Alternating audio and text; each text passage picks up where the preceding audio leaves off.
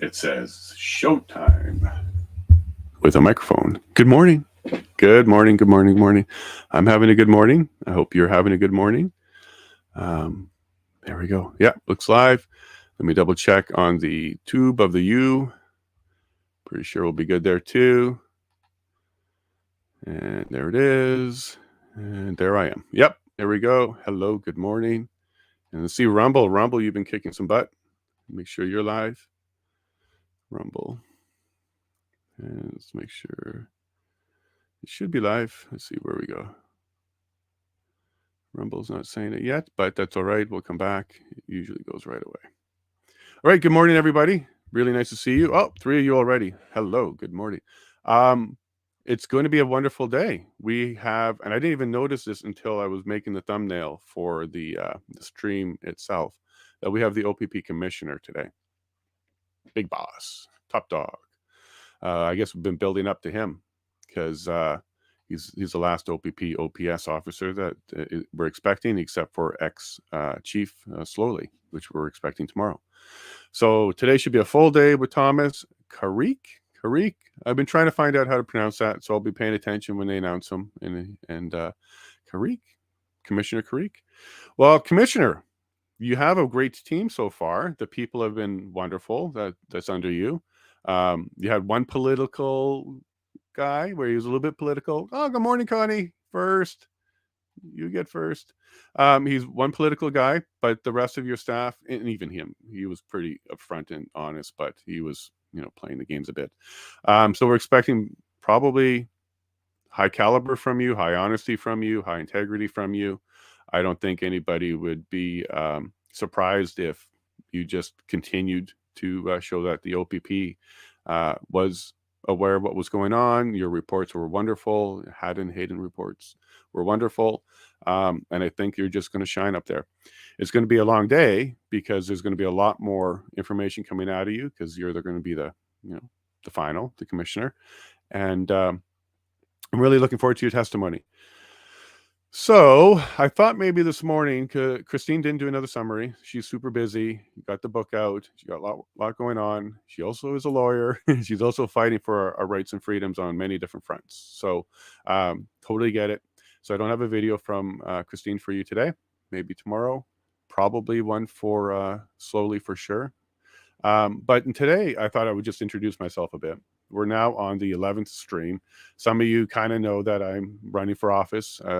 It's kind of my motivation to come out of the woodwork from my introvert life. I'm a software guy. I do computer stuff mainly. And then I do other things on the side for kind of fun, like law and flying. But I thought I would introduce myself a bit because I am running for office.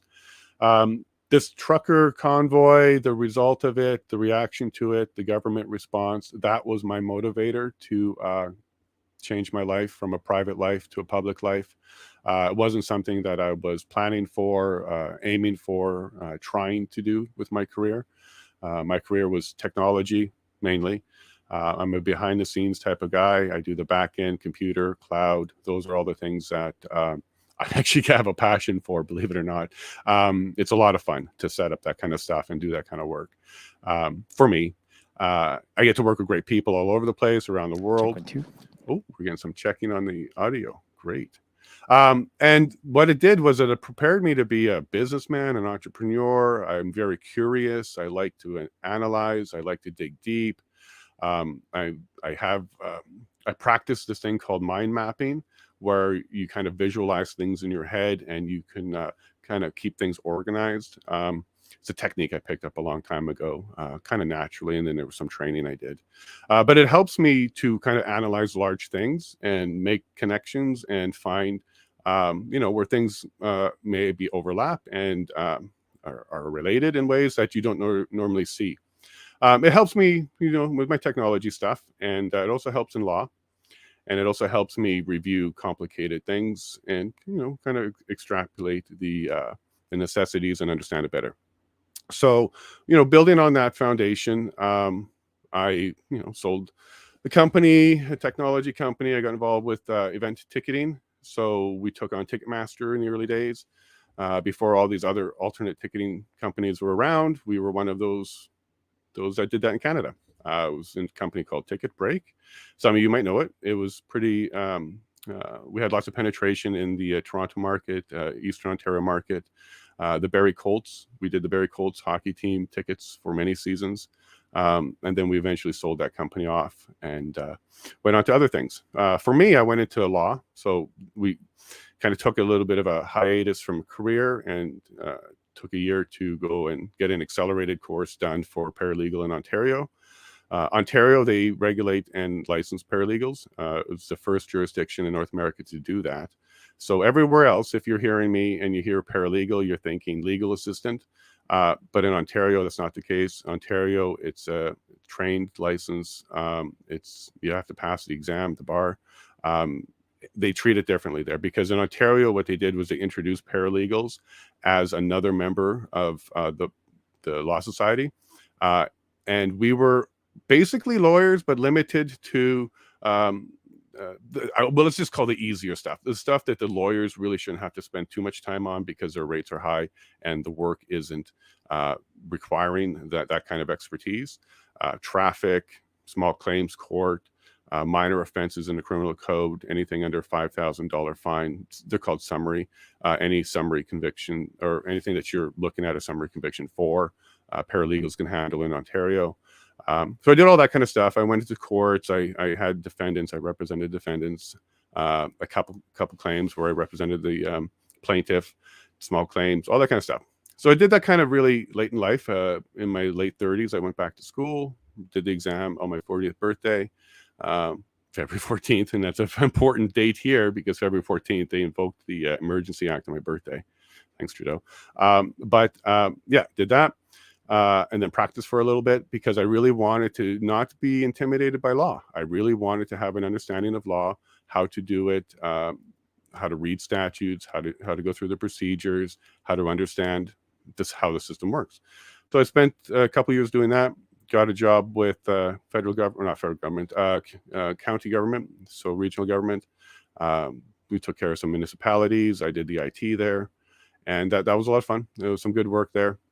Really exposed me to the behind the scenes of government and technology, bureaucracy, how they keep things, security. It was a good eye opener to understand how government works. And that's also where I got a good understanding that we have elected officials and non-elected officials, and they actually compete and they run things between this dynamic between them. And what you may learn if you get into that kind of side of things is non-elected officials have a lot of power and they are around for a long time. They don't have a public exposure per se. And they're not really that accountable when it comes to the public as you see with elected officials, because elected officials have to get a vote. So you have to be very public. You have to work with the people, whereas the unelected officials, not so much. They're all great people. Like I met a lot of great people there. And that's what also empowers me to know that the government isn't full of corrupt people that are out to destroy our country. That's just simply a narrative that's just not true. We certainly have some leaders, which we should be paying close attention to and understanding what they're doing. But the staff, a lot of staff that I worked with and met over the years, that's not the class. They're excellent people. Public servants, right? You're getting into a business or you're getting into a career where you're doing work for the people. So I worked with a lot of good people there, still in contact with quite a few of them. And that's why I feel like the government has a chance. You know, we just need to tweak and fix some things and plug some holes and remove some bad apples. But overall, I think Canada has a wonderful government, the people, because it's of the people. So I'm not one of the ones that think the government is corrupt and it's bad and it's going to just crash on us and it's just out there to destroy and hurt us. However, if you read my bio on Twitter and all over the place, I'm absolutely against government overreach and the global agenda because they're both real. We do have global agenda and we do have government overreach. I wish we didn't have to say anything about that or work on that, but it's just true. So sovereignty, federalism, these are things that are important to me. They always have been important to me, even before I decided to get involved with running for local office or for federal office. But it's something that we don't talk about enough in this country. We kind of just let things go. Every once in a while, you'll hear Alberta and Quebec kind of pop up around that subject, and the federal government's pretty good at kind of quashing it. With Alberta, they kind of quash it hard, and with Quebec, it's kind of more negotiated. Here's some concessions, and then let's leave this subject alone because we don't want all the other provinces getting excited about doing the same thing. So I've been watching this sovereignty thing for quite some time. When I was living in Eastern Ontario, we lived quite close to Montreal and in Quebec, so I met a lot of people from Quebec, a lot of good people in Quebec. There's this little animosity between the West and Quebec that I don't think should exist because the people of the provinces are great. It's their leaders. It's the leaders. Leaders will throw mud, call names, and then we all kind of look at the whole province and say, you're all doing it, which is not the case. If you actually ever get a chance to go to Quebec, Montreal's beautiful. The old city is wonderful. Get your stepper and walk around because it's a great place to go.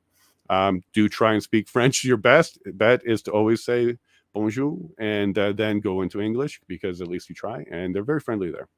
But when it comes to leadership, yeah, they're a little bit different. They have a different political system in Quebec. It runs a little bit different than the rest of the country.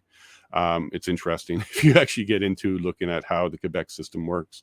They vote differently than we do here, but that also allows them to break the two-party system. So in Quebec, they break that two-party system all the time. In fact, because their party has like no support in Quebec right now. But anyways, it's a very interesting environment. But I'm not from Quebec. My last name's Levine or Leving. It depends where you are and how you say it. I'll take all of it. Before Avril Lavigne was around, I had lots of different ways that people would say it to me. But yeah, Avril's younger than me, so you know she's taken after me. But anyways, so I'm French blood, but English tongue. I don't have much of a French tongue. That's just the upbringing I had. I was brought up in Saskatchewan and Manitoba.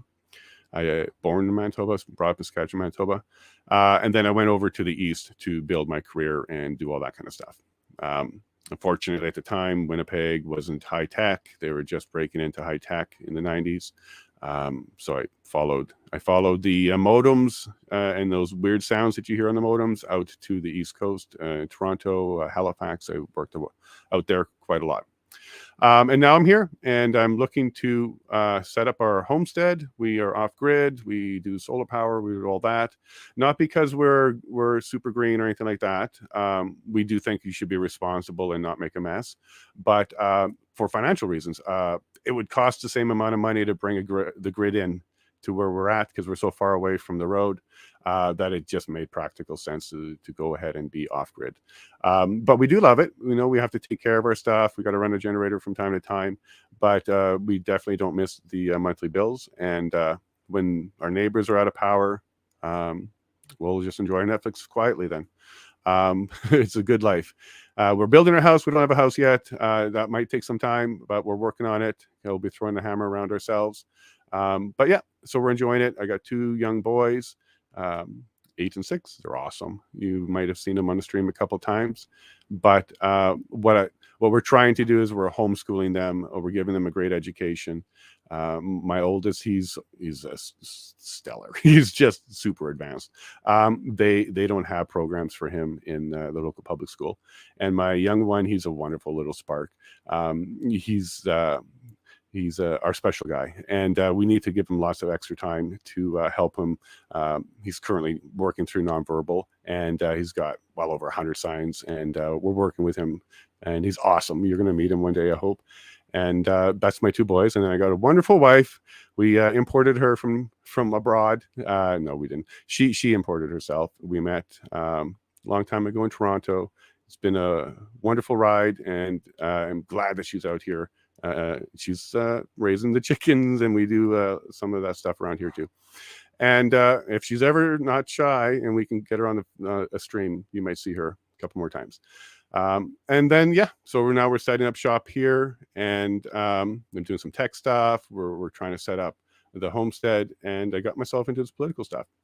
So what I'm going to do is I'm just going to fill this with a little bit of time by sharing a couple little videos, a little bit more personal about me. and kind of what pushed me to get behind running as an independent. I was approached by the PPC, great party. They're doing good things. There's a lot of people working hard in that party, all levels on that party. HQ, you got your plate full. 338 ridings to orchestrate is a lot of work. However, I'm an independent at heart, and I also I object and I'm against party whips and party platform. I think that's where democracy dies. When we actually have our ideas and our needs move up, they get stopped by the platform and the whip. So even our local MP, if he wanted to or she wanted to do anything that's against the party platform, it's a no-go. So I felt strongly that the only way to represent the people of Yellowhead properly and fully was to do it as an independent. In that way, I can go in there and give the voice of Yellowhead and not the voice of the party. And it also gives me the ability to work with all parties because, of course, it won't be a fully independent house. But being independent means I can work with all parties. I don't have the stigma of being from the other party. Which does help me in two ways. One, it helps me do some unity and bridging if there's some work around that that's necessary, and it also helps me do some oversight and make sure that I'm asking questions, the tough questions, because there are some tough questions to be asked and some very tough answers to listen to. So by being a true independent, and when I say a true independent, I don't mean one that left a party to become independent or was kicked out of a party and become independent. I mean, you ran as an independent, you went in as an independent, and you truly represent just your riding, not the national platform and not the party. So oversight, accountability is something that an independent can bring to the House that I think is unique, that other party members can't do. Because quite frankly, when you're in a party and your government is in power, you're either going to be a cabinet or a backbencher, and you're there for the votes. We see them whipped together. They vote along party lines. They're there for the sound bites. Every once in a while, an MP will get a sound bite, be able to stand up and say something. But when it comes to actually pushing agendas, checking out information, pushing for inquiries, individual MPs don't have a heck of a lot of power inside of a party. If they want to stay in that party and if they want to be able to be elected again, they don't fight too hard. I get it. They're humans. They're trying to stay in that position, but none of that was attractive to me. I do understand that independent is the hardest road possible. I don't have a built-in base. The PPC offered me a good base. In my riding, PPC finished second last election. So it was a good base. It's a good base for People's Party here in the riding of Yellowhead. However, for all those reasons I just explained, I couldn't accept their offer to become their candidate in waiting or the CEO of the riding. But again, I wish them all the best and the best of luck. We also have a wonderful member of the Maverick Party in our riding. He's actually quite good. Got nothing bad to say about him. He's working hard. He's doing the right things. But I wish him all the best because that's still a party. And I do think the best option is independent going forward. Because under that, I can go in there with a strong mandate from the people of Yellowhead, not from a party at all. And I can promise then to the people of Yellowhead that my intention the entire time is to make them sweat and squirm because that's how we can keep them honest. Think about it like a referee in a hockey game, right? You have the red and blues against each other here. And then if we didn't have referees blowing the whistle, calling the penalties, and just being there, just a presence of a referee on the ice will keep it cleaner. We won't be able to get rid of all of it, but at least we can then utilize penalties and whistleblowing and make sure that we are looking at and trying to keep them honest. Because I do believe that a party system can work because there are national issues and you do need national unity and you do need national consensus on stuff. So I do understand and see the purpose of the party system, and I do believe it can work as long as there's some good oversight and accountability. And there is at least a level trying to keep them honest. The Canadian system, we actually have independence built in. So an independent is already part of the system. we can run and sit as an independent. In fact, the rules are slightly different around financing for independents for some reason. We can get into that in another episode, but it does mean it's difficult for independents to financially support themselves, but that's no problem. We'll get through that barrier as we go ahead. But it does mean that our system does accept and has an ability for independents to be there, have a voice, and have impact. Now, why would our system have that? Well, the oversight accountability. From the very beginning, we always knew that third-party independent oversight is the only way you can get true oversight. The parties don't like that, of course, because they would rather just, trip somebody and spear somebody and slash somebody from time to time and not be called on those penalties. They prefer to function that way. Remember, they have a whip. So that's kind of how they have a mindset. They do whip. So what that ends up meaning is independents are really the only option, and that includes third-party parties. So all the other parties, they're still parties, and they still have whips. So they still have the same problems there. Yes, they are a little bit more opposition-y in that they can, voice opposition to whoever is in power. But as we've seen with the NDP and the Liberal partnership that they've openly announced, that's not really a thing anymore. We don't really have third-party opposition unless we get some PPC in there or something like that. We really don't have some third-party opposition. So truly, the only good way to give third-party oversight is independent, true independent. So someone who went in as an independent. It's hard. I know it's hard. It's going to be difficult. The stars have to line. The message has to get out. My mug has to be everywhere. I have to shake a lot of hands, and I'm cool with all that. Because once we accomplish that, we're going to have that oversight that we need. And we'll also have an ability to have both sides have a way to talk to each other, or they kind of, on some issues where they're just opposed to each other so vigorously that you will need a third party, kind of like a mediator, to work on it. And that's why I think don't send just one. You should be sending a couple independents per province. 24 or 36 independents in there of 338 would impact the entire House. The entire House would act a lot better. They wouldn't be so quick to pull some of the old sneaky games, and they probably would proceed a little bit more cautiously. So our next government, likely Conservative, right? Pierre's gaining steam, and it could go that way quite easily. But in order to make sure that he himself doesn't turn into the complete opposite, but the same, which is mandate, going to just push it through, going to do things. You still want that check and balance in there. You still want that accountability and oversight there, because what we truly would want is a good, strong next government, the 45th Parliament, whoever it is. We would want them to be a lot stronger, a lot more transparent, and really repair the distrust that a lot of people have in the current government. And I believe an independent can do all of that. An independent group, like a group of independents, will do that for you. And also, if you ever get this message, I think if you really think about it, a group of independents would actually benefit you in your next cabinet or your next parliament. And why? Well, because we're going to be demanding some accountability from the last one. We're not pleased with a lot of the things. We have an inquiry, unprecedented, a whole bunch of things. There's going to be a lot of accountability that's going to be demanded of the next government. And look, I think it'll be difficult for him to just straight up by himself go to the jugular of the Liberal Party and try and clean up and hold people accountable, because it would look partisan. That would be the argument the entire time.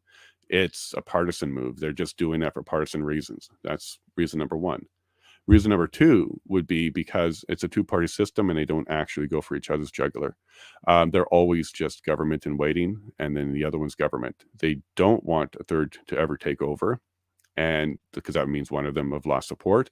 So truly, the parties, although they are technically supposed to be opposition, they're more back-to-back fighting than they are front-to-front fighting, because ultimately, what's the biggest threat to them is another group replacing one of them. So there's this mutual agreement where they don't actually really go for the jugular of each other. So that's where I think, Pierre, I think we're an independent group can help you out there. because the independent group can push that oversight and accountability stage harder than you can. Even though you may want to push it really hard, you understand that if you push hard, they're going to push hard on you next time. And we all know you're going to try and avoid that. But let the independents go in there, do the dirty work. Happy to do it. We'll go in there and ask the hard questions and seek the right documents and expose properly. Hey, Sandy, you agree with that? So you think a few independents should get in there? I do too. I also think that the territories should become provinces. They've been put on the back burner far too long. They don't have enough representation in the House. They only have one each. That is insane. They can't even have a split issue in their territory and be represented. For example, they have to follow one person, and if that one person has, they fall on this side of the agenda or the mission or an issue, the other half is not represented at all. There's not even an opportunity to. So I think they should have 3 seats in the House minimum, but we can get back to that one later. But yeah, I would like to see Canada become more unified. I think independents can help do that. And if you indulge me, I'll just go play my little campaign video for you. Actually, I don't think I can. I think we're running out of time. I was talking too much. The stream's up and we're about to start. But sorry about that. That was kind of more of a political, hello, I'm Jason. This is kind of what's driving my mission to go from a private life to a public life. It wasn't a choice that I wanted to do, but I did feel compelled. I do have young children. I am worried about the impact on them in the future if a particular agenda keeps going. Actually, I think I have enough time to speak about that one.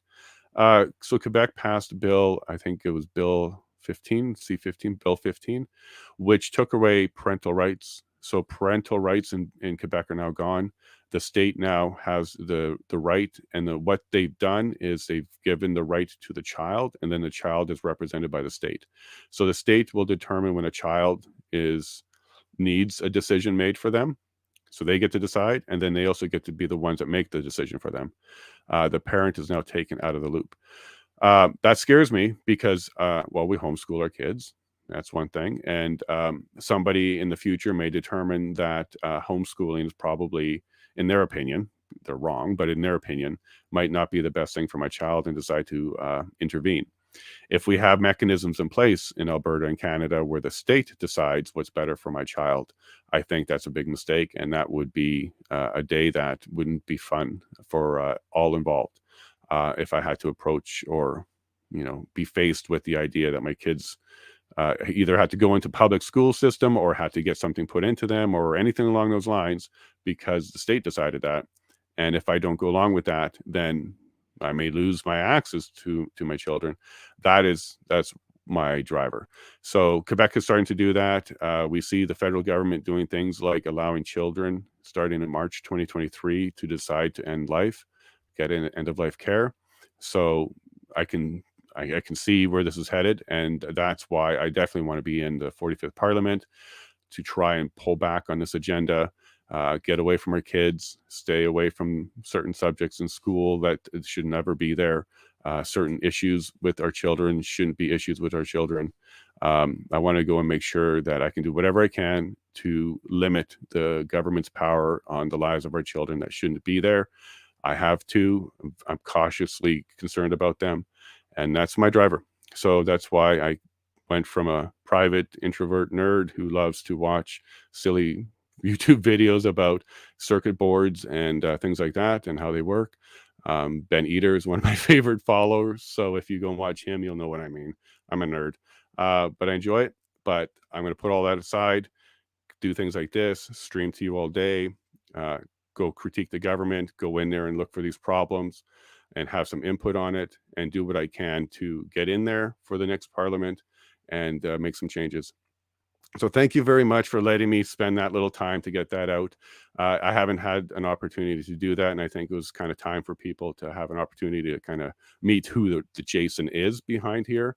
I'm more than just a handsome guy. I am a nerd, and I have a passion for my children, and I don't put my head in the sand. So because of that mind mapping thing that goes on in my head, I can see how the government is taking steps towards becoming parents to my children, and I'm not cool with that. Oh, Connie, thanks for the bio, and it was good to know a bit. And thank you, Connie. And that's kind of what I wanted to get out there.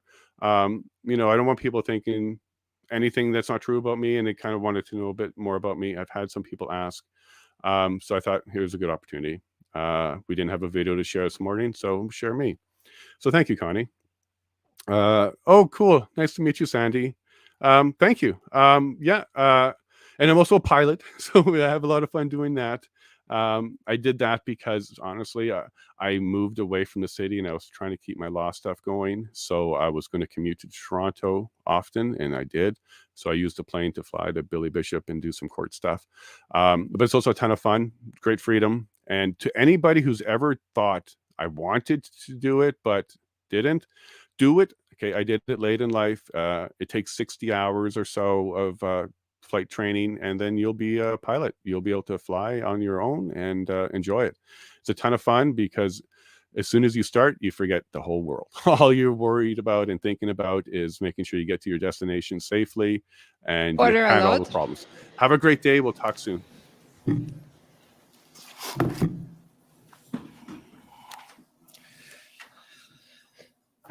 The Public Order Emergency Commission is now in session. La commission sur l'état d'urgence est maintenant ouverte. Good morning. Bonjour. This is the first day of our third week. So it's only 5 more weeks to go. Okay. Morning, Commissioner. Good morning. For the record, Eric Brousseau, Commission Counsel, and I'd like to call the Commission's next witness, OPP Commissioner Thomas Carrique.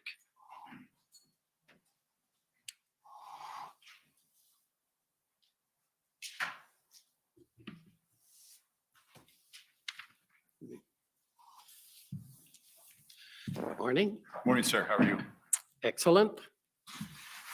So we're going to swear you in and then get started. Thank you. If you need a break, you'll let us know, but we normally have a morning break of 15 minutes and lunch break of an hour and a break in the afternoon. Thank you, sir. Commissioner Carrique, will you swear on a religious document or do you wish to affirm? I would like to swear on the Bible, please.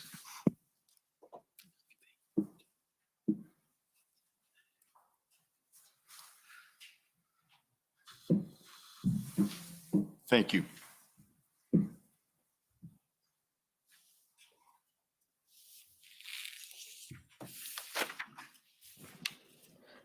For the record, please state your full name and spell it out. Thomas Carrique, ThomasCarrique. Do you swear that the evidence to be given by you to this commission shall be the truth, the whole truth, and nothing but the truth to help you God? I do so swear. Thank you. Thank you.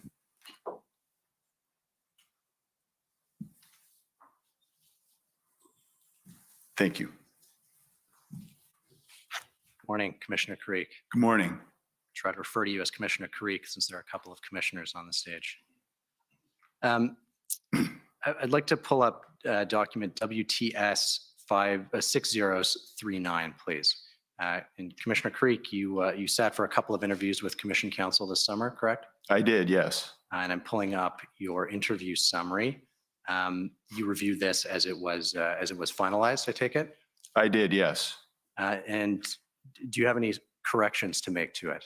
No, I do not. Okay. I understand there was a spelling error on page 8. If we could go to that, just in terms of the name of the police chief for York Regional Police. His name is Jim McSween and not McSweeney. Is that accurate? Correct. I provided that information this morning, and as well on page 9, I think it refers to insurance and it should refer to permit. That's the first word at the top of page 9. Okay, thank you. You're And otherwise, the balance remains accurate. That is correct. Okay. And if I could pull up now opp.ir.7001, I'm showing you now the OPP's institutional report. You're aware of its contents? I am aware of its contents, but I don't believe the document on the screen has changed. Yeah, it's coming. Thank you.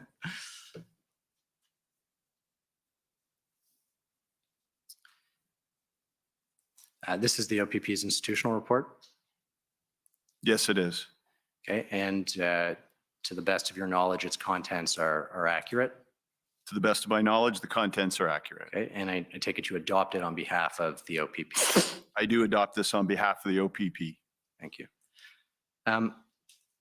Prior to being appointed as Commissioner of the OPP, you were a Deputy Chief of Police with the York Regional Police Service. Is that correct? That's correct. Yes, I was. And you've been Commissioner of the OPP since April of 2019. Correct, sir. And can you tell us briefly what that role entails? So that role entails having overall operational administrative responsibility for the Ontario Provincial Police.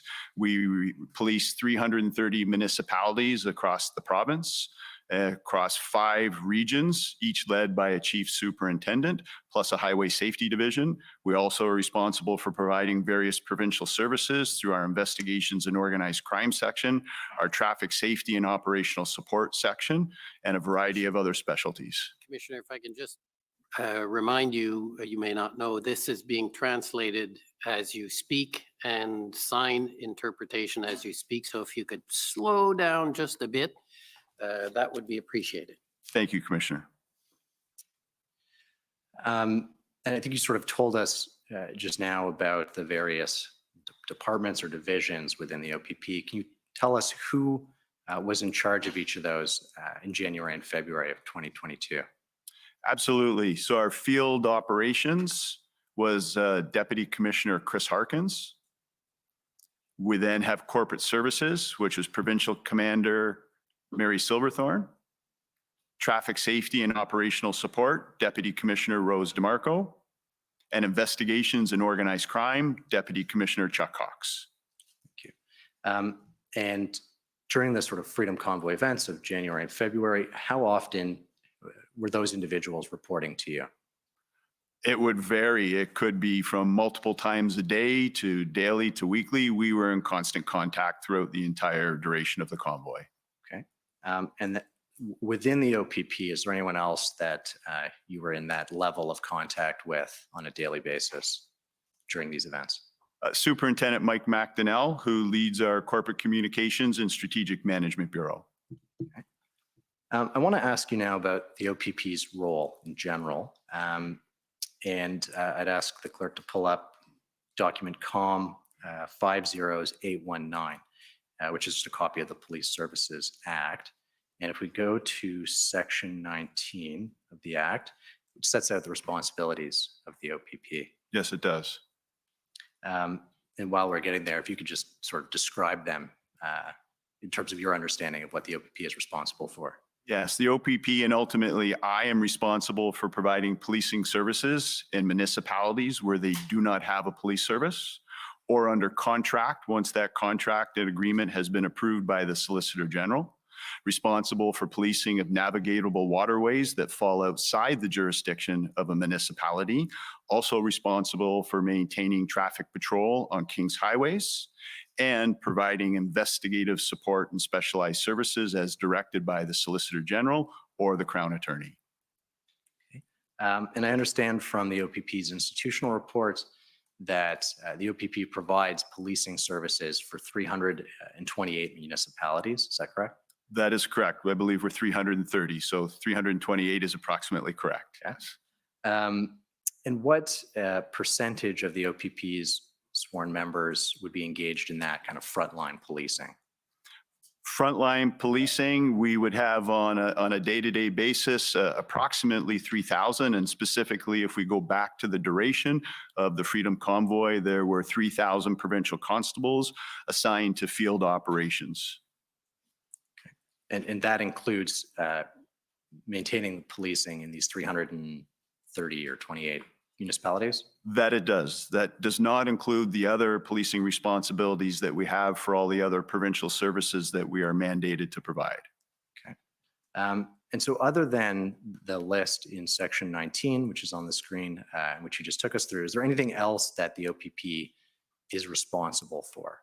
So we have a wide variety of specialized services that we provide, from aviation services, Provincial Operational Intelligence Bureau, which you've heard a significant amount about, also our provincial liaison team, which I know you've also heard a lot about. There is a wide variety of specialized services that the province relies on us to provide from a policing perspective. Okay. And one of those, I understand, is public order units. Is that correct? We are responsible for maintaining public order in the municipalities for which we police. We do not have a jurisdictional responsibility for municipalities outside of our policing responsibilities. We can, however, provide those services if requested. Okay. And can you tell us about the structure of the OPP's public order units? Our public order unit is approximately 257 trained members. They are primarily assigned to a function which we refer to as our emergency response team. They have 10 mandated functions, all related to having a flexible emergency response across the province, one of which is the function of public order. Okay. And I understand public order maintenance is, in fact, part of the core police services for any municipal police service. Is that right? That's correct. It's one of 5 core policing responsibilities that every police service in the province of Ontario has an obligation to fill to an adequate and effective standard. Okay. And if a local police service doesn't have a public order unit, do they enter into agreements with the OPP for the OPP to provide that service?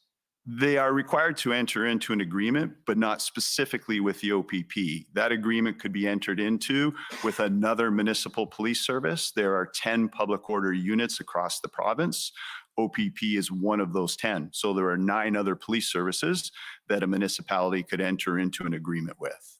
Okay. And one of those is Ottawa Police Service, I take it? One of those would be Ottawa Police Service, yes. What about Windsor Police Service? Windsor does not have a public order unit.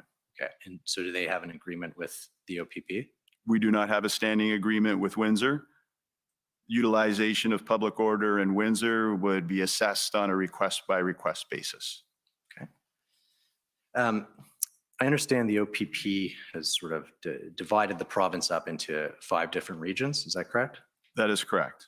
And how does that work in terms of administration of the different regions? So each region is led by a chief superintendent. They are then assisted by superintendents that form part of their command team, and they oversee the operations of a variety of detachments who have detachment commanders. So to put it into a municipal context, the detachment commanders share a lot of the same responsibilities as would a municipal police chief as it relates to communicating to a local police service board, establishing community and strategic priorities, and providing day-to-day policing services. The regional chief superintendent oversees those operations across a variety of municipalities, and they all report up through to the Deputy Commissioner of Field Operations, Chris Harkins. Okay. And when a detachment's resources are overwhelmed or they need assistance, how is that escalated up the chain within the OPP?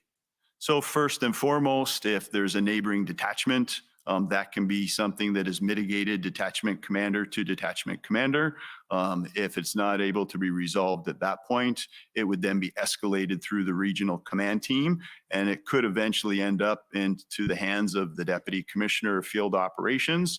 However, if it was an emergent circumstance, those types of needs for resources would be coordinated either by our provincial communication centers or our provincial operations centers. And if it was a long protracted event or a planned activity, we would establish what we call an emergency operations center, and our emergency management unit would be involved in that very complex process. Okay.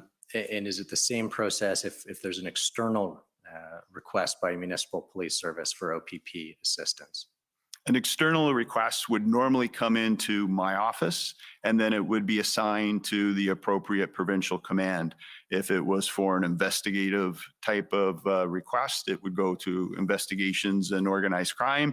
If it was for additional uniform officers, it would go to field operations. Public order would go to Field Support Bureau through what we call TSOS, Traffic Safety and Operational Support. That does not alleviate local municipalities reaching out directly to a detachment or to a regional commander, but formal requests for assistance should come in through my office.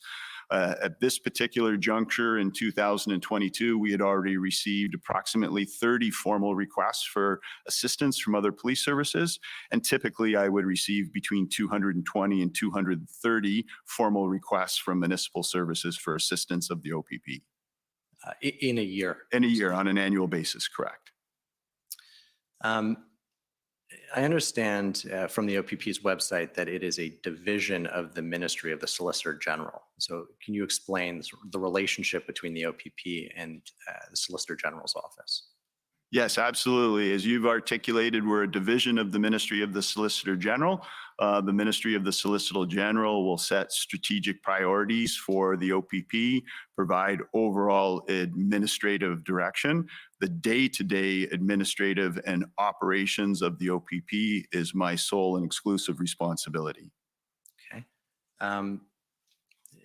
So maybe you can just help us understand what kind of direction would come from the Solicitor General's office. So that would come in the form of, we have a 3-year strategic plan. So that is essentially the Solicitor General's plan that the OPP operationalizes. It's at an extremely high level that sets the priorities for the organization. There could be provincial initiatives whereby the ministry wants to support the OPP in achieving certain operational objectives, and will provide us with the necessary funding and support to do so. And how does the reporting up to the Solicitor General's office work? So there's an annual report that is submitted to the Solicitor General's office.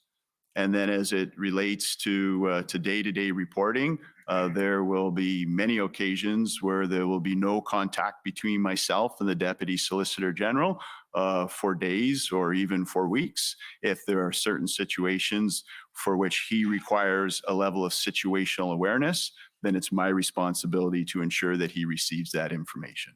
Okay. And so at the time that was Deputy Solicitor General Di Tommaso? That is correct.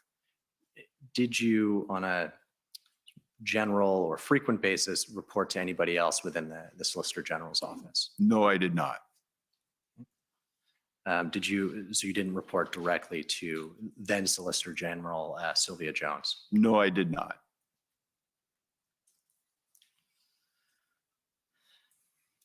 I want to ask you now about a term that we've heard, which is police of jurisdiction. Can you help us understand what that term means and where it's kind of grounded? Certainly, police service of jurisdiction relates to the police service that has a legislative responsibility under the Police Services Act to provide adequate and effective services. That police service of jurisdiction will report to a local police service board who is responsible in concert with the chief of police in ensuring that those adequate and effective services are provided. And you've already highlighted the 5 core areas of responsibility that formulate adequate and effective services. And when we talk about a police service of jurisdiction, does that police service have exclusive jurisdiction in their sort of physical bounds? They have exclusive jurisdiction within their physical bounds, but just for clarity, that does not mean that another police officer doesn't have full authorities to operate within that jurisdiction. That doesn't mean that another police service may not enter into an investigation that takes them into that jurisdiction to conduct interviews or do follow-up. But if there is an incident within that jurisdiction that starts in that jurisdiction, that is taking place in that jurisdiction, that is the exclusive and sole responsibility of that police service of jurisdiction. Okay, and you've just sort of drawn the distinction between jurisdiction and authority. So maybe you can help us understand the difference. As jurisdiction relates to the legislative responsibilities under the Police Services Act, whereas authorities relate to the authorities that a police officer has to execute their duties. Now, I want to ask you about the circumstances in which the OPP might be called on to step in, and this is addressed at Section 9 of the Police Services Act, which is on the screen, page 11. So I think the first, subsection 9.1, is at the request of the commission, which I understand is the Ontario Civilian Police Commission. Is that correct? That is correct. Okay. And so what would that look like? Why would that come about? In my experience, that's usually a situation where there's been ongoing and long-term concerns over the administration of a police service and or their ability to provide adequate and effective policing. Okay.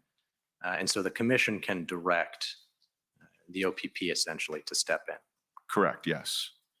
And then if we go down to subsection 4, a local crown attorney can request the assistance of the OPP. Is that correct? That's correct. And that would normally be for an individual situation and most commonly for a criminal investigation that is warranted. Okay. In subsection 5, it could be requested by a resolution of the local police services board as well. Correct? Yes, it can. In what circumstances would that occur? That would be a specific event perhaps, or where the board has concerns over its ability to provide adequate and effective service. The board's ability or the local police service? It's a shared responsibility. In legislation, the board has a responsibility to ensure adequate and effective policing, as does the chief of police. Okay. And if we go down to subsection 6, a local police chief can ask for that assistance in the cases of an emergency. Is that correct? That is correct. Okay. And if we go down to subsection 8, it says when a request is made under this section, the commissioner shall have the OPP give such temporary or emergency assistance as he or she considers necessary, and shall have the Ontario Provincial Police stop giving temporary or emergency assistance when he or she considers it appropriate to do so. And so am I right in understanding that it is mandatory if there is a request for assistance, the language of section 8, it requires the OPP to provide whatever assistance is necessary? Whatever assistance that I deem necessary, correct. Right. Okay. And other than the sort of mechanisms in section 9 here, are there any other ways in which the OPP's assistance can be formally or informally requested? Other than, as I mentioned earlier, there may be a reach out to a local detachment, but in terms of as it's prescribed in law and the formal process, these are the only ways for which we can be called upon to provide that level of assistance. Okay. And so just to be clear, there's no provision which would enable the Solicitor General's office to effectively direct that it occur? Not direct that it occur. If the Solicitor General's office had a concern over adequate and effective policing, the appropriate route in legislation would be to refer that concern to OCPC. Okay. I want to ask you now about sort of the origins of the Freedom Convoy and when it first came across the OPP's radar. What can you tell us about that?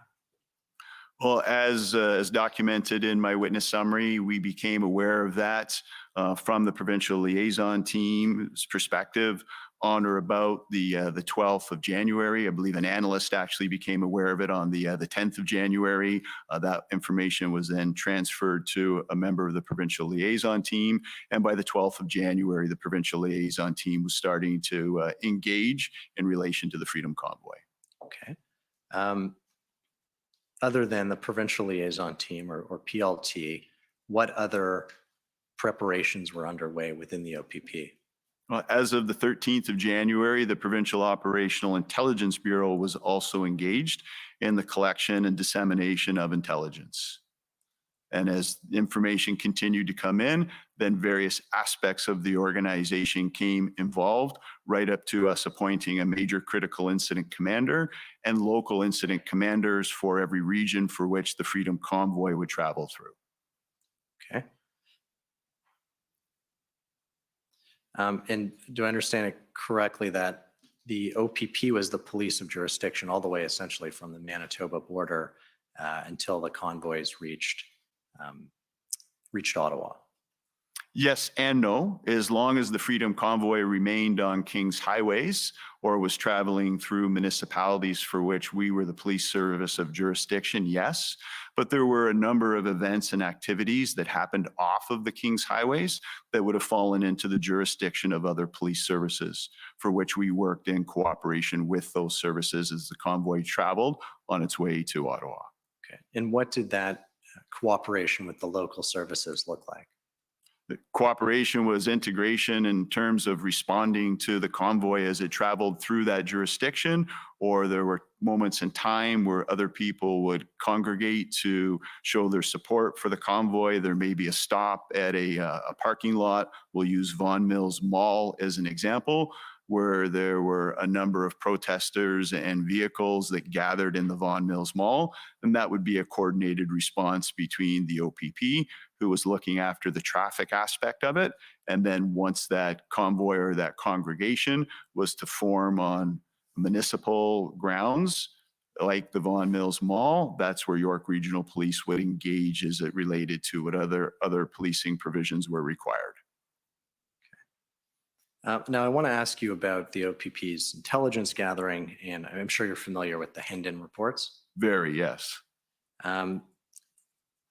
Did you personally receive every Hendon report that was published? Yes, I did. Okay. And did you review them as they were published? Yes, I did. Yeah. And did you speak with Superintendent Morris or anyone else from POEB about them? On occasion, I would have had conversation with Superintendent Morris, but not specifically related to every Hendon report or at regular intervals. The Hendon reports were very thorough, very complete, and I found them, they provided me with the necessary information I required to have full situational awareness. Okay. The January 20th Hendon report mentions that police of jurisdiction resources could be stretched if rallies are organized at the local level to coincide with the arrival of the convoys in a given community. Is that, did the OPP take any action in response to the concern that local police of jurisdiction might be overwhelmed or stretched, to use the term? Yes, it's my understanding, and you've heard from Superintendent Craig Abrams, that Superintendent Abrams was engaged with Ottawa Police Service, offering and providing some support from the Ontario Provincial Police. And I'd also made inquiries with Deputy Commissioner Chris Harkins in relation to our knowledge in relation to Ottawa's level of preparedness. Okay, and I'll ask you about that in a second. But going into the first weekend, which is the 29th and 30th, what was your personal understanding of what this protest was going to look like in Ottawa? This was going to include a high degree of active participation, a large number of commercial motor vehicles and personal vehicles, as well as a commitment for longer term activity. There was no exit plan from the protesters, and there were also demands that we knew could not be realized in the short term, if at all. Okay, and is it your understanding that the Ottawa Police Service had that same understanding of what was going to transpire over the weekend and potentially longer? Yes, it was. I was well aware that Ottawa Police were also in receipt of the Hendon reports and had been for at least a year leading up to. And in fact, on January 21st, I made an inquiry with Superintendent Morris to ensure that all police chiefs in the province were receiving the Hendon report. Okay. What prompted that inquiry? The content of the Hendon reports, wanting to ensure that there were no gaps within organizations and that the chiefs of police had access to what I felt was necessary and important information. To your knowledge, what steps did the OPP take in that week leading up to the first weekend to provide assistance to the OPS? We provided resources. We had provided frontline personnel to assist with traffic management. We had provided critical incident commanders. We had provided a public order team that was shared between Parliamentary Protective Services and the Ottawa Police, and we had offered additional resources if required. Okay. Were there any resources sought in that first week that you weren't able to provide? To my knowledge, no. And we heard from Superintendent Abrams last week. What was his role in Ottawa?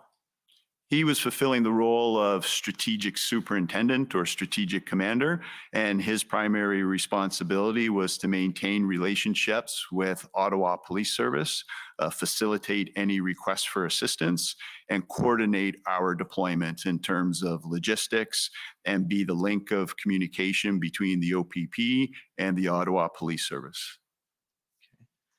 Now, he testified about participating in a January 27th intersect call. Do you know what intersect is? Yes. Okay.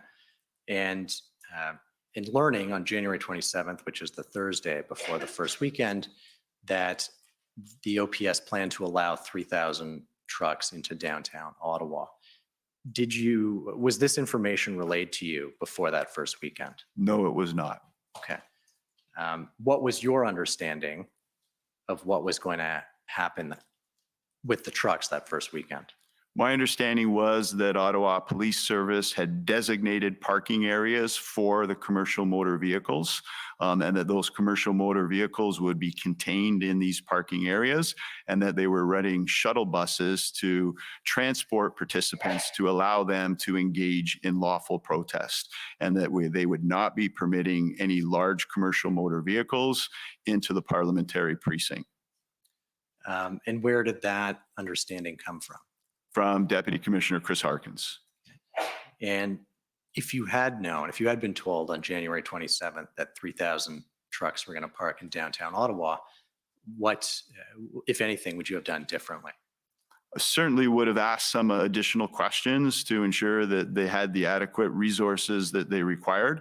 I would have asked some additional questions around the integrity of the block of Parliament and Wellington, keeping in mind that it is not my role or responsibility to sit in judgment of an operational plan, but it would have warranted further inquiry to determine whether Ottawa required any additional assistance. And we certainly would have had those conversations. Okay. And again, I appreciate we're sort of in a hypothetical, but what additional assistance could the OPP have provided based on, if you had learned of that plan? We could have amassed additional resources if we're required. We could have contributed to contingency plans, and we could have just offered some advice and guidance if it was appropriate. Being mindful that Ottawa Police Service has always been very highly regarded and respected for its ability to manage protests, lawful and otherwise. And in fact, as a sergeant, I was deployed to Ottawa as a member of a public order unit and had experienced firsthand Ottawa's ability to not only plan for events, but to manage those events. In speaking about this particular time period, Superintendent Abrams described what I think he called a sort of stay in your lane mentality. Is that what you're describing essentially? I wouldn't say a stay in your lane mentality. I think as a good policing partner, if we identified something that was of concern to us, that we have a responsibility to engage in conversation. Ultimately, the decision as to how the operational plan should be executed is that of the Ottawa Police. And I'm not sitting in judgment of those decisions, but we would have initiated some further conversation just to offer any additional inputs that we thought may be helpful or additional resources. And that did happen on a number of occasions throughout the Freedom Convoy, where we did reach out to individual police services to make inquiries, not to provide a direction, not to sit in judgment of operational plans, but to ensure the collective success of policing across this province. And I understand, again, prior to this first weekend, you didn't see and didn't request a copy of the operational plan. No, I did not. And if you had known that the plan was to allow 3,000 trucks in, would you have asked for a copy of the plan? I would have asked additional questions. I wouldn't necessarily have asked for a copy of the plan. That is not my purview to be requesting operational plans from other police services. Most times I would not even see an operational plan within the Ontario Provincial Police. There are various levels of subject matter expertise that have the autonomy, the knowledge, skills, and ability to approve those plans. Okay. And I'm sort of expanding out from you personally and just asking in what circumstances would the OPP ask for the operational plan of another police service? If we were being asked to perform an active role as an active participant in a unified or integrated command, that is a situation where the appropriate critical or major incident commander or strategic commander would want to see a copy of an operational plan. But that is not something that I would request or be provided. Okay. Mr. Clerk, if we could pull up OPP 404582. I'm taking you to your text message exchange with Deputy Commissioner Harkins. And if we go to page 10, these are texts exchanged on January 27th, I believe, although I believe the timing might actually be sort of Greenwich Mean Time, and so we might be off by a few hours on these text messages. But if we go there, not sure. And so I think in blue is Deputy Commissioner Harkins, and in green are your texts. Is that accurate? That is correct. The blue is Deputy Commissioner Chris Harkins, and the green is myself. Yes. Okay. So Deputy Commissioner Harkins is not sure you got my message.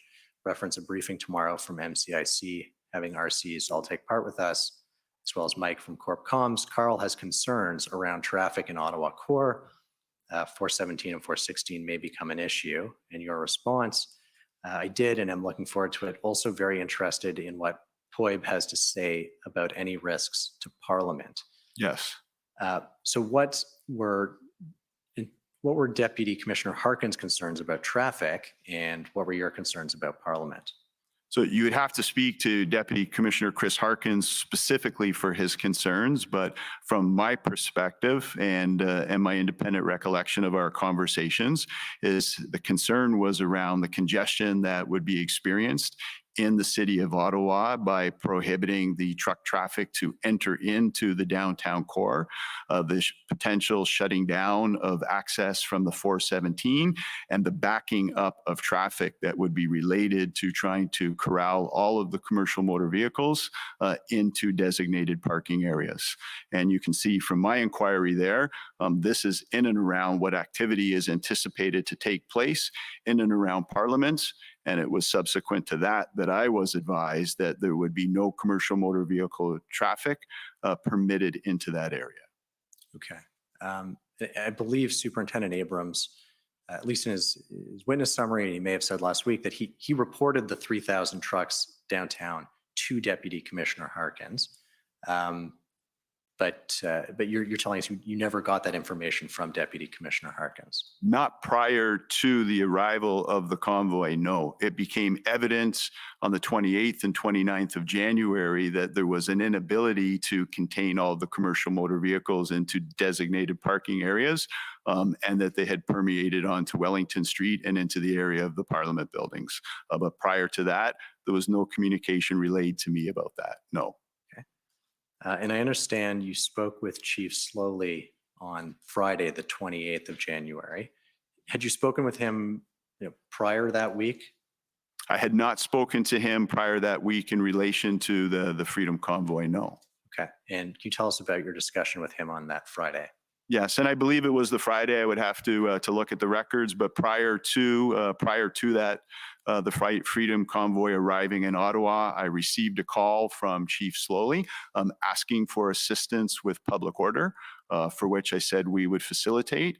Passed that request along to Deputy Commissioner Rose DeMarco, who also advised me that we were lending support to Parliamentary Protective Services from a public order standpoint. And I asked that the communication take place between PPS and OPS to ensure that they had the adequate public order units that they required. I then followed up with Chief Slowly via a text message to ask him if he had all the necessary resources, for which he responded he did, to please keep the intel coming.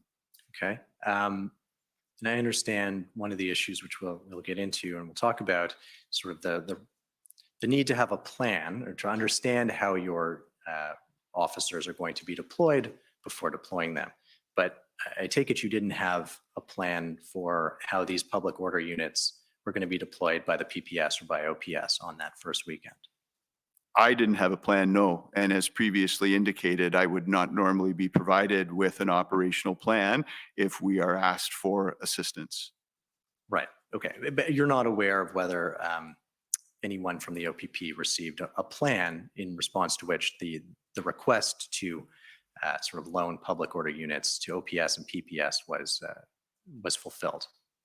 So I'm not sure I completely understand your question. Are you asking me if the request came in concert with a defined plan as to how public order would be utilized? I'm asking if you know whether anyone from on the OPP's side saw a plan for how those public order units would be used that first weekend and said, okay, we can, give PPS public order units, give OPS public order units. The deployment of public order units also comes with a public order commander and critical incident commander. So those discussions in relation to plans and how those assets would be utilized would have taken place between those respective commanders. And that's not something that I would be involved in. Okay. If we could pull up OPP 401583.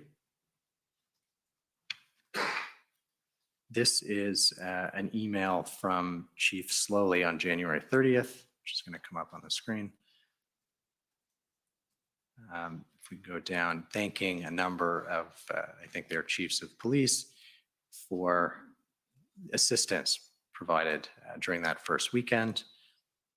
And you respond, if we go back up to the top, thanks for the update and your leadership, Peter. Did it appear to you by the end of this first weekend that everything was under control in Ottawa? I don't know that I would have an opinion in terms of whether everything was under control. I was certainly aware that there was an ongoing protest. There were a number of public order units on the ground assisting Ottawa, and Ottawa was doing their best to facilitate a peaceful protest and to deal with any unlawful activity. Okay. And what was reported up to you during that first weekend about what was happening?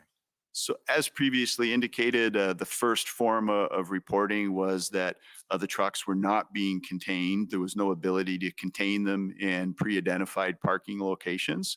And then throughout the weekend, I received situational reports in terms of the number of resources that we had assigned to Ottawa and high-level overviews of the number of protesters.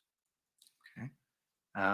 If we could go to OPP 404582. This is, I'm taking you back to your exchange with Deputy Commissioner Harkins, and it's at page 17.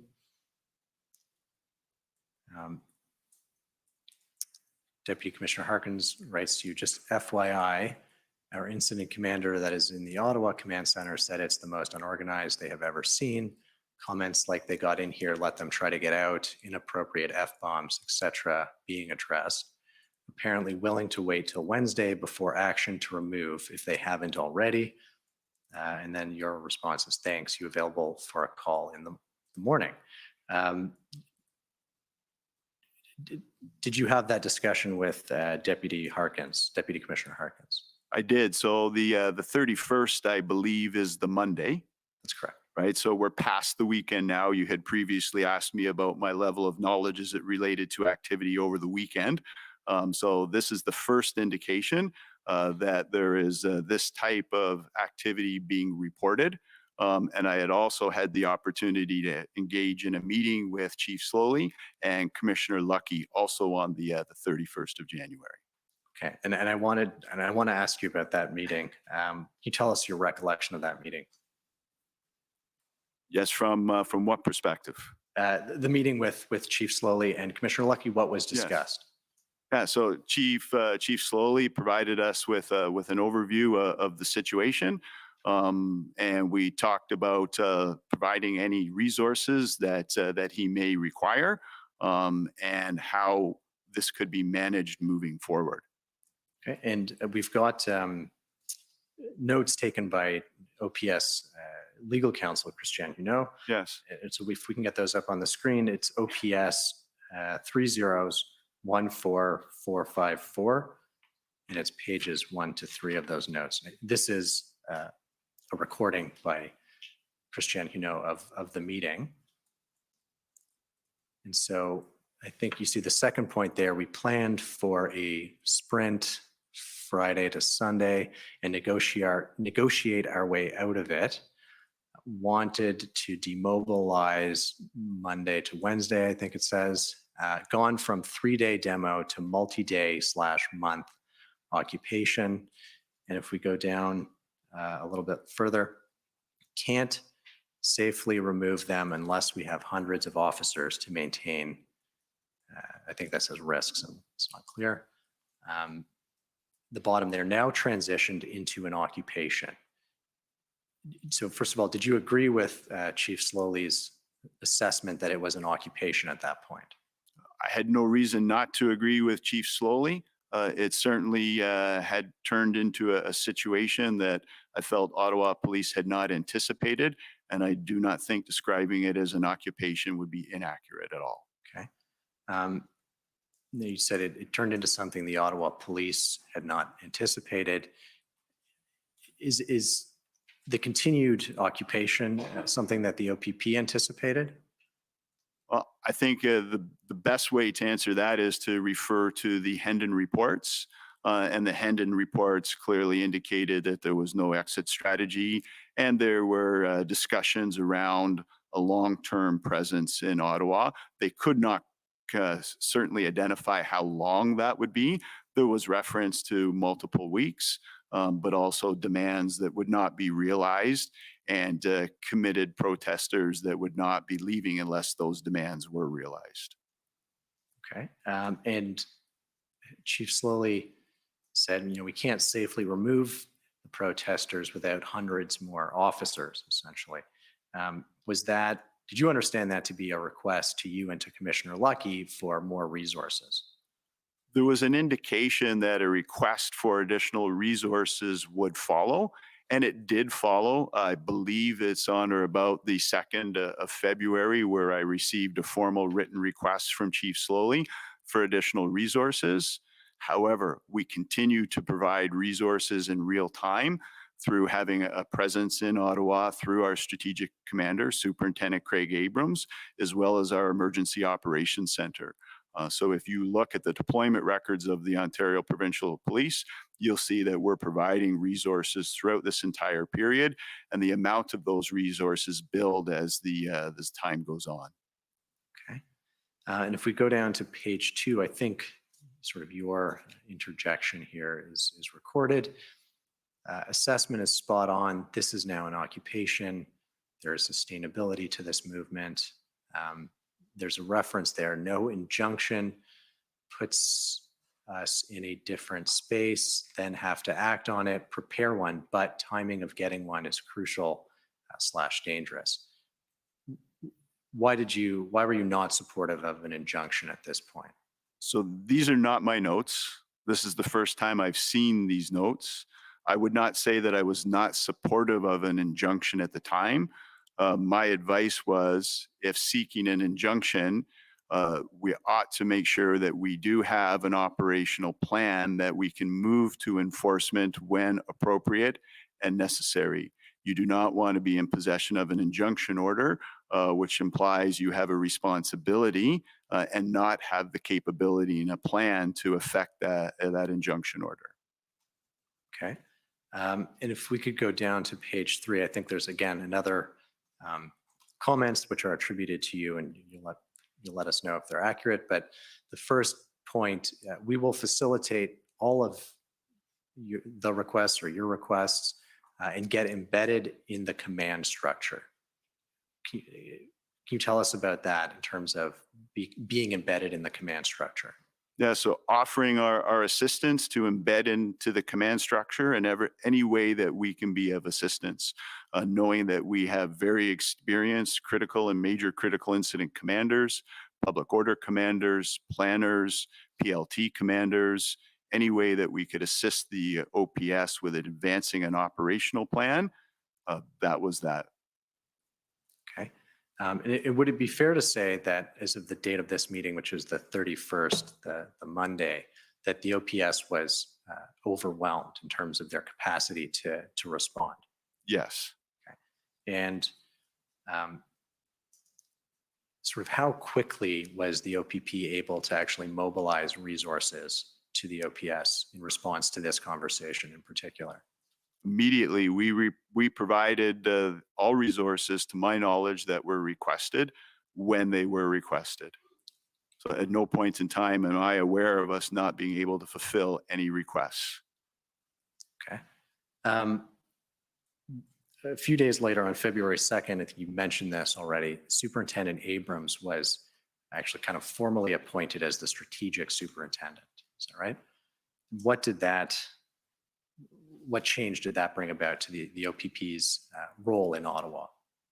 So really that change enabled us to make sure that we were properly able to provision the logistics that were required. As increasing numbers of OPP officers were assigned to Ottawa, it meant we had to have lodging, we had to provide food, we had to provide vehicles, we had to provide radios, we had to ensure appropriate shift schedule. We had to ensure that those officers were backfilled in their home locations. Every officer that we deployed to Ottawa or elsewhere around this province, for example, January on the 12th of February, there were 20 simultaneous events that we were responding to. That means a OPP officer out of a community for which I have policing responsibility for. So that takes a significant amount of coordination and cooperation. So Superintendent Abrams was working very closely with our Emergency Operations Center, our Emergency Management Unit, to make sure that all of those provisions were in place. And then also he would have had an entire command structure that he would have been managing to facilitate the deployment of OPP officers well in Ottawa. Okay. And I want to pull up an email now, which I think you referred to previously. It's OPP 401576. And this is a request from Chief Slowly on February 2nd for some additional assistance.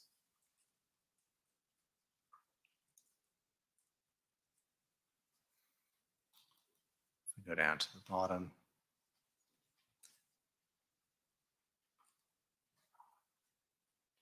Chief Slowly, so if we go back up, I'm seeking your assistance in providing resources to assist the Ottawa Police with our operational plan. And so are you aware of whether at this point, February 2nd, anybody, and I appreciate it wasn't necessarily you, but anybody on the ground, Superintendent Abrams, had seen a copy of the operational plan? I'm not aware. You would have to ask them that question directly. Okay. And there's a series of requests there. Were those requests fulfilled?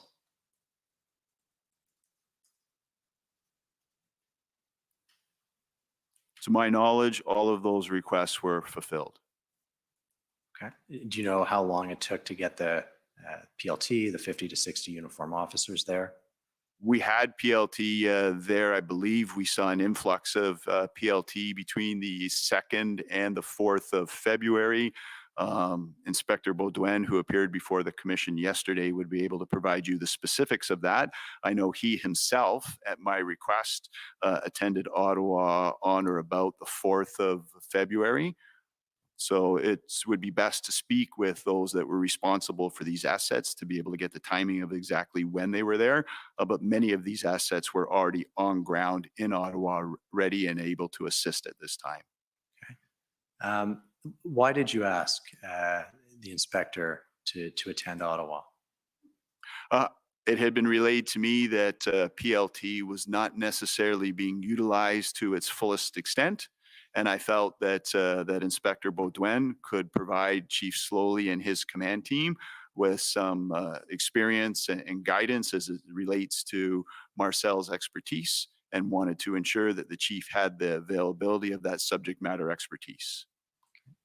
And through this kind of first weekend and up to about February 2nd, how often had you been briefing the Deputy Solicitor General? That would vary on the day. At a minimum, at least once a day.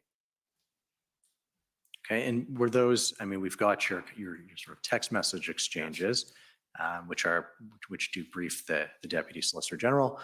Would you also have daily phone calls? Not necessarily daily phone calls. If something came up, there was a question about something, or there was something that that went beyond what had been reported, we may connect by phone, but there were not scheduled daily phone calls. No. Okay. Now, I understand from Deputy Solicitor General Di Tommaso's witness summary that you and he spoke on February 3rd. Do you recall that conversation? Not specifically, without referring to any materials that you may be able to provide to me. Okay.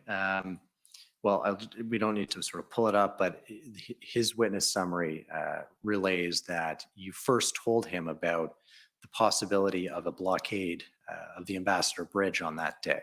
Does that sound roughly accurate? That's fair. That's fair. I can't say for certain that it was on that day.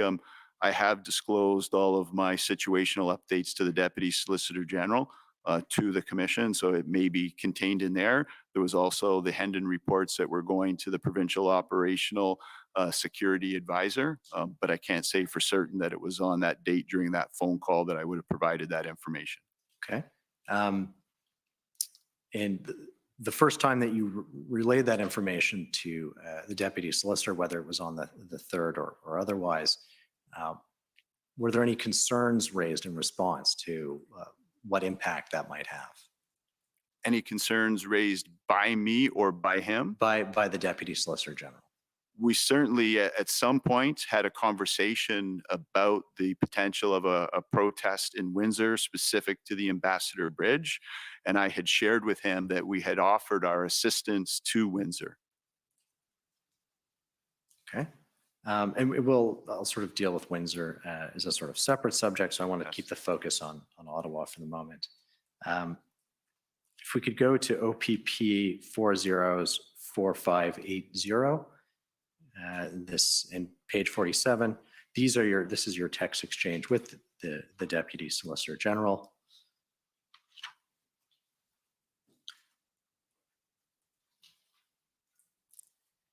And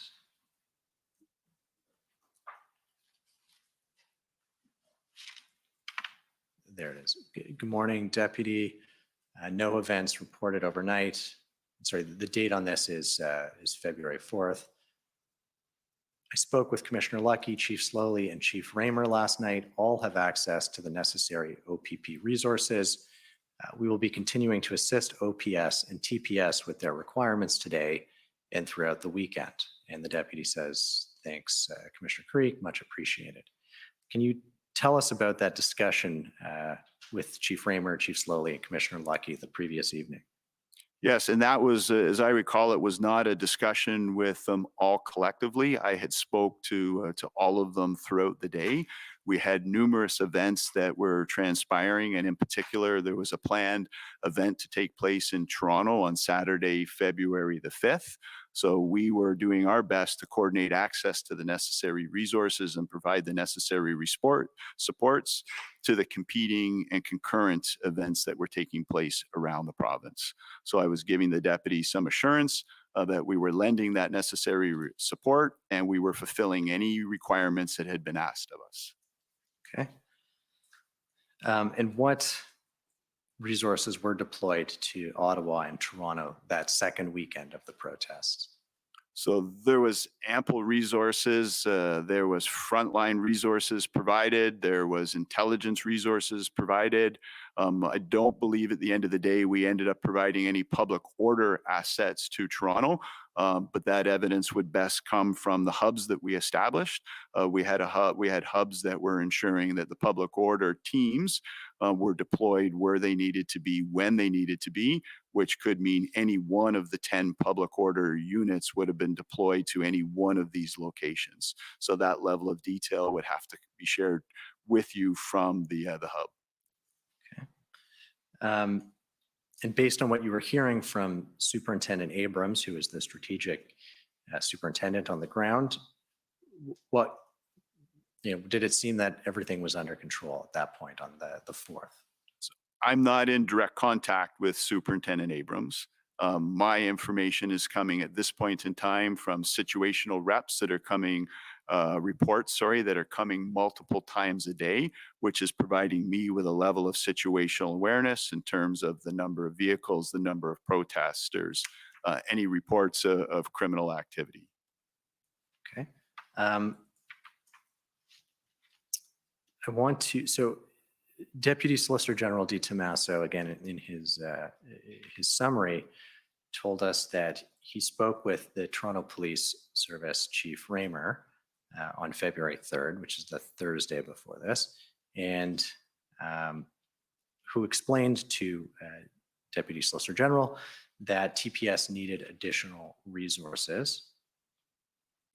And DSG DiTommaso told him that Chief Raymer, or sorry, told Commission Counsel that Chief Raymer said the OPP doesn't have resources for us, essentially.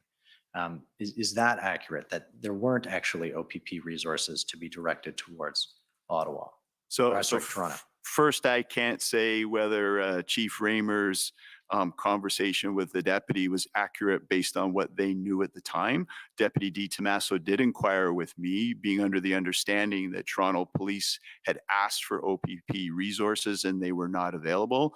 I directly inquired with Toronto Police and we sorted that miscommunication out. There were OPP resources available. We were already integrated into their command center. We had a presence in their command center through intelligence, our highway safety division.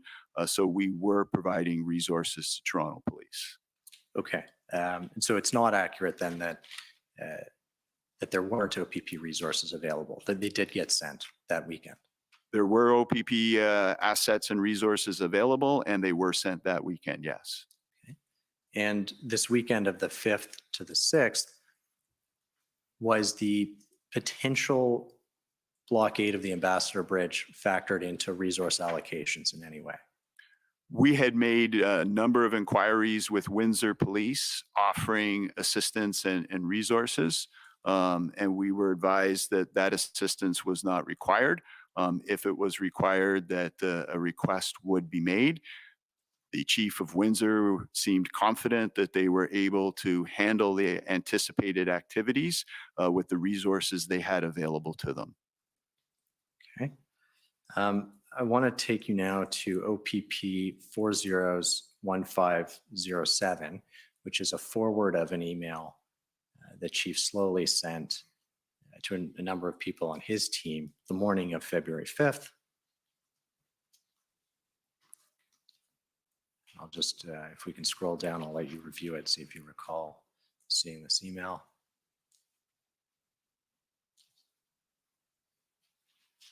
It went up through a number of OPP individuals, but if we go down to the main email from Chief Slowly, there it is. It's directed to Deputy Chief Patricia Ferguson. There were a number of individuals copied on it.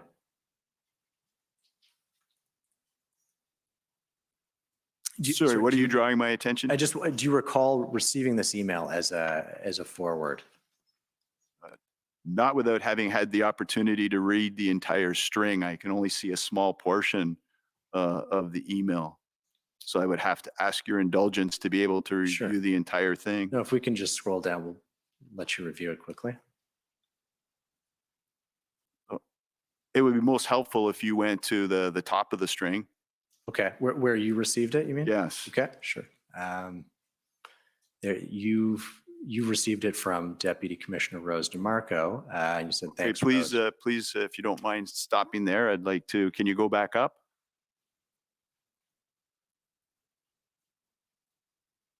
Okay, thank you.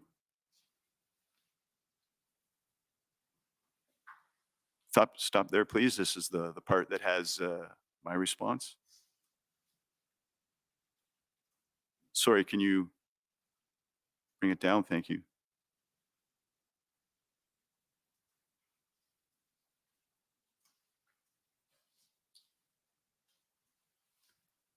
Thank you.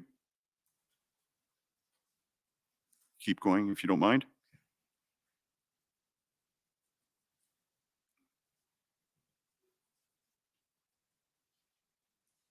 Thank you.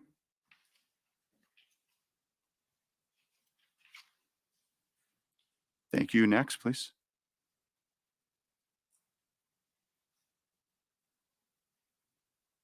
Please keep going. Please keep going. Thank you. Yes, I do recall this You email. recall Thank seeing you this, for your indulgence while That's I okay. familiarized myself with it. That's all right. And so you received this email that morning, and I understand that you actually spoke with Chief Slowly later that day. Is that correct?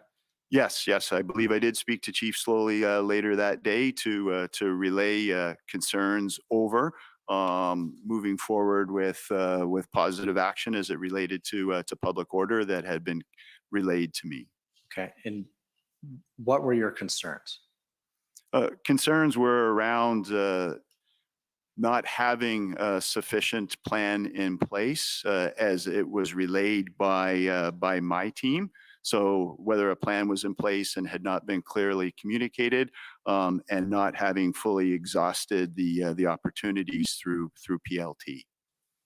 Okay. And what was the response to your concerns as expressed on that call? If I recall correctly, he thanked me for sharing it with him, and he was going to review those concerns and next steps. Okay. Now, did you raise those concerns with the Deputy Solicitor General?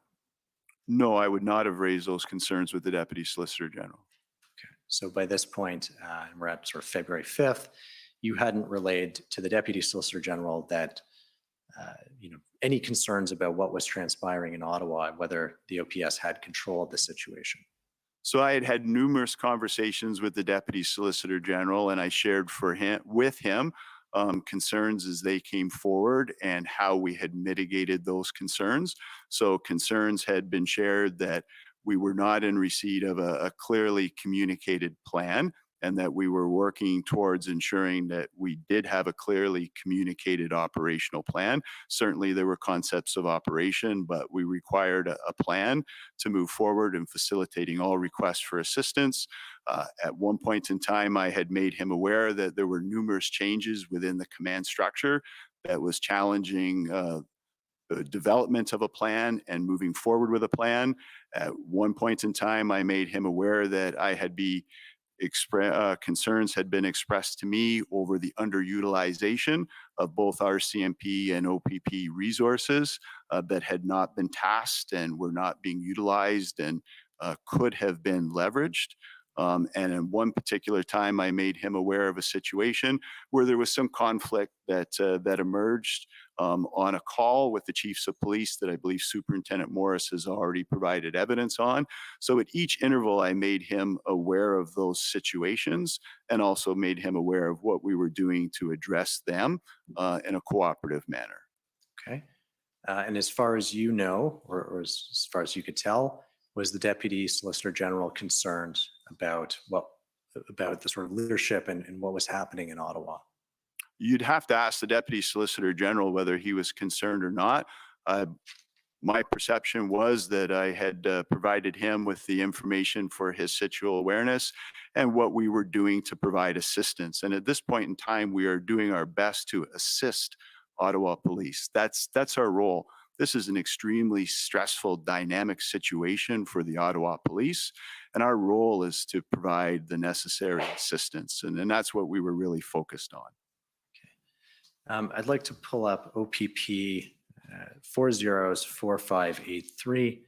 If we can go to page 3. This is these are your text exchanges with Commissioner Lucky, and we'll go to an exchange on the same day of February 5th. You send Commissioner Lucky a kind of update on essentially what the OPP has done. And if we can go down, she replies, "Thanks, Tom, very helpful.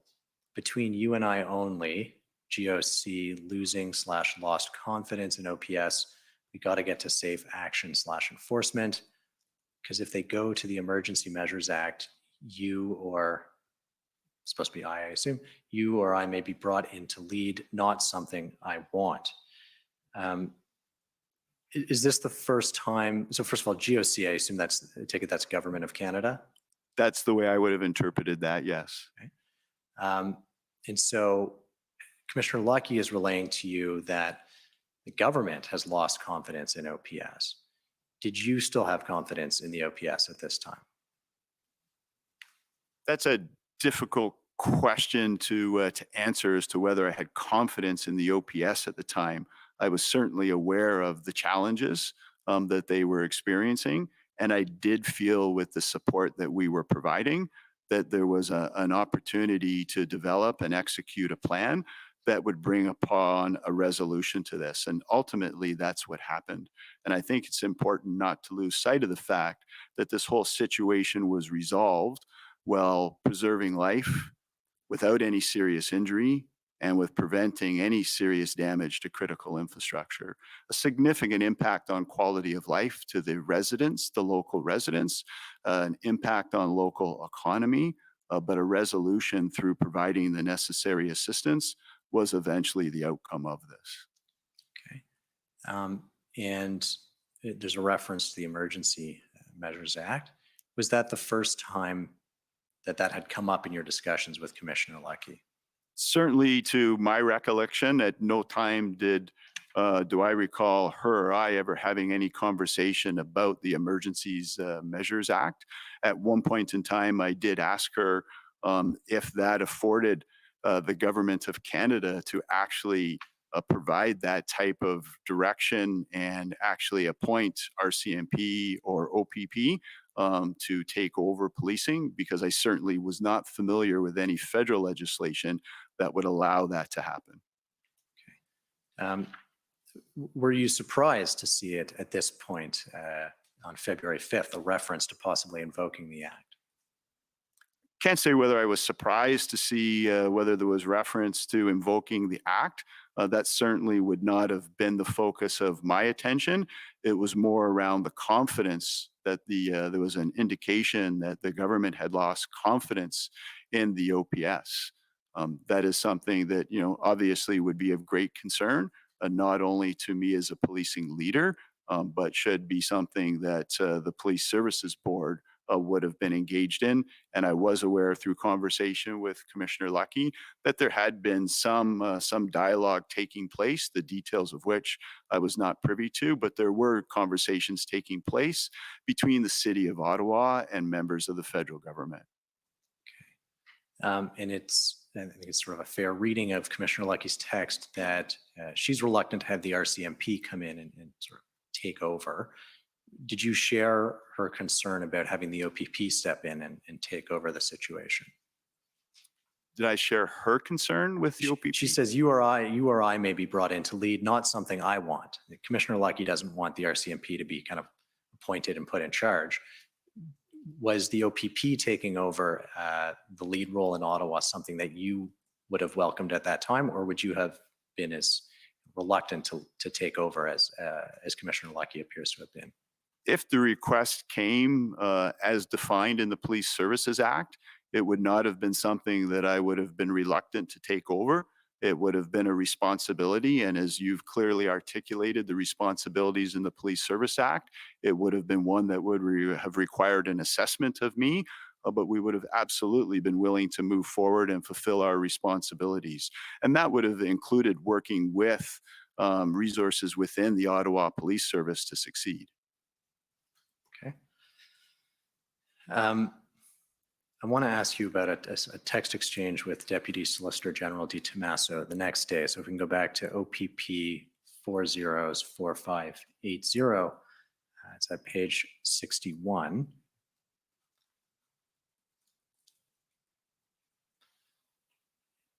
And you forward a link to a CBC article, and then if we go down and say, to date, approximately 1,501 OPP officers deployed to Ottawa in response to the Freedom Convoy. So was that information that the Deputy Solicitor General had requested from you in terms of the number of OPP officers deployed? Yes, that had been requested from the Deputy Solicitor General's office to my office. It had also been provided in an email. And this, I know, became a point of contention for the Ottawa Police. And that is in relation to an obligation that I have to take administrative account for the number of officers that are providing services. If I am planning on seeking financial reimbursement, that needs to be approved by the Solicitor General. So there was an interest in the number of resources that we were providing from a financial accountability standpoint and to ensure that we were assisting. That 1501 is an administrative number that is derived at looking at approximately, I believe it was 135 to 150 officers a day over a 10-day period is where our analysts came up with that number. So at no point in time on that date would we have had 1,500 officers in Ottawa at one time. Okay. And later that same day, the Solicitor General, Sylvia Jones, made a statement sort of recycling that number, I guess, if I can use that term. Yeah. And as you've alluded to, that was something that Chief Slowly was unhappy about. Is that correct? That's correct. Okay. And can you tell us did you have a discussion directly with Chief Slowly about that? He and I did have a conversation about that directly, yes. Okay. And can you tell us about that discussion? Yes, I certainly explained how the number was derived at, and that it was, in my opinion, not having spoken to the minister's office, it certainly would not have been done without any ill intent, and that it was important for he and I to remain focused on operations and not engage in any political conversations that could detract us and distract us from the operations. Okay. And did he appear to accept that explanation? I felt the conversation was positive. I didn't feel that it had any adverse effect on our operational relationship, but it was clear that he was disappointed that number had been shared publicly, and that caused him concern, and that he anticipated that causing him additional pressure, which was fair. Okay. And if we scroll down on this page, your follow-up text message to the Deputy Solicitor General, not for discussion with OPS, but for your and SOC. At one point, we had 3 times for uniform officers the ground in Ottawa than OPS did. This has since been balanced out / corrected. What can you explain that? You're telling the Deputy Solicitor General that the OPP had 3 times more people on the ground than OPS. Is that correct? That was my information at the time, yes. Okay. And this is, we've had the experience where the 1,501 was released publicly. This was not for public consumption. There was great concern over OPS being provided the number of resources that they required. So this was providing the Deputy Solicitor General with a level of situational awareness. Should he receive similar information from his federal counterpart over the same concern that the RCMP had expressed, that this had been corrected. Okay. And so maybe you can help us understand the concern expressed about the numbers being requested. What was the concern? Sorry, can you repeat that? You said this was to help the Deputy Solicitor General fend off questions because there was a concern about the numbers that had been requested. What was that concern? So, and I don't believe I said to fend off questions, to provide him with an appropriate and professional level of situational awareness. There had been concerns relayed to him over RCMP officers allegedly sitting around not being provided direction. We had received same information from some of our officers, and the Deputy Solicitor General wanted to assure him that there was similar information, that we had had more officers there than Ottawa, however, that had been corrected and balanced. So should he have to explain that, enter into a conversation with regards to that situation had been resolved. Okay. We've heard witnesses testify about what I'll call the Coventry Road incident. Does that ring a bell? Yes, it does. Okay. What were you made aware of in terms of what happened at Coventry Road? So my level of awareness on that was very specific to feelings from PLT, Provincial Liaison Team, that would have damaged the reputation and progress that they felt they were making. Okay. And if we could pull up OPP 401532. This is an email that Deputy Commissioner Harkins forwarded to you.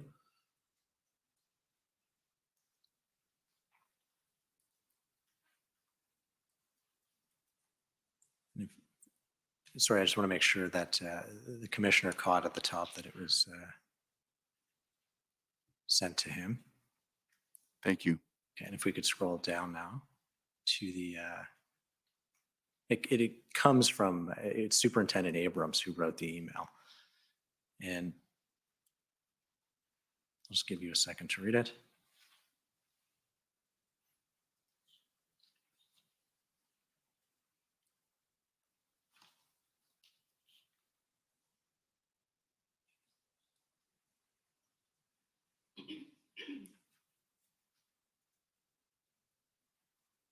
Thank you.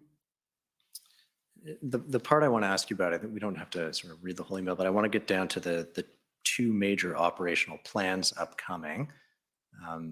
So if we could scroll down to that part right there.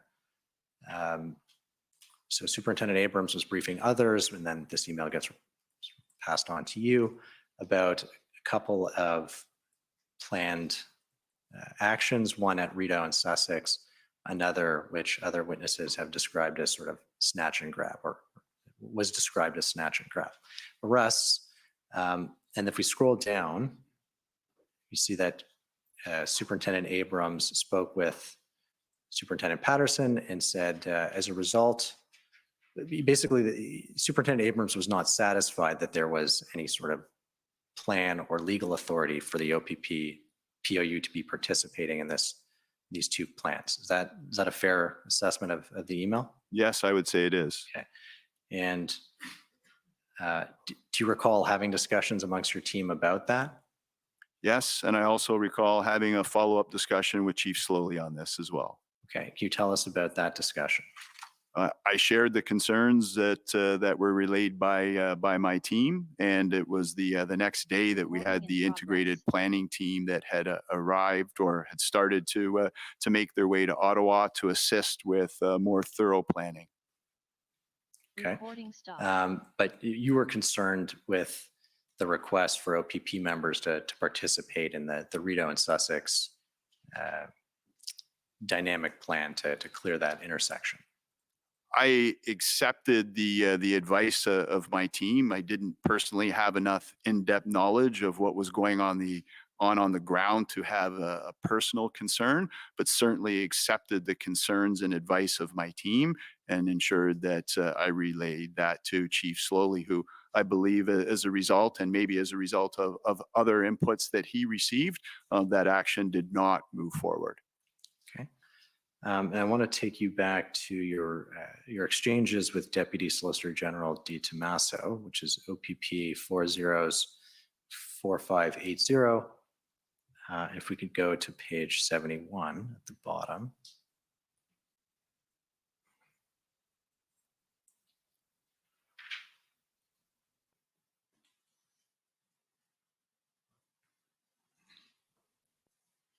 So this is on February 7th, the day after Coventry Road.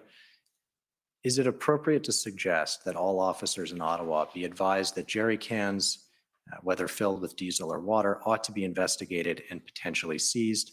Still seeing some social media of groups of men carrying jerry cans into the red zone. And then your response. They have provided that direction supported by a Crown opinion. The latest response is protesters walking around with diesel cans filled with water. What can you tell us about this exchange with the Deputy Solicitor General? I don't know that I can add too much more to what's in the text conversation. If you scroll back up to his question of me, he is asking if it's appropriate to suggest that all officers in Ottawa be advised that jerry cans, whether filled with diesel or water, ought to be investigated and potentially seized. He's asking a question, and I've answered that question to say that a Crown opinion has been sought, and There are protesters walking around with diesel cans filled with water, which made it very challenging for the officers on the ground to proceed with that enforcement. Not all of the jerry cans actually contained fuel. And I note that the Deputy Solicitor General's text is prefaced with, "Is it appropriate?" Did you take this to be a sort of suggestion that people carrying jerry cans ought to be arrested in Ottawa? I don't know that I would take it as a suggestion. He's asking me if it's appropriate, and I've responded, I think, accordingly. Okay.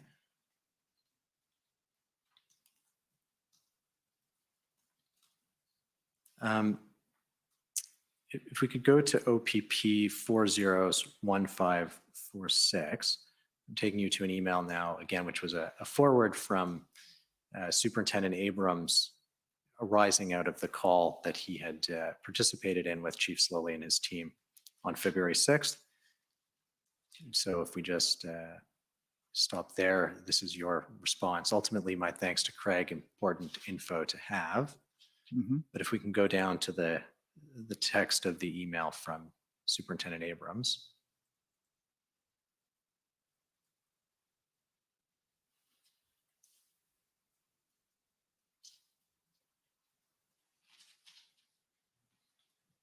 And so why did you feel that this was important information to have? Well, I felt it was important that Craig share that with his deputy and in turn with me. Although it was important information to have, this did not impact in any way, shape, or form the resources that were facilitated to Ottawa Police. There was very clear direction provided to Chief Superintendent Carson Party that whatever resources were requested to perform permanent function or identified functions, that we would provide them to the best of our ability. But there was all sorts of public communication taking place over the number of officers, what was required, what had been provided. So I did see this as important to have, but not impactful in terms of how we would continue to assist Ottawa Police. Not a big enough concern for me that it's something that I would even bother following up on with Chief Slowly. It had no material impact on our planning process and the assistance provided.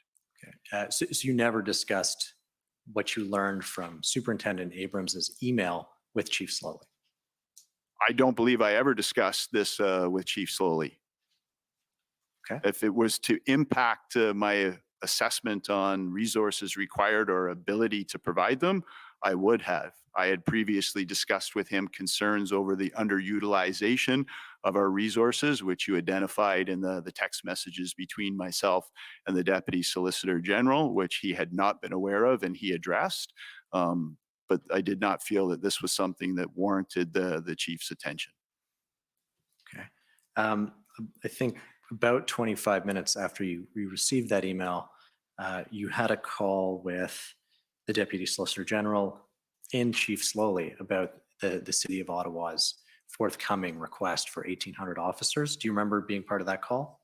I don't recall that being a call with all three of us. No, I do not. But if it's the call that I think you're referencing, I think it may be cited that there was discussion around twice the number of resources, if you could take me to that document. But if I am recalling correctly, I certainly did share with the Deputy Solicitor General that this information had been relayed to me, and I assured him that it would not impact the resources we were providing to Ottawa. But I do not recall a three-way conversation where this was discussed. Okay. I believe let's pull up your witness statement because I believe it's in there, which is WTS 6039. It's at page 4.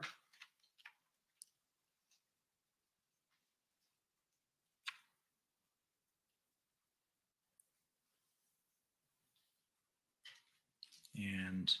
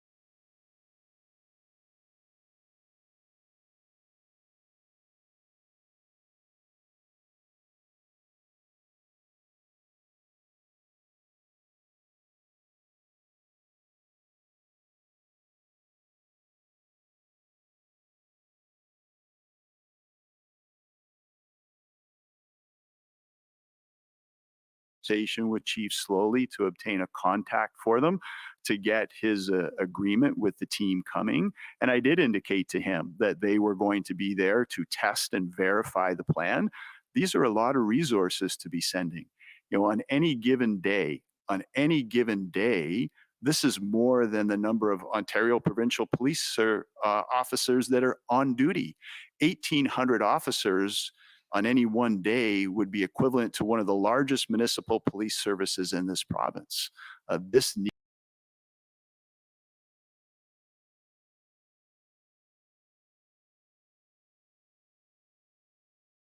changes with Deputy Solicitor DiTommaso, Solicitor General, sorry, OPP 404580.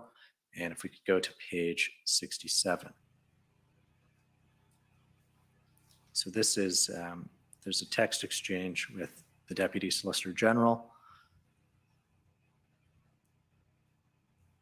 If we go down, this one lacks a little bit of context, but it says, sounds unreasonable, ask that will require specific details. And if we go down to the top of page 68, it says, Deputy, when you have a minute, we should talk pending OPS request for resources. And so what was your discussion with the Deputy Solicitor General about this public request for 1,800 officers?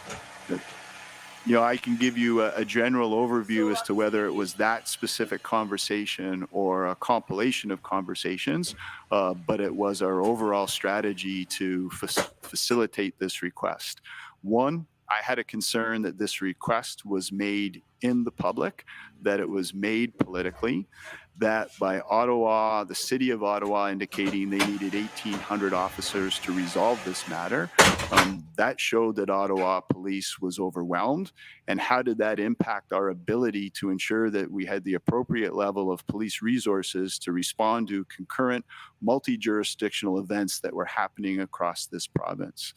To let him know how we were intending to respond to it by sending a chief superintendent that could work peer-to-peer with Chief Slowly on the development of the plan and the necessary resources to develop a fully informed plan. Okay.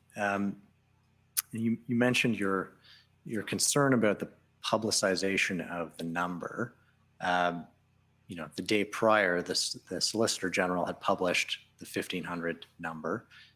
Isn't that the same issue, that you're publishing the number of OPP officers? It turned out not to be an accurate or correct number, but you're publishing the number of OPP officers that have responded. Isn't that the same concern? It is the same concern, and the Deputy Solicitor General and I had that same conversation. As you will recall, those numbers were never shared with the intent of them being made publicly available. It was a financial account for the number of resources that we were providing and to give assurance that we were providing the necessary support to Ottawa Police. That information was never shared with the intent of that being communicated publicly. Okay. If we can go down to page 70 of this document, you ask the Deputy Solicitor General whether the request for 1,800 offices will be referred to the OPP. And then the Solicitor General, Deputy Solicitor General says confident it will be referred, not certain. And then below that, referral to, below this text, referral to OPP for assessment only is approved. Can you help us understand what for assessment only means? I think that question is best answered by the Deputy Solicitor General. But my interpretation of it is they were not directing me to provide 1,800 officers, or I think it was 1,700 officers and 100 civilian is what the request was actually for. But they were going to refer it to me for my assessment, which is consistent with the Police Services Act. As you recall, when you walked us through Section 9 of the Police Services Act, any request for assistance is to be assessed by me. Okay. And can I just ask why it seemed uncertain, or why you had to ask whether it would be referred to you? Would it not be the case that that kind of a request would automatically go to the OPP commissioner? Well, yes, you're correct. As we discussed earlier, normally that request would come directly to me. So at this point in time, I'm responding to a request that has been made public and is yet to be received by me. The request was directed to the Premier and to the Solicitor General. So I wanted some assurance that that request would be passed over to me, which I was the appropriate recipient of that request. It should have been sent to me initially. Okay. And if we can pull up ONT 50851, this is the Solicitor General's response sent on February 10th, which is 3 days after the letter, the February 7th letter. And so my question, Commissioner Carrique, is just, do you know why it took so long to respond, and what happened on the OPP side in the interim? I can't speak to the length of time that it took to formally respond to the request, but I think you have already heard in great detail from Chief Superintendent Carson Pardee what transpired after we were in receipt of the letter or the information as it related to the 1,800 members required. On the 7th, Carson Pardee was a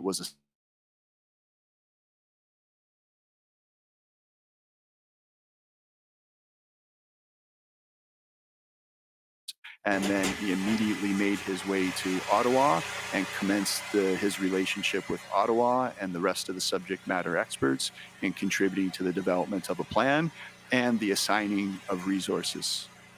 Okay. And I did want to get into the integrated planning team. Where did that idea come from, and why was it necessary? So that was my idea as it related to the request that I was furnished to respond to. 1,800 officers, or 1,700, sorry, and 100 civilian staff. If that was what was going to be required, the Ontario Provincial Police did not have that capacity to fulfill that request on its own. It would take integration, cooperation from across the province and perhaps outside of Ontario, which it did. There were more than 20 police services that ended up contributing to the final operation.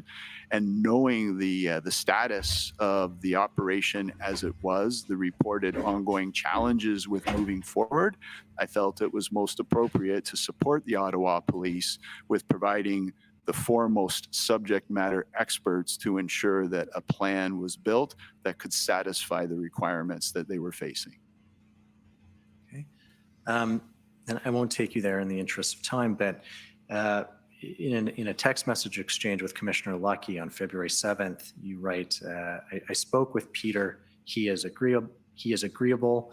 I will have Chief Superintendent Carson Pardee in Ottawa tomorrow to get things started. So yes, I take it you spoke directly to Chief Slowly about this integrated planning cell. Yes, I did. Okay. And can you tell us about that discussion? Yes, I think we covered this a few moments ago. So we did have a conversation where we talked about the manner in which the request was received, and also that I would be sending Chief Superintendent Carson Pardee, if he was in agreement, to establish an integrated planning team. It's been referred to as a planning team, a planning cell, a planning group, various forms of description before this commission, all essentially meaning the same. And that we would assemble the foremost experts. And I previously highlighted for you that included in that conversation was my responsibility to ensure that we had tested the plan, and that we verified it, and that we provided the appropriate level of expertise to that plan and the right number of resources. Just a reminder, you're speeding up again. Sorry. I know you're enthusiastic and we all love to testify, but it's if you can just try and keep in mind. Thank you. My apologies, Commissioner. No, that's fine. The City of Ottawa had requested the 1,800 additional resources the day before on February 7th. So while the integrated planning cell or group or team was getting set up and assembled and starting their work, was any work being done to actually gather those 1,800 officers so that they would be ready? Absolutely. So there were ongoing meetings taking place with chiefs across the province of Ontario. There were federal partners engaged in those meetings as well. The resource requirements were discussed there. There were various forms of communication sent out to policing partners.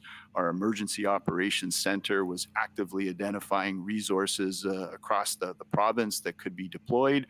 And I'm sure you will have heard in his evidence from Chief Superintendent Carson Party the great efforts that were undertaken to provide resources. And the evidence will show that the number of OPP officers steadily increased from that point forward. Okay. I want to pull up OPP 404561, which are minutes from a meeting of the Commissioner's Command Team on February 8th. First of all, can you tell us what is the Commissioner's Command Team? So Commissioner's Command Team is comprised of what we would call our provincial commanders and myself. So that is Deputy Commissioner Chris Harkins, Deputy Commissioner Rose DeMarco, Deputy Commissioner Chuck Cox, and Provincial Commander Mary Silverthorne. Okay. And if we could just scroll down, there it is in the middle. It's Commissioner, so this is attributed to you. We'll need the process with OPS to be established. Where is the plan? Can't do anything until we either have it or assist with building it. How are you going to use the resources that you've asked for? Have a SMEAC for the next 24 hours at very least. And so again, I think this is reflecting that you actually sending resources to Ottawa is contingent on either having a plan or assisting in building the plan. Is that? That's not completely accurate. So not sending 1,800, so 1,700 officers and 100 civilian could not be done without a plan. But that did not prohibit us from continuing to support Ottawa with frontline police resources, with PLT, and with public order. Okay. That support continued throughout. Can I ask, why did it take 10, 11 days to get this integrated planning group up and running? There were a few OPP planners who were embedded in Ottawa from a very early stage, but what is it that caused you to put this group together at this time? Well, the sheer number of the resources that were being asked for that would likely end up being required, and as I have identified, were required and then some, and the challenges that were being reported with developing and advancing a plan. And we had subject matter experts in Ottawa previously. We had offered their expertise and support, but not to the development of a plan that was ready to be executed. Okay. If we could pull up OPS 3014454, these are, I think we saw these earlier, these are notes taken by Christiane Huneau, who is counsel for the OPS and was taking notes at various meetings. And if we go to page 130, and this is not a meeting that you were at. Okay, thank Rick, I just, there's a reference here I want to ask you about. If we go down, it says towards the bottom of the page, I believe, it says this is a meeting that is occurring on the 8th, I believe. Tom C, and then it's got OPP kind of written in on the top, is assessing if we are worthy of getting the additional ask resources. Do you know why that would have, that would have been a sense from somebody within the OPS? Why would they have used the word worthy of getting the resources? I certainly wouldn't use the word worthy to describe the process that was necessary, but I can sympathize with why somebody may feel that way. We've advised that we're sending a group of subject matter experts. There's been various intervals along the way where we've asked that a certain number of our subject matter experts be consulted and their advice considered. And Chief Slowly and I had very open and transparent conversation where I did indicate that we would be required to test and evaluate the strength of the plan. So I can certainly see why that may be described that way. Okay. If we could pull up OTT 405590.001. You're not on this email chain, but I want to show you a table at the end of this email.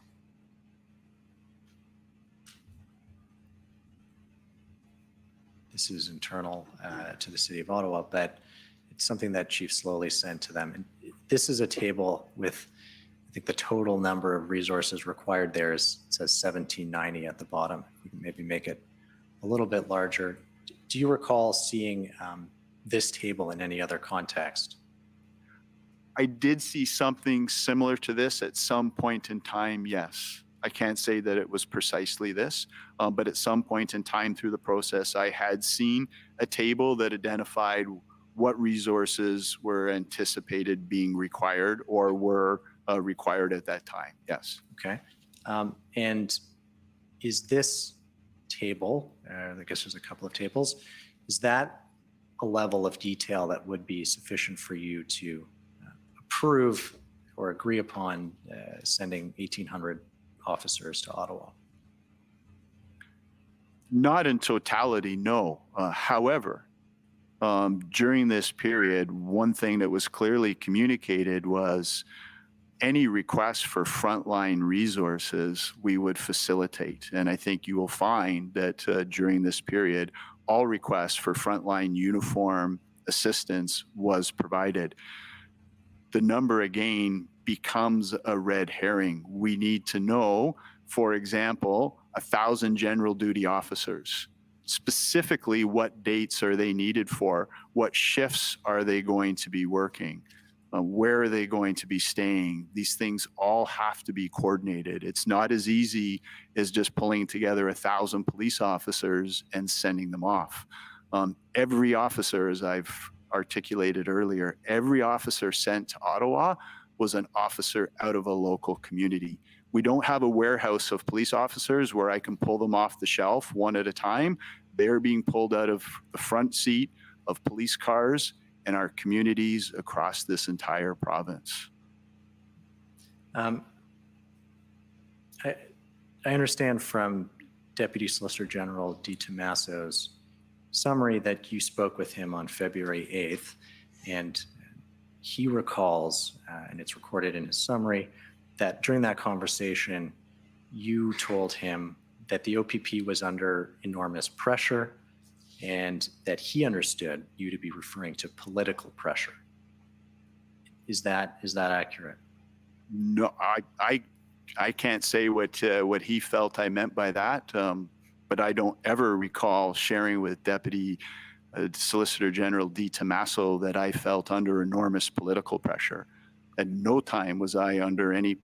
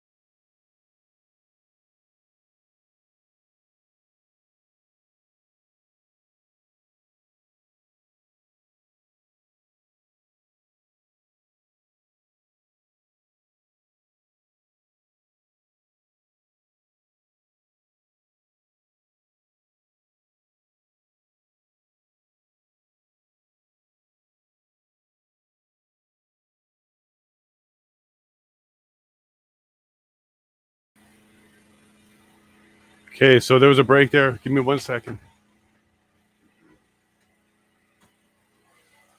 Okay, it looks like we're dealing with a bunch of issues, but we're back. We're back. Generators on, batteries are on, UPS is on, everything's on. We shouldn't have any more troubles there. Whew. That's all good.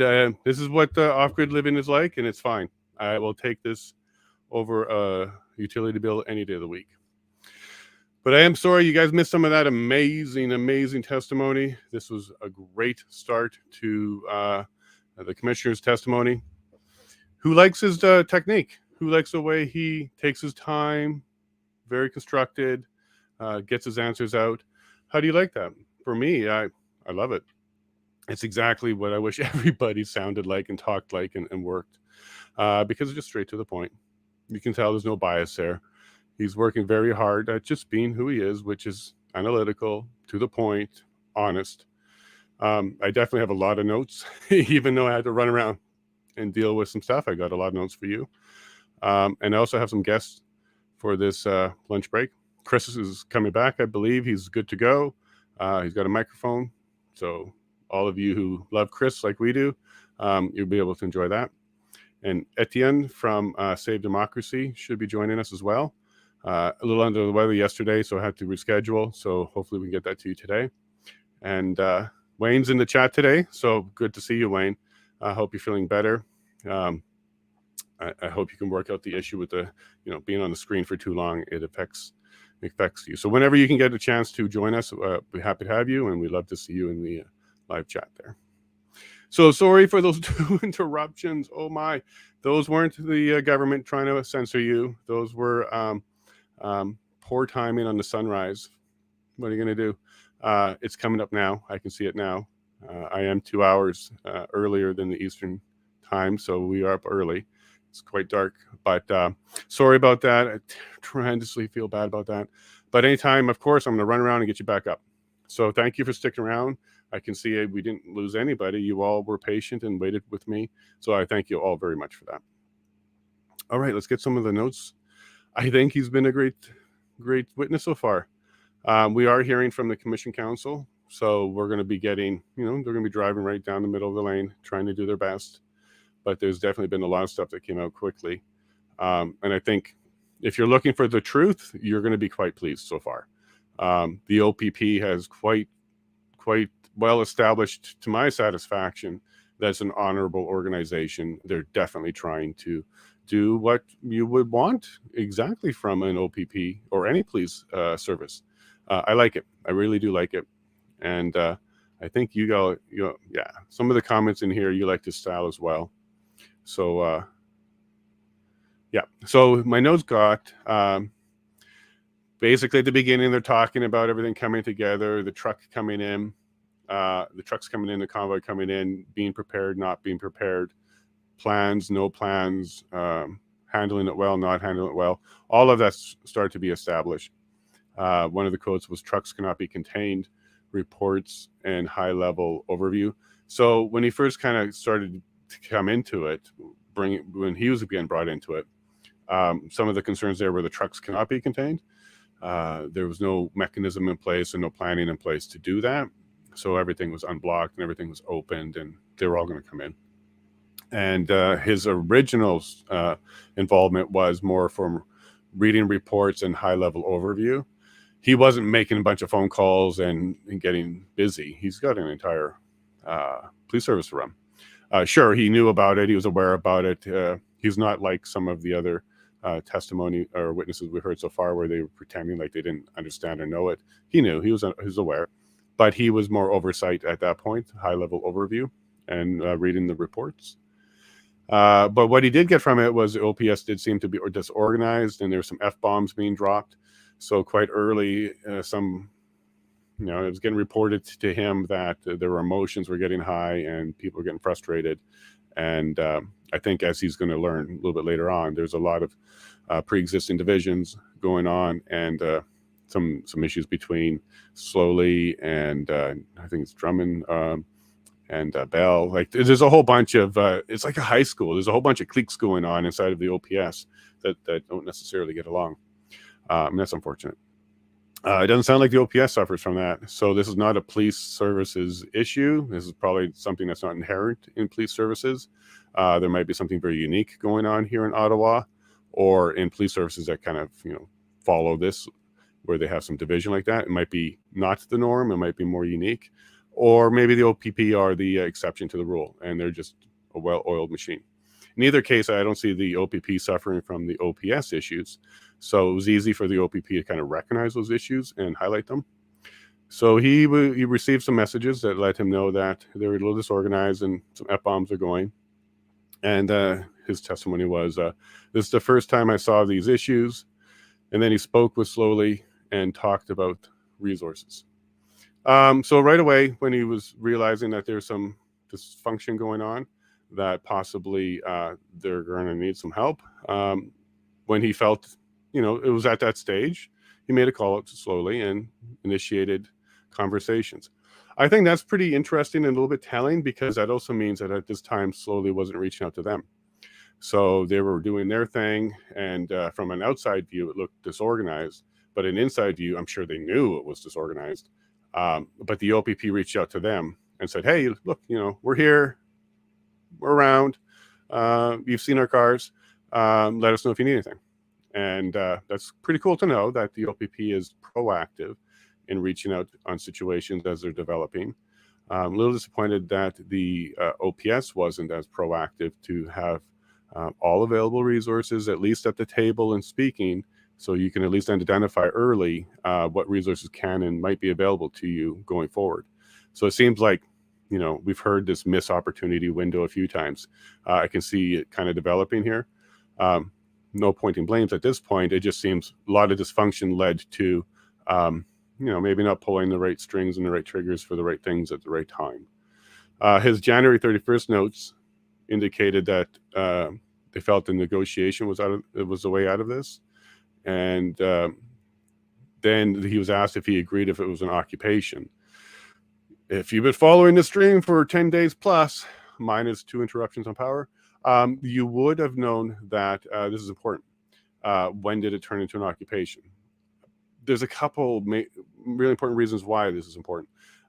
Because if it gets declared as an illegal occupation, there's a whole whack of statutes and laws that kick in that are available as tools for police, cities, municipalities that they now have access to. It's kind of like exactly when you declare an emergency. As soon as that happens, everything in the Emergency Act kicks in. So whether or not it was an occupation is important, whether or not it was declared legally as an occupation, and whether or not it allowed for additional tools to be used, and whether or not they were used are all important.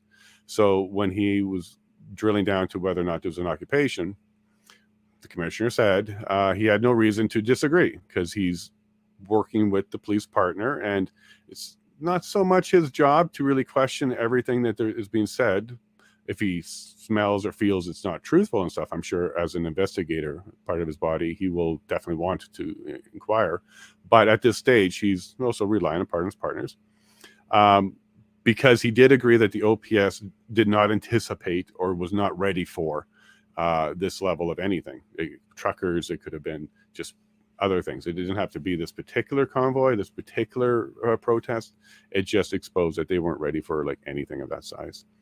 And then he did feel like occupation would be a correct term, because he kind of went into not deep enough, because I felt it would have been necessary to use the legal definition of occupation and the legal declaration of occupation, because at this point they are just labeling it. They're not even using the legal mechanisms to officially call it that. They're just kind of labeling it that way. He did break down that the Hendon reports did indicate that there was really no exit strategy, and it was going to be a long-term protest, and for sure multiple weeks. Now, keep in mind, this is on January 31. Okay, we've heard from OPS that they had no idea at this point how long it was going to be. They thought it was going to be 2 days max. No, everybody knew it was going to be a while, because if you just spoke to any of the groups that were involved, you heard their demands. And as this commissioner pointed out, some of those demands could not be realized, and some groups would not move based on those demands.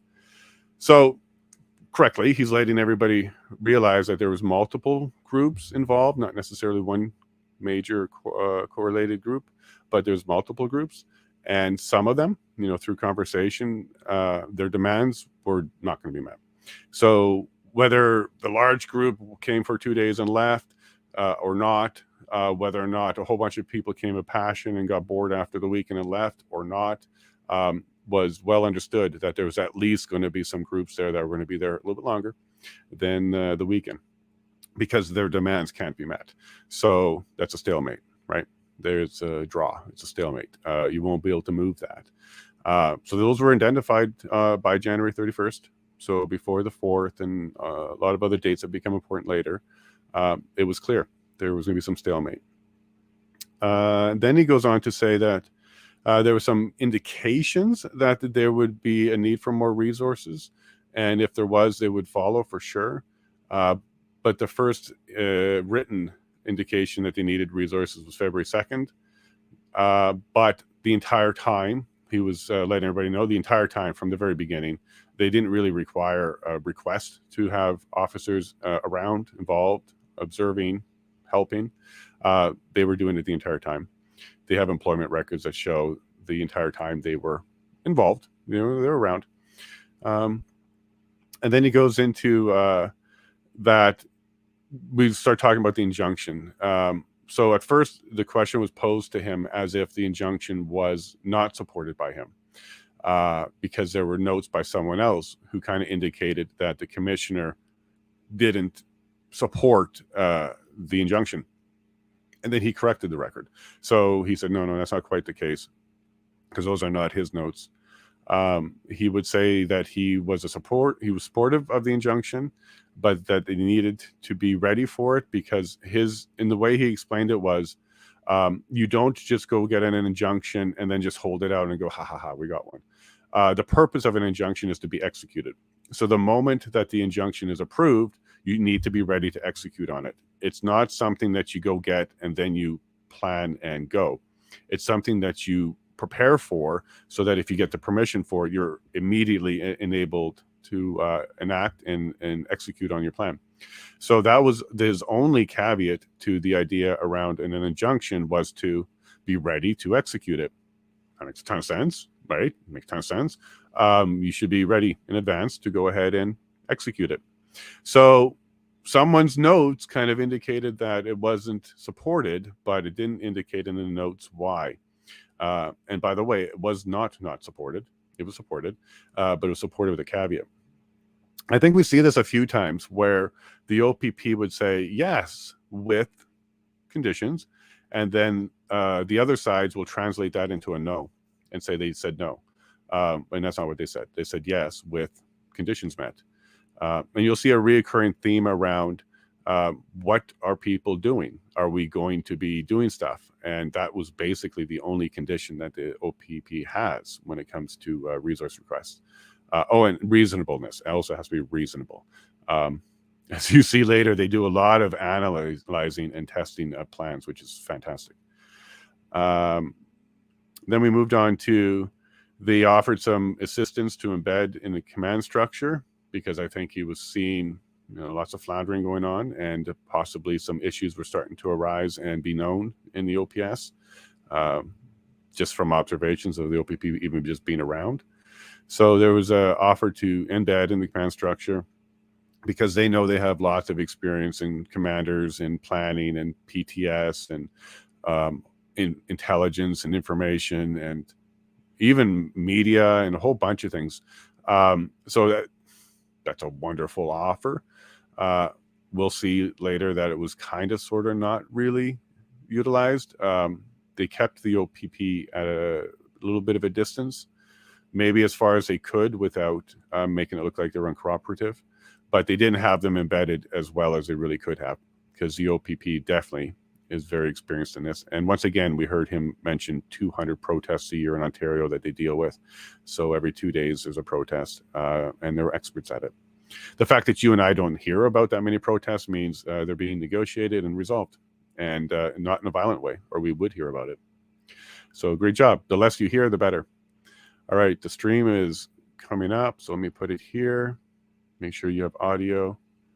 Jason, will we hear from the PPS? I believe so. And I also got word that there's definitely going to be CSIS testimony behind closed doors, and no parties but the commissioner will be there.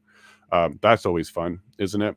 So the commissioner might come out, waterboarded, figuratively speaking, shown a whole bunch of crazy stuff that just freaks him out, and then boom, we have something else. But we'll get to that when that bridge is in front of us, and we'll cross it when we get there. I got some more audio, so I'm going to slow down on my talk here and be ready to cut over. But I think he's been an excellent witness. He's really demonstrating what the OPP can do. I'm done. Order allowed. I like it. Okay, enjoy this next one. To stand. Yes, I'm not a judge today. The commission is reconvened. La commission reprend. Welcome back, Commissioner Carrique. I just want to ask one follow-up question from this morning. You mentioned that all police chiefs in Ontario were receiving the Hendon reports. Recall that? Yes. Is this working? No. Is there the?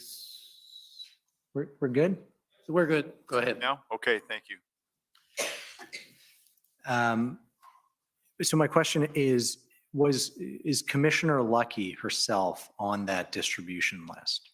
Commissioner Lucky herself would not be on that distribution list, but numerous members of the Royal Canadian Mounted Police are on that distribution list. Okay, thank you. Now I want to switch gears and talk about Windsor. And so can you help us understand, there's Windsor Police Service, there's CBSA, and then there's OPP. So can you help us understand what the OPP kind of has jurisdiction over when it comes to Windsor? As it relates to the city of Windsor, we have no jurisdiction. We police through municipal policing responsibilities in and around the city of Windsor. Okay, nothing within the city though? No, not as it relates to frontline uniform patrol, no. Okay.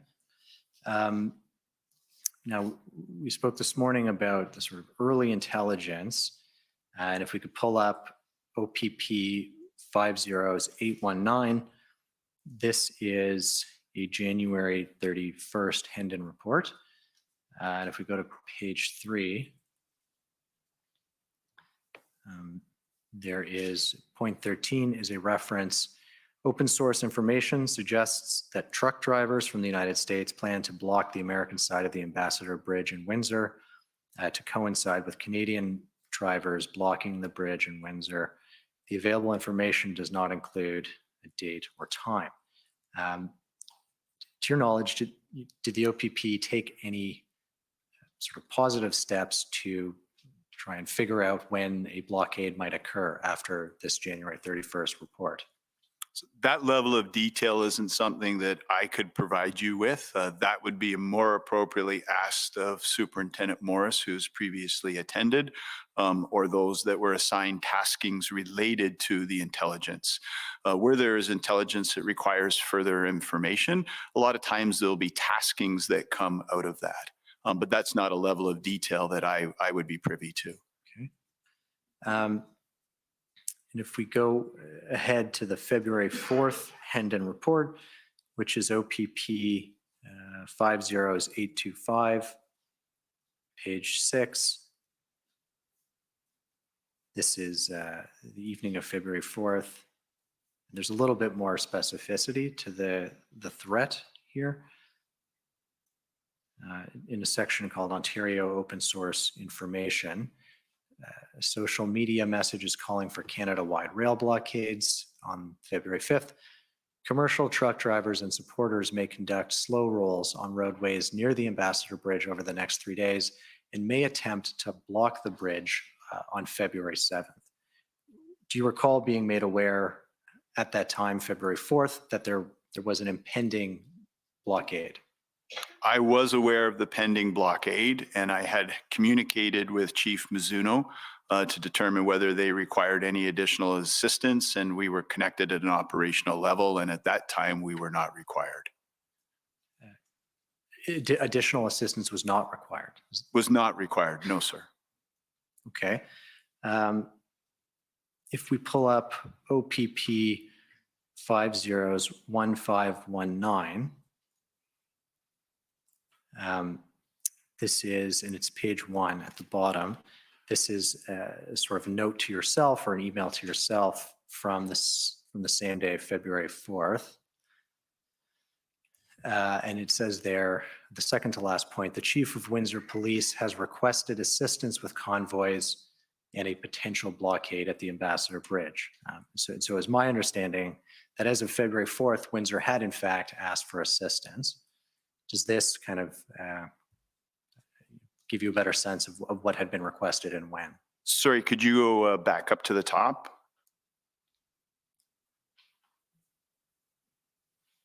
Yeah, so this is this looks as though it's some notes that I've transcribed. We were not formally asked for any assistance as it relates to public order. We may have been providing some frontline resources, and we may have had some quick response teams available in the area through West Region, but we had not formally been asked to provide any assistance as it relates to integrated command or having a public order unit on ground. Okay. I guess I'm confused because your note records being asked for a request for assistance, but you're saying there hadn't been a formal request yet? No, there was not, and I don't. This obviously is something that I've pulled together in the form of constructing some sort of note, but it doesn't look as though I sent it anywhere or did anything with it. So I'm not sure specifically what that would be in relation to, but there was no formal request from Windsor for any assistance. There had been ongoing communication with Windsor. In particular, there was a call leading up to the 7th, a conference call, where the Chief of Police indicated that they had all the resources they required. Okay. And that they would obviously be monitoring it. This being a potential rolling blockade as opposed to a large convoy making its way to a designated and identified area. Okay. Well, I think the Hendon report we saw talked about both, like rolling slow rolls on the weekend and then a potential blockade on the Monday. Correct. If we could pull up OPP 404580, which is, this is your thread with Deputy Solicitor General D. Tommaso. I'm just bringing it up because if we go to page 52, I think the same information recorded in your note to self there was provided to Deputy Solicitor General D. Tommaso. If you see that at the bottom, the Chief of Windsor Police has requested assistance with convoys and a potential blockade at the Ambassador Bridge. And this is sent on February 5th.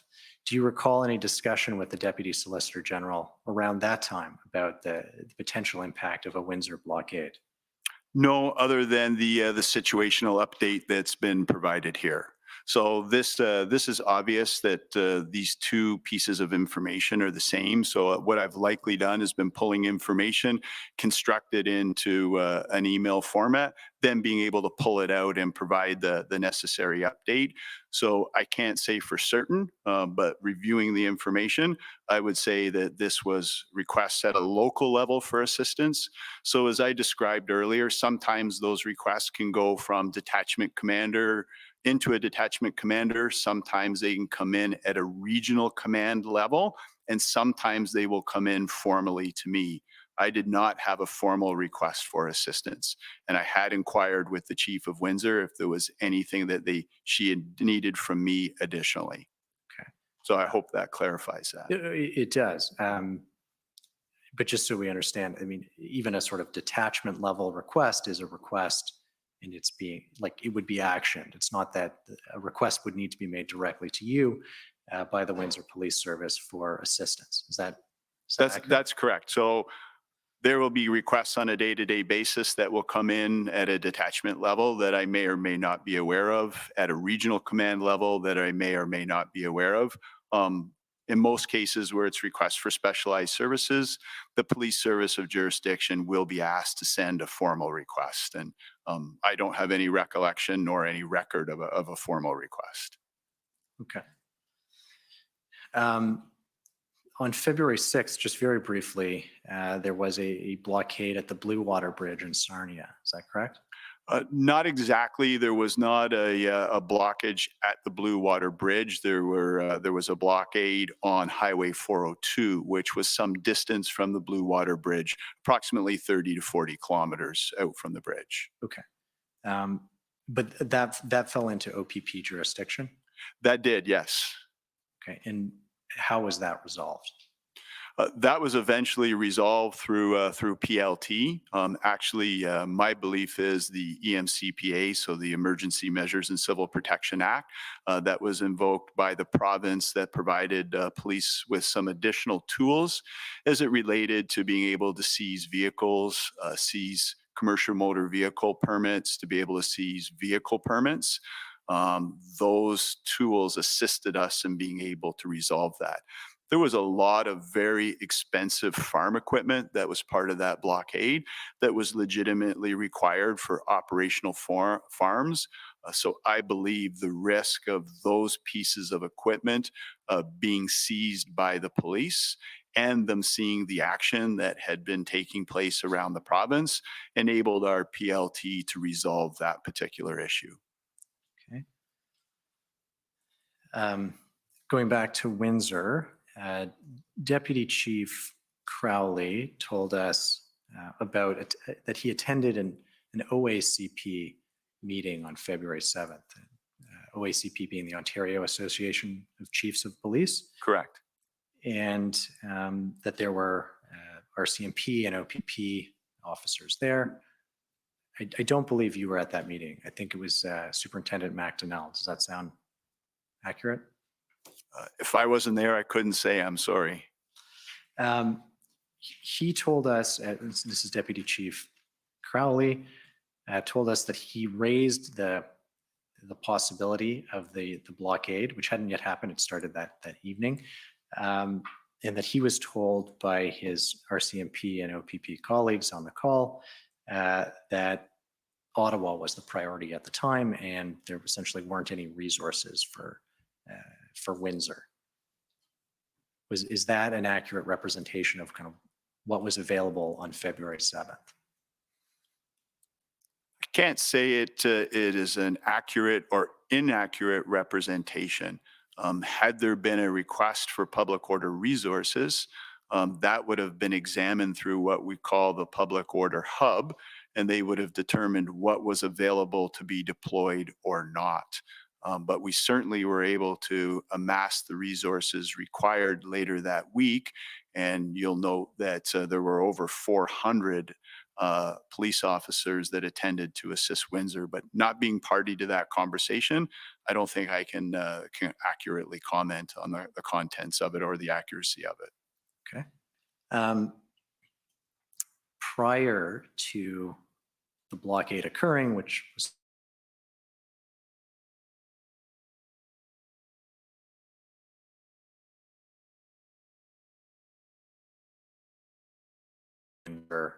over Ottawa, if a blockade did occur? I can't say at what point in time I would have had conversations with the Deputy Solicitor General over the need to prioritize. I can tell you that I did have open conversations with the Deputy Solicitor General over how we prioritized operationally our resources.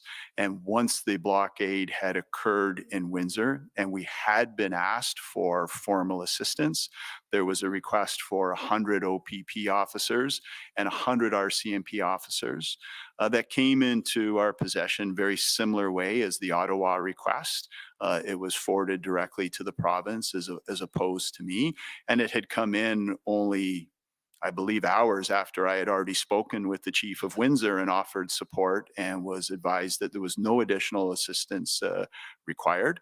And certainly throughout that entire period, I made my decisions known to the Deputy Solicitor General where appropriate, that when it was time to deploy public order to Windsor, that we did not have a defined plan in Ottawa yet. Therefore, we did not know exactly how many resources were required, that the Ambassador Bridge in Windsor was something that we felt we could clear up in 2 to 4 days. Ottawa would be 5 to 10 days, at least once a plan was established. We also had concurrent events happening in Toronto, Queen's Park. We had attempts being planned to put blockades at the Peace Bridge in Niagara. We still had Highway 402 on the go. We had plans emerging to attempt to block the bridge in Cornwall. We had things happening in Nipigon. So it was a priority to resolve Windsor. First, we had the resources available, ready. We had a plan ready to go. And there was an enormous national financial impact on the closure of that bridge, totaling $700 million a day, in my understanding, of two-way trade. Did the financial impact of the blockade affect the fact that Windsor was a priority? Not merely the financial impact, but economic security is something that needs to be taken into consideration when you look at the totality of national security and quality of life in our communities. If $700 million a day in trade is not able to take place, what are the ramifications of that? I would suggest that perhaps factories start shutting down, people start losing employment, people may start to lose their homes, etc. That's a significant economic impact that affects quality of life in community, and in those conditions can affect crime in community. So it is something that needs to be considered in and amongst all of the other factors that we need to weigh as it relates to public safety, quality of life in community, and the bigger picture of national security. This is, I don't know if it is the most active or relied upon. CBSA would be in a better position to share that. But this is a significant international crossing, which is a concern, obviously. And you said that that is something that needs to be considered, but I just want to be clear. It is something that was considered in the need to quickly clear the blockade in Windsor. Is that fair? One of many factors. How many officers were required? The existence of a plan, how long it would take, proximity to other events that were going on. We also had plans that we were aware of for the Peace Bridge. So by having public order assets in Windsor, we can quickly pivot between the Ambassador Bridge and the Peace Bridge. We can pivot over to the Blue Water Bridge. That's a big difference from being in Ottawa. Make no mistake about it. I believe that it was by intent and design that we had activities happening at the furthest points from each other in Southern Ontario. It is not circumstance that we had an occupation in the city of Ottawa and we had a blockage at the Ambassador Bridge at the exact same time. That was intentionally designed to challenge the capacity of our police. So that had to be very strategically and methodically managed to ensure that when we took action, it just didn't disperse a problem and make it so it was unmanageable. This had to be surgical, this had to be strategic, had to be well thought out, and it had to be planned. Okay.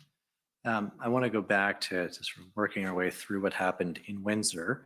I think you referred to this earlier, but similar to what happened in Ottawa, the mayor of Windsor, in fact, had conversations directly with Solicitor General Sylvia Jones and Minister Mendicino. You're aware of that? I am aware that there was conversations. I'm aware that those conversations resulted in a letter. I'm not privy to the details of those conversations. Okay. And again, does that strike you as sort of an odd way to request police resources in the circumstances? It is not the typical way nor the preferred way that police resources would be requested. In particular, when just hours earlier, I had spoken to the chief of Windsor, had offered additional assistance. I was advised it was not required at that time. And then an independent request came in seeking additional resources, which caused me to then follow up and ask again and confirm that that request was in fact the request being made on behalf of the Windsor Police Service. And did you ever ask former Chief Mizuno why you had been told they didn't need anything, and then very shortly thereafter, there's this public request for additional resources? I was under the impression and understanding that as a result of having further conversations subsequent to my conversation with her, that those resources were now being requested and would now be required. But I would suggest it would be most appropriate to ask her that question directly. Okay. And did you ever ask her why, again, you had contact with her, so did you ever ask her why she didn't just come to you and ask, and instead the mayor, well, she sent a letter ultimately, but she never made that request directly to you? She did not know. And sorry, did you ever ask her why that was the case? Yes, and she said the request was subsequently being made as a result of having further conversations with the mayor, and she was now asking me for my assistance. Okay. I'd like to go back to your exchange with Deputy Solicitor General, OPP 404580. If we can go to page 72. If we scroll down, we see here, so the Deputy Solicitor General says also, what's the latest on Ambassador Bridge? Fed DM Stewart asking also impact on Stellantis. What is Stellantis? I don't know what Stellantis is. I can't say I have any knowledge of Stellantis. I would be interested in my response whether I followed up to find out what Stellantis is, but I don't have a recollection of what it is without looking at what my response was. Okay. There's your response.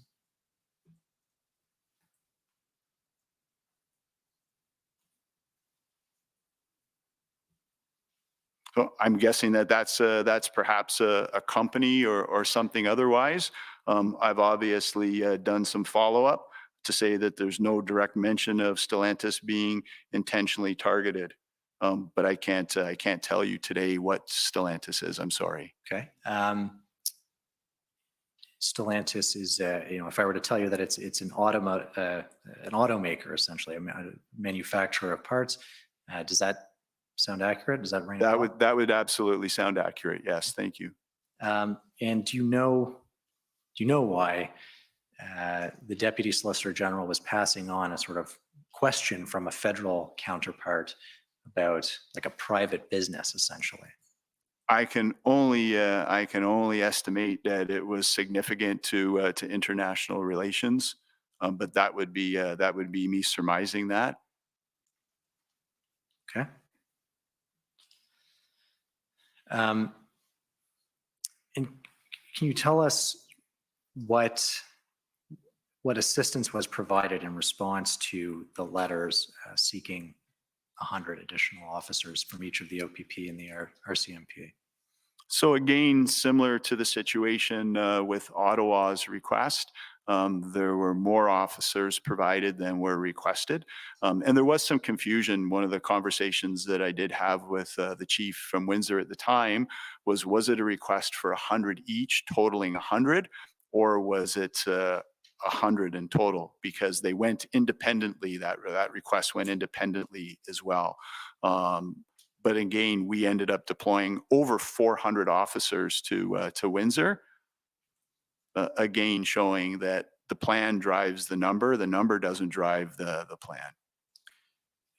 Did the OPP deploy officers to Windsor in the absence of seeing the operational plan that they were going to use to clear the blockade? So like Ottawa, we did have officers deployed to Windsor.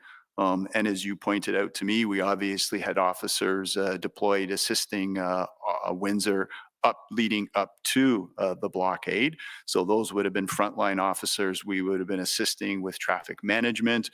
We very likely would have even had a quick response team in the area, but we would not be deploying public order and taking positive action in the absence of a plan. it would be wholly irresponsible to do so, not only operationally, but ethically as well. There are many factors that need to be articulated and described in a plan to ensure the rights of those that may be lawfully protesting, to ensure the safety of officers, the safety of community, the sustainability of a plan. You can't overemphasize, you simply cannot just send an arbitrary number of officers to a location to deal with something so complex. Okay. And I understand on February 9th, OPP Superintendent Dana Earley was appointed sort of in charge of the OPP's Windsor presence. Is that correct? That's correct. Yes, she was. And did you appoint her, or was she appointed by a deputy commissioner? In conversation with Deputy Commissioner Chris Harkins and I, we identified Superintendent Early to be the commander in that particular event, and he was the one that had the conversations with her, assigning her that role and responsibility. And then she built her critical incident command team out from there. And Deputy Commissioner Chris Harkins was also the one to have communication and direct contact with the deputy from Windsor, subsequent to my conversation with the chief, to say that we would be assisting and we would be sending whatever was required. Okay. And now I want to sort of return to the issue of Windsor being a priority, because again, this is something that came up with the deputy solicitor.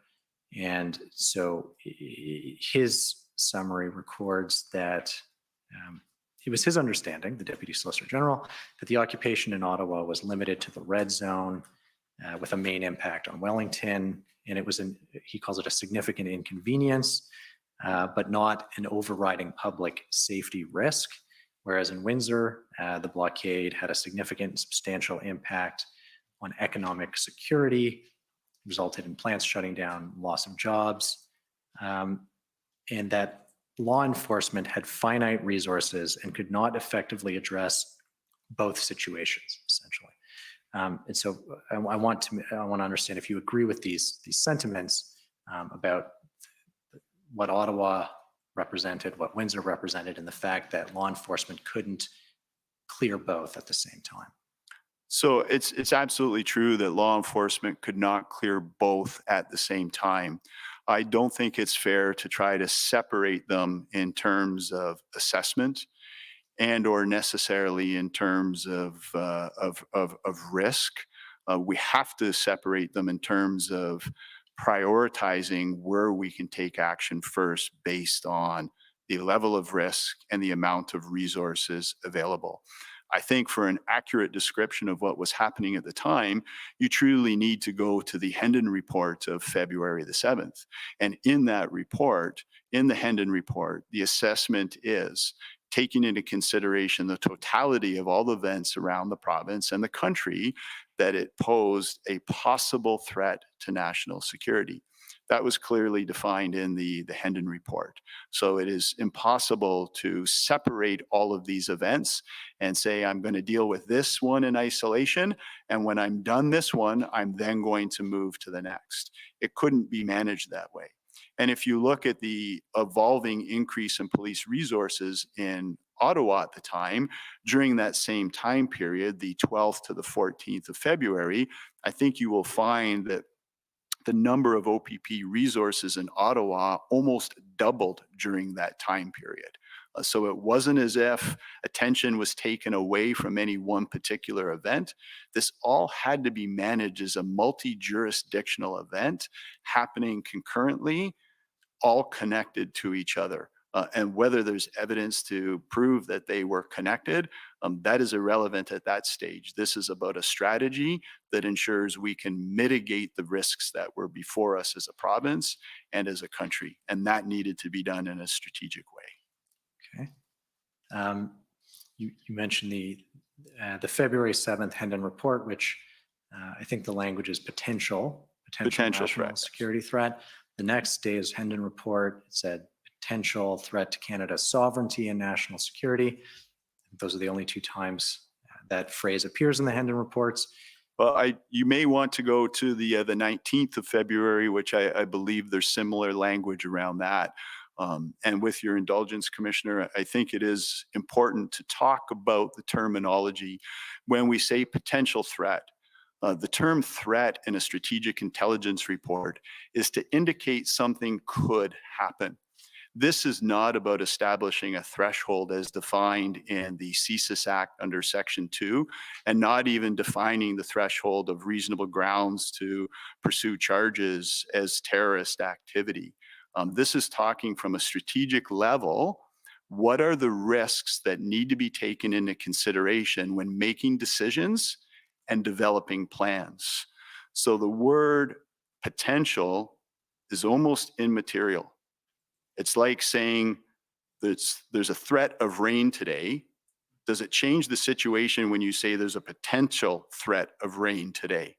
I would suggest to you it does not. What is required is further analysis of that threat. And Hendon and POEB did have those conversations with the appropriate security partners, CSIS, as well as INSET, the Integrated National Security Enforcement Team, to see if that potential threat rose to the point that would warrant them enacting their mandates for the items that they're responsible for. And in the, as we know, as in the CSIS Act, it says the security of Canada. It doesn't actually say national security. Public Safety Canada goes to a much broader context when describing national security. And one of the items in national security, if you look at the national security strategy and how it's described by Public Safety Canada, actually includes impact to economy, activities at critical infrastructures, international border crossings. So as you can see, it's a very complex situation that requires detailed analysis. But I take it you're aware that once the February 7th Hendon report was published using the phrase potential threat to national security, CSIS and INSET contacted Superintendent Morris and were concerned with the use of that phrasing and that language in the Hendon reports. I'm not aware of who contacted who, but I certainly was assured that those conversations took place. And I think Superintendent Morris did a very eloquent job of explaining the intention of the Hendon reports. He is the foremost subject matter expert in this province as it relates to intelligence. And I would have hoped that he would have described to the Commission that those reports were for strategic purposes, for decision making and planning. And those references to possible threats to national security, I would suggest to any police leader, ought to be taken extremely seriously. Okay, and I think the superintendent's evidence was that there were no threats that materialized, and it Correct. said there were no credible threats to national security. Do you agree with that? I do agree with that. I do agree with that. And that's a very important part and piece, is that when you move from strategic intelligence into operational and tactical intelligence and establishing thresholds for mandates and thresholds for charges, that further analysis needs to be done to determine whether it's credible and whether that threat actually came to fruition. Okay. And just so I understand, based on your testimony just now, when the Hendon reports use the phrase national security, are you saying economic security is part of that, like that's bound up in national security? I would say that economic security forms a part of that from a strategic thinking standpoint. Again, I don't want any confusion over threat to the security of Canada as it relates to the CSIS Act. We're talking about a strategic approach to overall national security, transportation, critical infrastructure, border crossings, economic security, all of those things, cybersecurity, all of those components encompass a multifaceted approach to national security and are identified by Public Safety Canada as being important to national security. Okay. I want to go back to Windsor now and just make sure I understand it. Did you ever receive a direction from the Deputy Solicitor General's office that Windsor ought to be prioritized as a result of its economic importance? Absolutely not, never. But it's fair to say that the OPP did prioritize it in part, as you've told us, due to its economic importance. In part, I think I provided a very detailed description into all of the factors that needed to be considered and how that was identified as an operational priority, not at the expense or at the cost of other operations that were maintained and enhanced simultaneously while we were dealing with Windsor. You say not at the cost. Again, just returning to Deputy Solicitor General Di Tommaso, and I will say he sort of speculated, but it was his opinion that Ottawa might have been cleared sooner had Windsor not been prioritized, essentially. Would you agree with that assessment? No, I would not. What I would say is that Ottawa may have been cleared sooner had we not had to deal with the blockades in Windsor, had we not had to deal with the protest in Toronto, the blockage on the 402, the blockage at Cornwall, and the attempts to block the Peace Bridge in Niagara. That may have allowed Ottawa to be cleared sooner if there was a plan in place ready to go. The plan, to my understanding, was not in place and was not ready to go on February the 12th. It's not until February the 13th that there is a plan in place agreed upon by all the stakeholders that is a safe and viable plan to proceed with. And we were done in Windsor with positive action at that point. We were in a maintenance phase and all roads were opened up, I believe, on February the 14th. So I don't think that is a fair assessment as you have proposed to me. Okay. Is it fair to say that resources went from Windsor to Ottawa to action the plan in Ottawa once Windsor was cleared? Is that? That would be fair to say, and just for a point of clarity, I can't say that specifically Tom Carrique went from Windsor to Ottawa.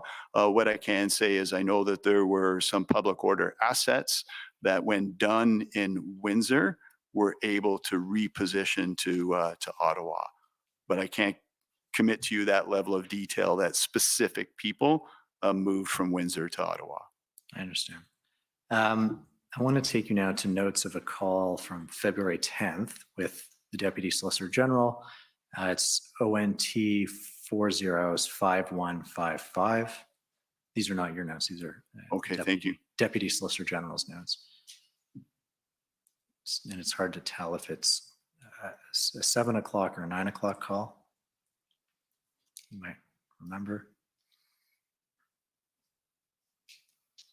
It says call with Commissioner Carrique, OPP, direction to CIC that they are in removal mode. Do you know what is being referred to there? No, I don't know what that would refer to, being in removal mode. So we don't commence operations in Windsor as it relates to public order activity until the 12th of February, I believe, without having that information in front of me. But from my recollection, I believe it is the 12th of February. Right. And that is accurate.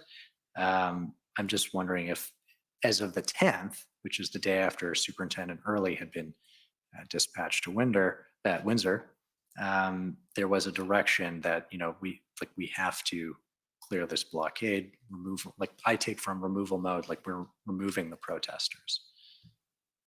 And I don't know if that helps. So we were certainly planning for that as we were in Ottawa, but that does not alleviate the responsibilities of trying to negotiate a peaceful resolution.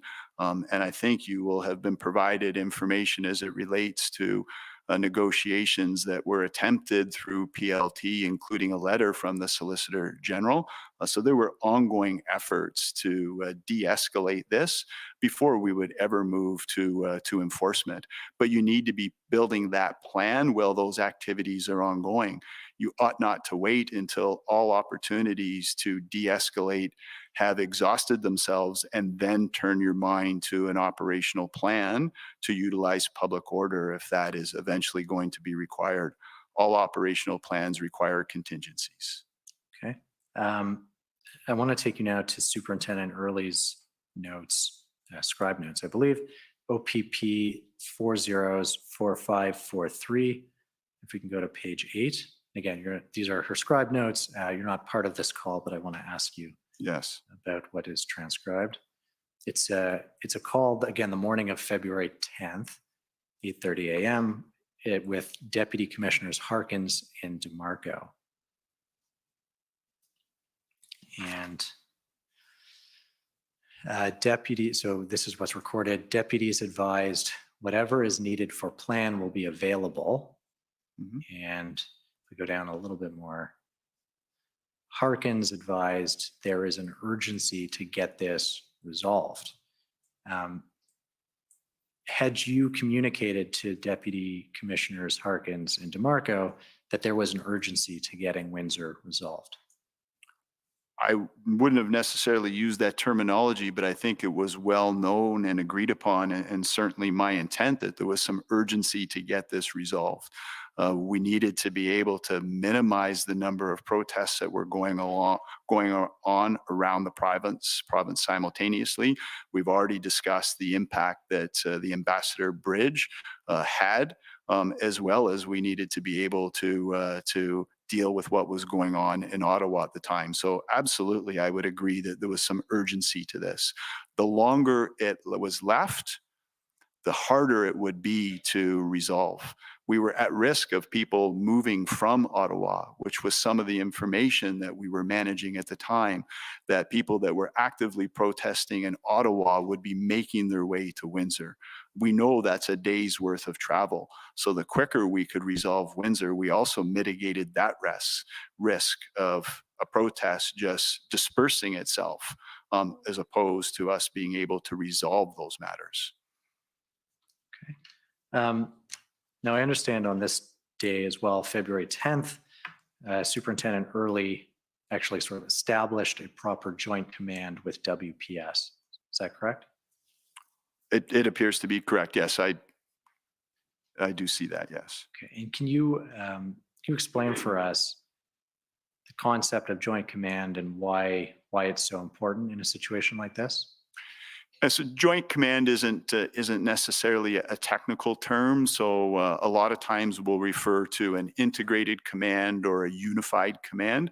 And again, those aren't defined in law, or nor are they necessarily defined in procedure.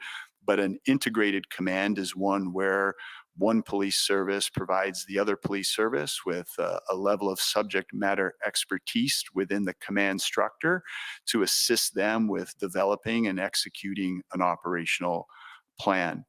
Overall command and control remains the purview of the police service of jurisdiction.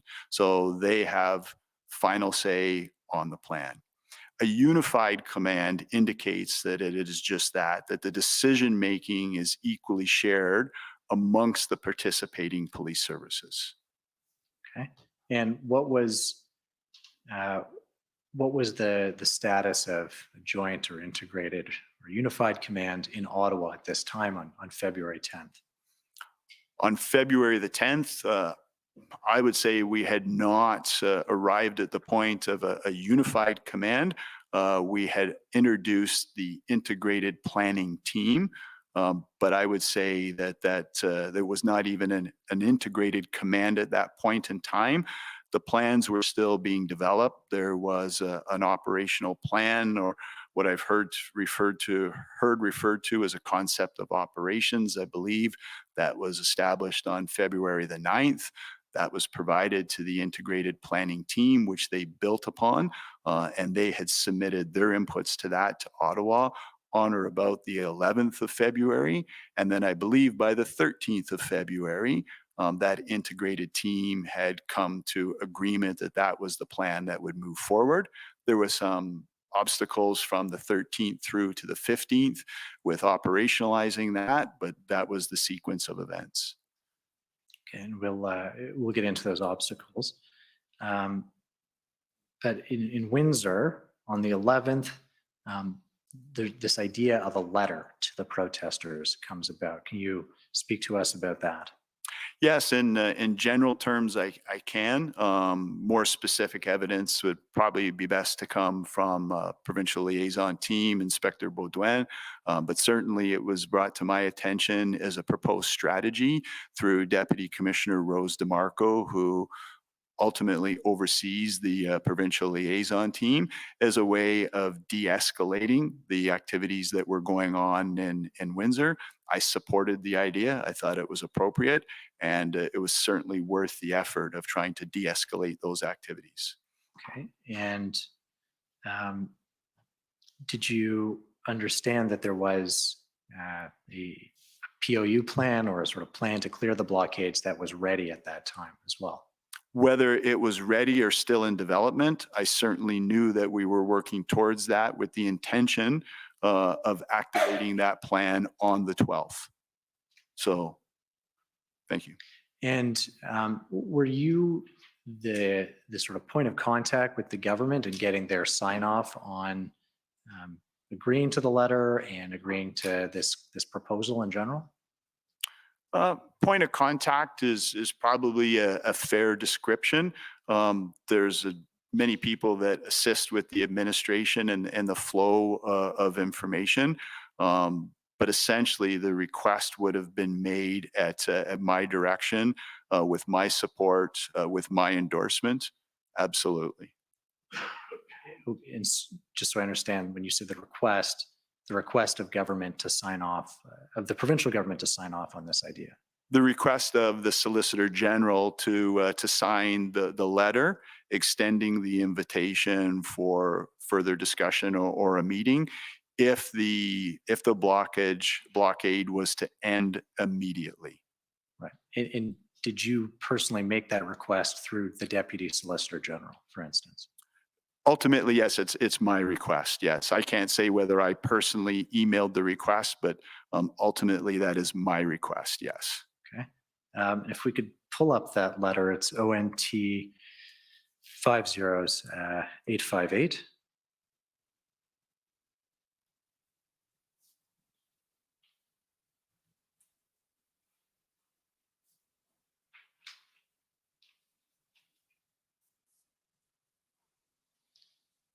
I believe this is the letter. If you can just, if you could confirm.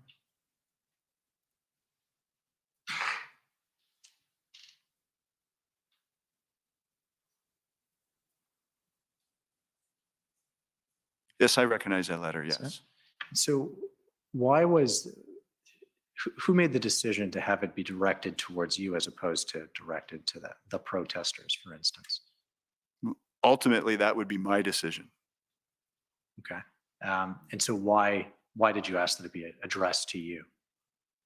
Well, we were presenting that on behalf of PLT, and it would be important, I think, for PLT to be able to speak with some sense of authority, that they are carrying the message that was relayed to me, and it created that appropriate separation between the minister and the protesters and allowed PLT to have that empowerment. PLT needs to be able to build rapport, establish a relationship, be able to create win-win situations to try to de-escalate the situation. That's, I think, in part why it would be most appropriate to come from me. That was the request that I received. More detail on that and the philosophy and the theory behind that, PLT would be much better in a much better position to describe in more detail, but certainly my understanding. Okay. Now, this is February 11th. It's the same day of the provincial declaration of emergency, correct? It would have been, yes. And are you aware there was also an injunction that went into effect that evening as well? I would have been aware. I can't say at what time I became aware, but I certainly am aware and was aware at some point in time of that. Yes, absolutely. Okay. And so can you just sort of speak to, we've got this letter from the Solicitor General. We've got the injunction, which has gone into effect, I think, at 7 p.m. that evening, and the provincial declaration of emergency. How did those three interact together, and which of them, if any, did you believe were the most effective in that circumstance? Well, the letter proved not to be effective. It did not have the desired outcome. The injunction, I can't say that that was effective because we still ended up moving forward with deploying public order. Certainly a helpful tool. But I can't say that that any of those were effective in isolation. What was effective was a holistic, complete plan to deal with the situation, and the incident commander having the discretion as to when they would execute that plan. Okay. The scribe notes for Superintendent Early, and we won't go there, but they record some concern that delivering the letter or taking action in Windsor would have an effect on what was going on in Ottawa. Do you recall that concern being raised in any of the calls on the 11th? I can't say I independently remember that specifically being brought forward, but as I've shared with you earlier, these are all intertwined and connected, and you can't make a move at one location without it impacting and affecting the other. So that's exactly the type of thought process and discussion that ought to have taken place. These are not isolated incidents. Okay. Did you see, did the OPP see any effects of taking action in Windsor on the 12th and 13th on what happened in Ottawa or elsewhere? I don't have that level of detail. I can't say that I personally noted anything. Yeah, I don't think I can answer that question honestly. Okay. And so, did you participate in the drafting of this letter with the Deputy Solicitor General's office? I approved this letter. So we provided, PLT provided the recommended wording in the letter. This was a request by us to the Solicitor General to assist in trying to de-escalate this situation. This was driven and born from our provincial liaison team. This was not something that independently came out of the minister's office. This was a request that we made of the minister and was granted. Okay. Was any similar request made to have a letter delivered to the protesters in Ottawa, for instance? I can't speak with great knowledge on that. I know that there was discussion. I know Inspector Baudouin, who's already provided evidence. I know he had discussion with Ottawa Police. He had discussion with Deputy Minister Stewart. There was discussion around it. The details of that discussion, he is in the best position to provide you with a firsthand account of that.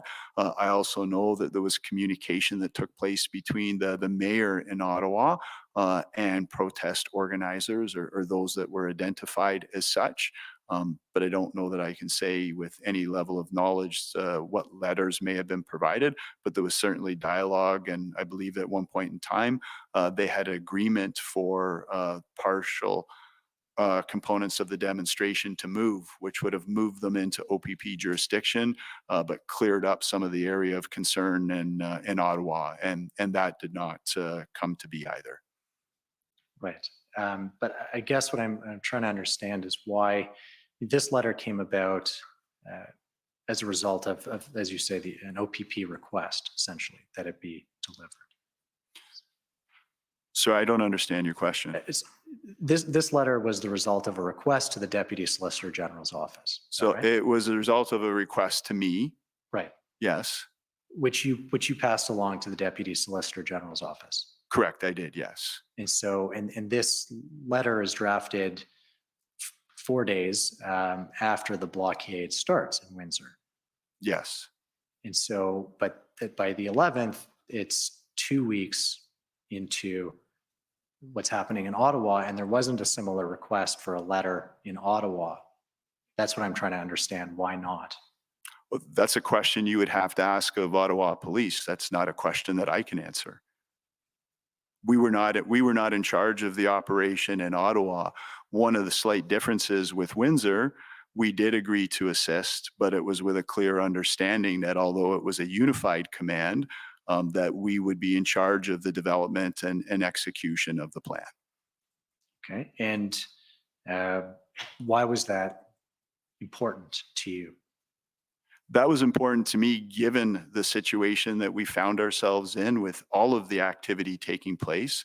I felt it was absolutely crucial that we maintain the trust and confidence of Ontarians, and that we absolutely needed to succeed with the development and the efficient and effective execution of a plan. And I felt that we were in the best position to take responsibility for that, not to push Windsor Police aside. It was something that they would have to agree to, but that was something that I had requested of Deputy Commissioner Chris Harkins in his initial discussions with the deputy from Windsor, and it was something that was agreed to. So our Major Critical Incident Commander was ultimately responsible for that operation, which is why this request would come to me.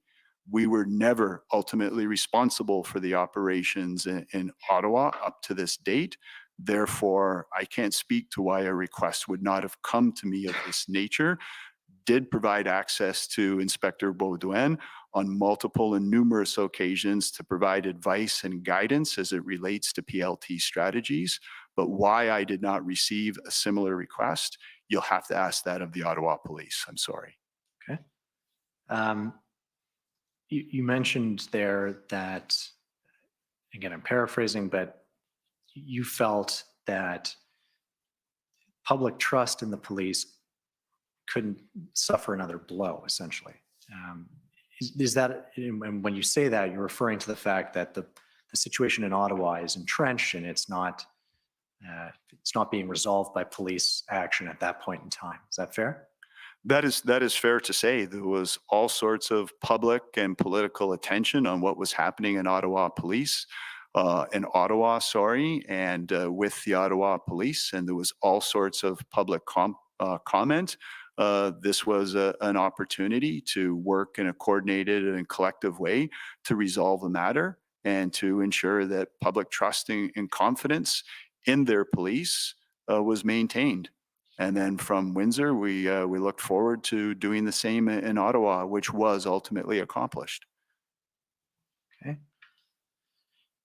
Now, I understand that the Saturday, February 12th, was one of the busier days for the OPP in terms of responding to protests. Is that accurate? It was. I believe we had approximately 20 protests that we responded to around the province. And without referring to records, but going by memory, I believe during the whole duration of what we would define as the Freedom Convoy, we responded to 137 approximately demonstrations or protests across the province. Okay.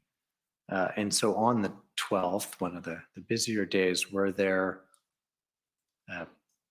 places or protests or requests for assistance that the OPP just couldn't fulfill? Not to my knowledge, no. Okay. And it's it's important, I think, to speak about the amount of integration and cooperation that was happening at this time. There's been reference to the calls that included the police chiefs of all of the affected jurisdictions, included Canadian Border Services Agency, included the RCMP.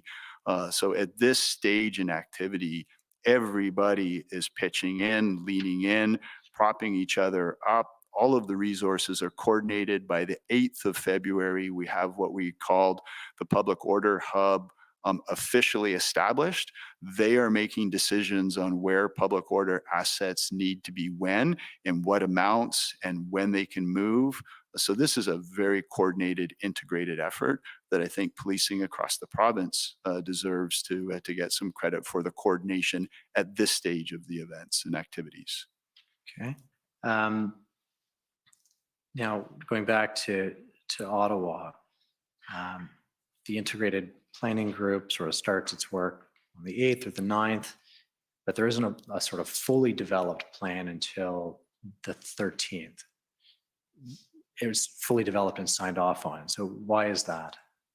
Well, that direct evidence is best to come from those that were actively participating in the development and the approval of the plan.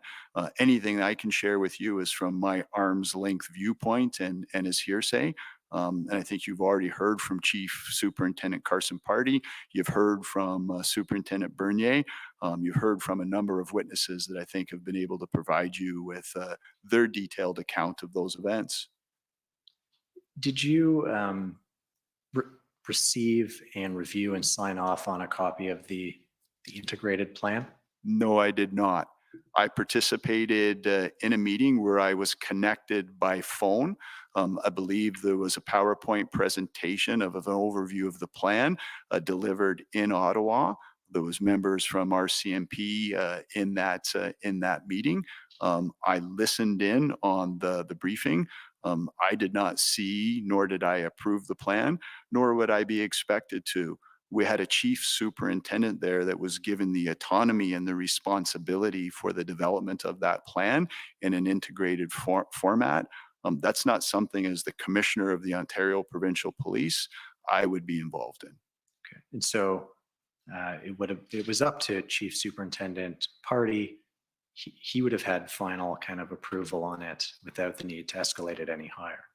Absolutely. Whether he chose to escalate that higher to his deputy commissioner, that would be his choice. But he had full authority and autonomy to approve any plan that was binding the Ontario Provincial Police. He certainly kept us informed and updated and made us aware of the intentions of the plan. But that was his responsibility that he fulfilled exceptionally well. Okay. Now we heard evidence on Tuesday from now Acting Superintendent Baudin about this proposal from Deputy Minister Stewart, in which Commissioner Lucky was involved as well. So I appreciate you weren't involved in the back and forth, but I want to ask you what you knew about it and sort of what you reported to the Deputy Solicitor General's office about it. Yeah, so as you've indicated, certainly aware of it, endorsed it, approved it in terms of Inspector Baudouin having those conversations and determining whether there was a de-escalation tactic that could be used through encouraging a meeting, encouraging correspondence, whatever that would look like. And of course, I absolutely would make the Deputy Solicitor General aware of that. If I am granting permission or supporting one of my members to meet with a federal deputy minister, my provincial deputy minister needs to be aware of that. Okay. And what was the provincial deputy solicitor general's view on it? I can't share with you what his view on it was. I certainly don't recall him expressing any concern. Would have been thank you for the update. I can't specifically say. You're best to ask his viewpoints of him, I think, with all due respect. And sorry, when I ask for his view, I just mean as it was communicated to you, obviously.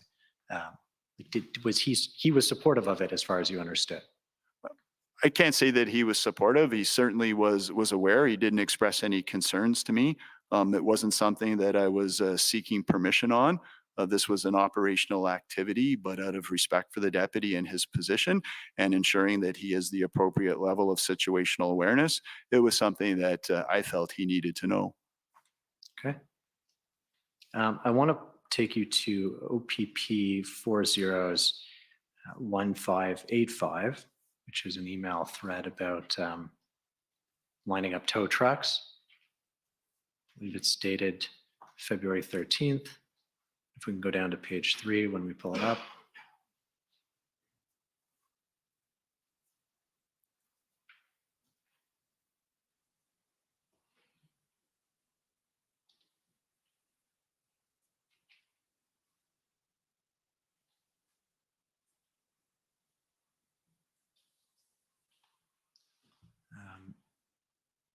So I believe I'm not sure if you're on this initial chain, but it's ultimately forwarded to you.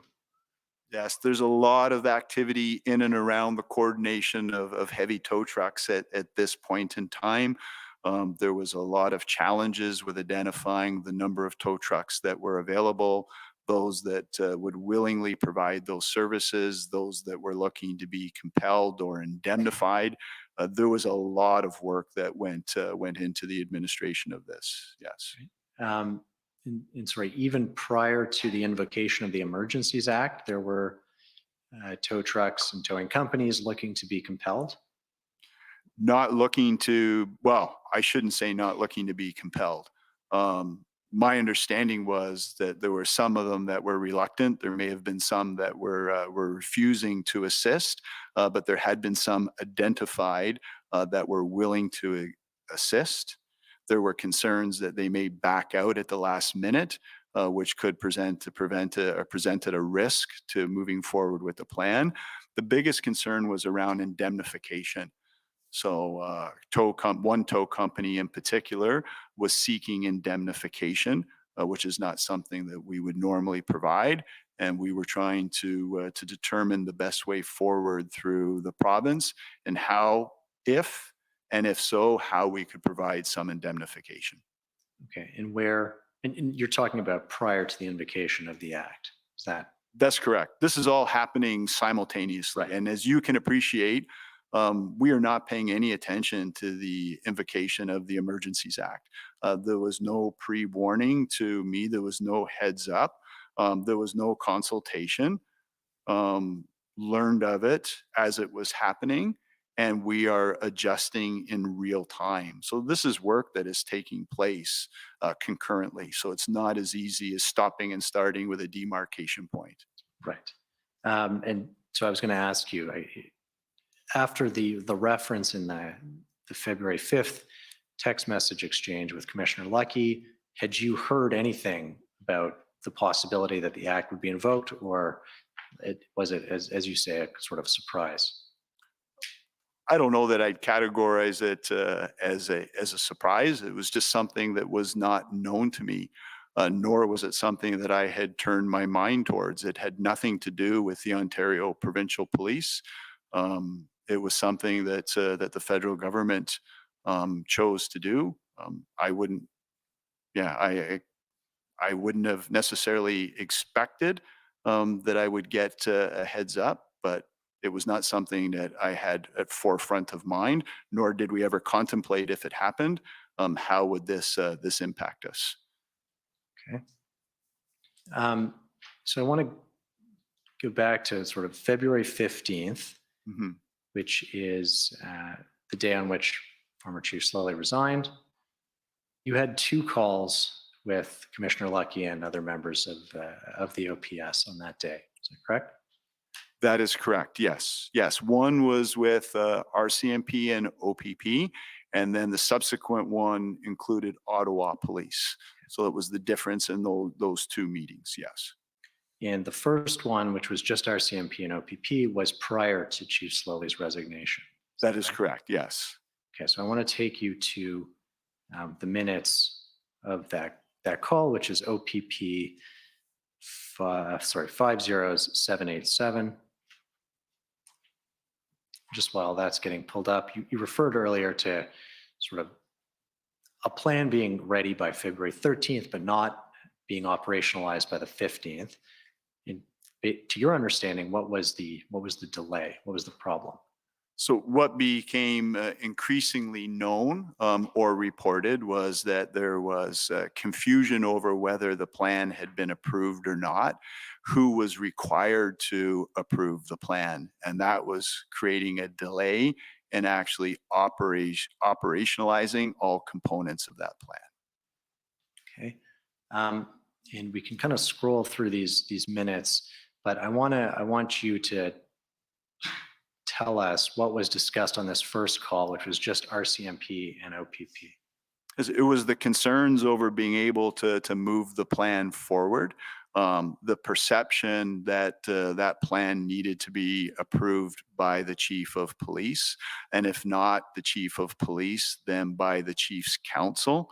and there was confusion within, it appeared, OPS, certainly within OPP and RCMP in relation to that. So the discussion was in relation to that confusion. Certainly on the 13th, the email is clear from Chief Slowly, which I thanked him for. I was under the understanding that the plan was ready to be operationalized. And as we move towards the 15th, we're now in a position where we appear to have challenges that are preventing that integrated plan from being realized. Okay, and what was, into recollection, we can go through the minutes, but what was the solution that you and Commissioner Lucky how were you going to deal with this essentially? Yeah, so we got to the point where I was going to speak to Chief Slowly post the Police Services Board meeting. So I knew that he was tied up in a Police Services Board meeting. We had offered or agreed to lend the support of Superintendent Morris to assist him in communicating with the board, as well as Chief Superintendent Carson Party was supposed to attend that Police Service Board meeting. So I had undertaken the task of speaking with Chief Slowly when he was free to ask if he would consider, if he needed or was willing to allow us to assume command and control if we were not able to move the plan forward. Had we got to that point that there were enough barriers in place that the plan was not going to move forward. And I was planning on having that conversation with Chief Slowly. Okay. You told us, as we saw the text message from Commissioner Lucky previously, where she was relaying that the government of Canada had lost confidence in the OPS by February 5th.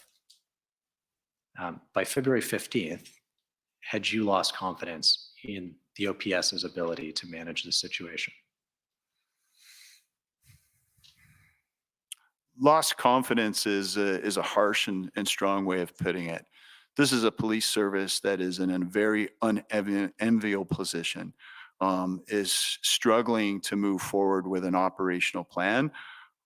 My job was to support them, provide whatever assistance was required to see that plan succeed, and to have that further dialogue with Chief Slowly to determine whether he felt that could be done under the current command structure, or whether us taking command and control of that incident, allowing them to focus and he to focus on the policing responsibilities for the entire rest of the city, may be a resolution to that.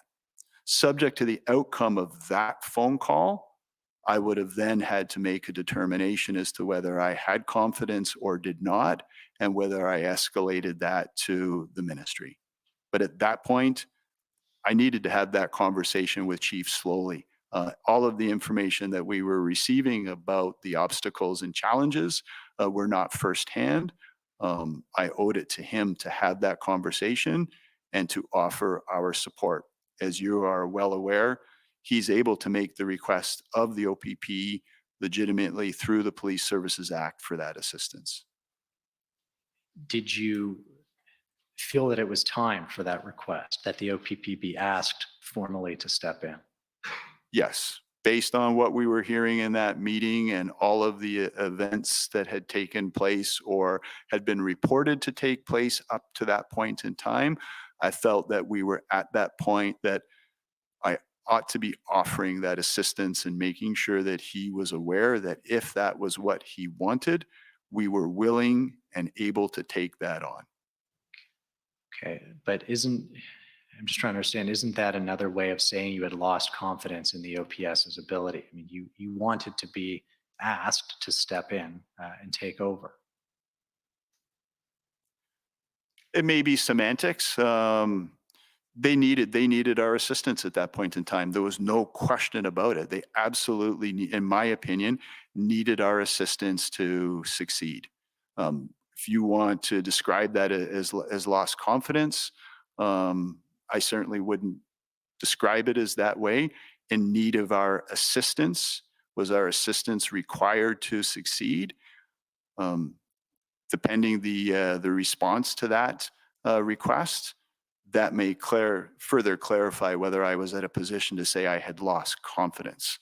This was a police service and a police leader that was in need of assistance. And we were able to provide that assistance, willing to provide that assistance.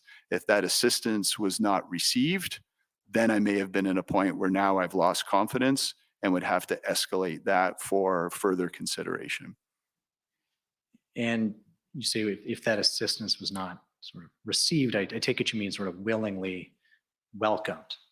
Yeah, yes, absolutely. I'm not in a position to say I'm coming in and taking over. I don't have that authority or that ability.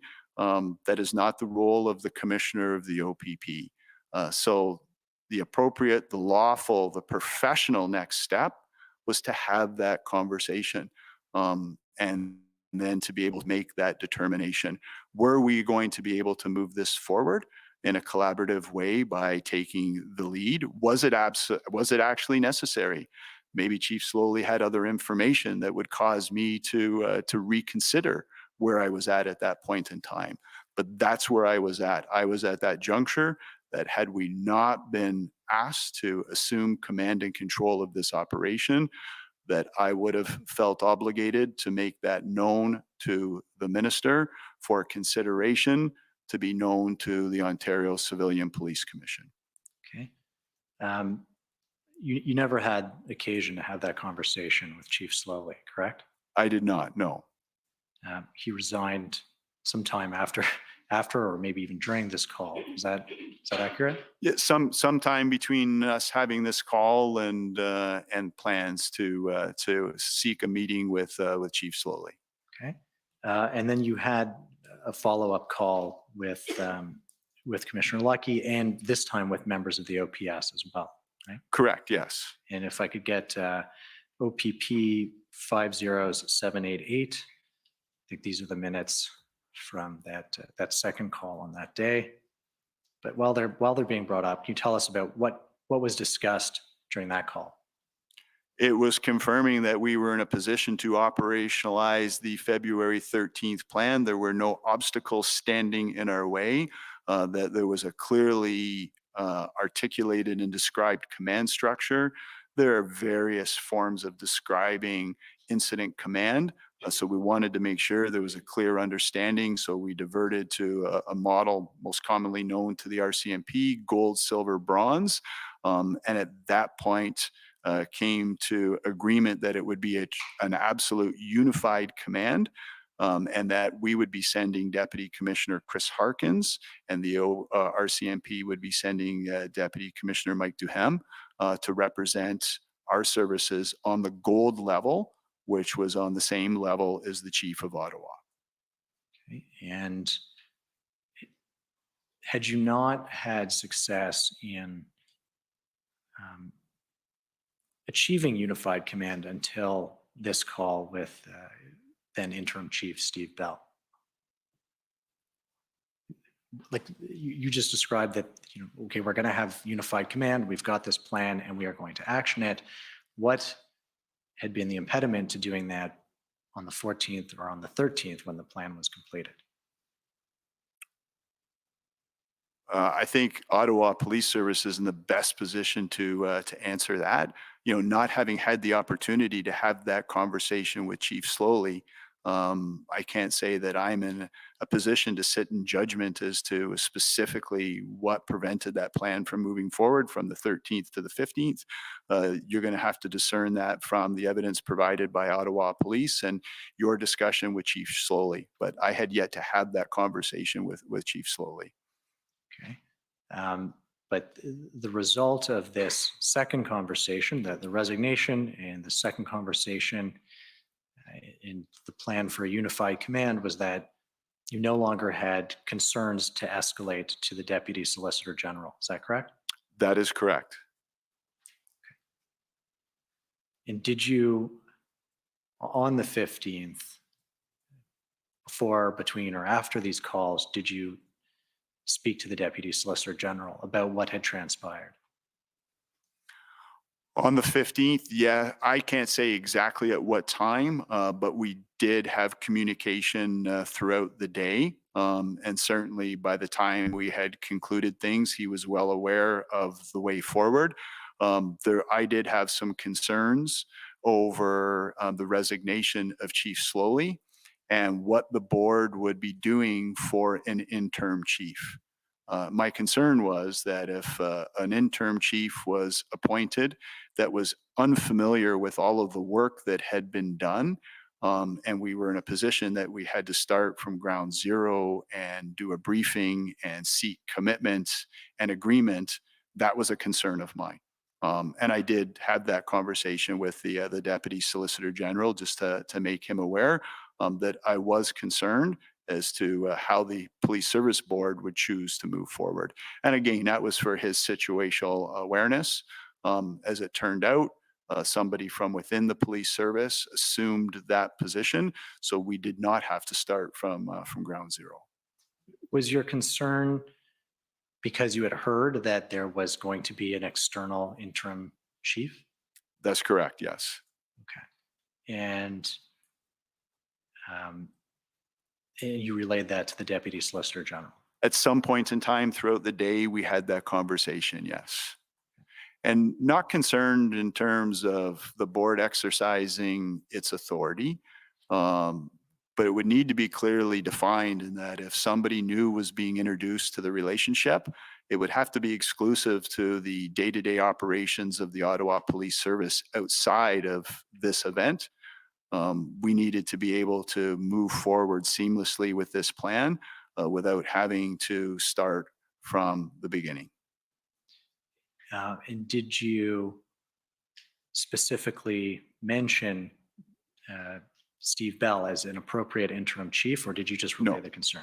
No, I just relayed the concern in the event that the ministry was going to be providing any advice. There are policing advisors that advise police service boards. So should that discussion be taking place, I thought it was appropriate that my concerns be relayed in the event that that would have any impact on decisions that would be made by the Police Services Board. But at no point in time did I recommend anyone or oppose anyone for that position. It was not about the individuals. Okay, thank you. Commissioner, I see we're at 1 o'clock, and now would be, I'm glad to Okay, looks like it's working. Okay, so this is time for our lunch break, so we'll take an hour Oh, and come I'm back in an hour to continue. Thank you.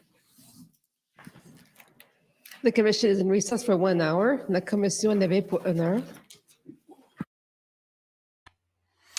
Bonjour, Etienne. Hello, can you hear me? I'm still We can hear you. We can see your Working. green screen and all. on the technical. Yeah, it doesn't look as nice, but had to use a second camera because we're That's live all streaming good. from a live stream. Well, thank And, you for joining us. My pleasure. Thanks for having me. Okay, so just give me 1 quick minute as I do a quick little intro and hello. So everybody's not just surprised. Sure. We're not just going to drop this on them like the Emergency Act. We'll give people a little bit of notice so they're prepared. Wow, that was a great morning, everybody. So the commissioner was full of truth, nothing but the truth, and help him God. Clearly, this man is nothing but integrity through and through. It's just seeping out of him. And the way he talks, the way he takes his time, the way he organizes his thoughts and makes sure that it's all working right. It's incredible. What time are they breaking, Wayne? Now. They're breaking now for 1 hour. So it'll be for 1 hour for lunch. The convoy will likely attest this. Yeah, for sure. So I really thought we would do it. Yeah, no, totally. We all had the rumblings that the EA might be coming down. There was some rumors about it, but just like open source information, rumors are rumors.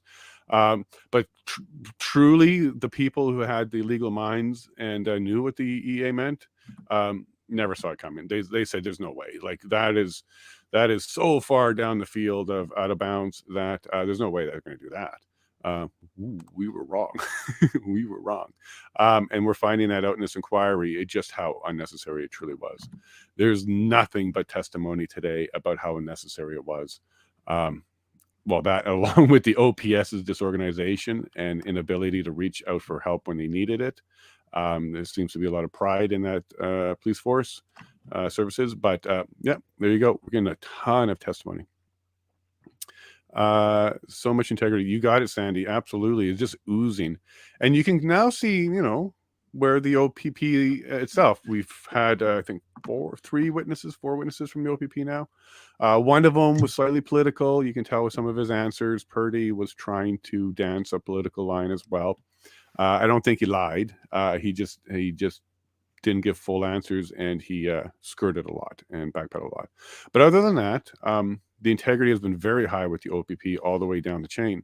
So I'm not surprised to hear what we're hearing today. It's wonderful testimony.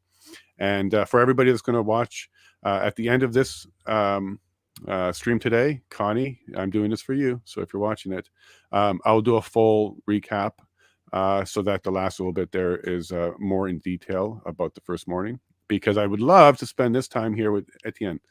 Etienne, I've been trying to practice your name, so I hope I'm close enough now. Yeah. Yeah. And I also feel a little bit bad that we didn't have enough time on the last chat because we had so many heads on the screen, because I just met you, I think, the day before. You reached out to me. You had a wonderful email. I love when those emails come in. I usually pull my wife aside and say, hey, read this with me, because they're pretty cool emails. So thank you for that. And I think you identified what it is I'm looking for in my path forward and why I'm putting my energies here. This is a full-time unpaid job, and then some. So there has to be more than just a desire to be a politician. There needs to be a passion behind it. And I think you recognize that. And I also recognize the same passion in you, because here you are putting your time and energy forward to help democracy in a way you think is necessary. And I think you have a lot of support around that. So what I wanted to do is I reached out to you and I said, hey, let's get you on for the full hour, basically by yourself. And let's let Canada know what it is you're working on so that we can get that out there. So everybody, this is Etienne, wonderful name.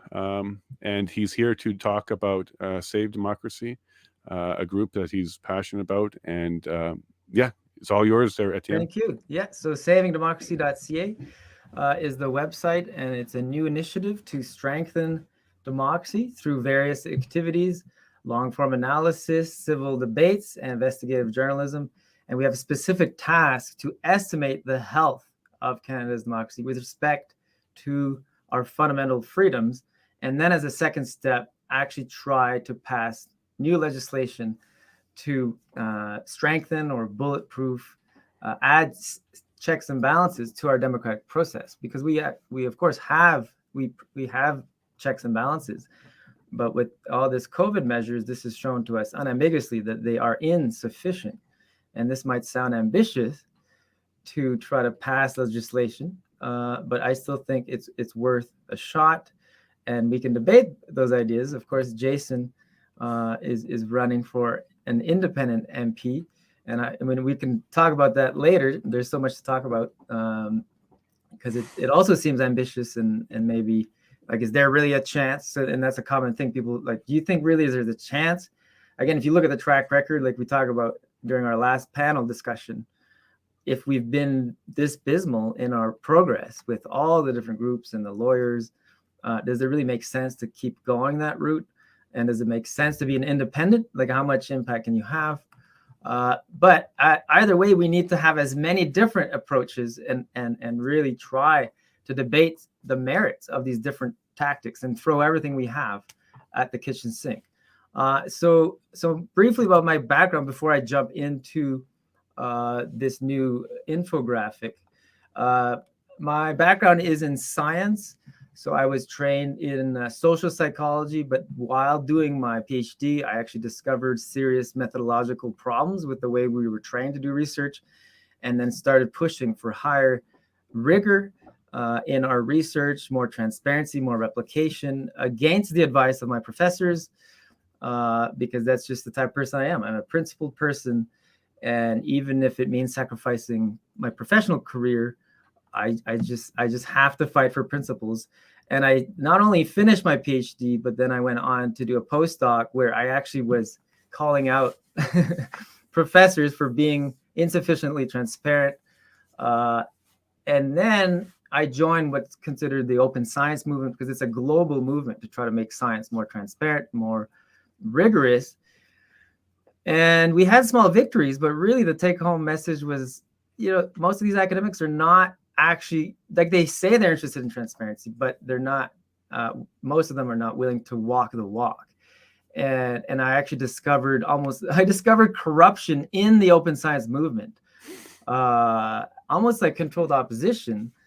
And then I decided, well, I'll just go on my own, and then I'll submit this evidence to the government. And then I was shocked that the government and the funding agencies also didn't seem concerned about these low standards.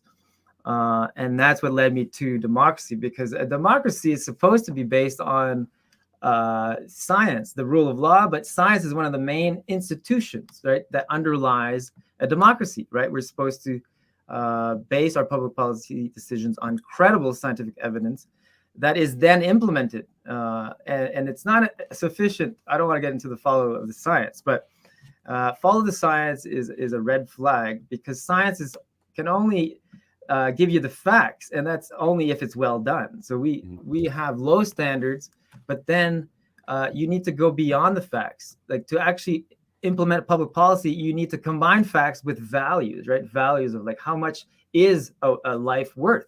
How much is an elderly, frail life worth compared to children? And some of these can be uncomfortable discussions, but it's the job of politicians to really show that they've done all the cost-benefit analyses with their values that are built upon the scientific facts, right? So you should never say we're just following the science, because science doesn't tell you what is the most what's the most optimal for your given values for a specific population of people.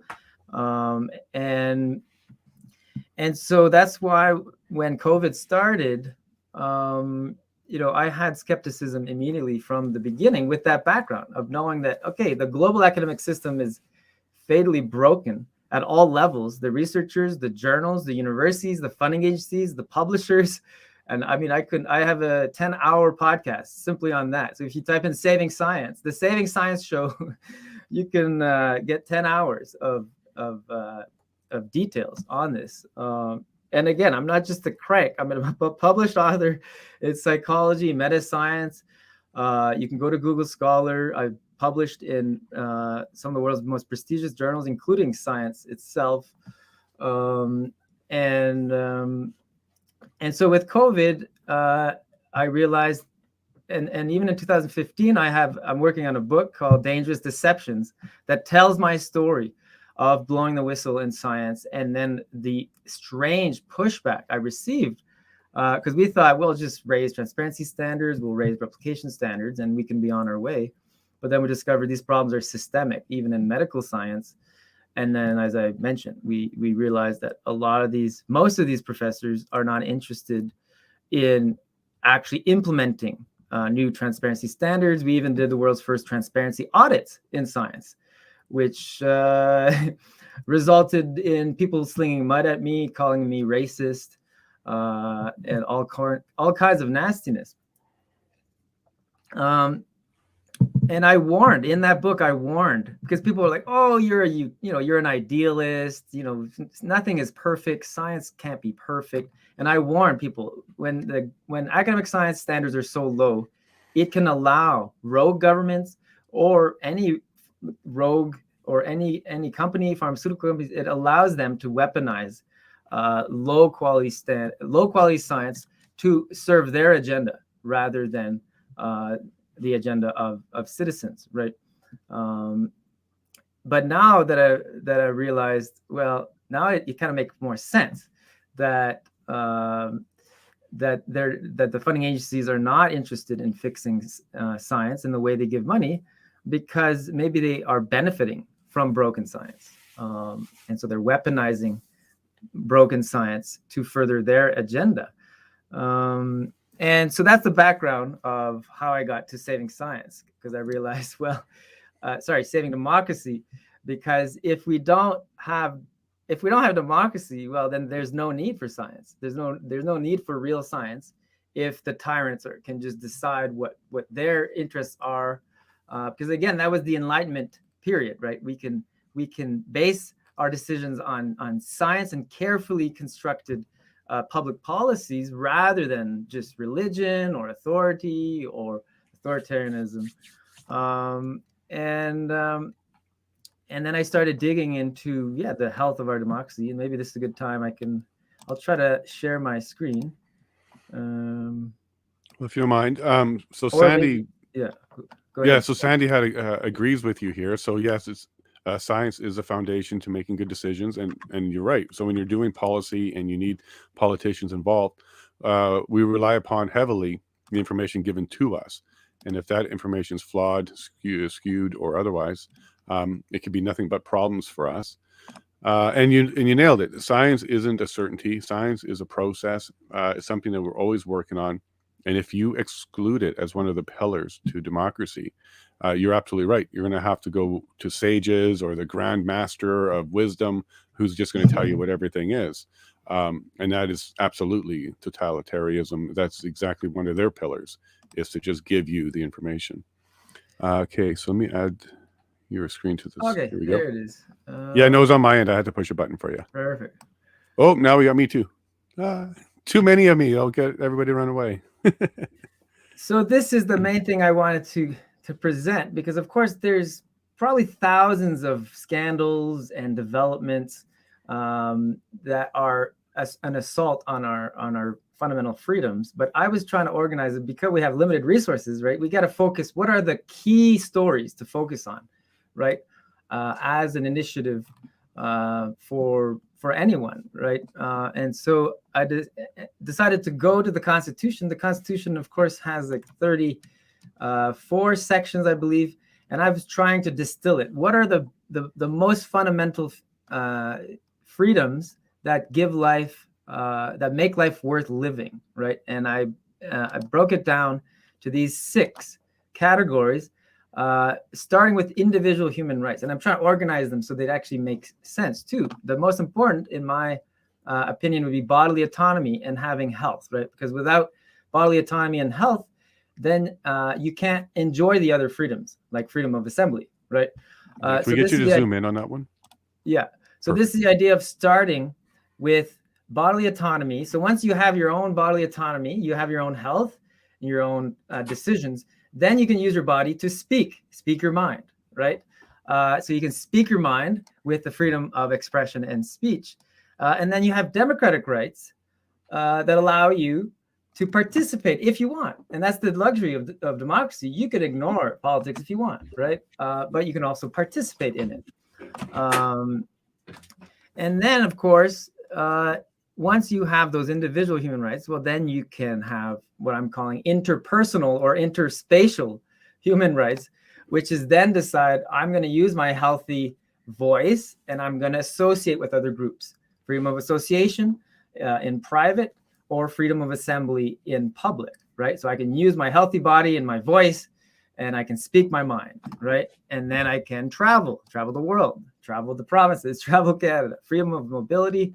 And then finally, life, liberty, and security, which is kind of miscellaneous, but it's what allows you to pursue gainful living, pursue gainful employment, and maybe even self-defense.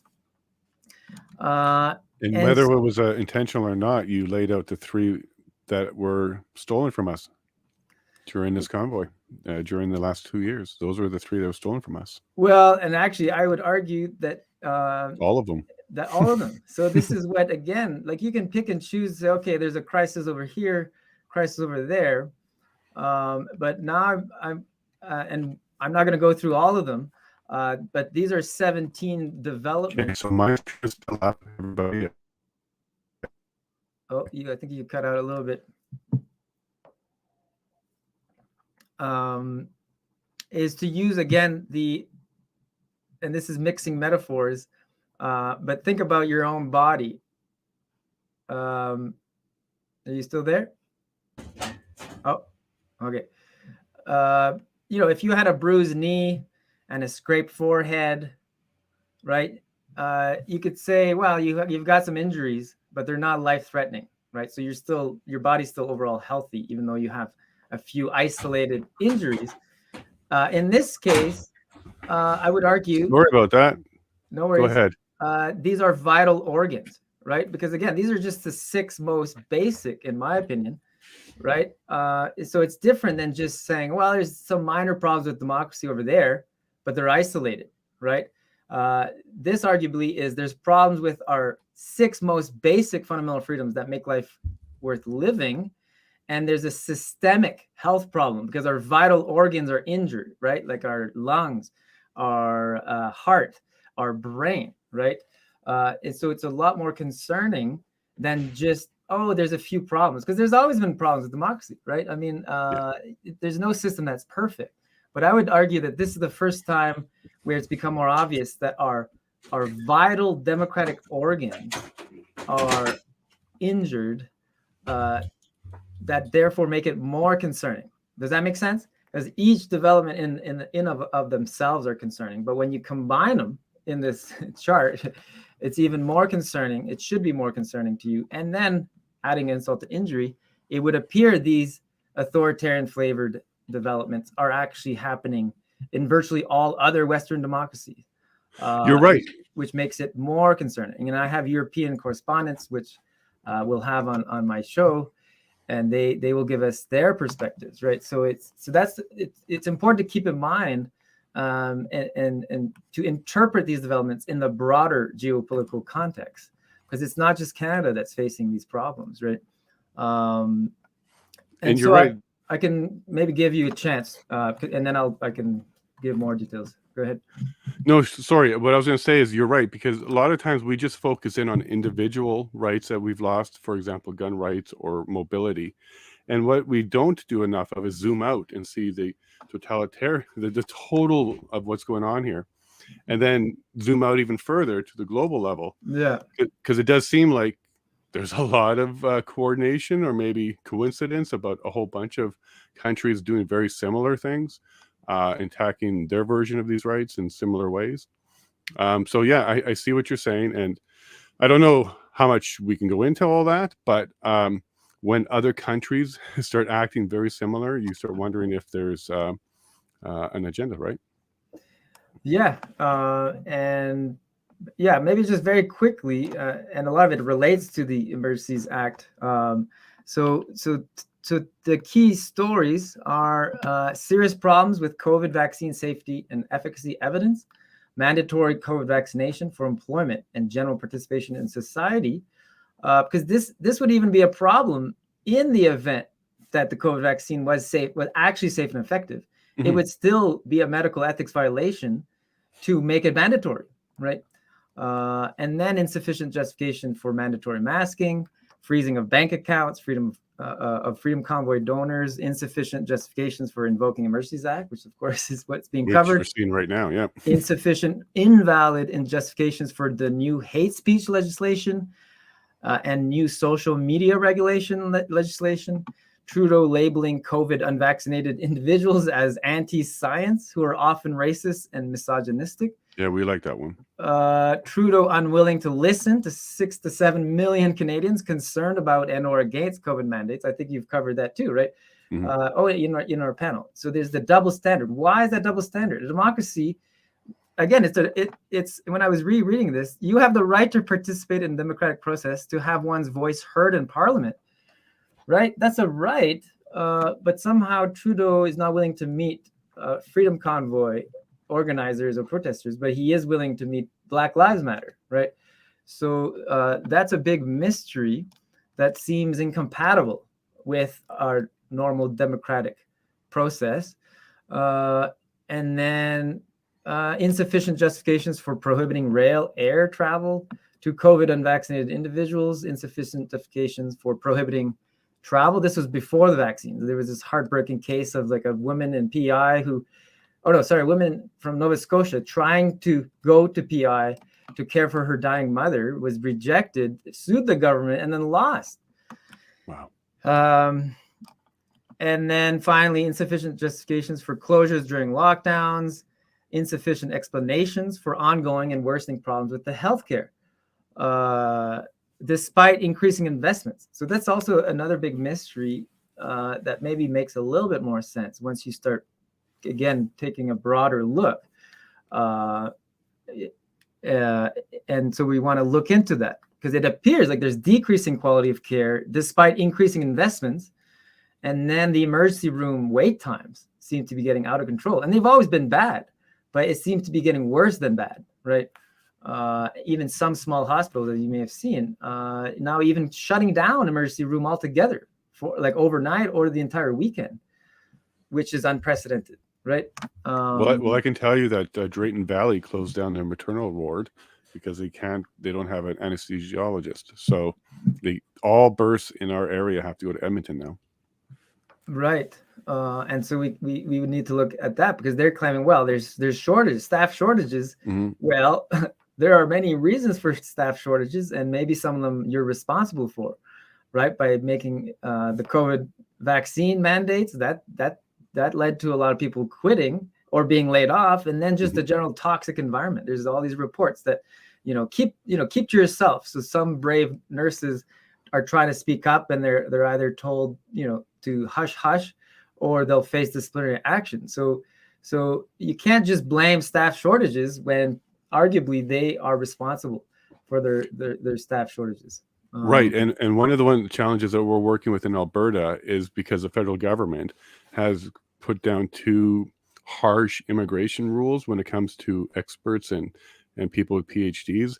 It's difficult to get it to be translated to Canadian, and we have a lot of capable, competent people here not practicing because of the restrictions on the immigration level. So this goes right back to the federal government as well. By choking the professionals that are available to immigrate, it's also shrinking the talent pool available to us. So in Alberta, we're fighting hard to recognize some nurses and fast track them into the services. Yeah, and that's encouraging. And I think it's called also credential, like trying to equate, medical credentials from different countries and trying to harmonize them so that they don't have to, retrain and take longer to meet the Canadian standard. Because I definitely agree there needs to be a standard. But if they are comparable, they should just be fast tracked. That's the argument. That's the argument, because they are comparable. Certain countries have great programs. We just don't recognize them. Right. And then the last one, insufficient justifications for the new gun control legislation. And then these sneaky order in councils, which I didn't even knew existed until like 3 months ago. So that shows you. And I would assume a lot of Canadians, maybe I would assume most Canadians don't even know these loopholes and these back doors where they can pass. And they just passed another one, I think, more recently about the handguns, right? And order in councils completely avoid the parliamentary debate stage in the House of Commons and the Senate. And again, these are 17. So this is just 17 developments out of like maybe thousands, but I argue these are among the most crucial that should be followed, and we should try to get to the bottom of it. And that's the other thing the last thing to point out is by the label active means that we're doing an active investigation where we both have current action and the next action. I can even zoom in a bit more. So for example, I submitted my evidence to Health Canada and about 30 MPs last fall, September 2021, for a safety signal with the COVID vaccine based on the government's own data, which was corroborated by other independent peers. So it's not peer reviewed, but it's peer reviewed in the informal sense. I have several PhD collaborators who review my work and even send it to friends, smart, careful engineers. I mean, you don't need to be officially a scientist to be able to look through data and check and recheck and double check from different perspectives and see if it's consistent with other evidence of other people who lack conflict of interest. And basically got no response, even email Health Canada, Public Health Agency of Canada, Public Health Ontario, basically got no response, or these template messages of like, copy and paste. Oh, here's reasons that you can trust the vaccines, and it's just copy and pasted from somewhere else. And none of the MPs, a few MPs responded with a template message, but none actually looked into it substantively. And so the next action would be to submit ethics violation complaints against the Public Health Agency of Canada and all contacted MPs who did not investigate. and then submit the evidence to other. So we only sent it to about 30 because it's very time intensive. But like this evidence should be submitted to all other MPs, provincial politicians, even municipal, and then the same for the mandatory COVID vaccination. I think there's a case to be made, and we're working with lawyers, but there's definitely a case to be made that there's been some kind of ethics violation against Trudeau and the Public Health Agency for violating the Nuremberg Code. I mean, the Nuremberg Code, you can't just violate that and pretend there's no problem. This is highly egregious, and again, by trying to organize it this way helps to show the urgency. And I don't want to be alarmist. I mean, I'm against alarmist and sensationalizing news. Of course, I want to pursue the truth, and the truth can be dark. But to be in the best position of trying to figure out how can we make progress on these problems, the idea was to organize them into these basic categories. And again, these are the basic fundamental freedoms that make life enjoyable. And as we saw during COVID, I mean, that was, unprecedentedly dark. How quickly we lost these freedoms, and we weren't even able or supposed to visit grandma or go to Christmas or all these very precious moments with our family and friends were just gone. So yeah, that's the presentation or the Cool. That's awesome. So we got lots to talk about there. So some of the movements you did is you sent it to some MPs, but you're using the government that has the problem. So the current government is the one that has the problem. So we're submitting stuff to them, ethics violations, etc. And of course, you could probably presume you aren't the only highly credentialed person also doing that. There's probably lots of other people silently even doing it. So clearly they're going to be receiving a bunch and template response, a whole whack of them. So what do you think that this government, if aware, would be capable of actually doing? Do you think that an ethics violation would raise it to the point where we got Henshaw or we have some other health leaders answering questions like they would do in the States? They have Fauci sitting in front of a senator talking. Would we do something like that? Could it get to that point? Also, one thing to realize is we didn't really have a clear distinction on the human rights around medical.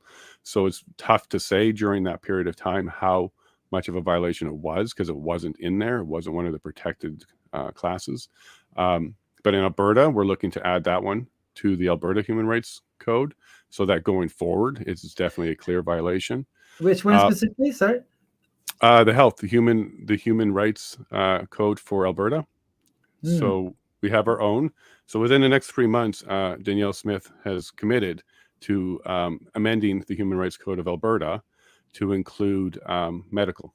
So you have the right to medical privacy.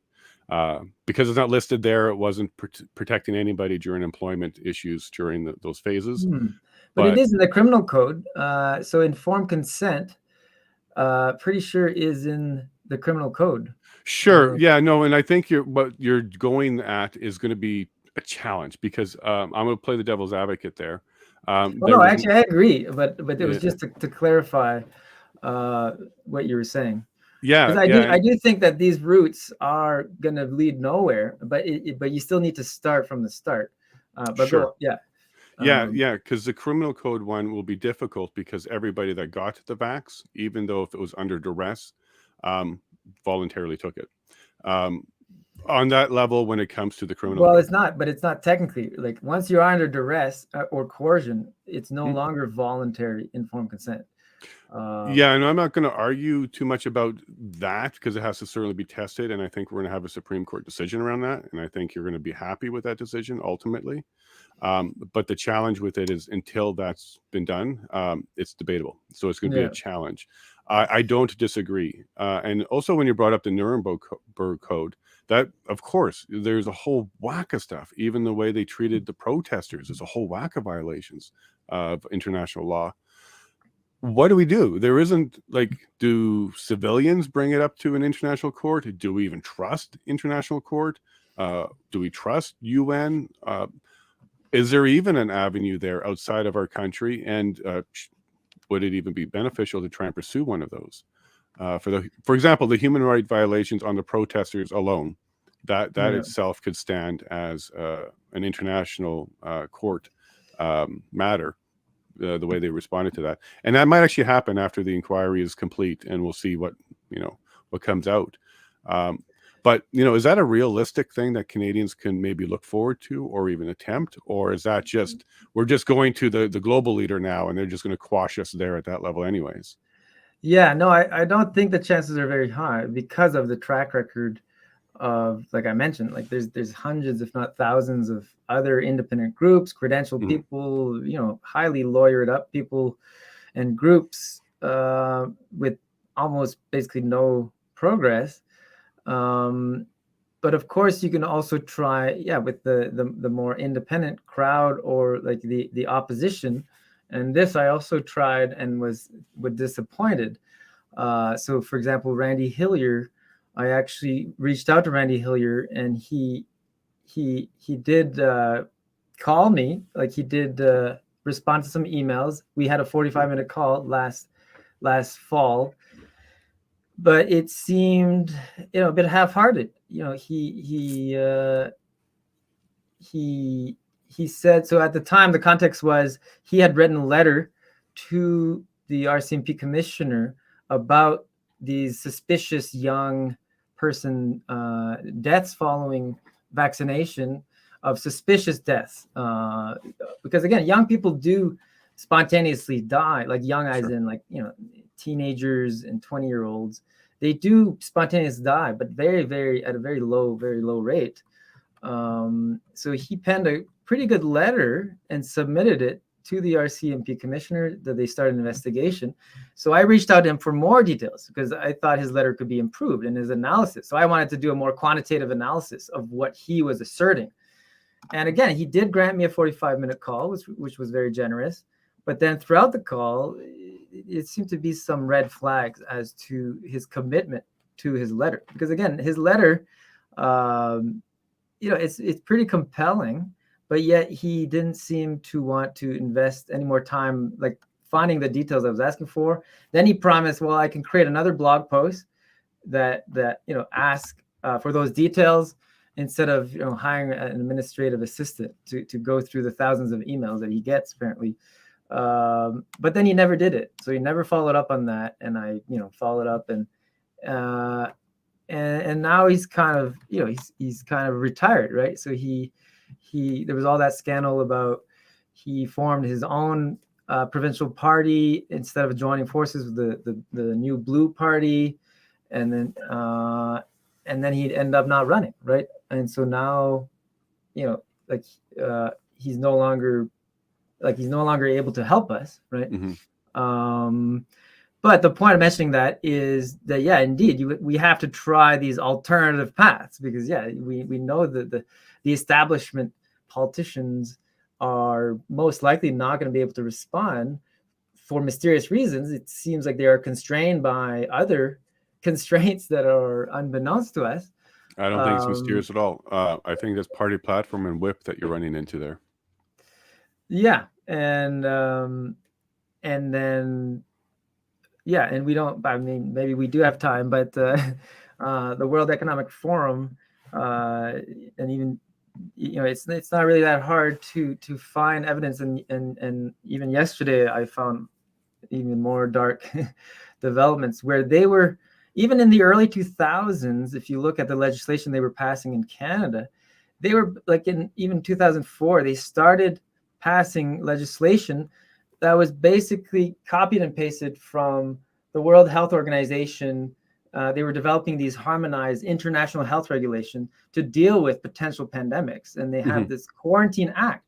And it's very well documented that they are basically copy and pasting from this international. And again, that on the surface, it sounds reasonable, right? I mean, okay, maybe there are better ways, because if it is a a pandemic, then you would want some coordination that Right. different countries are meeting actual higher standards for how to deal with this, right? So But then the concern is losing individual sovereignty, right? Because kind of like the provinces, health is a provincial matter. So, we need to make sure that the people that have power over us is as local as possible, right? So then you get that accountability and that feedback, right?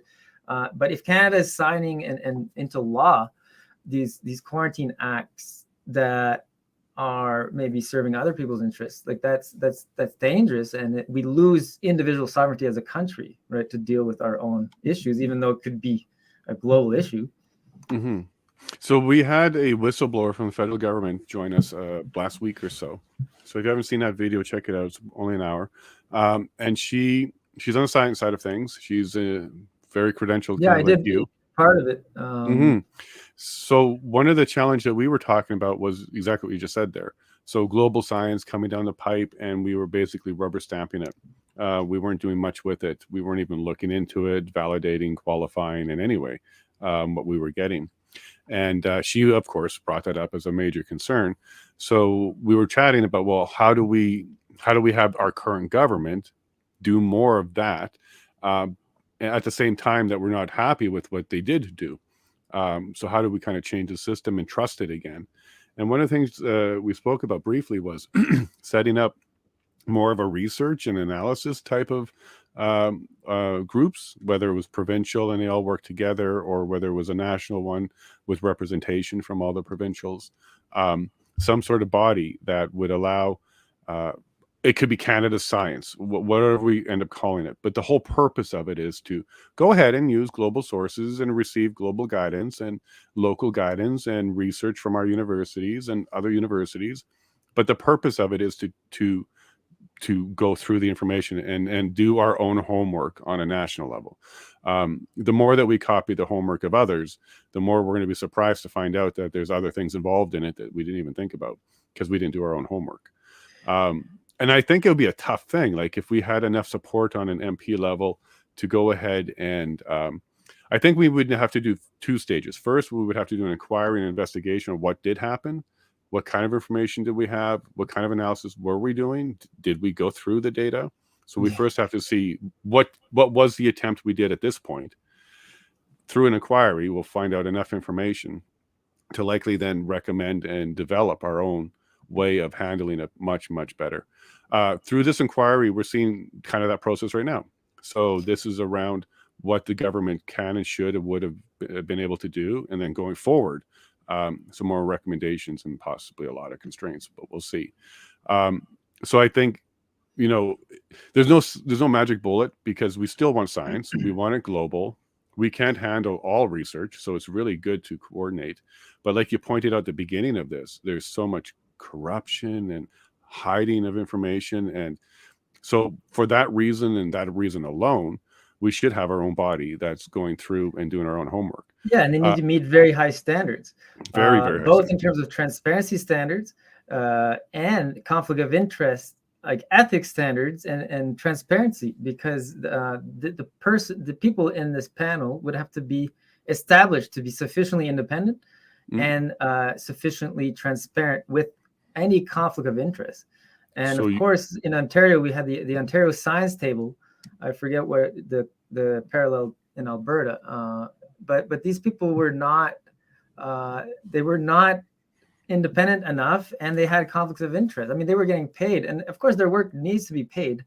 But there was a concern that there was disproportionate compensation for being on the Ontario Science Table when these people were already professors, making hundreds of thousands of dollars. And they were all establishment professors. And again, it might be difficult for some people to understand, right? Because if you don't know all the problems going on in the university system, right, it might be hard to understand. But again, in science, you need viewpoint diversity.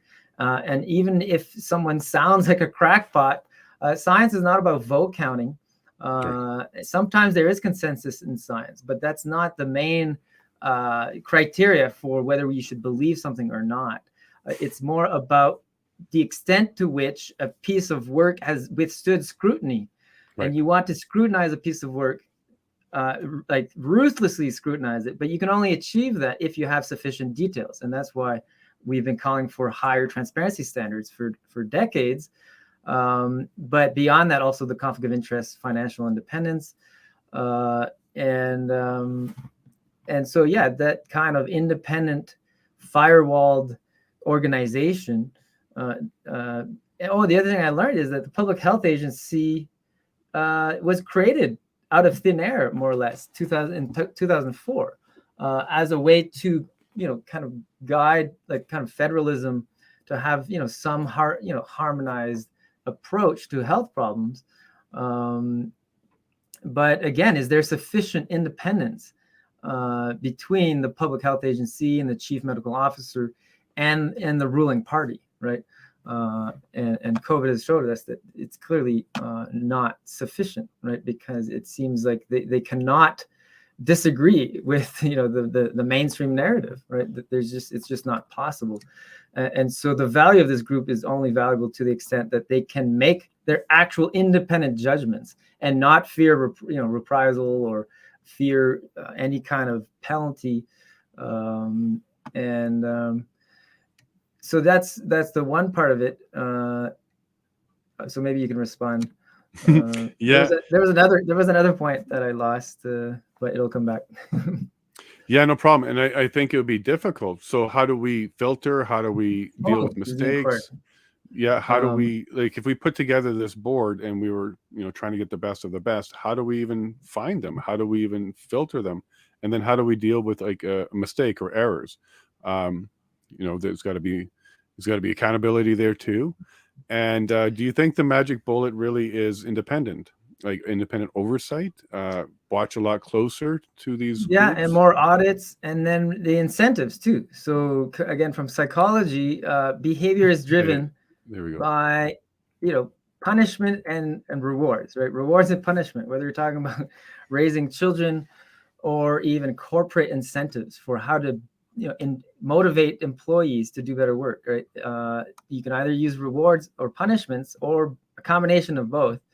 And so to me, the accountability part, whether it's this independent panel, independent body, or the elected officials themselves, there needs to be more rewards. First of all, there needs to be more rewards for competent decision-making. But then, of course, there needs to be more punishments, or any kind of punishment for incorrect or flawed public policy decisions. And I know this sounds pie in the sky, but part of our bulletproofing ideas of trying to brainstorm is to provide stronger rewards and stronger punishments for elected official decision making. And of course, you have to grant, okay, it can be very difficult, and maybe it's an emergency, but if the people in charge are deciding whether it's an emergency or not, there's already a conflict, right? And even if there is a real emergency, that doesn't mean you just throw out democracy and accountability processes out the window, right? And so, yes, you have to give benefit of the doubt early on to some extent. But again, if you have these better processes that are bulletproofed and provide better incentives to do your best job and to pursue the interests of the people beyond anything else, even your own ego, your own career interests, that's really what's needed. The second point, and maybe the final, is going back to, you keep alluding to an inquiry, like a broader inquiry, because the Emergencies Act inquiry, as you can see from my diagram, it's only one of the 17 major developments. And that was always my question. When is the broader public inquiry into the COVID measures more generally? When is that coming, right? Next election. After the next election. Based on what? Or like, it will be after the next election. There's no way that this parliament will do that inquiry. Right, but is this a hope or something you've heard of? It's the only option we have. It's the first opportunity we're going to have to do that. So we're going to need people in there. That? We declare it. No, you got to pursue it. So if you're an MP, you can pursue it. You can pursue the inquiry. And even just if it's one MP? Yeah, one MP. I in front of it would do it. Independent would do it. Right. So because that's crucial, right? And that's kind of one of the downsides. I mean, I think they were forced to have an inquiry into the Emergencies Act because this one, it was built into the statute. The Inquiry Act. And now I think Conservative MP Lewis is calling for a separate inquiry into the COVID vaccine, specifically COVID vaccine safety, though that seems a bit late to the party. But again, to me, we should be having this broader inquiry, right? And because the problem is, to just a casual onlooker, they can say, well, no, look, democracy is working fine. Look, they have an inquiry and they're going to conclude, the judge is going to give his decision and democracy is working fine, right? But of course, the Emergencies Act is only one small slice of all these other decisions that are arguably unjustified, right? But yeah, 2025, that's really, really, really far away. So maybe quickly, I was interested, like, how did you come to that decision to pursue that strategy compared to other strategies, given that it's, so long from now? Well, that's the long-term strategy. So that is one that will give us 4 years or 5 years of efforts inside the House. All the other strategies also are valid, lawsuits, social media, pushing from the ground, protest, reaching out to the MPs, lawyers, doctors, political pressure. All of those are also valid. And I think we should never stop any of the different fronts. Use every front you have as long as it's legal and peaceful, but use them all. But the long-term one is, well, we're going to have a lot more impact if we have a key to the back door of the Parliament and an office on the inside and a seat in the House. That's by far going to have the biggest impact. But right now there are independent. I mean, not many. No, there's 2 independents that are falling out of the party. Those are not true independents. So there's a very big difference in my mind between someone who received the label of independent because of a party fallout versus someone who went in as an independent. There was the platform from the beginning and have always been independent. It's very, very different. We don't put in independents. It's very rare. But the 2 that we have right now, one from Spadina, he fell out from the Liberal Party. Some corruption around him, some bad things around him. The Liberal Party tossed him out. He's trying to get back in. And then the other one, which is in Quebec now, recent, he decided to leave the party. So when Pierre won, he decided to leave. Those, I don't consider those true independents by the function in the political party or political system, because they are just falling out. They're like fallen angels from the party. But even if they're true independents, their role is still quite limited in terms of voting, right? Because their vote basically doesn't matter. No, it doesn't. I disagree with you there, Etienne, and I'm going to push back hard on that one. If you're looking at just straight up votes of being one of 338, sure. Okay. If you just want to look at straight up numbers, 1 vote out of 338, it seems meaningless. Right. But that's not the only function of an independent. Calling them out, standing in question period and being very vocal, going to their doors, knocking on them, meeting with them, working with them to find out ways to bridge some of the problems that they're having, being the referee on the ice, blowing the whistle loudly, having MP powers for investigation and being able to get access to documents and stuff that is not public, being able to establish committees, even privy committees, where we have to sit down and go through private information. All of that becomes available immediately as tools to an independent, well, any MP. Those are all tools of an MP. But what allows the independent to take it a step further is basically MPs have to get permission from their party to do anything like that. Any rogue MP who goes out and starts to establish some sort of initiative on their own, it happens, but they get quashed pretty quickly, because unless they have party support, they're considered rogue and maverick. And that is not part of how parties manage their MPs. And that's exactly why they have whips. And that's why they always utilize whips, is because anytime you have a MP go slightly rogue, it looks like the party is not unified. It looks bad against the party, and they start looking at national optics versus the individual regional issue that MP might be bringing forward. So, for example, our MP, he's a nice guy. He's a really nice guy. I've met him. I've talked to him. He's a really nice guy. But let me just give you an example. We want the oil to flow. Okay, this is Alberta. We want the oil to flow. We get the oil flowing properly, and jobs are great for Yellowhead.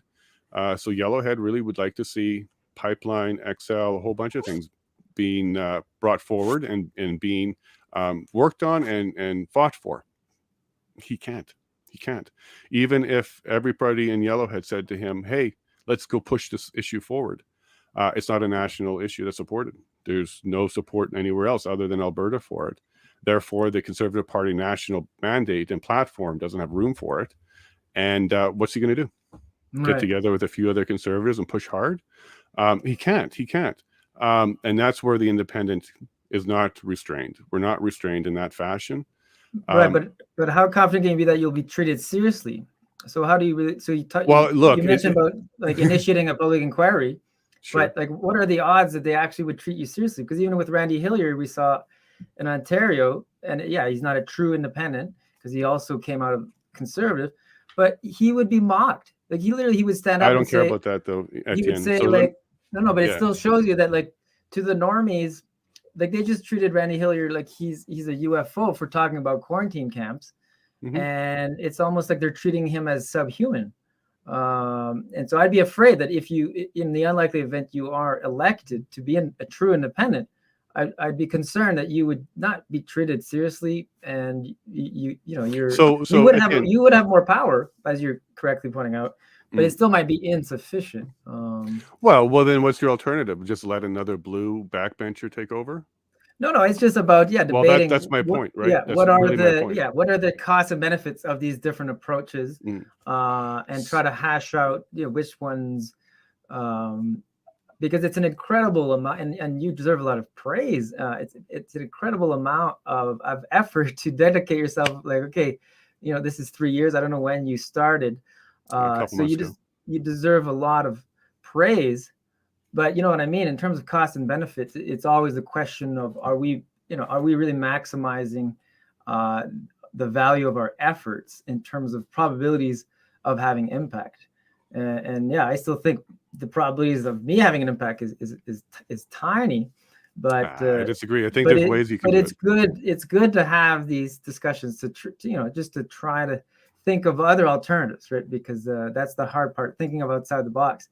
Even if you're trying to think outside the box, sometimes you're still overlooking other strategies, and we're still thinking all the time, how can we pivot? How can like in business innovation, right? Like you always have to think, there's potentially ways to pivot to really try to maximize the chance that our efforts are going to have an impact. But I'm sure we'll continue these discussions. Well, I'd like to kind of respond to that a little bit. I'm glad you brought up business and innovation, because you're absolutely right. That's kind of where we need to do the similar thing in politics. Good news for you. I'm an award-winning business innovator. I won some awards around that. You've got your PhDs and you've got your articles, but I'm an entrepreneur and award-winning. So my mindset has always been innovation.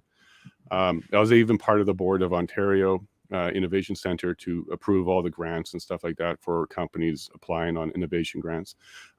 So I agree with you completely. We got to map innovation into politics, because it's lacking. It's such an old traditional system that has no innovation in it either. Like open meetings, streaming everything. There's a whole bunch of things we can do. I disagree with you wholeheartedly that an independent path is kind of fruitless and pointless.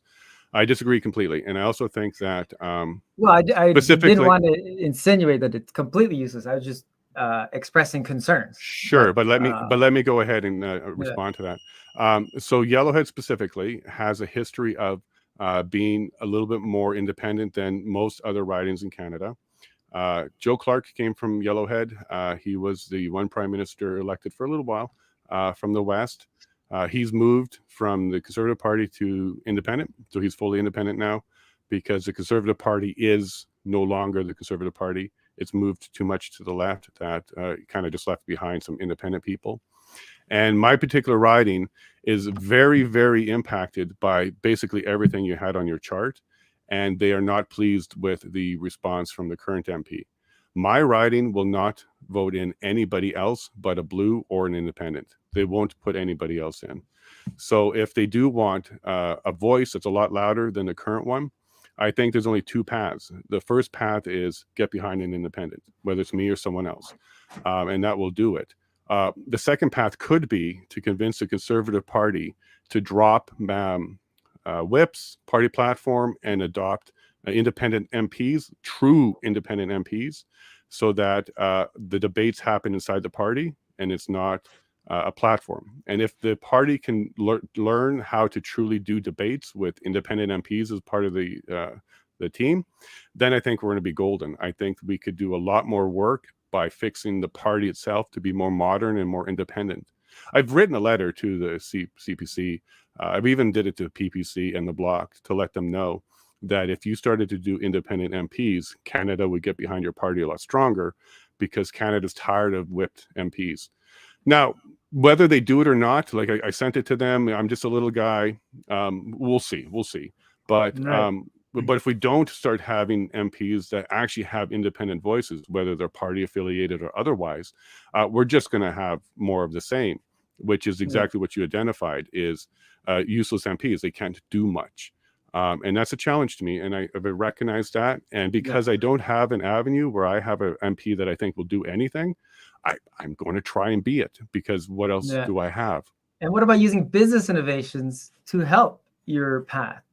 Yeah, and well, maybe we can talk about that next time. But yeah, we like, can talk about that more from about the social public psychology. Like, Yeah. we need to use business innovation to awaken more people, because Yeah, again, well, the stream is back, so I Okay. just want to put that up. because until there's enough people that are awoken, they're not Mhm. going to consider independence seriously enough. So I just had an idea of like Well, trying to use maybe business that's what innovations and social psychology techniques to try to awaken more people. Well, maybe they Um, need to see one. Maybe they need to see a true independent and what they can do. Maybe just an example of one is enough to wake Canada up. Maybe we only need a couple in this next election to show what it's Yeah. for. But I agree with you. The parties have done a great job over 100 years convincing people that independents are a wasted vote. They've done a great job, because that's how they kept You're themselves. allowed. But yeah, let's try this again. Everybody, Yes, that was a thank you wonderful again chat. for Here the, we are. The afternoon started. Etienne, we'll chat soon, okay? The commission is Bye-bye. reconvened. La Thanks commission again. reprend. Hey, are you prepared to go on? I am. Thank you, Commissioner. Okay. Good afternoon, Go ahead. Commissioner. We have about 20 minutes left, and then we'll be open to the other parties. Just I want to pick up on something that you mentioned before the lunch break. I think you referred to a public, in talking about national security, you referred to a Public Safety Canada definition of national security, which you distinguished from the sort of CSIS Act definition of national security. Do you remember that? Yes, I don't think I called it a definition. It's in reference, when they reference national security. I'm not familiar with an actual definition as it relates to Public Safety Canada. And of course, the CSIS Act refers to the security of Canada. But in the context of speaking to national security, there are many components that Public Safety Canada refer to it as a multifaceted approach that is required across various programs, initiatives, and considerations. Okay. And when you say Public Safety Canada, are you talking about your dealings with Public Safety Canada, like their website? I guess I'm trying to understand where this. Well, there's all sorts of materials on Public Safety website for anyone who is Public Safety Canada website for anyone who's interested. There's various acts. There's been reviews of the CSIS Act. There's all sorts of material that references and responsibilities in reference to national security. Okay. Is there anything that non-public about what you're referring to, or is it just Public Safety Canada material? This is Public Safety Canada material. I cannot point you to a specific document. There's certainly lots of reference to it in the various materials, and that is my understanding. Okay, thank you. I'm not going to pull up the document, but there's the commission has seen an email from Commissioner Lucky to Mike Jones the evening of February 13th, and I want to read to you what Commissioner Lucky wrote and ask you if you agree with it. She wrote, "This said, I am of the view that we have not yet exhausted all available tools that are already available through the existing legislation. There are instances where charges could be laid under existing authorities for various criminal code offenses occurring right now in the context of the protest. The Ontario Provincial Emergencies Act, just enacted, will also help in providing additional deterrent tools to our existing toolbox.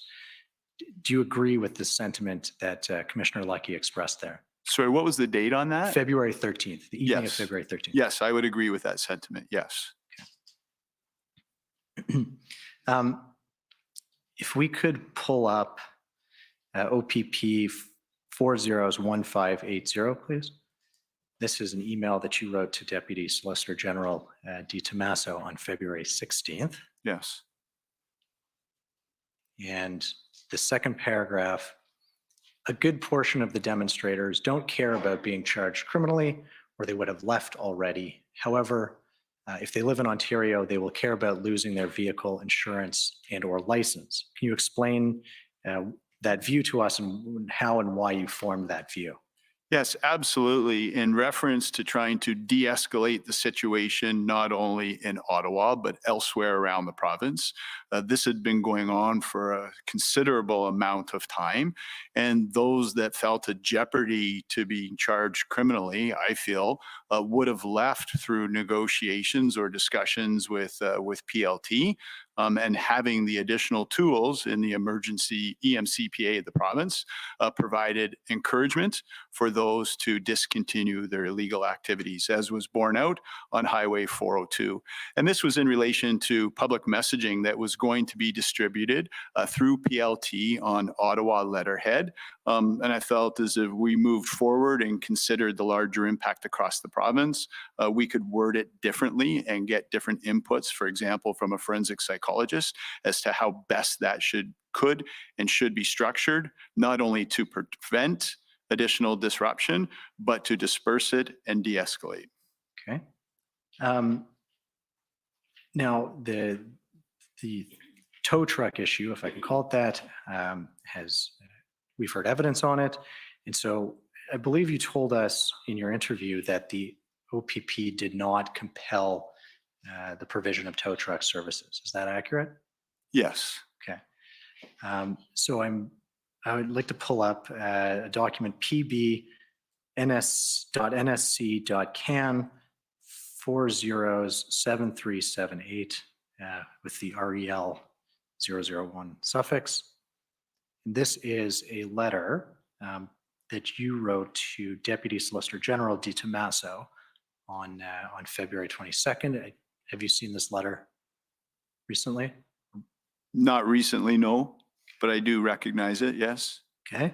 If we could just scroll down to page 4, I understand the power to compel tow truck services was delegated to you. Is that correct? Correct, it was. And it formed part of the negotiations that took place with the tow operators that were done by other people other than me, yes. Okay.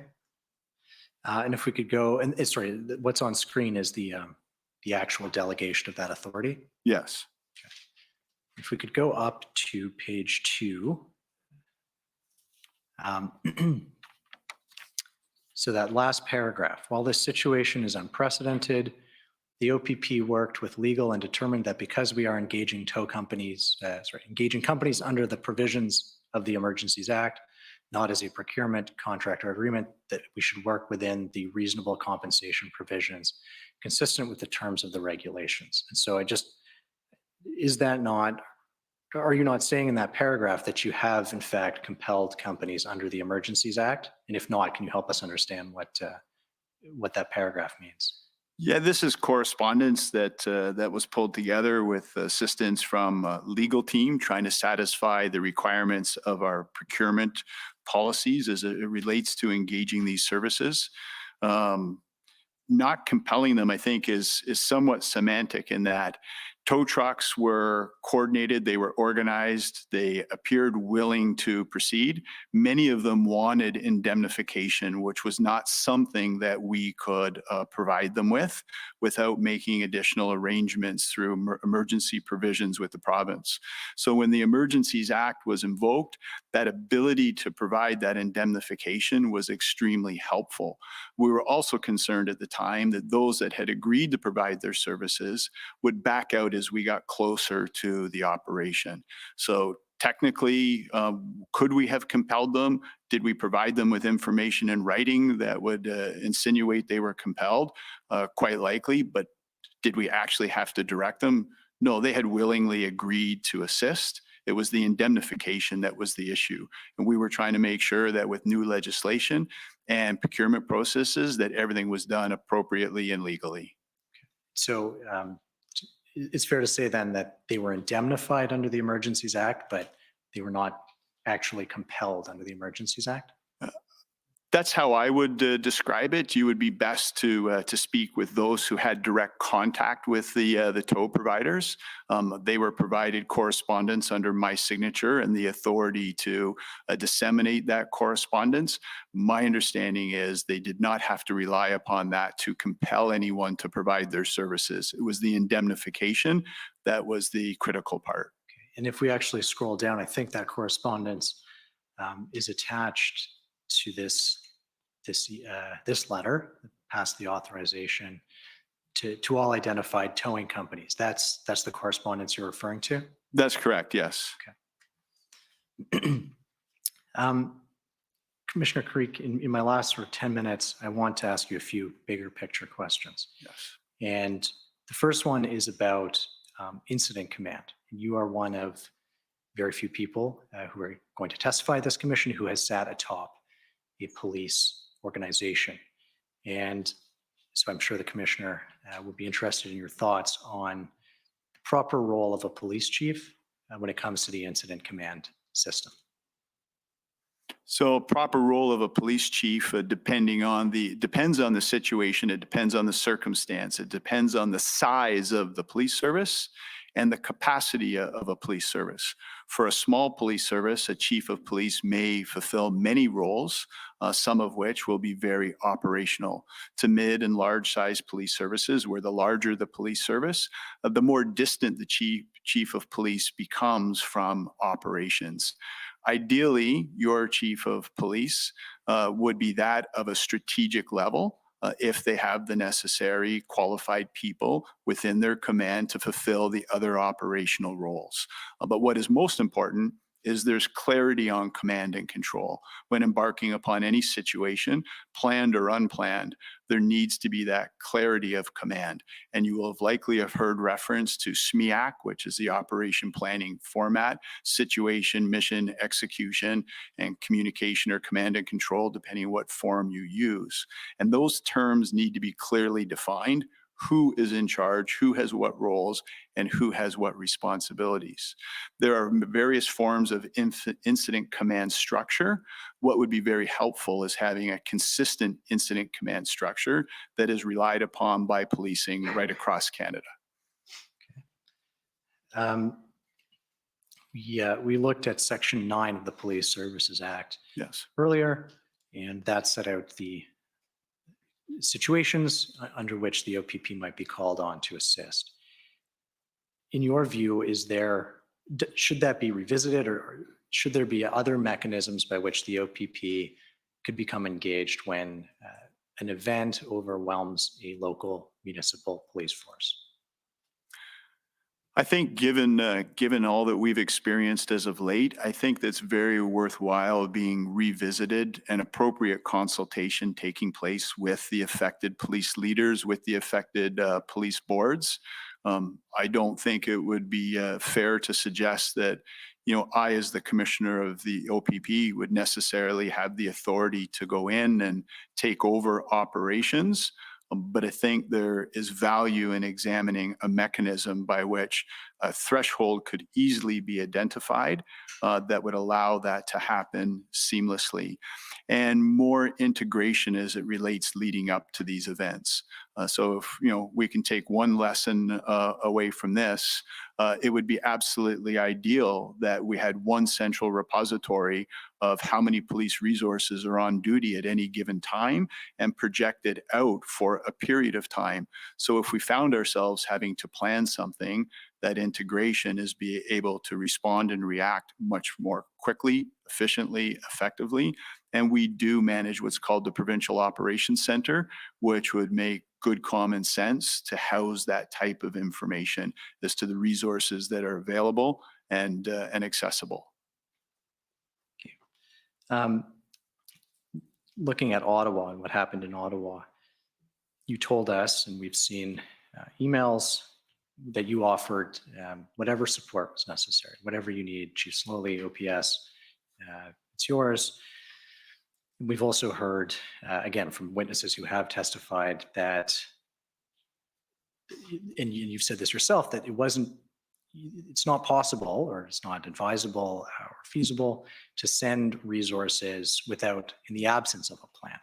And so, and I know we've touched on this, but I just want to put this to you, that there's sort of a contradiction there, that, we will do anything we can to help you versus we really need to see a plan from you before I send one more OPP officer to Ottawa.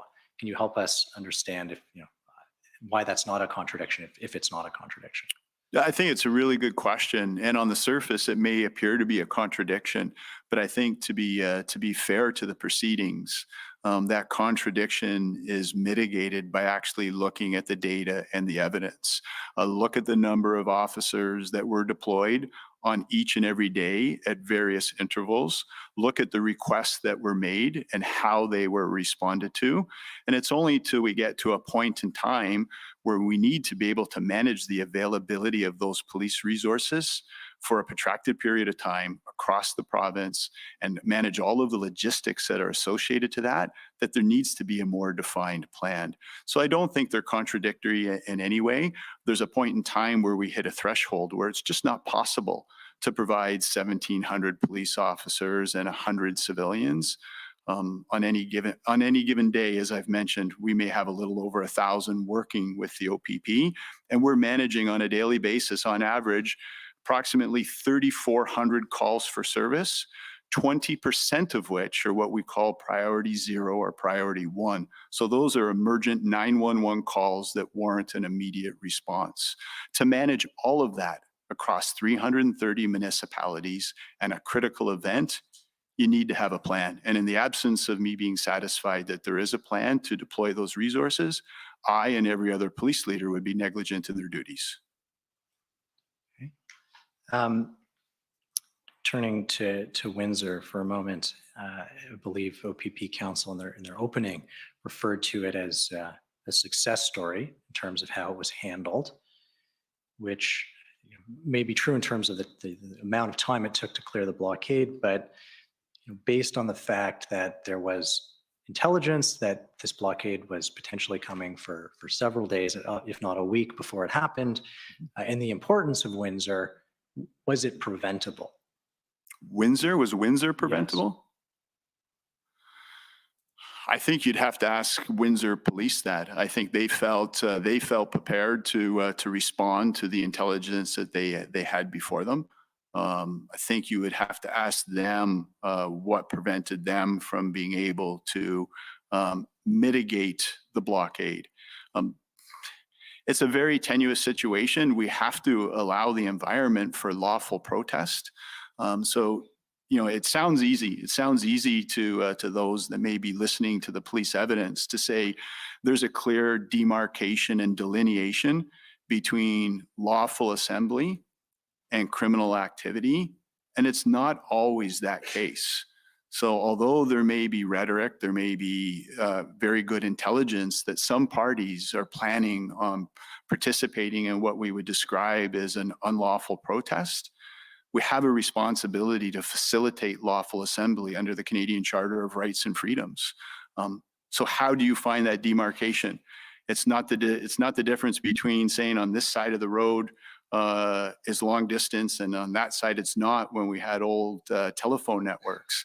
It is extremely difficult to decide in some cases at what point this is going to become a lawful assembly, and how do you prevent that in that moment of time. Sometimes you cannot prevent it. When presented with it, I think the important question is, how do you de-escalate it? And that's where the framework, the national framework that this commission has spent some considerable time hearing about, I think that's really where the focus needs to be. How do you leverage that framework that once you find yourself in that situation, that you can de-escalate?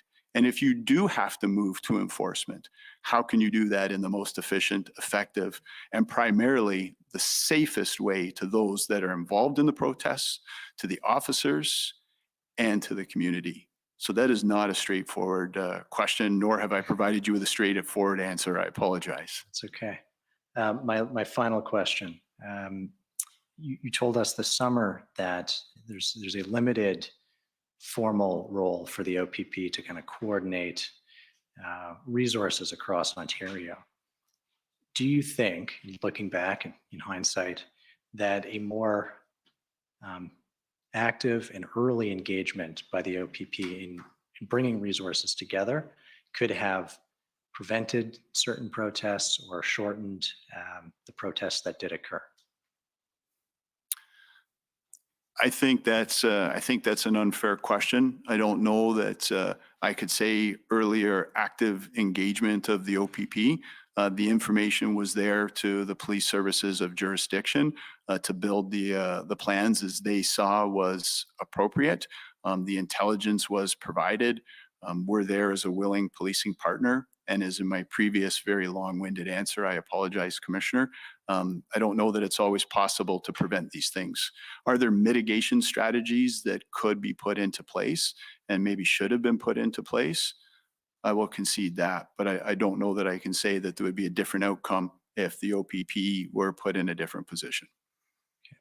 Okay. Thank you, Commissioner Carrique. Those are my questions. Thank you. Thank you. So I'd like to call on the Government of Canada to go first, please.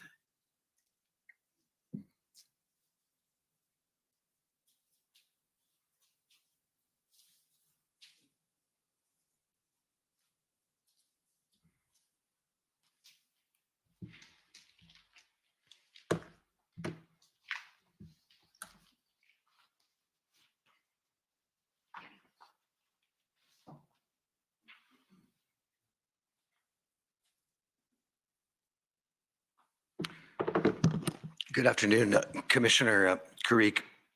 My name is Brendan Van Nienhuis, and I'm one of the lawyers for the Government of Canada. I have some questions for you today. Thank you. Good afternoon. Good afternoon. I'd like to start with an issue my friend was just asking you about after the lunch break, and that has to do with the issue of towing. Actually, before I start, I want to take him to that. I want to take you to a document he'd taken you to, which is OPP 401580. This has to do with the messaging to the demonstrators. Okay.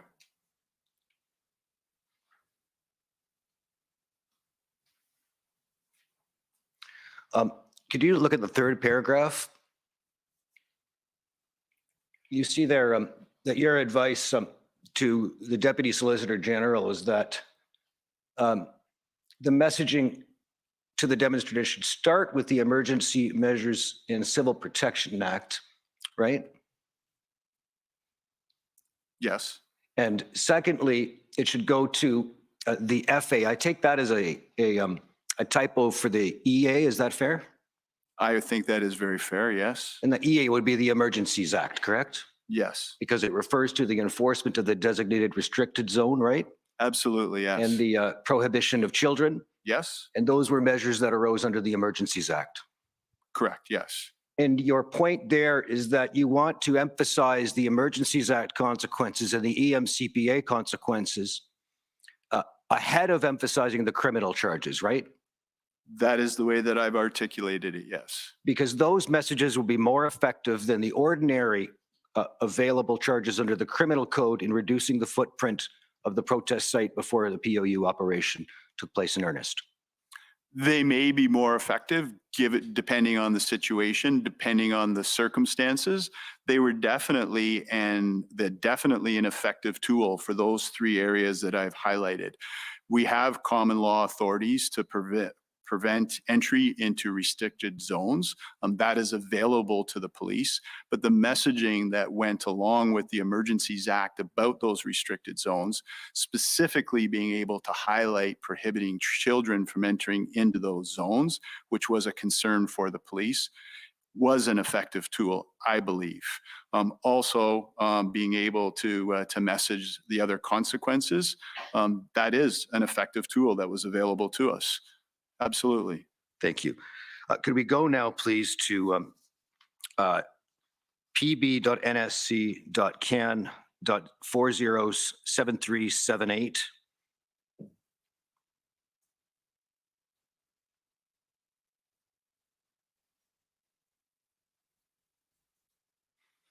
I want to take you back to the letter that you wrote on February the 22nd to the Deputy Solicitor General de Tomaso. You recall being asked about this a moment ago? Yes. Yes, and I just want to go out, make sure that we read the whole of the letter. If we go down to the first paragraph, please. You say this is further to an original letter you'd sent him on February 15th, right? That's correct. We had sent initial correspondence on February the 15th regarding a non-competitive procurement process while we were procuring the services of tow operators. Yes. And you say at the time you thought that the best approach would be the provisions of the Ontario Public Service Procurement Directive and the emergency provisions underneath it, which allow for non-competitive procurement, correct? Correct. Yes.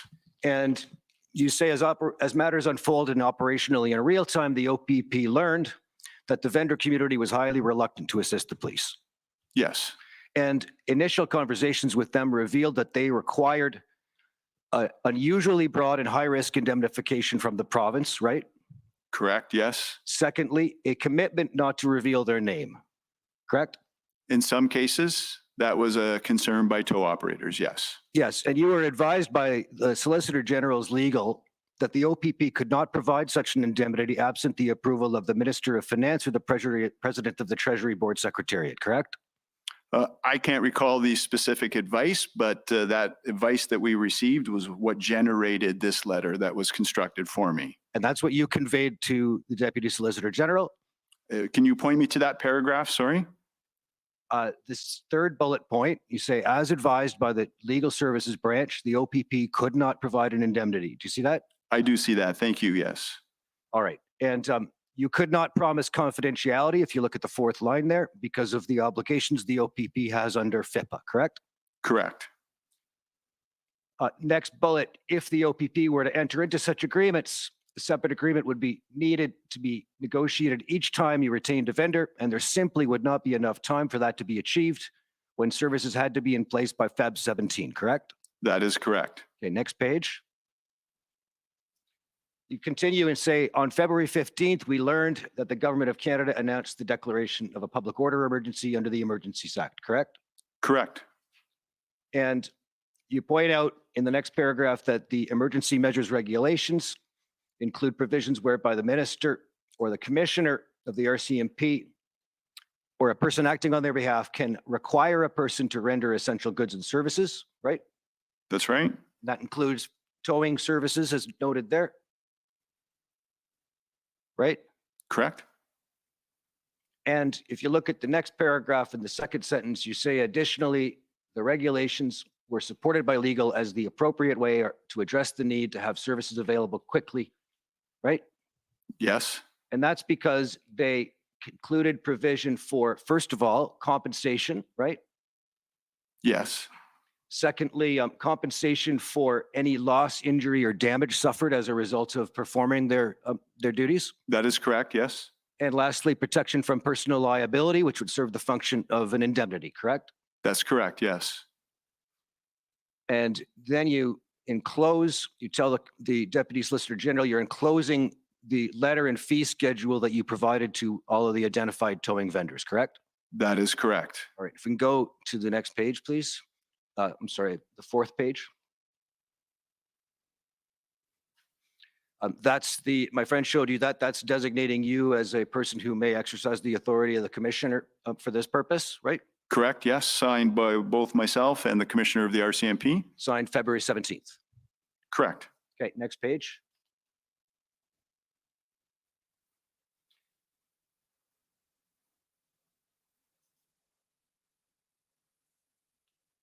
If you look at the second paragraph there, this is a letter that's signed by you. It says the OPP thanks you for your willingness to engage in discussions to date to determine a solution that will help us move forward in this emergent situation, right?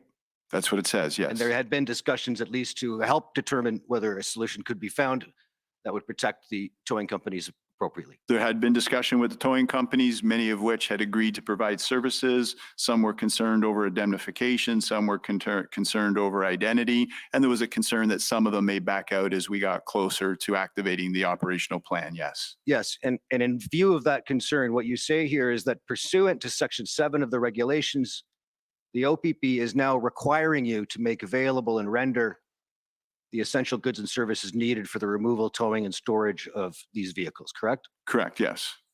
And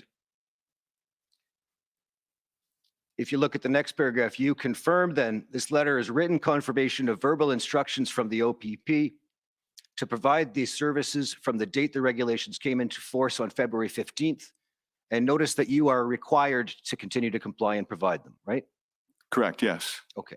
And so, yes, you said it's a bit of a semantic issue, but in fact, sir, the OPP did require towing companies to provide the services under the auspices of the EA, correct?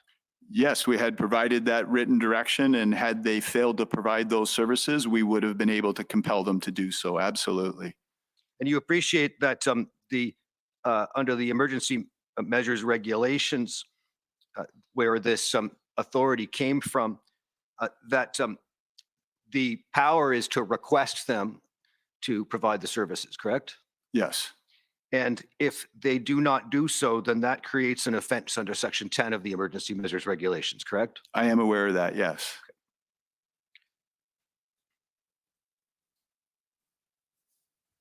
Could we go now to, well, actually, go to the next page.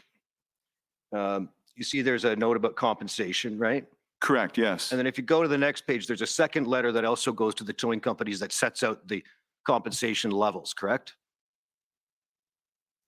Yes, yes, it does. And it's got a schedule on the last page of the document, page 9. And that sets out the hourly rates for these services, right? Yes, it does. Ranging from 175 or so dollars an hour up to 750 for the really big 65-ton rotator trucks, right?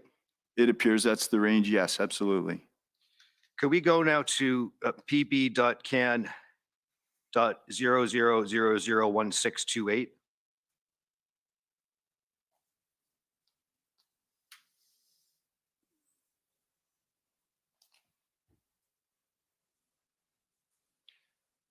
Sir, it's showing you what appears to be an invoice from the Government of Ontario, and the ministry lists OPP there among the notations. Do you see that? I do see that, yes. That's the form of an invoice that comes from or on behalf of the Ontario Provincial Police?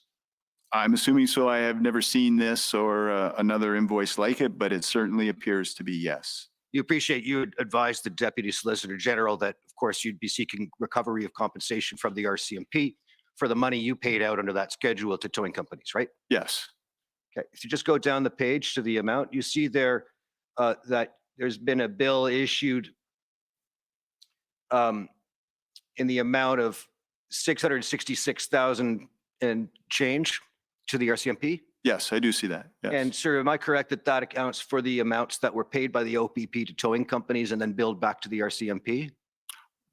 It appears so, but I would not have that level of detail. That would have to be determined by our Business Management Bureau, but it certainly appears so by virtue of what you've presented to me. I have no reason to dispute that. It's it indicates services received as of February 27th, and that accords with the general timeframes that we're speaking of. Yes? Yes, it does. Yes. Thank you.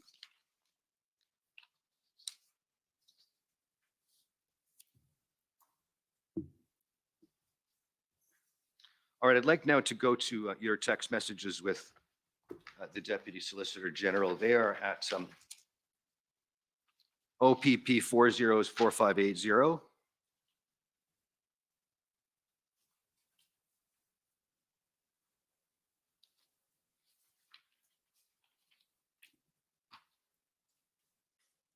And we'll begin at page 16. First, sir, a general question. If we just go to the bottom of this text, you see there in the bottom right, it's got a time and date stamp, right? I do, yes. And so this says 26th of January, 3:19:58 p.m. UTC +0. That's what it says, yes. And you understand that UTC is Coordinated Universal Time, and that refers to a time that is during Eastern Standard Hours. It is I in February. didn't know It's that, 5 but hours. thank you for the explanation, yes. Is that right? I will accept your explanation. Okay, so it's 5 hours. It's basically subtract 5 and you get the correct time. So you're looking here at 3:19 p.m. This is at text message actually sent at 10:19 a.m. Okay. And in fairness, you'll see in other texts that you talk about the time that it is that will assist in confirming that. But Okay, thank you. if we can just go with that, that'll help us orient what happens when. Thank you. So in this text message, I understand, and I'll represent to you that this is the first indication of you reporting, at least via text, about the incoming convoy to the deputy. Is that appear reasonable? It appears reasonable, yes. Via text, yes. Yes. And that's what we have to work with in the productions at least. So I'm Yes, not sure. absolutely. But you'll see that there already, the largest convoy to date, you estimate as being approximately 830 vehicles. Yes, And then you note below that there's convoys anticipated from the east in Quebec, right? correct, yes, And other southern-based convoys from southwestern Ontario. yes. Okay. And if you just move down the page to the response from Deputy Di Tommaso, you'll see he thanks you, right? Yes, I see that, yes. And he would like an early morning report as he'll be reporting into SOC. You see that? I do see that, yes. Is that the secretary to the cabinet? That would be Secretary of Cabinet, yes. We go to the next page.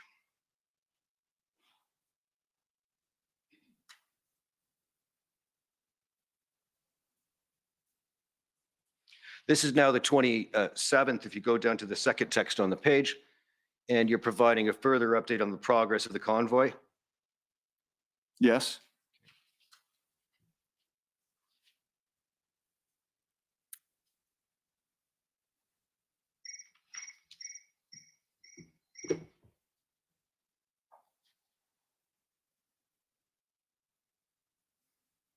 If you go to page 21,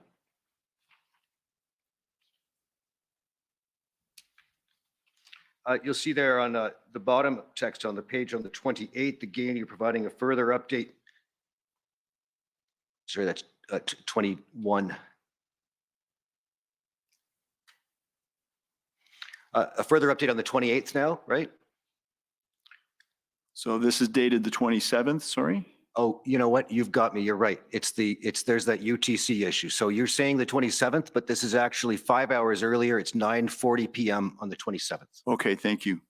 Does that make sense to you? That does. It's helpful because I had put the date at the top. Otherwise, I would have fallen victim to the same timestamp. Thank you. Easy to do. You look at the bottom entry in your report that there's a focus by OPS. If you just go to the bottom of that text, that OPS is focused on access and egress routes to hospitals and any risks associated to vaccine clinics, right? Yes, That's because there's a concern about the purpose of the convoy and the potential for disruption of vaccination sites, right? correct, yes. If we go to page 23.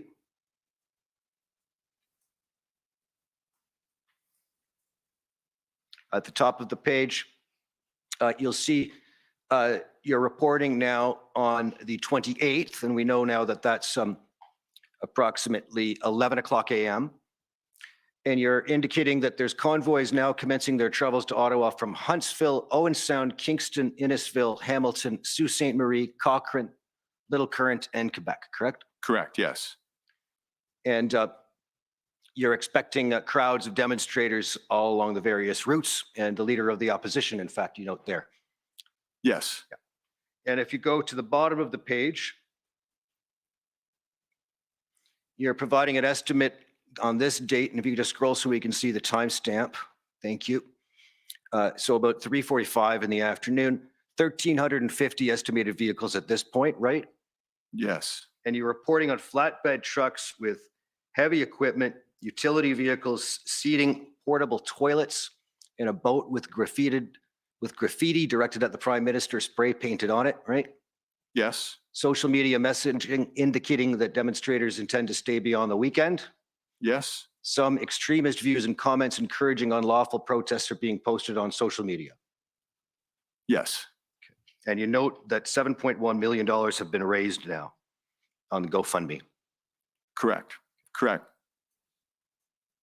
And I also note there for your attention, the belief that OPS will not be allowing any trucks carrying heavy equipment or other items of concern to travel into the city. I know that was a topic of discussion earlier. I do, thank you. Thank you. If we go to page 25. The second text on the page, please. This is a 29 January update. Yes. You note here that yesterday on Arn Prior was this destination 65 kilometers west of Ottawa for over 600 convoy participants, correct? Yes. And Arn Prior became a site where a sort of an encampment ended up persisting. Is that fair? That is fair. Yes. And the OPP did not have full visibility into the content of the encampment in Arn Prior. Is that fair? We would have to seek that clarification from those that were actually deployed to there to see, what type of visibility they had. I can't say. Okay, you're not aware. I'm not aware. Sorry. Go to page 26. The text at the bottom of the page, please.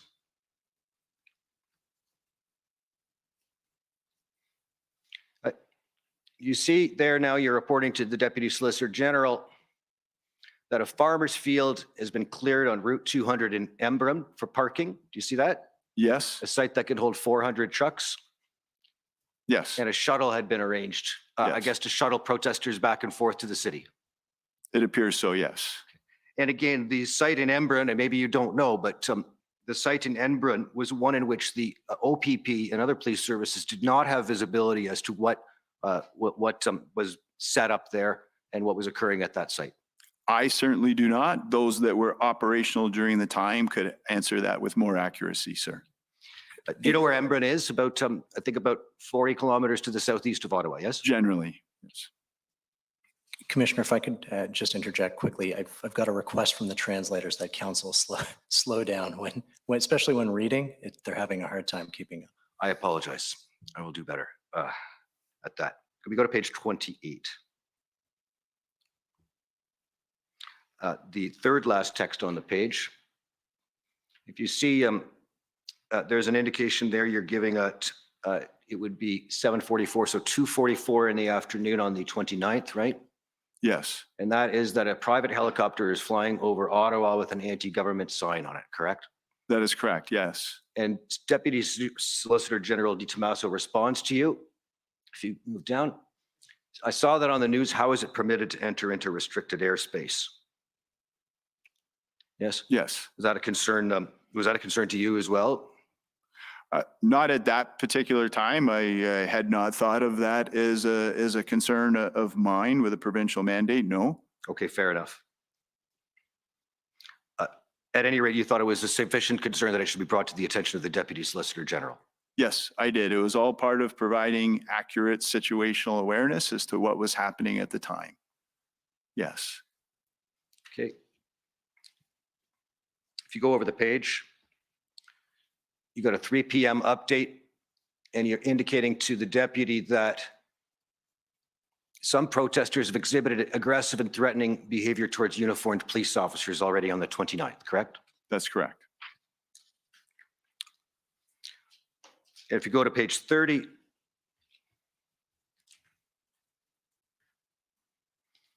the top of the page update of the 29th at around, it would be 4:30 in the afternoon. You've indicated that protests have concluded, in other words, they've occurred, but they've concluded in Bracebridge, Huntsville, and Thornbury, correct? That is correct. Yes. And they are ongoing at Kapuskasing and Cochrane. That's correct. Yes. Moving down the page, you continue in the same update. Your police have been managing incidents of fighting amongst crowds, tractor trailers driving around or through police barricades, right? That's correct. Yes. Windows have been smashed in the Rideau Center. Yes. And sorry, when you say, did you say your people? I said, I'm not sure which police, but police. Yes. Yes. Experiencing Okay. these. No, thank you. Yes. It's not clear as to which police, whether they're Ontario Provincial Police or OPS in this case. No, thank you for the clarity. Go to page 31. The middle text on the page, 30th of January update. That's the Sunday, I believe, of the first weekend. Yes? Yes. Yes, it is.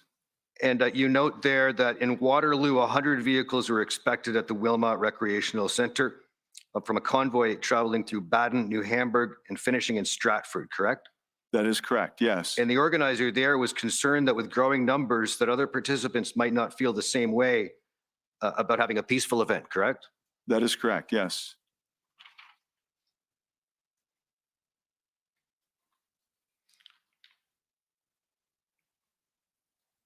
Could we go to page 33? Bottom text on the page, please. This is a 3:00 p.m. or so update again on the 30th, the Sunday. Okay. Correct?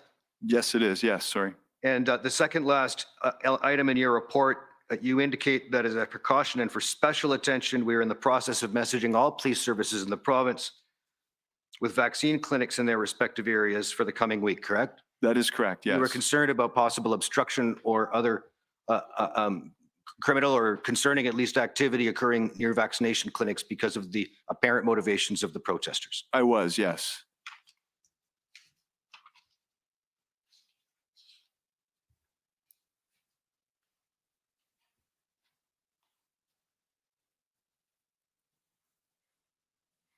Go to page 36. The bottom two texts on the page, please. Or the bottom three, rather. This is initiated by Deputy Di Tommaso. And he says, good morning, Commissioner Carrique. I take it as CC. Yes, that is me, yes. Can you ensure that the issue of healthcare worker access and egress to hospitals and clinics is raised, correct? Yes, The Minister of Health, that's the Ontario the Ontario Deputy Minister of Health raised the issue this morning with the Secretary of Cabinet. yes, And he committed to the Secretary of Cabinet that we would make Ottawa Police Service aware of this issue, right? that is correct, yes. You then respond and confirm you'll do that, and you say there's no change from the 7:37 a.m. update in the city, correct? That is correct. This is on Monday, the 31st, the day that everyone hoped the convoy would leave. I'm not going to suggest that, well, I would say, yeah, everyone hoped it would leave, but certainly was not expecting it to leave. Okay. And you see that Deputy Solicitor General Di Tommaso has his fingers crossed that will indeed occur, right? There's not enough information there for me to assume that that's specifically what he's hoping for. It may have been that things do resolve, nobody gets injured. It could have been a number of things, but obviously he's wishing good luck and doesn't want to see any harm come to anyone. Well, I think he's being more specific because he's responded to your message, which says we're experiencing traffic congestion outside of the city, which is hopefully associated to people leaving the area, right? Yes. So he's hoping for it too. I would hope so, yes.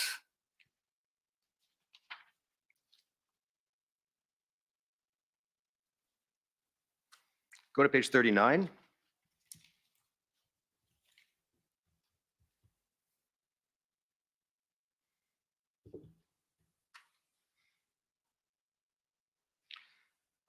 In this update on the 31st, you now say that the OPS estimates 1,000 trucks remain within the city. Yes. Page 41. And if you just go to the timestamp, it says 1st of February, but we know now that is about 7:38 at night on the 31st. Yes. Okay, and it indicates in your last report in your bullet that OPS PLT is advising that all hotel rooms in Ottawa are booked for the next weekend due to additional convoys attending the area, right? Yes. So the hope was not really materializing. No, it was not. Page 43. You're giving a status update on the 2nd now, which is the Wednesday, I think, of that week.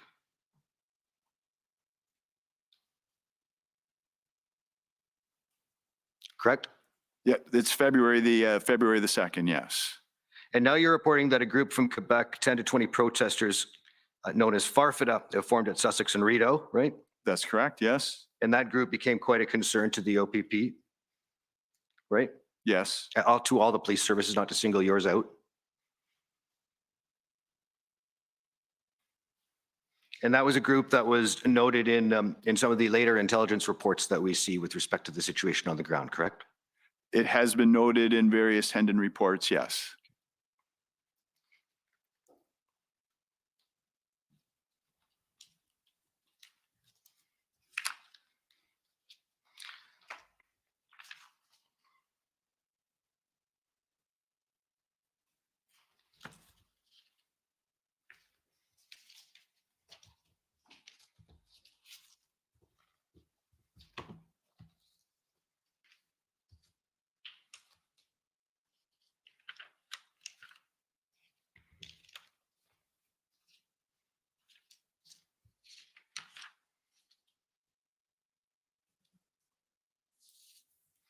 Okay, let's move forward to page 47.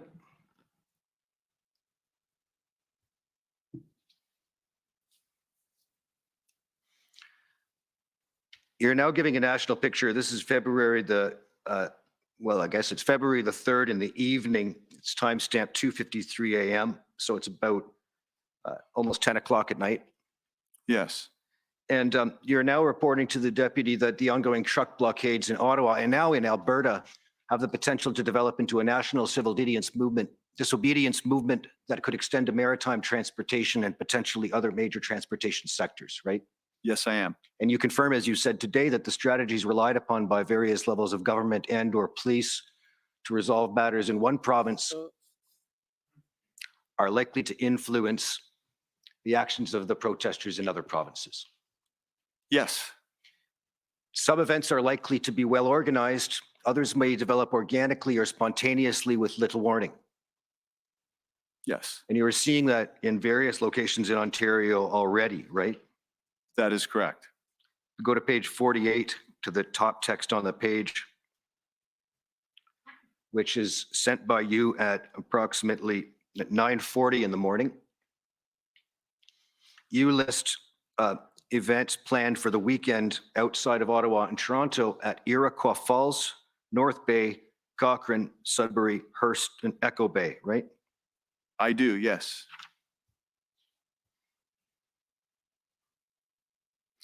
And so you have to make provisions, or your officers in these detachments need to make provision to be able to police these events as well as what's going on in Ottawa and That is Toronto. exactly what would be happening across the organization. Yes, not me personally, but absolutely our team would be making those provisions.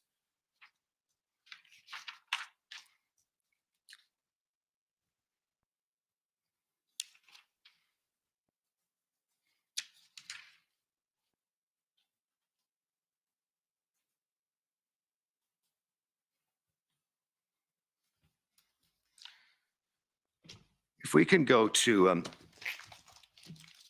OPP 404579.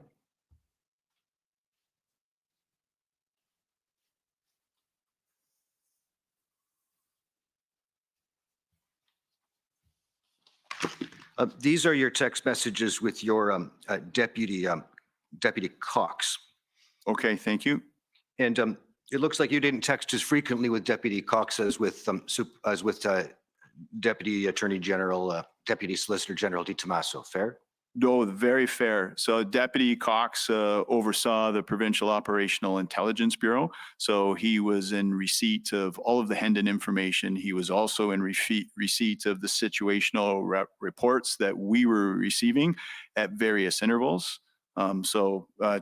Not even comparable. My communication with the Deputy Solicitor General is to keep him informed and provide an adequate level of situational awareness. Deputy Cox would have access to all of that same information.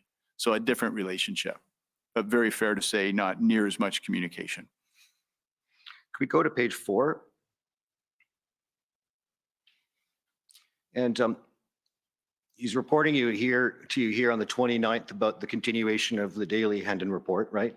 Yes, And then down the page, you thank him. And then he texts you again on the 5th of February. You see that? I do. He said, I had an interesting call with Pat Morris this evening. He had a call with Mark Patterson, Intel Superintendent for OPS, indicated his chief had a vastly different view over the nature of the protest than he did. Pat and Mark share similar views on the protest. I'll call you to provide more detail in the morning. Do you see that? I do see that, yes. He's sending that to you about 10:45 at night. Yes, And you respond and thank him, and you say, we'll talk in the morning, right? correct, yes. And it looks like from the text on the next page, you did speak sometime after 9 o'clock or after 9:30. Yes. Do you recall that conversation? I do recall having that conversation with Deputy Commissioner Chuck Cox, yes. And what do you recall? The concerns that were relayed, which could be more accurately relayed by Superintendent Morris, but in general sense, the concerns were that the description to the extent of the protest and those who were involved and how it was being represented in the media was not consistent with the intelligence. Could we go to, I believe it's OPP 404579.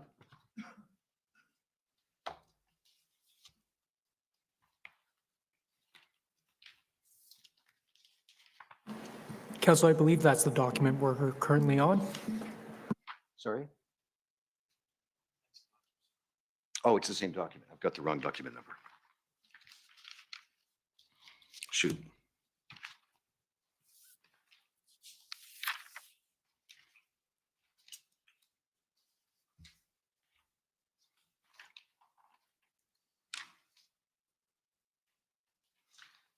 Just give me a moment. I've got to get the correct document number.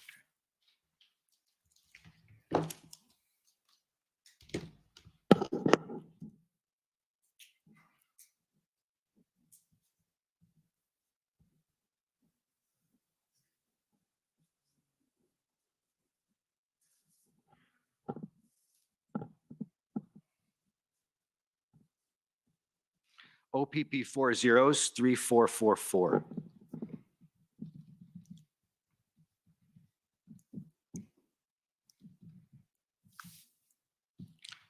And it'll be page 7.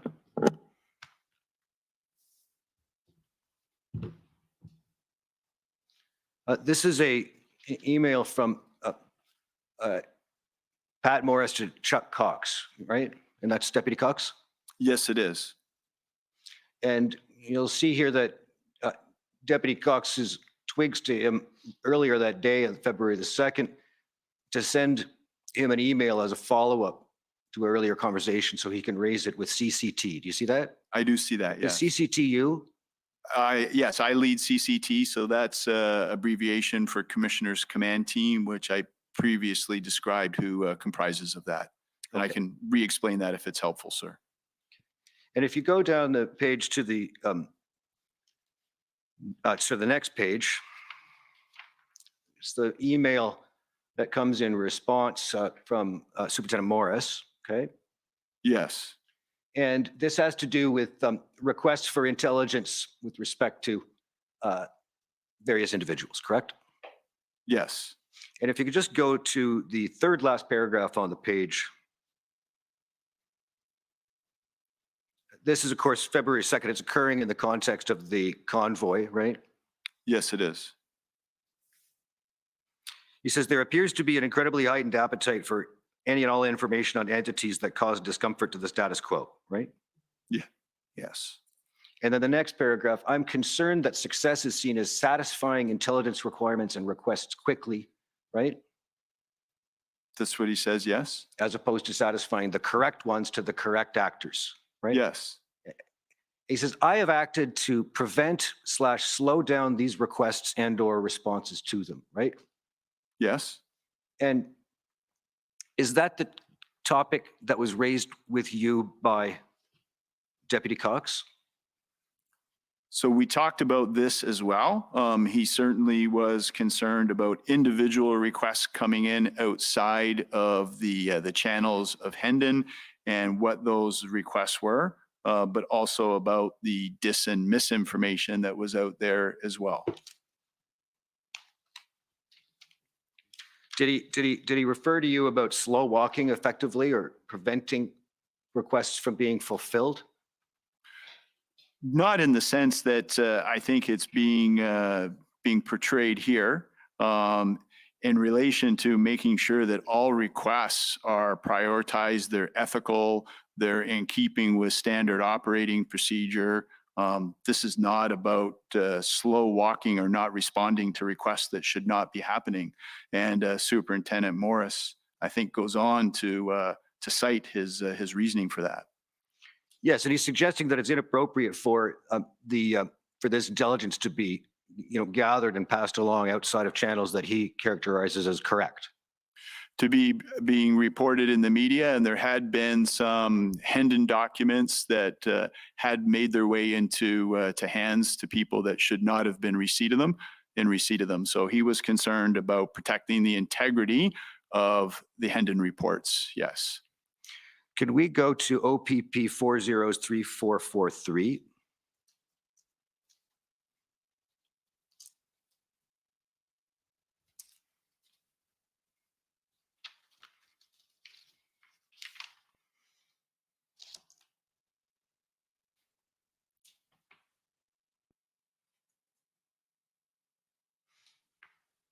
This is another email from Superintendent Morris dating to August of 2021. Do you see that? I do, yes. It appears to have been circulated to a number of different police services across the province in the Big 12. It does, yes. Okay. If you look at the second paragraph, here he's indicating that he's reflecting on the hate crime and hate bias motivated crime occurrence having spiked by approximately 37% to the previous year. Yes. And he says here that there has also understandably been a significant appetite for this information from government and the public, right? Yes. And that suggests, does it not, that that's an appropriate appetite to, in consequence of the significant spike in these type of crime occurrences? Sorry, did you say inappropriate? Appropriate. Appropriate. Yeah, I don't see anything inappropriate about it. Yes, he says, Hendon has these matters in our intelligence collection plan and has been capturing much of this information from all of our services. And he references the White Lives Matter movement, Patriots movement, anti-government activity, and extremist entities engaged in anarchism, environmental issues, etc. Right? Yes, he does. And the appetite for that information is therefore understandable in the view of Superintendent Morris of 2021. That's what he's communicating, yes.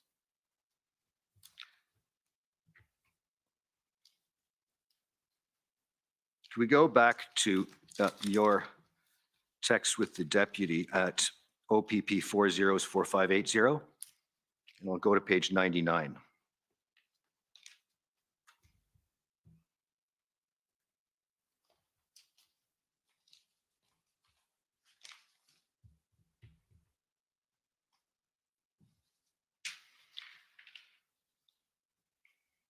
In view of the time, Commissioner Carrique, I'm going to skip ahead to February the 12th in terms of your updates. At page 99, you're asked at the top of the page by Deputy Solicitor General, he's referring to Windsor here, the Windsor clearance operation. Have we started as planned, or did the minister letter have an effect? Yes. Right. And that's the letter we saw earlier from Solicitor General Jones, correct? Yes, it was, correct. Which I think was Ontario. No need to go to it, but 50858 for the record. And you respond to him that your proceeding is planned, no effect, right? Correct, yes. The letter had no effect. The offer of negotiation had no effect on the determination of the Windsor protesters to stay. That is correct, yes. And neither did the injunction that had been ordered the previous day, correct? That is correct. And neither had the invocation of the Emergency Management and Civil Protection Act by the province of Ontario, which had occurred the previous day as well, right? It actually didn't come into effect, I believe, until the morning of the 12th, but no, it would not have had any effect at that point. It was later effective for us on Highway 402, but that's a different date and a different situation. That's fair. But in this crowd, these three instruments did not seem to affect their determination to stay and block the bridge. They certainly did not, no. And I know you'll have Superintendent Dana early before this commission in the future, and she can speak in more detail, but from a strategic level, no effect. You are correct. If you go to the next entry on this page, it's we're at 1:15 p.m. roughly UTC, so that's about a quarter past 8 in the morning. Yes, And you're now reporting to him that the port of entry in Cornwall has been blocked by 50 to 70 vehicles. that's right. And there's conflicting reports about that, but it now adds Akwesasne to the mix, right? That is correct.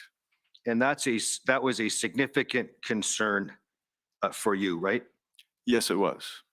Let's go to OPP 404584. These are your texts with, is it Superintendent McDonnell? It could be. We'll see the text. Where are they? Sorry. I'm just trying to get the rank right. Oh, okay. Sorry. Yes, it's Superintendent Mike McDonnell. Yes. Thank you. And he texted you information much more frequently than, for example, your Deputy Cox. Yes, he would have. I'd like to go to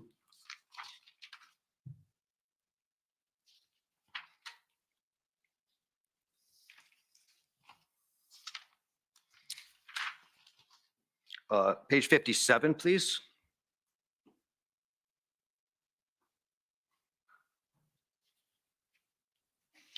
And if you just look at the 12:58 p.m., so about 8:58 in the or 7:58 in the morning, he says it's totally different dynamic, referring to Cornwall. The Mohawk community of Akwesasne gets a vote on this one. This is their lifeline. Reliance on healthcare top priority. All residents of Akwesasne, Ontario, Quebec, and New York rely on Ontario healthcare, right? Yes. And if you go down the page, the further report you get is, if you just go down to the very bottom here, it's being reported to you by your individual on the ground that this could cause the territory to react unfavorably towards the protesters. Yep, Sorry, this is blocked out. Is this a text message to me from the superintendent? that's correct. Yes. You go over the page. He gives you some background about the connection between Akwesasne, Kanesatake, and Kanawake. Yes, he does. They'll be quick to mobilize if the ask is made. First level is a community ask. Next will be a warrior ask, right? Yes. And that's reflecting the possibility, as he saw it, of violence inflaming that particular convoy blockade in Cornwall. Yes. That's a very jurisdictionally complex place, is it not? Probably even more so than Ottawa. It certainly is. Go to the top of page 59.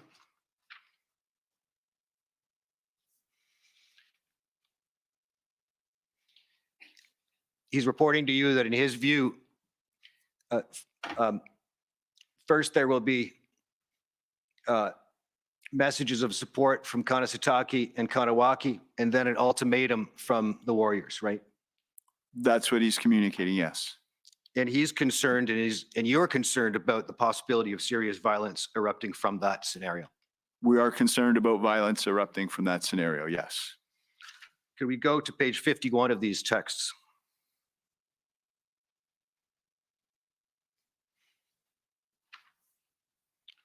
Sorry, 52. Second text on the page. You see that he's reporting to you that on February the 11th here, about 7:40 in the morning, that Customs and Border Protection at the U.S. Embassy has been in contact with our CMP, probing Canada's law enforcement plans, right? Yes, I do see that. Yes.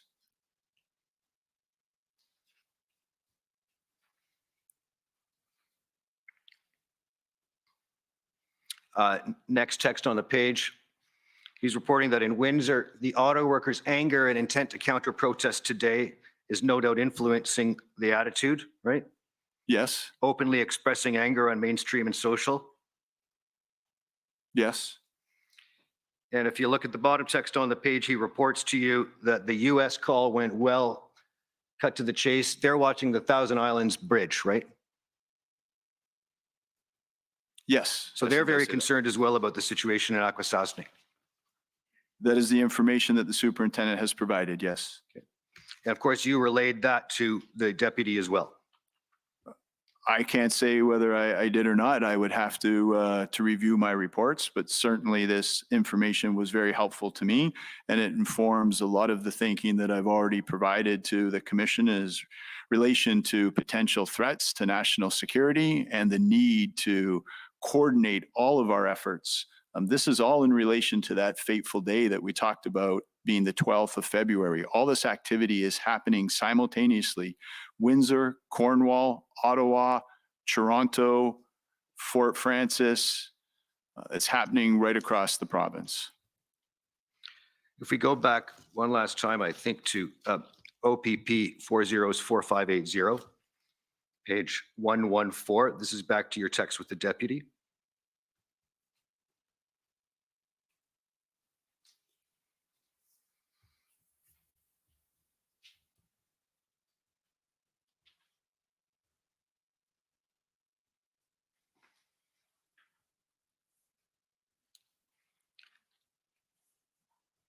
All right, at the second text here, you're reporting about the protesters. Apparently, this is the 13th, so Windsor has been cleared or sort of in the process of being cleared? Yes, in the process of being cleared, we stood down operations there from a public order standpoint on the 14th. And you're receiving information that protesters are talking about going to the tunnel instead of the bridge, yes? That's correct, And yes. that would have been a problem too. That would have been a problem. In the bottom of the page, you refer here to, for further discussion, you say to the deputy, you say, best step for government. I would rather not see the Canadian Armed Forces playing a role off of government properties, but we could use special constables controlled by police for unarmed patrols and immediately long-term commitments to adequate policing resources to both prevent and respond to these events. Yes. You're actively considering whether or not the Canadian Armed Forces should be involved from the Ontario perspective? No, I was not. That was a discussion that was taking place, and you can clearly see from my communication that that was not something that I was recommending. Oh, I thought you were suggesting that the CAF should not play a role off of government properties, but that you could use special constables controlled by police from the CAF for unarmed patrols. No, absolutely not, sir. Not special constables from the Canadian Armed Forces. We employ special constables within our police services. And I was specifically talking about police-controlled assets. At no point in time did I ever support, suggest, or recommend the deployment of the Canadian Armed Forces.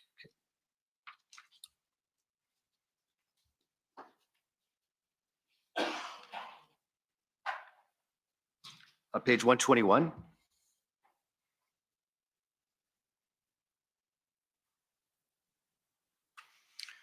This, if you just go to the timestamp, you'll see this is at about 2:40 in the morning, so about 9:40 at night in the actual Ontario time on February the 13th.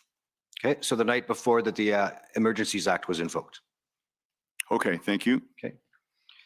And just a few highlights of what you're reporting. If you can go a bit further up on the page, you note under Ottawa, a 300-person counter-protest disrupted a convoy attempting to enter the city. Yes. The prospect of counter-protests increasingly occurring, whether in Cornwall, Akwesasne, or in Ottawa, was an increasing safety concern, was it not? Counter-protests were a concern throughout the duration. They were. The anger of the auto workers you described in Windsor from the blockade of the bridge, that was a concern about generating counter-protests that could become violent? That was a counter-protest concern, yes. In Niagara, you say 2 attempts by demonstrators to disrupt the Peace Bridge were prevented, right? That's correct, yes. At Fort Francis, OPP secured the bridge and border in anticipation of a demonstration that was attended by 230 protesters in 92 vehicles, right? Yes. And you identified 4 outlaw motorcycle gang members there. Yes, we did. And you have a national report that Peace Pacific Highway in BC was blocked by demonstrators, convoys in Vancouver, right? Yes, The Coots border remained blocked at that time. that's correct. The Emerson border in Manitoba remained blocked. Yes, In New Brunswick, you had 2 demonstrations with 2 arrests. we didn't, but they did, yes. Excuse me, we Canadians did. Yes, thank you. And in Prince Edward Island, we experienced a convoy attempt to block the Confederation Bridge that was fortunately disrupted. That's correct, yes. Now, you've told us that the OPP's Intelligence Bureau commenced reporting to its policing partners on January the 13th through Project Hendon, right? That's correct, yes. And as the convoy crossed over the Manitoba-Ontario border and traveled across the province, and until it arrived in Ottawa on the 28th, OPP officers professionally fulfilled their duties without incident. That's correct. And you'd agree that in support of the Ottawa police service throughout the occupation, an increasing number of OPP officers were engaged. Yes, I would agree. Your members responded to many other convoys and demonstrations that consistently and repeatedly emerged in communities across Ontario. Yes, I agree with that. This was a provincial and national emergency that garnered international attention. Yes. And the OPP and more than 20 other police services from across the country worked collaboratively to address public order emergencies that were unmatched in recent history. Yes, these are all statements that I have made. I believe you're reading an actual statement that I have delivered. I'm trying to be careful not to do so in an impermissible way.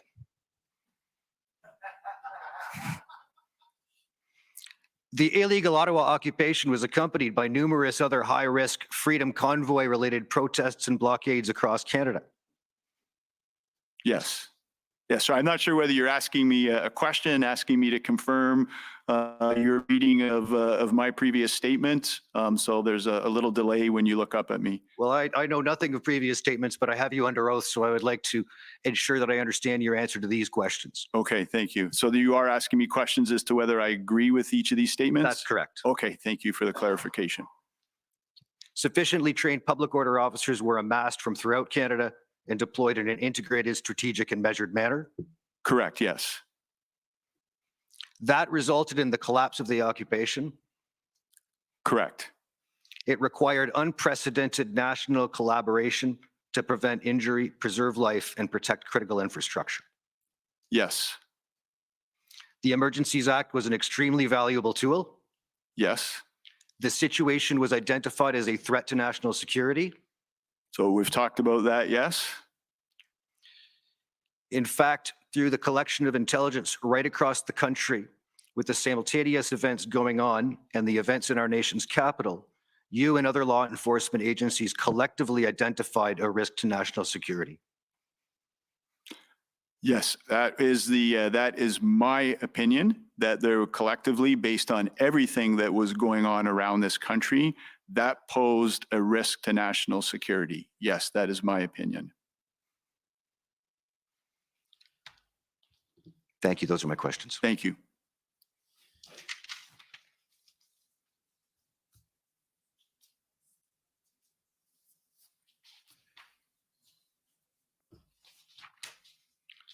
Mr. Commissioner, I think I have 4 minutes left. I'll give them to Mr. Curry.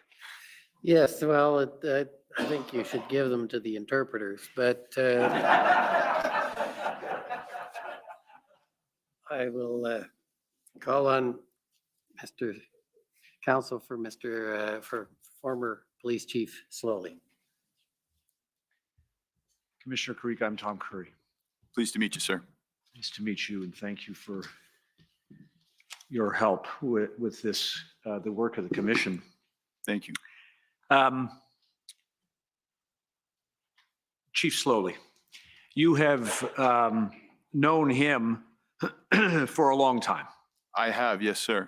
And if I understand, you've known him in the capacity of a police leader, correct? Correct. So we were both deputy chiefs at the same time for neighboring police services when Chief Slowly was with Toronto Police Service and I was with York Regional Police. And in that capacity, as I understand it, you had interactions, professional interactions, dealing with matters of mutual interest. Sometimes you came to his jurisdiction to help the Toronto Police Service, and sometimes he was in York Region to help your police service. Absolutely, yes. And you know him to be a professional of the highest integrity. Yes. And a person who has devoted his professional life, as you have, to public service and the pursuit of improvements in policing. Yes. among other things, as I understand it, you know him to have worked on improving the provision of policing in racialized communities Yes, correct. and working to advocate for and improve diversity and inclusion within policing and the broader community. Absolutely, yes. As well as for the commissioner's purposes, you also have had experience with him working in major police investigation and incidents and the hardcore work of policing. So we were never assigned together to a specific investigation, but our services were involved in what we would call joint force operations. Yes.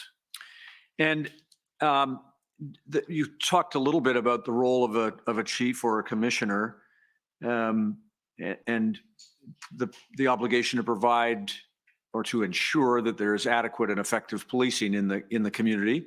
Yes. And a shared responsibility, sorry, sir, with in the case of a municipal police chief, that is a shared responsibility between the chief and the board. Right. And in yours, the Ministry of the Solicitor General provides that oversight.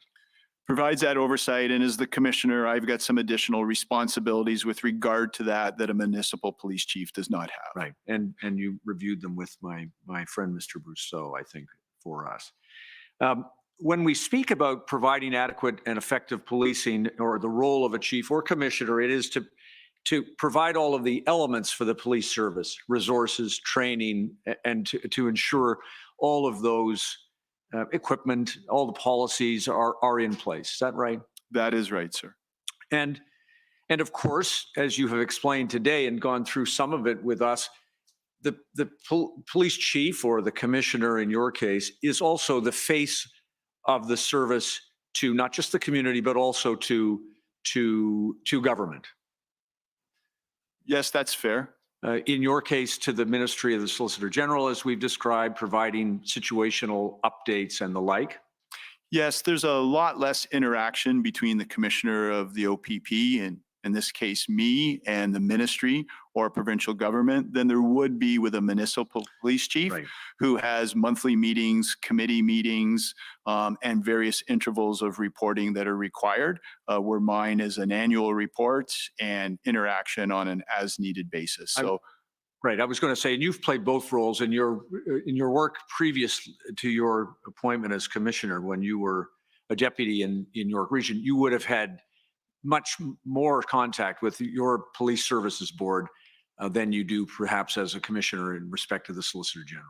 That is correct, yes. And that as we have understood it, that doesn't mean that you take political or take direction from the political sphere, but nonetheless, in the case of a municipal police chief, that chief is employed by the police services board, right? So two answers, if you don't mind. No, I do not take direction from any political entities. And two, yes, the police chief is a direct employee of the Police Services Board. In fact, under the Police Services Act, there is only permissibility to have two identified positions employed directly by the board. That is the chief of the police and the deputy chief of police.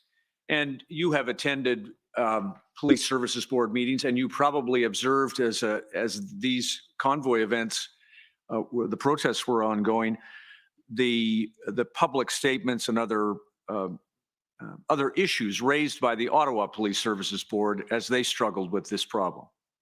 Some of which, yes, I did view one online Police Service Board meeting. I believe it was February the 6th, but certainly had been privy to other comments that were circulating around via media and social media. Right, and the Police Services Board, in trying to exercise its authority to ensure adequate and effective policing in the community, was applying tremendous pressure to the police service and to Chief Slowly.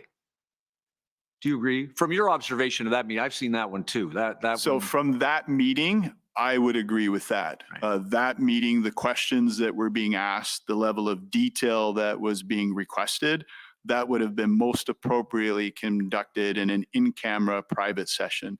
The board has the ability to ask the chief information, but that those particular questions, I felt, many of which should have been done in camera. And you also observed, probably as this was unfolding, because it had some relevance to your role in respect of this resource request, you probably also observed the attendance by Chief Slowly at meetings of the Ottawa City Council.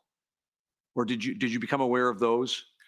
I can't say I became specifically aware of those. I did not watch or participate in any of those meetings, but I would not be in any way, shape, or form surprised to learn that he was participating in those. Fair. And similarly, you wouldn't be surprised to know that at the level of City Council, there was tremendous pressure on Chief Slowly in respect of the protest that was ongoing in this community.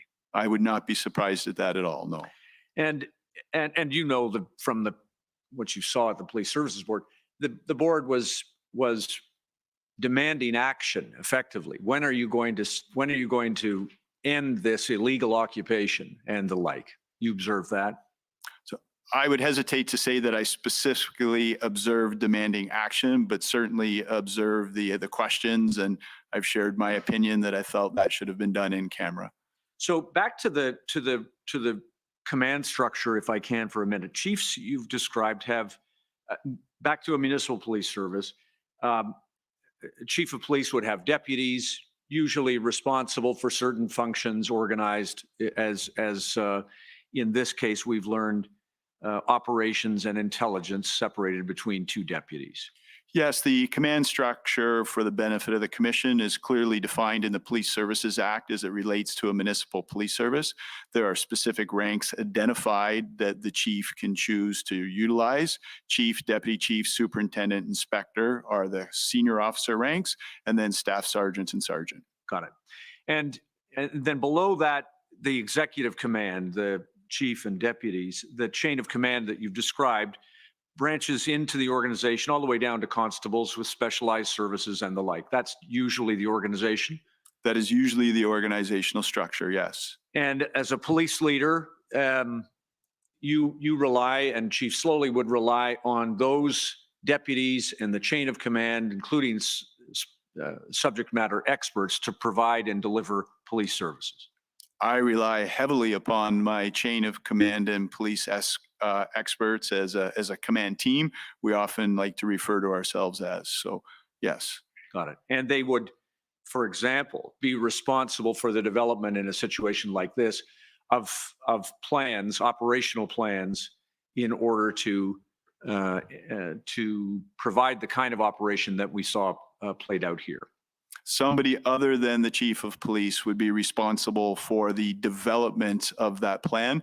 Ultimately, the chief of police is responsible to ensure that there's a satisfactory plan in place that equates to adequate and effective, but a chief of police would never be writing that plan, no. Right. And the only time, I think you mentioned this in your examination earlier this morning, that assuming that the police service has personnel with the experience and expertise to execute those directions, then a chief would rely on those people to deal with the matter. If those people lacked experience or required additional direction, then it would be appropriate for the chief to provide it. That be fair? To provide it to the extent that they are qualified and capable of doing so, and or to request the assistance of another police service to provide that assistance. Got it. But they are responsible for ensuring that that level of expertise is present and available. And if the level of expertise is not demonstrated in one or another role, the chief or a deputy chief could substitute personnel, for example, an incident commander or an event commander, as appropriate. Yes, as appropriate, yes. Okay. Now, a couple of things, if I can, first of all, just to go back to the time that these events unfolded, and you've talked to us and others have about the Hendon reports, and the Hendon reports have really provided, and quoting something that Chief Slowly has said, they've really filled a void in intelligence, and the OPP has through the Intelligence Bureau, taken on the responsibility to provide intelligence that was not being provided otherwise to policing communities. Do you agree with that? I would agree that we satisfied a need for intelligence, as Superintendent Morris had articulated in relation to Shut Down Canada movement, the Patriot movement, a need for intelligence that we saw existed in this province, and for collaboration and intelligence sharing across the country. And I think Superintendent Morris described, not going to get the right words probably, but he told the commissioner, this isn't a silver bullet.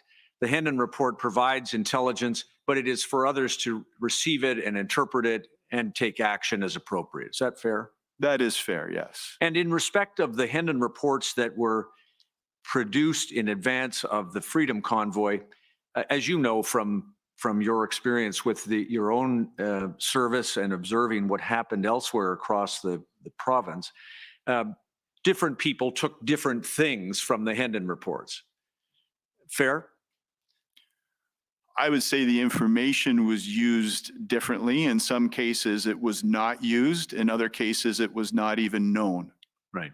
In the case of Ottawa, were you aware that some members of your service had seen and understood what the Ottawa Police Service had planned for the demonstration starting on the weekend of beginning, I suppose, January 27th? I was aware, specifically Superintendent Craig Abrams was engaged with the Ottawa Police Service and did have a level of awareness over the planning that was taking place. Right. Yes. And knew more than you would be expected to know, obviously, about that matter, correct? Correct. He's the OPP's, as an East Region commander, he was deployed here to Ottawa in order to monitor that situation, provide whatever support was required. Fair? Not to monitor the situation, but to lend the assistance that was required. Right. And he was responsible for picking up the convoys that traveled through the East Region and ensuring that they were, and he described it, that OPP assets were around the convoy to make sure that their passages were safe. Is that fair? He was part of an overall operational plan that was overseen by a major critical incident commander, Inspector Varga, and then there were various incident commanders along the way. Fair to say that Superintendent Abrams was the strategic superintendent that was overseeing the operations in East Region, that had responsibility for the convoy as it traveled on the King's highways. Right. And no consideration came to you from anyone in Ontario within your service that the convoy should somehow be stopped outside of the either at the Manitoba border or the Quebec border, or outside of the city of Ottawa. Is that fair? That would not be fair. That was considered, that was discussed, but there were no provisions in law to stop that convoy anytime while en route to Ottawa. There was no way to determine that any of those participants were going to be engaged in any unlawful activity. We have a right to ensure a lawful assembly, respect the Canadian Charter of Rights and Freedoms, and had there been any criminal interaction or infractions along the way, I'm confident my officers would have dealt with that. Got it. So, and in respect of what might have been described in the Hendon report as the absence of an exit strategy or that kind of language, that would not have provided a basis for the OPP to deny the protesters the right to access the municipality. Fair? We would not have had sufficient authorities to deny them the right to access the municipality. I think as you get closer to locations of concern, there are ample authorities in common law as well as in the Highway Traffic Act to prevent access to certain areas. Got it. And the same was true, obviously, in Windsor. Based on what was known, the OPP did not ever come to the conclusion that it should block access to the Ambassador Bridge, for example, prior to that blockade taking place. Ambassador Bridge is actually in the jurisdiction of Windsor Police and not in OPP jurisdiction, but certainly not prior to that, and a different situation as well, not hundreds of trucks traveling at one point in time together. That was a slightly different situation, but to directly respond to your question, sir, we did not have the authorities to stop any of that movement well on the King's highways or within our jurisdiction. Right. Even after the Ottawa protest was underway and had started by that time, I suppose, to become labeled as an occupation. That's right. You know, there's nothing saying that even though the Ottawa protest is on way, that does not mean that somebody wishing to engage in lawful protest should be stopped from doing so. So it's determining that demarcation point that I talked about earlier. When does it become unlawful? When does it become necessary for the police to exercise their authorities, which I believe they manage very judiciously? Couple of quick things. I'm not going to pull up the document, but are you aware that a situation report dated January 27th from the OPP described the Ottawa Police Service as having developed a robust plan that would allow for the capacity to accommodate 3,000 commercial vehicles? I am aware of that, and it was my understanding that Ottawa Police did have a plan to deal with the enormous amount of vehicles that were arriving. And did you know that Superintendent Abrams knew that they were going to be allowed to go downtown? That I did not know. No, sir. And one quick thing, if I could, just in terms of the timing, is it fair to say that some folks in the OPP felt that this would likely be over by the end of the weekend? I can't say what folks within the OPP would have opined on. I would hesitate to say that. I was just trying to take a shortcut, but let me help you with it.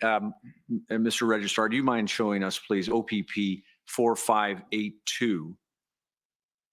And when you get there, it's page 13. These are just thank you for your additional messages. This one from, I think, Deputy Commissioner Harkins. Should be the 27th of January, and yeah, there it's the middle blue one. Yeah, just stop there. So, and I'm not leaving aside the time of day, 27th. Do you see it says just FYI, I was to be off on a vacation. It says V day, must be vacation day tomorrow. Yes. But with this protest, I can't too much on the go. So I switched it to Monday. And he was subbing out a day off on Friday for a day off on Monday. Yes. Do you see that?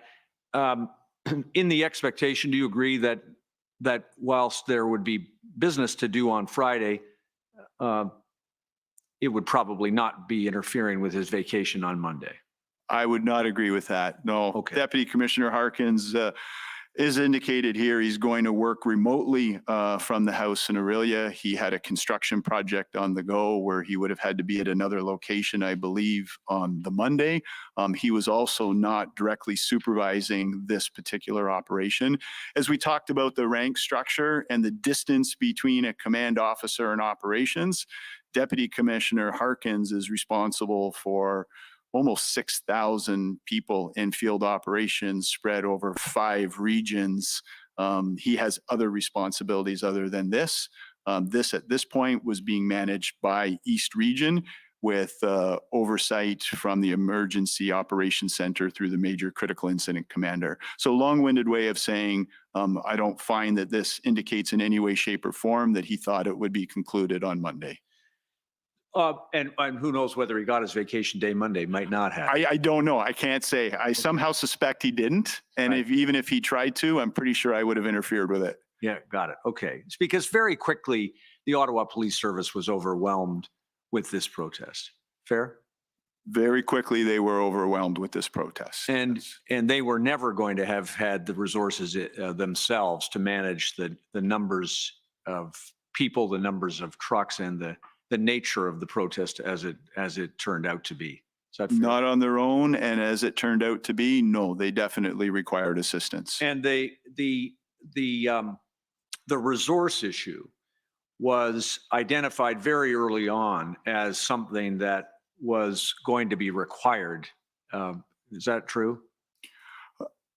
You know, I would generally, I would say yes. I think Ottawa Police can more specifically identify when that was identified, but I was aware that Ottawa Police had made provisions with other police services as well for additional resources. So OPP was not the only police service in Ottawa that first weekend and throughout.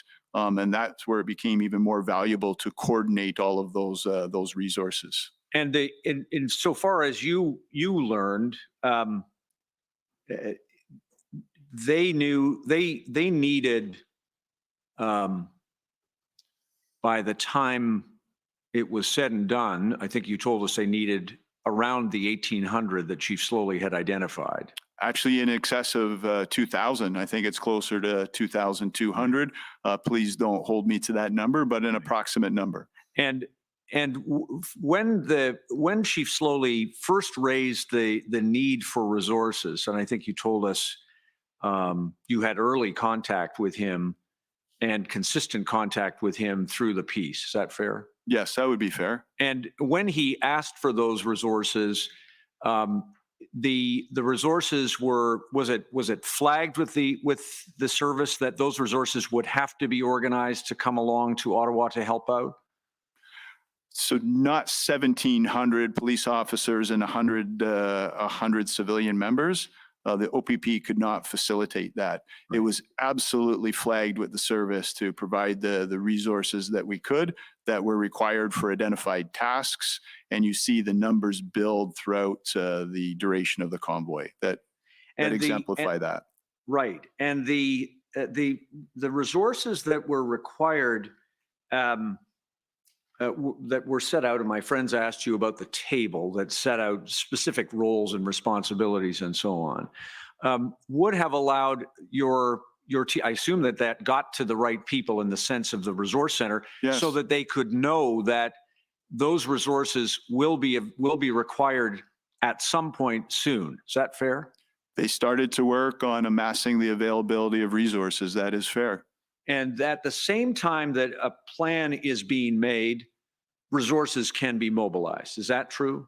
Can be coordinated, and the mobilization would depend on the phase of the plan and the timing of the plan. But certainly, you ought to be starting to coordinate the availability of those resources. And you had Chief Superintendent Party on the scene by, I think, the 8th of February. Correct. So I received the request on the 7th of February.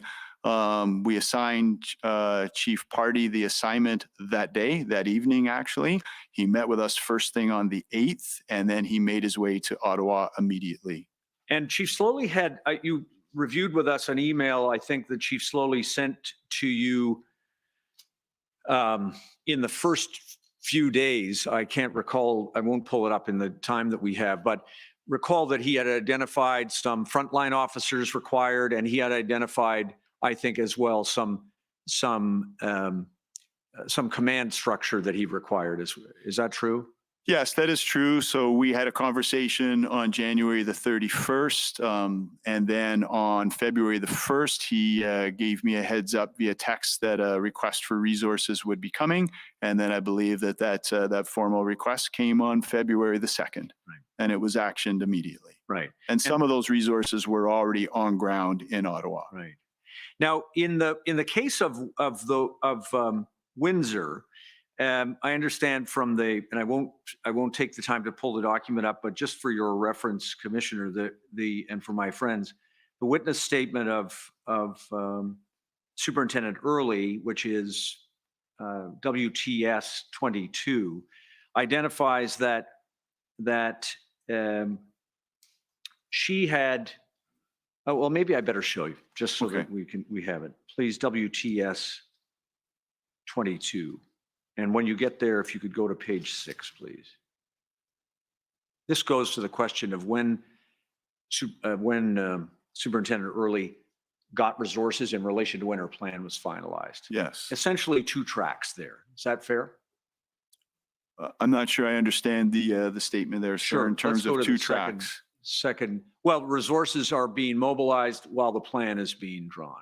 Yes, as was in Ottawa. If you look at the number of resources that we had on any given day, on average 135, building up to over 400 resources on any given day before the plan had been finalized. Right. And when we speak about a plan, we're talking really about a public order plan. It's much more than that. The public order component is one piece of an overall operational plan. Is it the piece that requires the most resources? It is typically the piece that requires the most resources. I believe the initial assessment when the integrated planning team arrived to provide assistance in Ottawa was that they would require 800 public order member units, and that would require initiating requests from outside of Ontario, from other provinces to assist us. Got it. Okay, just look please at the February, sorry, that is page 6. And there it is. See the paragraph, second paragraph at the February 10th planning meeting. Superintendent Early selected a February 12th end of day deadline.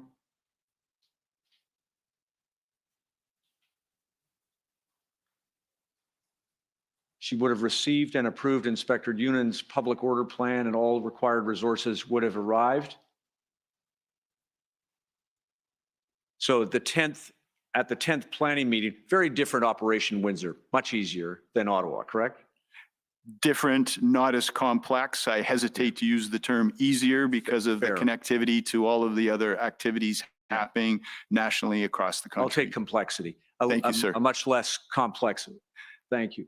So at the planning meeting on the 10th, and I think that may have been when Superintendent Early arrived, she had already by then initiated the resource request. Is that true? It appears as though she has, and she has also identified specific date in which the plan would be operationalized. So there would need to be a significant amount of detail in terms of how many resources we required on what date and for what anticipated duration. Right. And I believe they were estimating a 2 to 4 day duration on this event. Some of those resources came from Ottawa. My understanding is there were 2 public order sections of the Royal Canadian Mounted Police that did reposition from Ottawa to Windsor. I do not believe that there was a single OPP officer that was moved from Ottawa to Windsor. And in fact, our numbers increased by almost 200, I believe, between the 12th and the 14th in Ottawa. Right. We also had to rely upon public order units from other jurisdictions, London, for example. So this is where the public order hub that we activated on February the 8th formalized. They were able to analyze and determine what public order units were required when to mitigate what threats within what time period. Understood. It was RCMP assets that moved from Ottawa to Windsor. That is my understanding, yes. Mine too. Could we go to page 9, please? Second paragraph. This is just to see, just a little bit up, please. Thank you. Do you see it says Superintendent Early discussed the relationship between requesting resources and planning? When she took command February 9th, I was wrong. It's the 9th, not the 10th. Windsor Police Service did not know the specific numbers and types of officers it required, and that the on-the-ground situation on February 9th dictated bringing in additional frontline and traffic officers to ensure public and officer safety. OPP accordingly sent as many officers as possible. As we did in Ottawa. So you will recall from Superintendent Abrams' message, we initially deployed frontline officers to assist with traffic management and traffic points. That started with 18 officers, that built to 30, and then when it built to 60, it went beyond the capacity of East Region, and we started moving resources from around the province, and that was done in the absence of an overarching operational plan to bring an end to the demonstration. So very similar situations. Yeah. In those, I'm going to move, I've only got a few more minutes. I'm going to just move really quick if I can to the plan, the operational plan, and this question about whether Chief Slowly had impeded the finalization of the plan. You had some dealings with him throughout, you've told us, Yes. and with Commissioner Lucky. If I could show you, please, OPP 4580. And Mr. Registrar, when you get there, could you go to page 109, please? Just while that's coming up, Commissioner, there were as you were receiving information from a lot of different people, right? Some of it turned out not to be reliable. That be fair? In terms of relationships within the Ottawa Police Service, or just in general? Yes. Well, I could say in general, but take your example. There were a lot of rumors circulating around that turned out not to be true about Chief Slowly's attitude towards this issue or that issue, or what he was doing or not doing. And you went sometimes straight to him to get things corrected. Is that true? Where I felt appropriate, I was Right. not also going to be bothering the chief with rumors that I did not think were relevant or were impeding or hindering the operational progress, compromising officer or community safety. Right. One of the problems that you observed, you agree with me about this, that in a number of areas, owing probably to the unique nature of this event, Chief Slowly's ability to deliver a solution here was impeded by rumors and unreliable information. Can I give you an example? Yes, yes, please. The 1,500, the miscommunication about 1,500 OPP officers on the ground caused, I think you told us, it caused an unfortunate, caused issues for Chief Slowly, because he then had to answer to people as to why he wasn't making effective use of 1,500 OPP officers. Yes. And that turned out to be an unfortunate situation. Yes. Equally, the idea that on the 5th of February, the government of Canada, in whatever that means, because the note isn't so obvious, I suppose, had lost confidence in Chief Slowly by February the 5th, made it more challenging for him to succeed. Is that fair? It was definitely challenging. And he had a lot of one of the things that you talked to us about was Superintendent Abrams' comment that Chief Slowly's estimate of the number of resources that he needed had been the result of simply a random doubling of the actual number he needed. That turned out not to be correct. That turned out not to be correct. Whether the statement was made or not, I have to accept Superintendent Craig Abrams at his word, and Chief Slowly can confirm or deny that. But we certainly determined that the number was not far off what Right. was required. And I won't trouble you with what the record is about that, but Yes. suffice it to say, it might have operated in the minds of others. I appreciate it didn't operate in your mind. You disregarded it, but others might have imagined that there was something unreliable about the number. Is that fair? That is fair. And it would be unfortunate if they had. Yes. Real quick, you see this this is February the 12th. This is a text message from you to the deputy, just updating him. And if we take Mr. Van Nieuwenhuis's calculation, we back that off. That's about 4:58 on the 12th. Do you see that? Yes. Chief Slowly has accepted the plan. Hope to have it signed tonight. Correct. Yes. And you had that directly, I suppose, from Chief Slowly. Is that fair? No, that would have either been through Deputy Commissioner Harkins or through Chief Superintendent Carson Party. Okay. So at this point, Chief Party is the primary contact with Chief Slowly there to support him. Okay. So that at least from the late afternoon of the 12th, so far as the OPP was concerned, the plan was approved by Chief Slowly, or at least there wasn't any further requirement for him to do anything about it. Correct. Now, can I ask you, please, to look at OPS 14454, just to get your help with a couple of other things.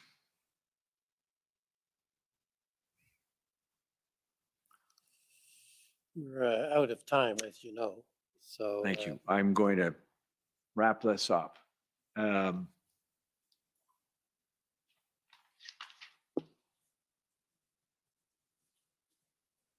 So I have taken us to the wrong document, Mr. Oh, no, I have not. I guess it's 160, page 164.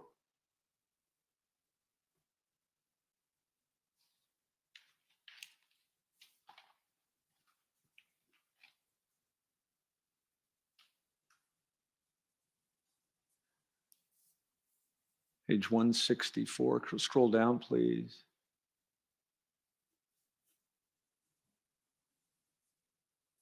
And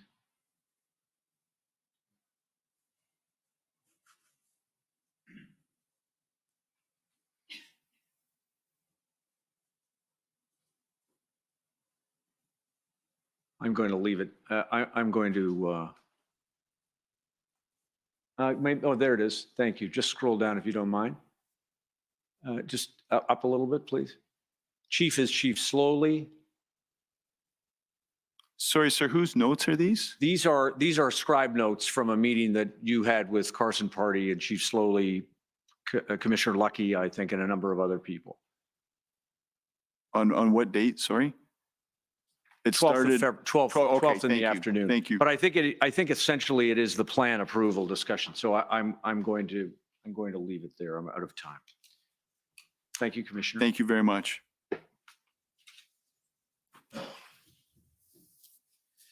thank you. I think next, well, we can take the morning break now or a bit later. I think there's a sense we should take it now. So we'll take a 15-minute break and continue on our return.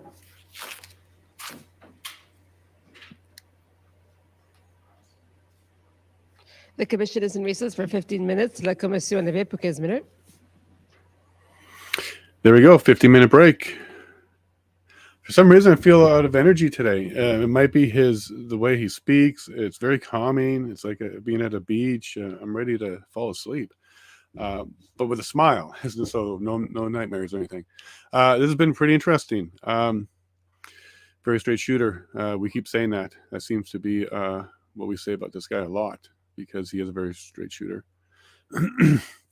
We have lots of notes. Well, first of all, I learned a lesson. Inviting a professional skeptic on means be ready. Happy to take a lot of his pushback there and his criticisms. They're all very valid. They're the type of things I hear all the time being an independent, because those are all the default things that a lot of people talk about. Vote splitting is another one that I get a lot of. Uselessness is another one, because that's kind of how we all were programmed to understand the role of an independent. It's just one person, right? That's a way we've been programmed to think about that.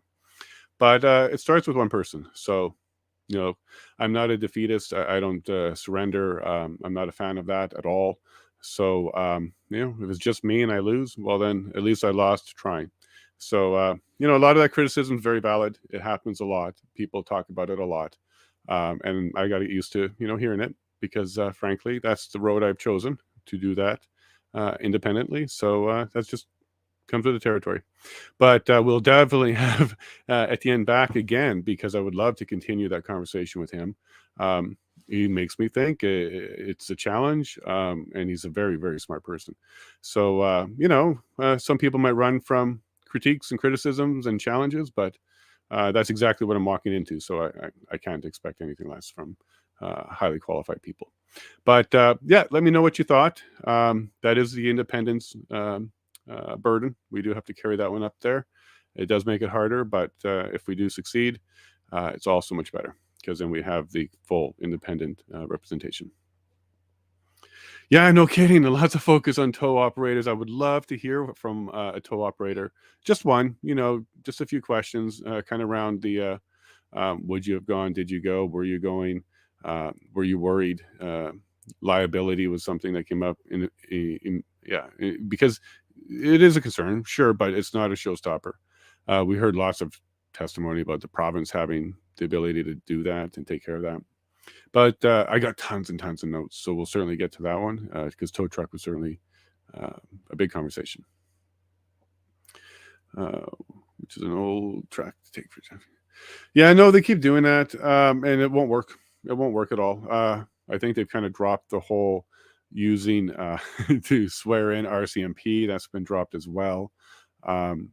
No, it's all falling apart. They have, even when they had those justifications on the table, 6 or 7 of them, even collectively, they were nowhere near justification for using the act. Every single one of them had multiple ways to address it with existing laws, especially that the province had their emergency act enacted. So yeah, there was plenty. So we're well past, I think, the point of wondering if the government will succeed on this inquiry. In other words, will the government get to the point where we all determine, or at least the ones that are paying attention with an open mind, determine that, yeah, okay, it looks like the government had enough and it was justified. We're way beyond climbing mountains now. It's been just flat out stated that plenty of options existed. So I think now we're on an inquiry of trying to figure out how they made that mistake, because I believe we've determined there's a mistake now. I think now we're just going to be on the how, and how not to do it again. Was it just information? Was it bad decision? Can we point to 2 or 3 people who were just making really aggressive decisions? Or is it going to come down to a lot of secret information and CSIS information that we'll never get to see? We did talk about in the chat that it will be in camera. So in camera is like an oxymoron. Like it's not what it means. I'm sure there's another term for it where it's complete opposite of what you think it is. It means no camera. It means behind closed doors. None of the representatives will be there. So the convoy representative won't be there. None of the representatives will be there. It will just be the commissioner. I believe there's some sort of record keeping, but it will be under secret and it will be under seal. Because they have to at least record the meeting in some way. And then, yeah, it'll probably be a lot of browbeating about how Canada was going to be chopped off the map if this lasted 4 more hours or something. We'll never see that. He'll never, like, even the commissioner won't come back and give us a summary. It'll just be, all right, next witness. And then we move on to the next one. But, there is some place for secrets. There is some place for national security. It's very difficult for the public to really understand what that means until you get there. I'm not condoning it because I think everything should be in the open. But yeah, exactly, Denise. But that is what we have. And that's all kind of why you want some MPs in there and some other people that can open up filing cabinets that the public don't have access to. That's one way to kind of start getting public eyes into some of this stuff. I'm not trying to suggest that anybody should be leaking confidential or stuff like that, but being able to have the power to go in there and open up files and look at things is one of the advantages to getting an independent in there, because you can do that. Free country. You're totally right, Denise. I don't blame you for that sentiment at all. I totally get it. 100%. Yeah, I totally get it. It's the one we got, and I'm not for the 5-letter reset word, so I think we need to repair. We have to find ways to repair it. So yeah, I believe you're 100% right, Denise. It's the same sentiment we all really truly have, but it's the one we got.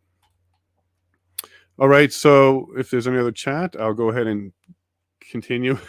So many pages of notes here. Continue with the Commission Council's examination. And where we left off was basically at the start of things. We were just getting at the start of things with this witness, where the OPS was becoming, from his opinion, overwhelmed. It appeared to be overwhelmed at the beginning. And then he was asked about, like, how quickly does the OPP respond? How quickly do you provide resources when you're requested? And the quote was, immediately. All requests are filled immediately. So you can see the OPP as a professional organization. They get a request for something, they're on it. And as we heard earlier, they were already on it even before requests were there. Because again, it's still Ontario. They do have jurisdiction all around the municipality. They were involved when the convoy was on the road. So they were around very early, the whole time. And if they needed more, it would be immediately. And then one of the questioning was around, the big strategic planning and what does it require on the OPP the OPP side in order to get going. And he basically said, look, we're ready to go, but we do have a logistics step where we have to work out the food, the lodging, moving resources around. What we're doing is we're taking officers from communities, and we're going to have to bring in others or work with our resources in such a way. When it's a big plan, it can't happen right away. But if there's a request at any kind, they'll start at right away and fulfill them as fast as possible. So, for example, they just said we needed 3 cars to take care of the 417 exit over here instantly. You would have had it before the phone clicked. But if they said we need 5,000 people and we need to do this plan and here it is, there will be a spin up time. And that's actually what happened. So they were receiving about 100 to 200 officers a day for about 10 days to get up to the whole 1,500 or so. But that makes sense. So he was explaining that. And he's also really teaching us a lot, really, about how government, policing, command, all this works. And I'm pretty impressed. But I'm starting to feel like I'm supposed to be impressed, because I think James put it in the comment. I think Donald put it in the comment that we might be heading towards some sort of central command. This has been a theme we've been seeing a lot of. And the more that we're impressed with the OPP doing such a great job, the more we're basically asking for a larger version of the OPP. So I'm very impressed with what I'm seeing, but now I'm starting to get the feeling like I'm supposed to be impressed, because I'll want a national version of that now. Now, the answer is I don't want a national version. I don't think we need a central command at all. I certainly wouldn't push in that direction.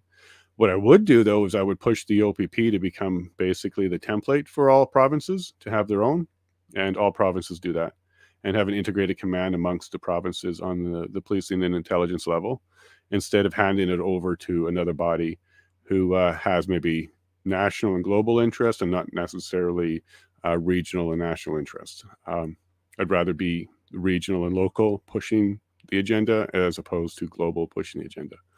So I would be way much more inclined to support additional OPP-like operations in each province versus making one large one.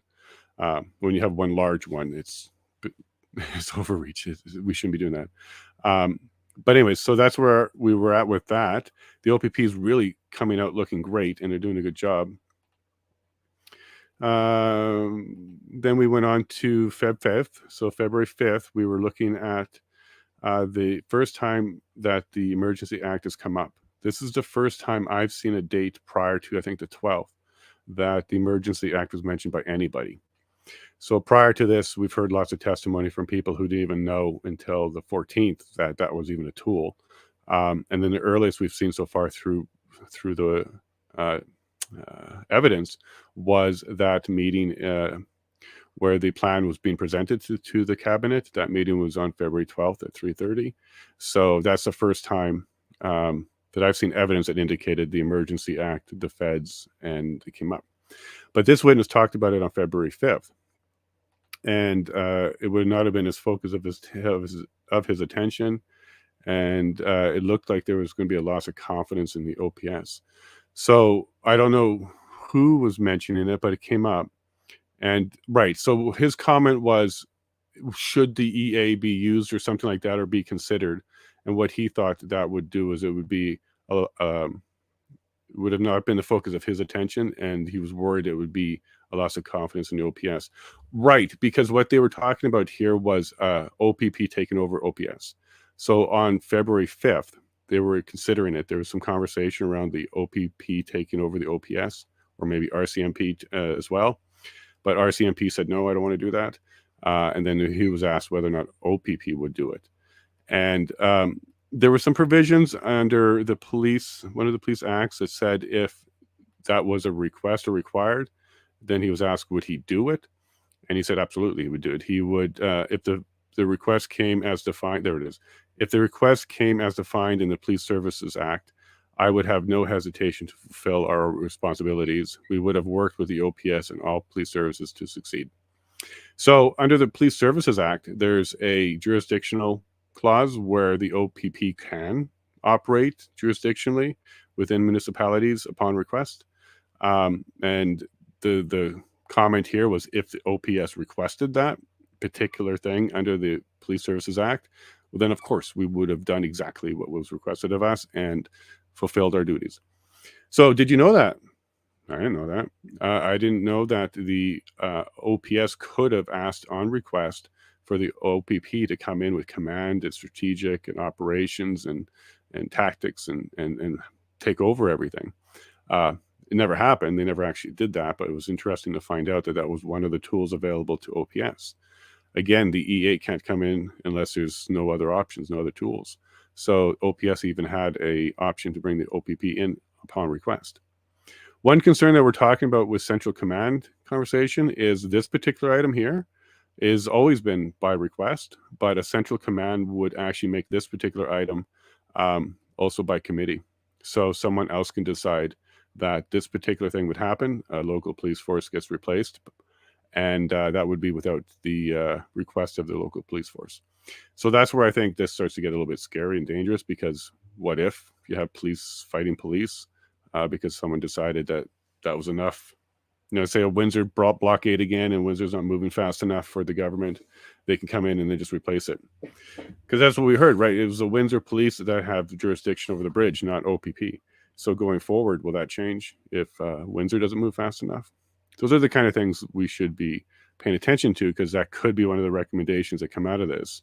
And if it is, we could be looking at something national or provincial, where provincial can take over municipal. It'll be interesting to see where this heads. He clarified a phone call with Slowly over 1,501 OPP officers. It was released in public. That particular number was released in public, that the OPP were going to provide that. That was a rumor that wasn't true. Not sure. I think it was Slowly that leaked it out or something like that. It was what the testimony was. So he had a concern. So he called Slowly to explain to him that the number that they had was derived in it was in good faith, and that they're not going to get into any political conversations or operations that distract from just doing their work to come up with the proper numbers. So there's a little kerfuffle around that 1,501 number, whether it was released or calculated or whatnot. It did spark a conversation between the commissioner and Slowly about it, but it looked like they kind of talked about it and worked it out. Then there was concerns that the OPP itself had 3 times more resources on the ground than the OPS. So pretty early, there were complaints kind of from other police forces, including the RCMP, that resources were allocated and unused. And the OPS itself were not using all of their officers and be on the street. So the OPP, and the way he put it, because he's a very professional guy, he's not saying like, I called him up and told him to fix it. He says he brought it to the attention and they had it fixed and it was corrected. So it was just basically letting you know, like, I brought it up, we addressed it, it was corrected. So when I see this corrected, I'm assuming that the correction was not to remove OPP resources to bring the numbers down. It would have been to have OPS resources bring their numbers up. So that, you know, you shouldn't be using other police forces because you say you're out of resources, but yet you have all your resources kind of hanging out somewhere else. So that was kind of, I think, where they're going with that. And what was the concern? There had been concerns over RCMP officers, there we go, sitting around not being directed. This is actually direct testimony. We received the same from our officers and wanted to share this information. So he's talking about why he sent that message to alert, I think it was superintendent at the time, about people just hanging around, officers just hanging around. Now, do keep in mind, this is well into the convoys in town now. So we're not seeing a war. We're not seeing a massive anything. We're not seeing massive violence or crowds out of control, because we got several officers just hanging out, chilling, taking selfies, not doing too much, because there's not much for them to do. If there was something for them to do, even without command or operation, they would do it. They're police officers. So we got the stream back. Make sure that the audio is on. Yep, audio looks on. And I'll just wait for them to go ahead and let us know. But yeah, today's kind of, I feel the energy is low, but because we don't have a lot of those big moments, and the way he speaks is calming. But I'm having a good time with this one too, because I like honest witnesses. I like straight shooters. And this is what we're here for. We're here to hear warts and all, exactly what was going on, at least to the best that we can from the perspective of the OPP. And from what I'm seeing here is I'm not seeing reasons to panic. I'm not seeing reasons to react the way they did. I'm also not seeing the OPS doing a really good job, but I'm also hearing testimony that maybe there was a lot of forces working against them. So hopefully you can clear that up. Excellent point about officers hanging around without a job. Yeah, because, well, nothing to do or lack of effective leadership. Both, I think, Order Donald. allowed. Both. I think both. Okay, here we go. We're back. The commission is reconvened. La commission reprend.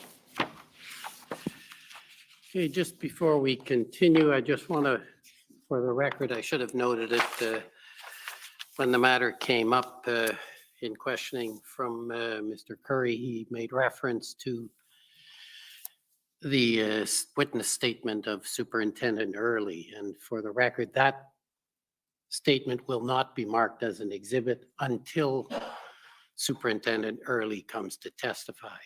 So just so the media and public don't look for it on the website, our practice is if we're calling the witness, it normally will not be made public until the witness adopts it.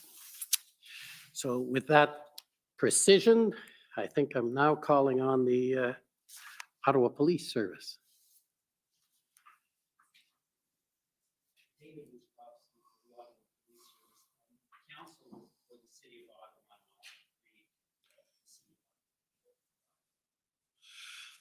Okay, so there's been a trade, fine.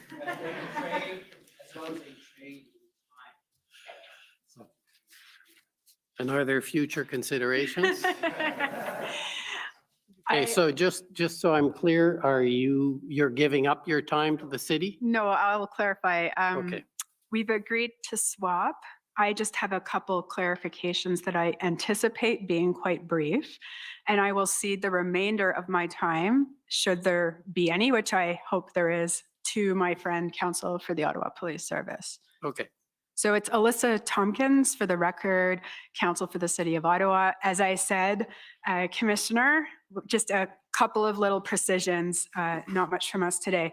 So just in terms of the number of resources on the ground, I'm just going to take you to the witness summary for Superintendent Abrams. This one is in evidence. So it's WTS 6013.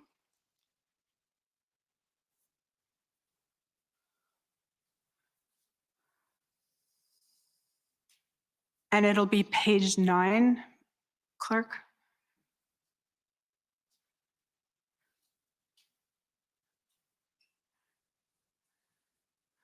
So if we could just scroll down a bit. And Commissioner, if you see in the paragraph starting with after the February 9th meeting, when we get to, I think it's a very long sentence. So the second sentence, by February 14th, OPP support to OPS had increased from 60 officers per day to 150 per day. On February 15th, Superintendent Abrams was informed that 400 additional OPP members would arrive by February 17th. So just in terms of the resources on the ground, do you have any basis to contradict Superintendent Abrams here? Not to contradict, but I have been made available to me specific numbers of resources and various charts, which are not necessarily consistent with that. And if it's permissible to the commissioner, I'd be more than happy to share those through future evidence. Okay, I don't think much turns on it. We just wanted to track that. Are those charts, were they provided to your counsel? You would have to ask my counsel Okay, that. well, They're I'll assume that certainly your made available. counsel is going to deal with this issue. We just Yes. want to know what the numbers are, like I said, whose evidence to prefer. So we'll leave that to your counsel to clarify and explain whether or not these numbers are accurate. So one more small precision. Yes. In terms of the letter from the mayor and Chair Deans, I don't think I need to bring it up. You recall which letter we're talking about, the one to the Solicitor General. Yes, I do. We just wanted to clarify. So when a copy of that letter was forwarded to you, Is that the first time you had received the request from Chief Slowly? I believe so. So we had spoken. I knew there was a request coming, but that was the only formal request that I had received in relation to the 1800. Chief Slowly had made previous requests of me informally and formally, and I think entered as an exhibit into these proceedings have been the communication from February the 2nd. Okay, but in terms of the sort of larger ask, you did not receive a letter from Chief Slowly that reflected the same ask as is in the letter that the mayor and Chair Dean sent to the Solicitor General. No, I did not receive 2 copies of the same letter or what would resemble a similar request. Okay, that's perfect. Thank you so much, Commissioner. Thank you. That's Okay. For the Ottawa Police Service?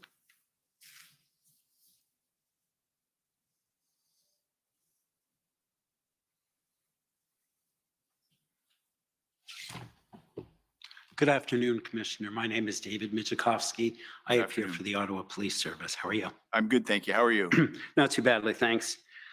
I want to talk about the Hendon reports, and I understand from your evidence that you're very familiar with those reports. Yes, I hesitate to say I'm very familiar. Sounds like a leading question, Councillor. That's what we aim for. Yes. The amount of information that the OPP obtained about the convoy and its plans for Ottawa, I take it was something that evolved with time. Is that fair? Yes, it evolved with time. It was a constant process of collecting the information, analyzing it, and disseminating it, which is all part of the intelligence process. And so if we looked at, we know that the first reference to the convoy coming was on January 13th. But at that point, there was little known about it. In fact, even the dates of arrival in Ottawa were not yet known. Is that right? I would like to refer to the intelligence report to say specifically what was in there, but that was the first formal communication through Hendon about the convoy. Okay. And so as time passed, I think more information became known, correct? That is correct, yes. And so on January 20th, I understand there was still more information, but at that point, there were no numbers with respect to the number of demonstrators or vehicles. Is that right? I can't say that there were no numbers with respect to demonstrators or vehicles. I wouldn't categorize them as demonstrators at that point in time. Numbers would have been in relation to the number of vehicles in the convoy. So if that information was available, it would have been contained in there. And so I can call it up, although I think it's Certainly. already in the record. But if you'd like to see the January 20th one, I can. I have no reason to dispute it. I just can't say for certainty without having it in front of me. Okay. And as the convoy grew closer to Ottawa, there was more information obtained, and the type of information and the reliability of the information also changed, correct? I wouldn't say that it changed as much as it evolved. And I believe on the January 20th Hendon report, there was information about it being a long-term, no exit plan. Unresolvable requests were being made. So there was a substantial amount of information in that report. And so there's a constant evolution, correct? Correct, yes. And so when I looked at the Hendon reports on January 22nd and 23rd, for instance, the information that I see there will be more current than the information I see on the 13th or the 20th, correct? That is correct. It would be more current, but you cannot dismiss the information you've received previously. One Hendon report does not replace a previous report. Right, but sometimes there's contradictory information. Something is in one Hendon report that is not in another, or there's different information because there's social media that's being monitored in those reports, correct? There can be new information in those reports, yes. And so I see, sir, that on January 23rd is actually the first time that we learn in the Hendon reports of an arrival date in Ottawa of the 28th, which is the Friday. Do you recollect that? I can't say that I recollect that without having the Hendon report in front of me. As you've identified, they're coming out on a daily basis. So I hesitate to say specifically what was in what report to that level of detail, but happy to review it if you'd like to show it to me, sir. Okay, well, it is in the record, so I don't want to waste time by taking you to it.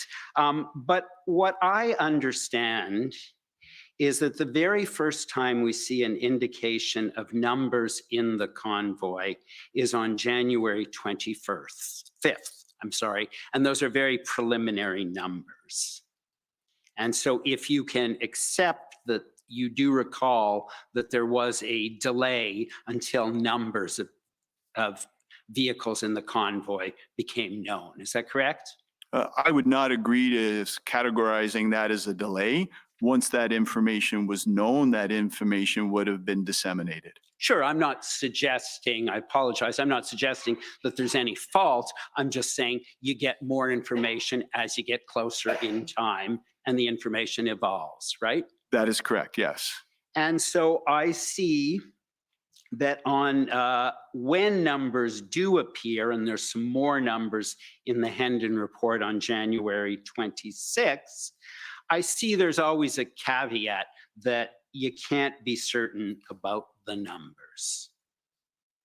That's something that's unknown at this point and can constantly change, correct? That would be subject to constant change, and at various points throughout the travels of the convoy as they went through OPP jurisdictions, there were other products produced over and above Hendon reports. There were situational reports that would have been shared at a command level, made available to East Region, and therefore at the point of integrating in any form or fashion, I would hope would have been made available to Ottawa Police as well. So I just wouldn't want to leave you with the impression that Hendon was the only source of information or interoperability. And so what I see when I looked at the January 26th Hendon report is I see something called intelligence gaps. And an intelligence gap means you don't have information about the subject matter listed in under intelligence gap, correct? That is correct. And I believe Superintendent Pat Morris did a nice job of explaining what an intelligence gap is. It's where information is being sought to create a clearer picture. And so what I see on the January 26th Hendon report is there is an intelligence gap as to plans for departing. And so what that means is there is no information about whether they're staying or whether they're leaving or when they're staying until, correct? Because it's a gap. I would hesitate to say that that is correct. I believe there was information contained previously in the Hendon reports that there was no date that they would be leaving and that there was a commitment to staying long-term. The specific dates, no, were not identified, but there was evidence or there was information that was available to indicate this would be more than a weekend. Well, I think you've just agreed with me that an intelligence gap means you don't have information about it. So I'm happy to turn up the January 26th one just so that you can see where I'm taking that from, okay? Absolutely, and I think it would be helpful to reference any previous Hendon reports that may have indicated what they knew at that time. Okay, I wonder if we could, just because we've referred to it, see OPP 400811.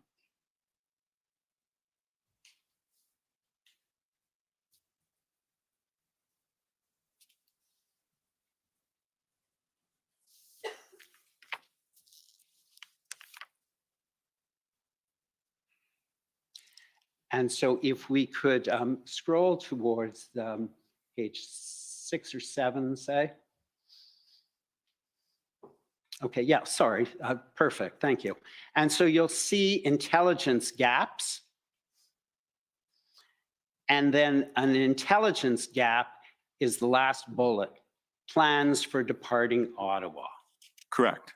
Okay, so that tells us we don't know when they are departing Ottawa. We don't know whether it's Saturday, Sunday, Monday, Tuesday, or in a week from now, correct? Correct. Thank you. Because it's a gap.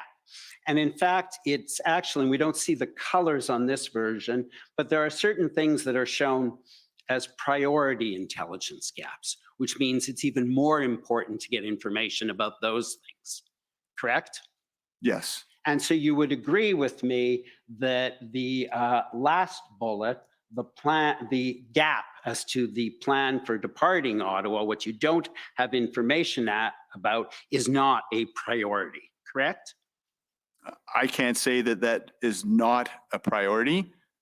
No, I would not agree with that. Okay, so we don't unfortunately have but my understanding is the bold print is what is in red. And so I'm simply suggesting that the print, the last bullet, which is not bolded, was not shown as a priority intelligence gap. If that is the case, I will take your word for it. Okay.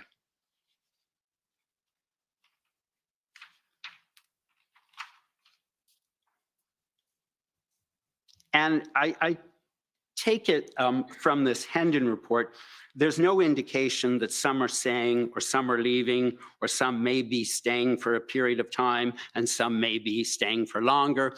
We don't find that in this Hendon report, do we? Well, I would have to reference the report. You're asking me to comment on the content of a report that I can't see the content of, so I hesitate to do that, sir. Okay. Let me move on. There was an email, if we could turn it up, please. It's OPP 401007.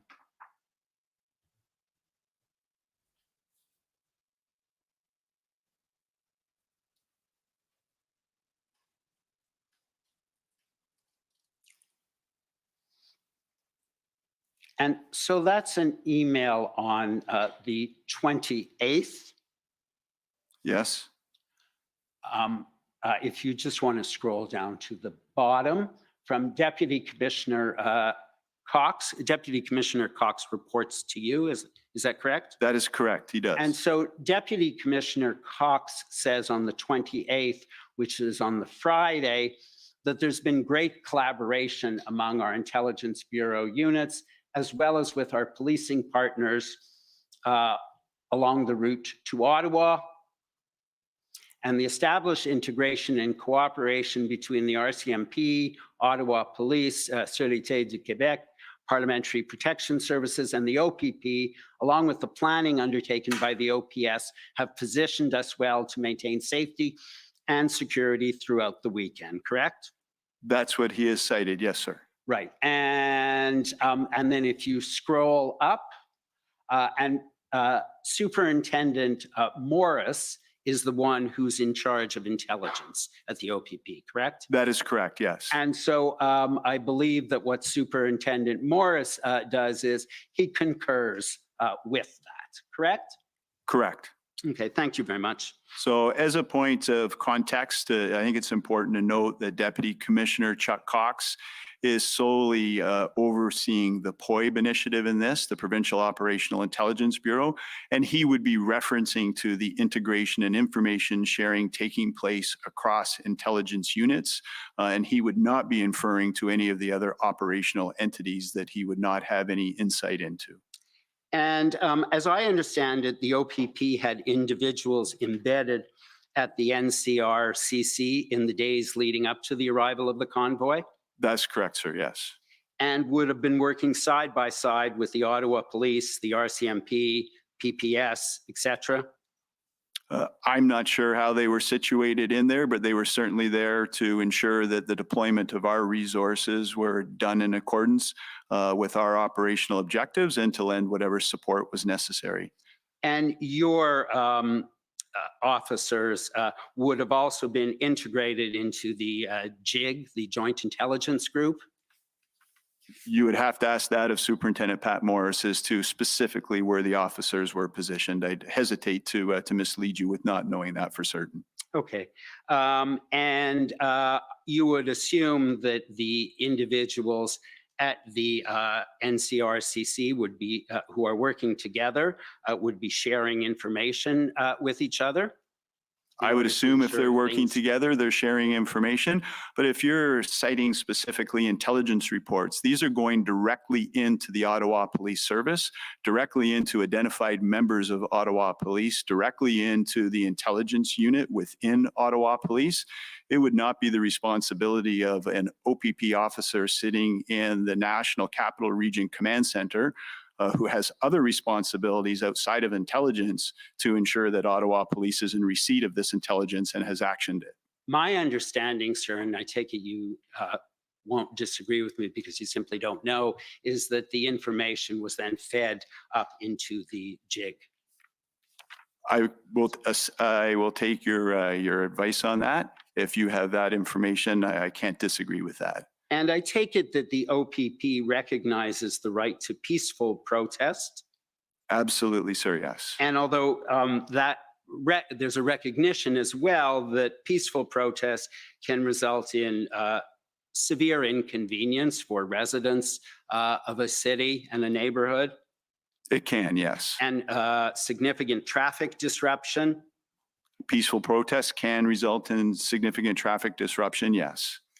And Superintendent Cox noted, and I won't take you to the document. Sorry, sir, if I can, Superintendent Cox or Deputy Commissioner Cox or Superintendent Morris, I just want to make sure I'm orientating myself to the right individual. Sure. I gather in the document that I think Mr. Curry took you to, we saw that the OPP was of late receiving requests for intelligence and open source information on societal actors, and many of those are social movements that diverge from the mainstream. And there was some concern expressed about requests for information that did not relate to intelligence operations. Do you recall that? I do recall that, yes. And the concern was potential targets who may not be engaging in criminal actions, but oppose government policy and engage in protest. Yes.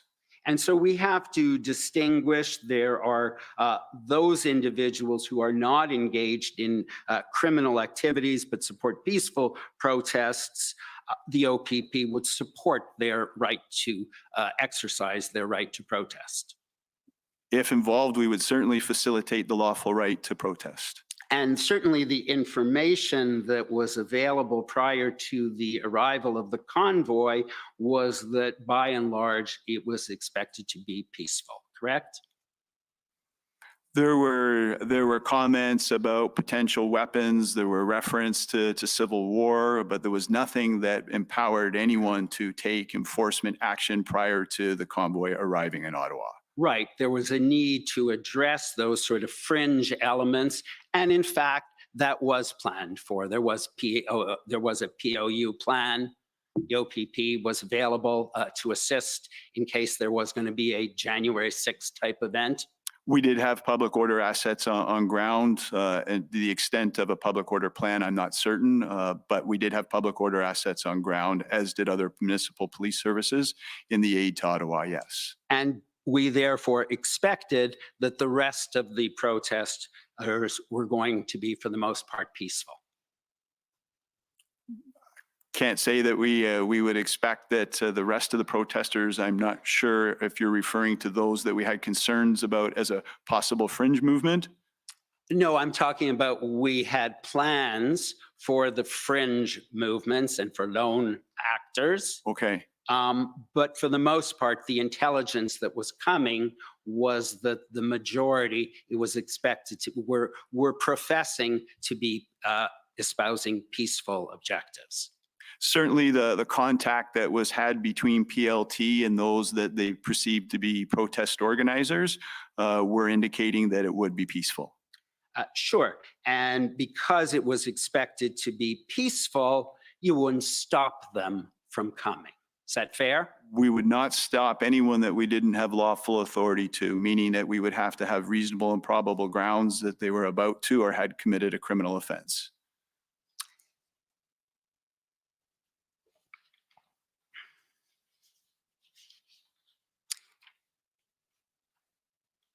And Commissioner Carrique, in a statement I believe you issued to all OPP members, in which you were putting them on notice of operational deployments, you referred to the need in Ottawa for unprecedented resource deployments, and you described Ottawa as an ever-evolving major event. And I take it you would agree with that characterization? Oh, yes, I would.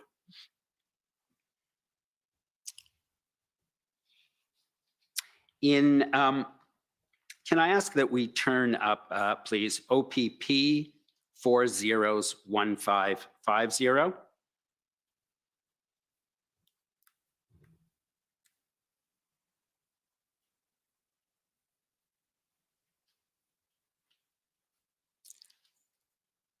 And so if we can just scroll down, please, to page 2 of 4.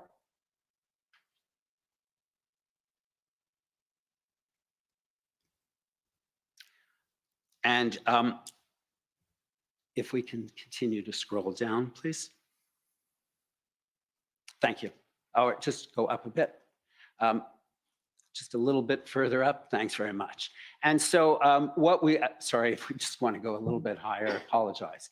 Chief Slowly asked certain questions. This was with respect to one of the weekends that was coming up in Ottawa. Do you recall that? Yes, I do. And so one of the questions that was being asked of the deputy commissioner was, there were 5 questions, correct? And question 2 was, what will be the exact number of trucks on Saturday? And 3 was the number of protesters in each location currently. Do you recall those questions being asked? I do, yes. And so if we could then just scroll down a little bit to where it says row 2. Thank you. And so what we see in row 2, in terms of the number of trucks to arrive on Saturday, this just cannot be known, correct? Because Correct. It's impossible to have that kind of advance information. To exactly know how many trucks would be arriving, it would be impossible, yes. And with respect to number 4, the question about the number of people that Chief Slowly was asking about, the answer is the number of people to attend at any of these locations tomorrow is not the subject of confirmed intelligence. It's a matter of inductive logic and extrapolation based upon precedent and social media organization, and also weather conditions and actions taken elsewhere. Do you see that? I do see that, yes. And we see, if we scroll up to that email, go up, please. You will continue, please.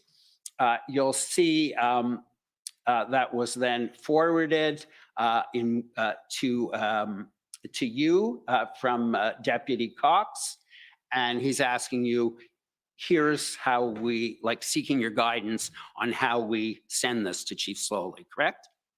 Yes, it appears so, yes. And then if we just go up to the very top of the email, you'll see if you're in agreement as indicated, please. And then if you keep going.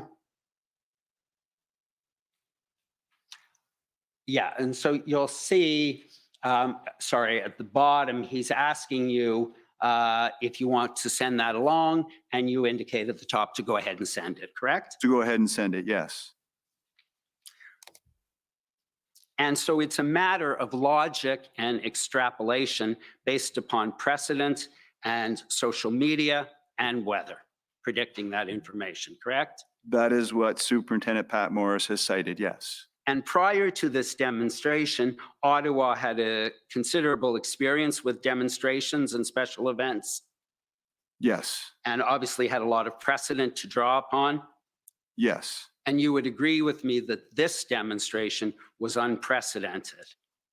In many ways it was, yes. And so in future, Ottawa would be able to rely upon this demonstration as a precedent for what it does in the future, correct? Yes. Thanks. You can take that down, please. I understand that things were, there was a lot going on the ground in Ottawa. And we've heard that there was an incident where I think there were 18 OPP officers, and there was a concern that they had been there and some of them had not been deployed. Do you remember that? I remember concerns over OPP officers being there, available for duty, and had not been deployed, both from a frontline perspective, but also the provincial liaison team. I do recall that. And so there is an OPS situational report, and I don't need to take you to it, but that talks about a situation on February 14th where OPP officers by mistake let vehicles into the red zone, but fortunately they were caught and turned back by the RCMP and the OPS. And those kinds of mistakes can sometimes happen in chaotic situations like was happening in Ottawa. Yes, they can, yes. Okay. I understand that Toronto dealt with a convoy that was expected on, I believe, 2 weekends in February, correct? The 5th and the weekend of the 12th? And the 12th, which was the same date as the email you just reviewed with me, yes. Right. And when we looked at some notes, I saw that Chief is it Chief Raymer? Raymer. Toronto Is it- Police Chief James Raymer, yes. And he referred to the first weekend, and I'll just turn up the document. It's OPP 401132.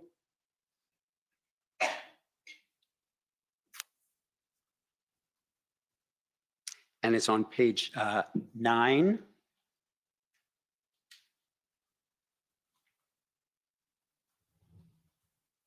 Oh, I'm sorry, I've given you the, I'm sorry, it's,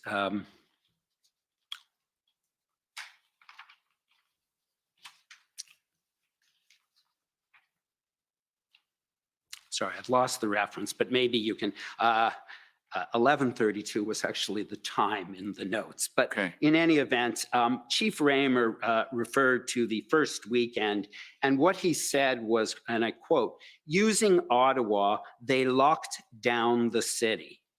Had Ottawa not happened, TPS, Toronto Police Service, tactics would not have been accepted."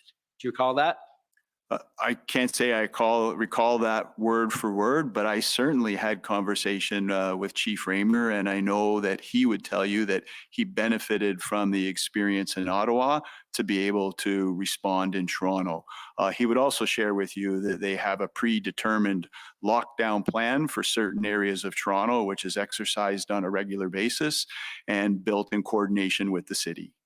And I understand that the OPP, with respect to at least the second weekend, I'm not certain about the first weekend in Toronto, provided some assistance in locking down Toronto and preventing the vehicles from coming to the Queen's Park area. Is that correct? We did, yes. And in that case, I believe in Toronto, the vehicles for the most part were not large trucks, correct? That is correct. For the most part, they were not, and they were not in the numbers that Ottawa had dealt with either. Right. And so we've heard that you assisted Toronto in taking some preemptive steps to prevent the Ottawa situation, correct? Correct, yes. And so we also heard that in Ottawa, before the convoy arrived, that the OPP assisted in getting the vehicles safely into the city, correct? We have heard that, yes. Okay. And we heard that on the weekend of February 5th, when Chief Slowly talked about closing all 417 exits because there were more convoys coming, he was told that the OPP would not permanently close all exits unless there was an immediate public safety risk, which there wasn't, correct? Can't say that there wasn't an immediate public safety risk. I am aware that there was some resistance to closing the 417 exits. That was brought to my attention, and I thought, in my opinion, that that was a reasonable and lawful request and that we would facilitate it. And You're out of time, so if you could try and wrap up, please.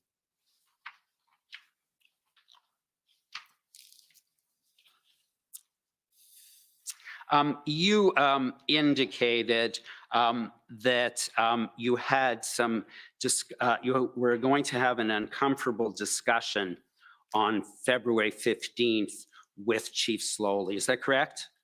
I don't recall describing it as an uncomfortable conversation.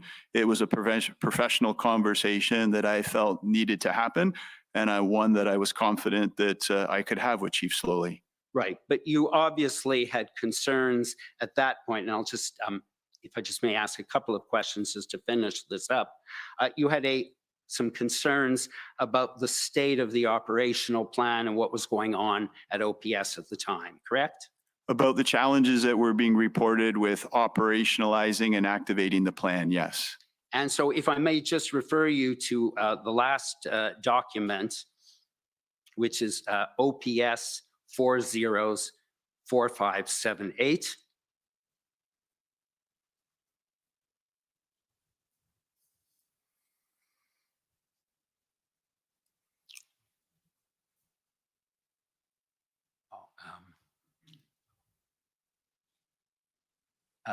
If you can keep going.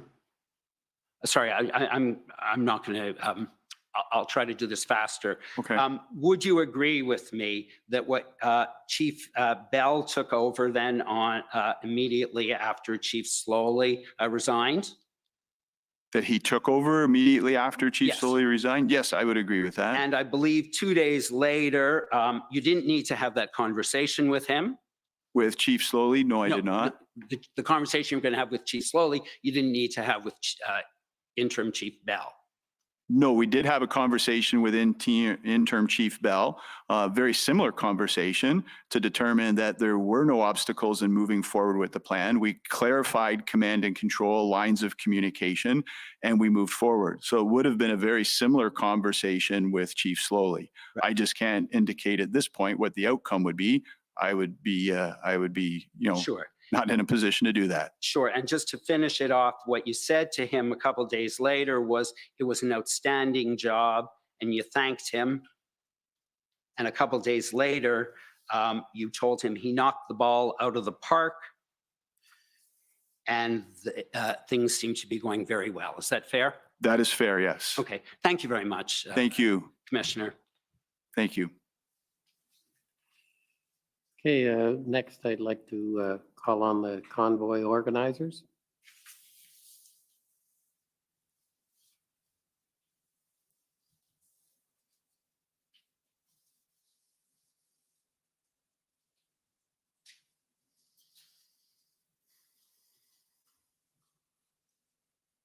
Good afternoon, Commissioner. Good afternoon. My name is Brendan Miller, and I am counsel to Freedom Corp, which is an entity that's representing the protesters and truckers that were in Ottawa in January and February of 2022. First, thank you for your service, and it's nice to meet you. Thank you. So to begin, I understand, I'm just going to go through some of your background. I understand you have a master's in leadership from Royal Roads University with a focus on justice and public safety. Is that correct? That is correct, yes. And you also have a certificate in terrorism studies from St. Andrews University in Scotland, right? That is correct, yes. And you've been in policing since 1990. Yes, I have been. So 32 years of experience and, Yes. and an education in that area to boot, right? So you testified that you heard the evidence of Superintendent Morris. Portions of, yes. Right. And you said that he's, in your chief, the foremost authority in the province of Ontario regarding intelligence. Is that right? That is my opinion, yes. And I take it you agree with his testimonies and the opinions he gave. I take it that's correct. I have not listened to his testimony in totality, but I would have no reason not to agree with anything that he would provide as evidence. Right. And I'm sure you might have heard the answers he gave to the questions I put to him with respect to threats under Section 2 of the CSIS Act. Do you remember hearing that? I can't say that specifically I remember that interaction. Right. Well, he testified that essentially, in summary, that there was no intelligence of a credible threat under Section 2 of the CSIS Act. Would you agree with that? There was no intelligence of There was no credible there was no intelligence. credible intelligence of a threat. Yes. That I would agree with that. Right. Yes. And so it's fair to say that based on all OPP intelligence and the intelligence provided by the RCMP and federal intelligence agencies to the OPP, to your knowledge, there was no credible threat to the security of Canada as defined in Section 2 of the CSIS Act. That would be my understanding, yes, as determined by Superintendent Pat Morris in consultation with CSIS and the RCMP. Thank you. And I'm sure you're aware that to invoke the Emergencies Act, that sort of threat is supposed to be required. So I do not have intimate knowledge of the threshold that's required for invoking the Emergencies Act. That's not something that I have any responsibility for. Thank you. And in my next question, when I say federal civil service or federal civil servant, I just want you to understand that I mean anyone from deputy minister down who is a non-elected, non-political actor working for the government of Canada. Is that understood? That's understood, yes. Now, in your interactions with the members of the Federal Civil Service prior to 11:59 p.m. on February 13th, 2022, isn't it true that no civil servant ever said to you that there was a credible threat of the nature of that defined in Section 2 of the CSIS Act? That is correct. And they never said to you that they had reasonable grounds to believe that such a threat existed, did they? Nobody ever said that to me. Thank you. So I want to talk with you about everyone's given various catchphrases to what was happening in Ottawa, but no one's really gone through what is a protest or, essentially a lawful demonstration, et cetera. And you seem to have an understanding of that. So I'm going to walk through that with you if that's okay. Certainly. Can you agree that in general protest law and sort of criminal offenses that you essentially have three types? You have your lawful protest protected under Section 2B and 2, all Section 2 really of the Charter. Yes. Yeah. And then you have unlawful assembly. Yes. And then you have riot. Yes. Right. So those are really the three sort of categories of these assemblies. Is that fair? Demonstrations. That's fair. All right. So I just want to start with lawful protest, and you touched on that. And lawful protest, as you said, is protected by the Charter, and that's primarily Section 2. And can you agree that is the freedom of religion, freedom of speech, and freedom of association, they collectively essentially protect people's right to assemble and protest? Yes. Right. And people are entitled to gather in groups in public spaces and protest government action as long as they don't essentially move into an unlawful assembly, correct? Correct, yes. Right. And they can get together in large numbers, go outside Parliament, and protest. I can't say to what extent they can go outside Parliament. There's the Trespass to Property Act that has to be taken into consideration as well. And I'm not familiar enough with what is permitted on those grounds to say yes or no. Right, but they can go in public spaces. Yes. Okay. And then unlawful assembly, police have the power under Section 63 of the Criminal Code to arrest and charge people for the offense of unlawful assembly, right? Yes. And you don't need any form of special order for that. That can just be carried out by a police officer. That is correct. Right. And I take it that you're aware that an unlawful assembly is where three or more people with a common purpose assemble in such a manner and conduct themselves to cause persons in the neighborhood of the assembly. Slowly when you're reading. Yes. Please. Oh, sorry, I'm now fast, Brendan. I thought I was slow, Brendan, after hearing my friend, but I'll try to get onto that. So it's when they assemble in such a manner that conduct themselves to cause persons in the neighborhood of the assembly to fear on reasonable grounds that they will disturb the peace tumultuously or needlessly cause or provoke other persons to disturb the peace tumultuously. You're aware of that? I'm aware of that. I mean, that sounds very familiar with what is in the criminal code. I hesitate to agree word for word without having it in front of me, but it sounds very reasonable. Thank you. And I take it you're aware that to disturb the peace tumultuously requires there to be more than a boisterous or noisy, disorderly conduct. It has to be something a little more. Yes. Right. And you know that causing an actual disturbance of the peace tumultuously actually isn't required to even arrest people for unlawful assembly. It just has to be that there's a reasonable fear that it's going to happen. That's what really differentiates it from a riot, right? I would agree with that. Right. And that an unlawful assembly, you know, a lawful assembly can at times, of course, become an unlawful assembly when it becomes unruly and gets into the riot category, right? Yes. Okay.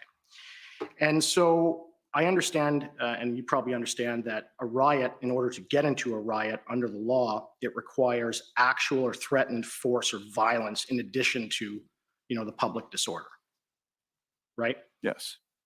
And even without this, if you don't even get to that threshold, you're aware, and we've heard about the Riot Act and the Criminal Code, that a mayor, a sheriff, or a justice of the peace, or a justice of the Ontario Court of Justice can come out and read the Riot Act and invoke it and demand people disperse. I'm familiar that that is contained in the criminal code. I don't have intimate knowledge of that, though. Right. And then, of course, outside of all of this, you have injunctions. And Yes. any individual or the city can run off and make an application for an injunction before a court of competent jurisdiction. And if they meet the test, the court can grant an injunction. And then once that injunction is granted, if it's not followed, the police then have jurisdiction under Section 127 of the Criminal Code to charge individuals with violating a court order. That is correct, yes. All right. So those are the general things that exist outside of the Emergencies Act, right? They're there always. That is correct, yes. Okay. So I now want to talk to you about Ottawa in particular, now that we've gone over that. Now, regarding the truckers and the protesters in Ottawa, I understand they rolled in here and did so at the direction of police officers once they arrived. Not, of course, they weren't invited. But when they arrived here on January 27th and 28th, is it your understanding that they parked where they were told to originally, and everything was essentially coordinated originally about where they were going to go? So I don't know that I can comment with accuracy on that, because as you will recall from my previous testimony, I was under the understanding that there would be designated parking, which would not facilitate any form of protest out in front of the Parliament buildings. Okay. So that would best be posed to Ottawa Police, who were in charge of the operation at the time. And we can agree then that, parking on streets and highways in a way that would usually violate the law, right, where they're essentially blocking everything, that could be considered an unlawful assembly.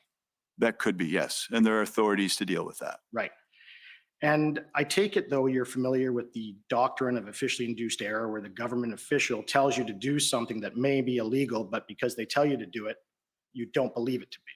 You're familiar with that from your studies. Sorry, can you repeat that? The Sorry. doctrine of officially induced error, where a government official tells you to do something that may in fact not be legal, but you do it because the government official tells you to, and therefore you believe that it is legal because they told you to do it. Are you familiar with that doctrine? That's a very complex law that is beyond my education and comprehension. I'm sorry.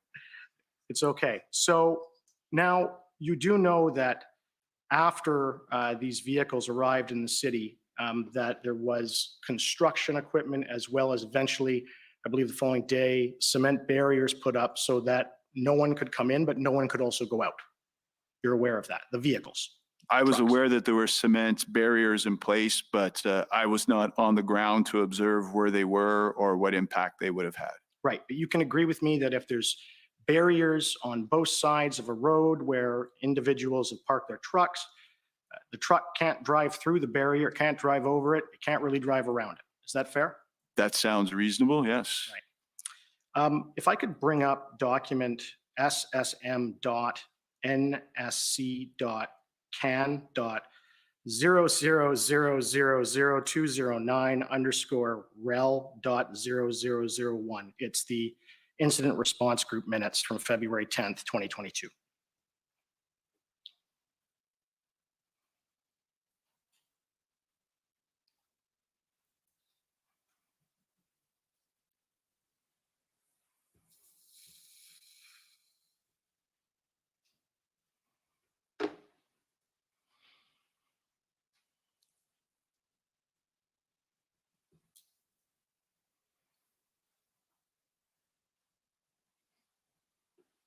Okay, and could we just scroll down to page 5 there, please?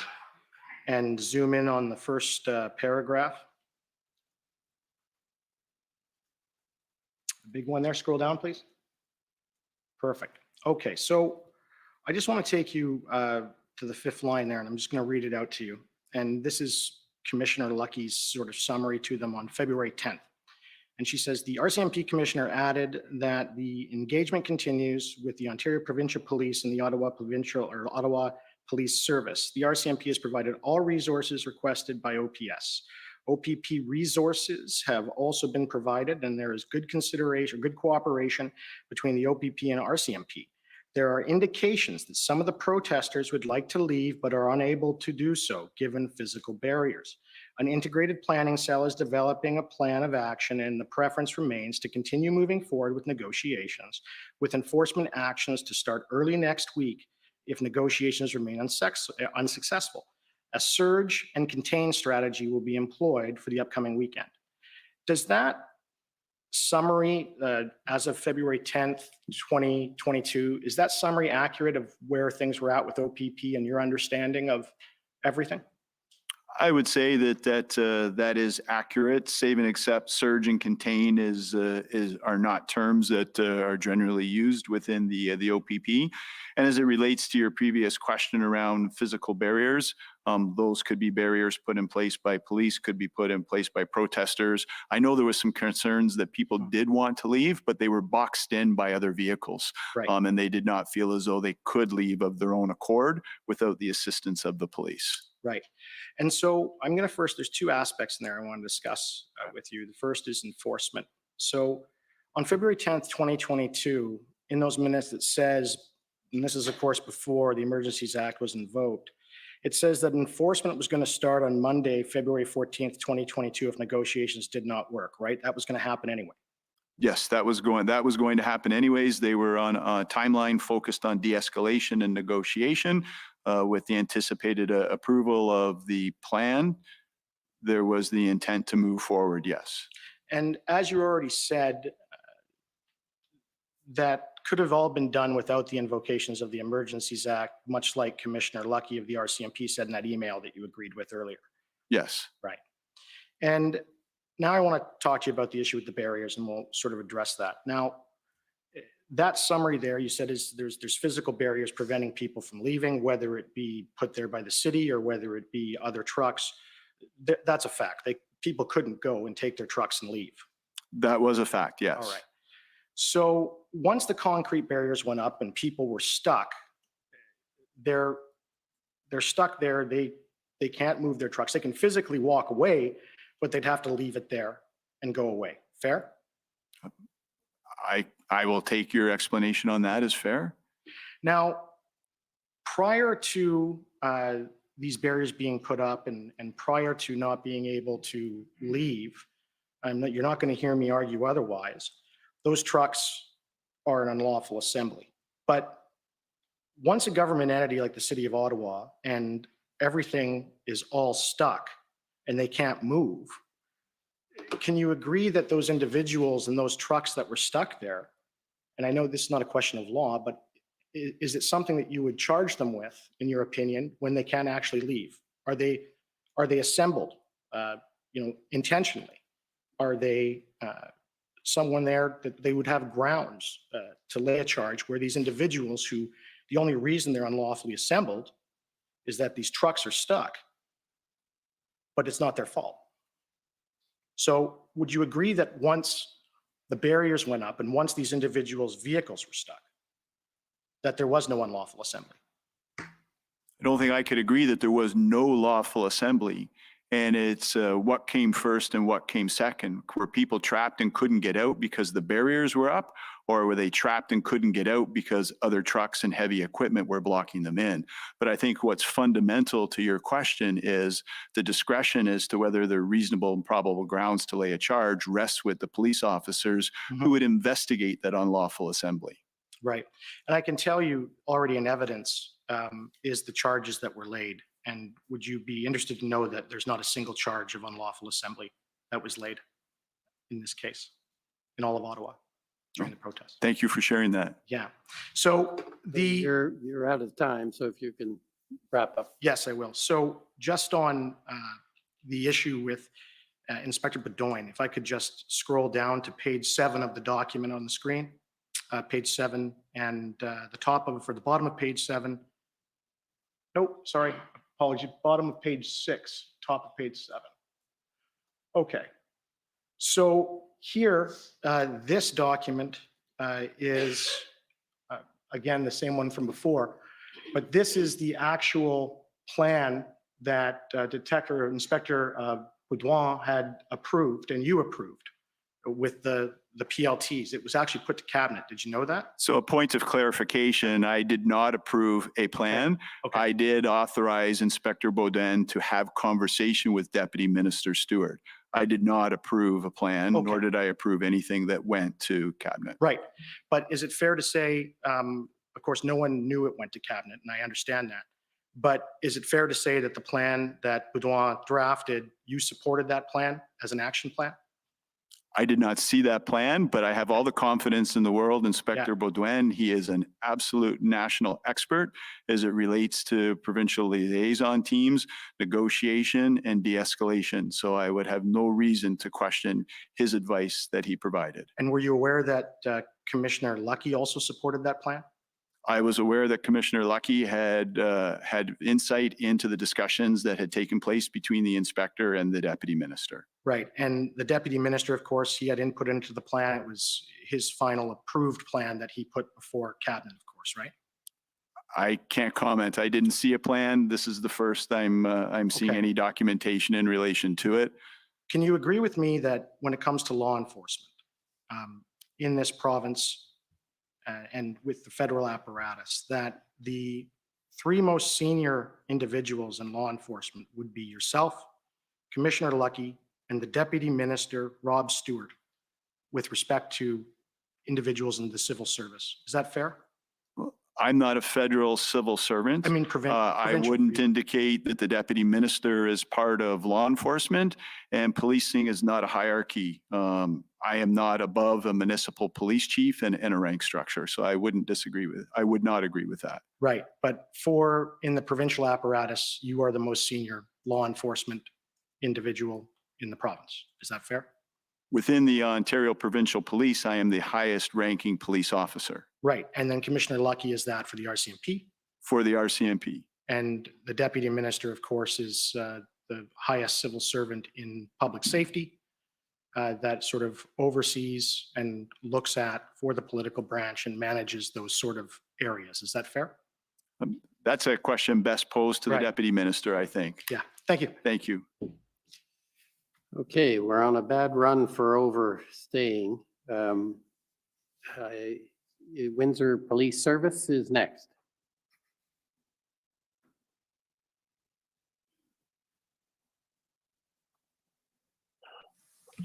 Thank you, sir. Good evening, Commissioner Carrique. My name's Tom McRae. I'm here for the Windsor Police Service. Can you hear me? I can. Good afternoon. Thank you. Oh, thank you very much.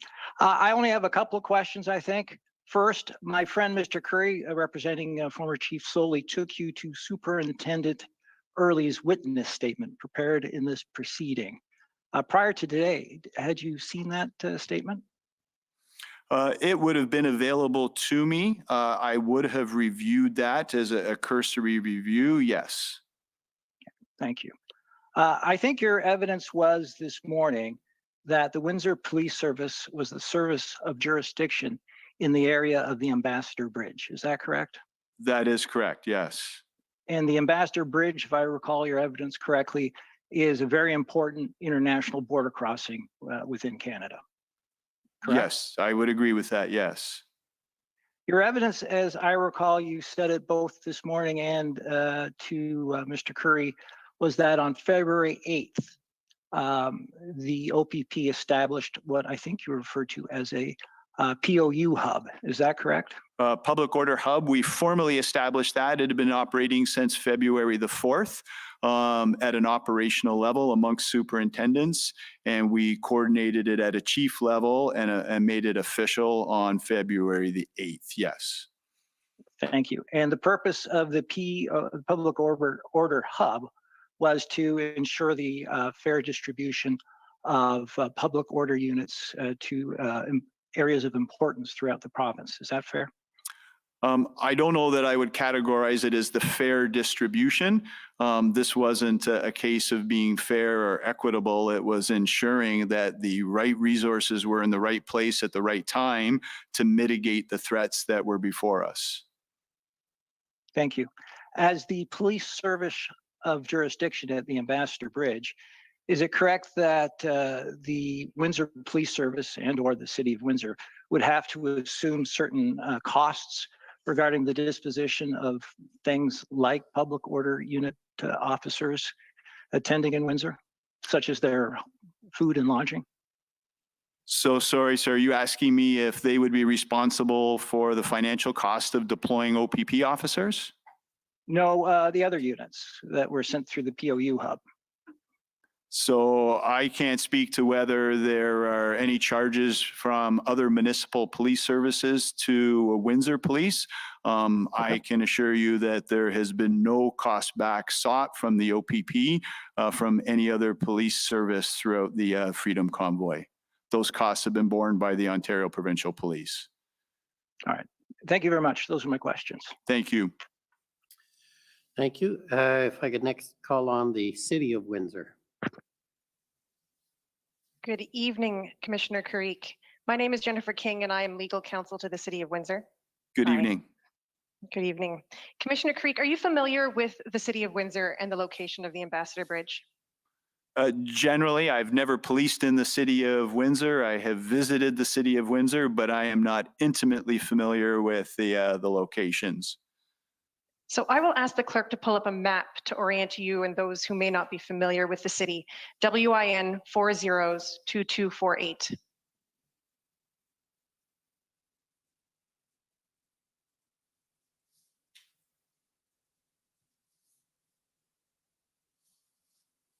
And when it comes up, Commissioner, you'll see that it's oriented so that the Ambassador Bridge is marked at the top or north of the map. I don't see it yet on my screen. No, it's not here yet either. We'll give it a moment.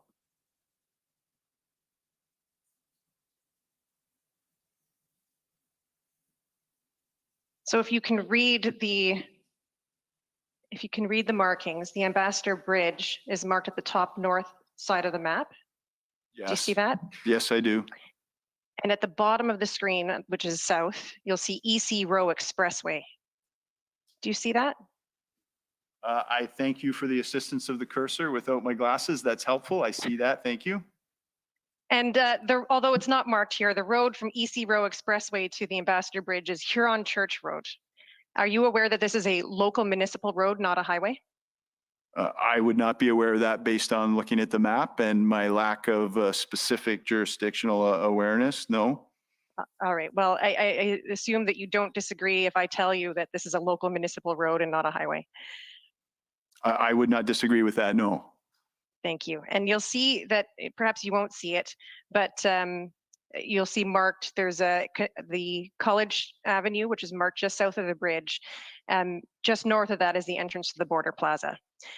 So since you aren't familiar with Windsor, you may not know that the area of the bridge itself and Huron Church Road is surrounded by residential areas on both sides, educational institutions and businesses. Are you aware of that? I am aware of that. Yes. Okay. And the University of Windsor is right beside the bridge. Okay. Thank you. Okay.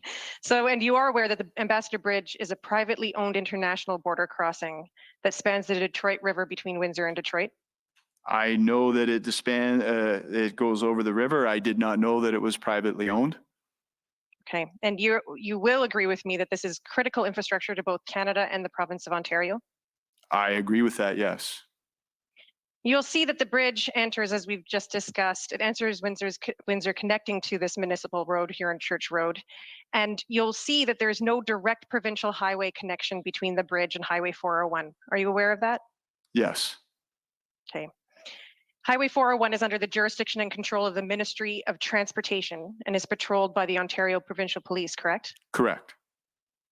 So traffic between the provincial highway moves through local roads for several kilometers to get to this international border crossing. Sorry, Right? sorry, can you repeat that? Traffic between the provincial highway 401 moves through local roads for several kilometers to get to the international border crossing, right? Yes. And you'll agree with me that the blockade of the Ambassador Bridge in February 2022 had a significant and substantial impact on provincial and national economic security? Yes. And we know that the Windsor Police, and you can take the map down. Thank you very much, Clerk. We know that the Windsor Police with OPP and RCMP cleared the Ambassador Bridge blockade on February 13th, correct? Correct. There were other municipal police service that lent some assistance as well, but theoretically, yes.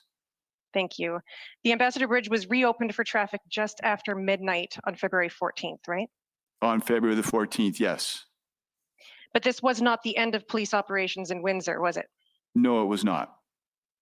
Police resources, including OPP police officers, remain deployed in the area to prevent further blockages of Huron Church Road. Correct. I believe right? until on or about February the 28th. Okay, and this was to ensure the flow of traffic from Highway 401 to the Ambassador Bridge, right?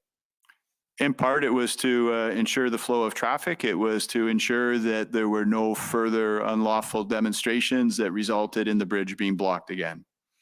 Okay, so the purpose of it was to prevent another blockade of the bridge That is correct, yes. and to protect the millions of dollars of trade crossing this international bridge every day. Well, I wouldn't say they were specifically assigned there to protect the millions of dollars worth of trade, but as I've shared previously, I think that is an important part of overall security in this country is economic security. Thank you. The OPP and WPS put a traffic plan in place on February 13th. Were you aware of that? Yes, I was aware there was a traffic plan in place that formed an appendix to an overall operational plan, yes. And so let's go to OPP 6011, which is the traffic plan. And if you could take us to page 3 when we get there.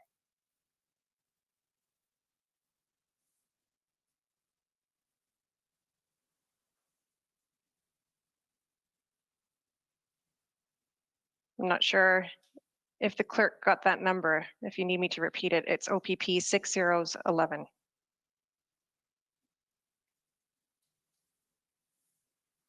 And page 3, please. Thank you. And you'll see here, if you can read it, Commissioner Carrique, that here we see execution planning.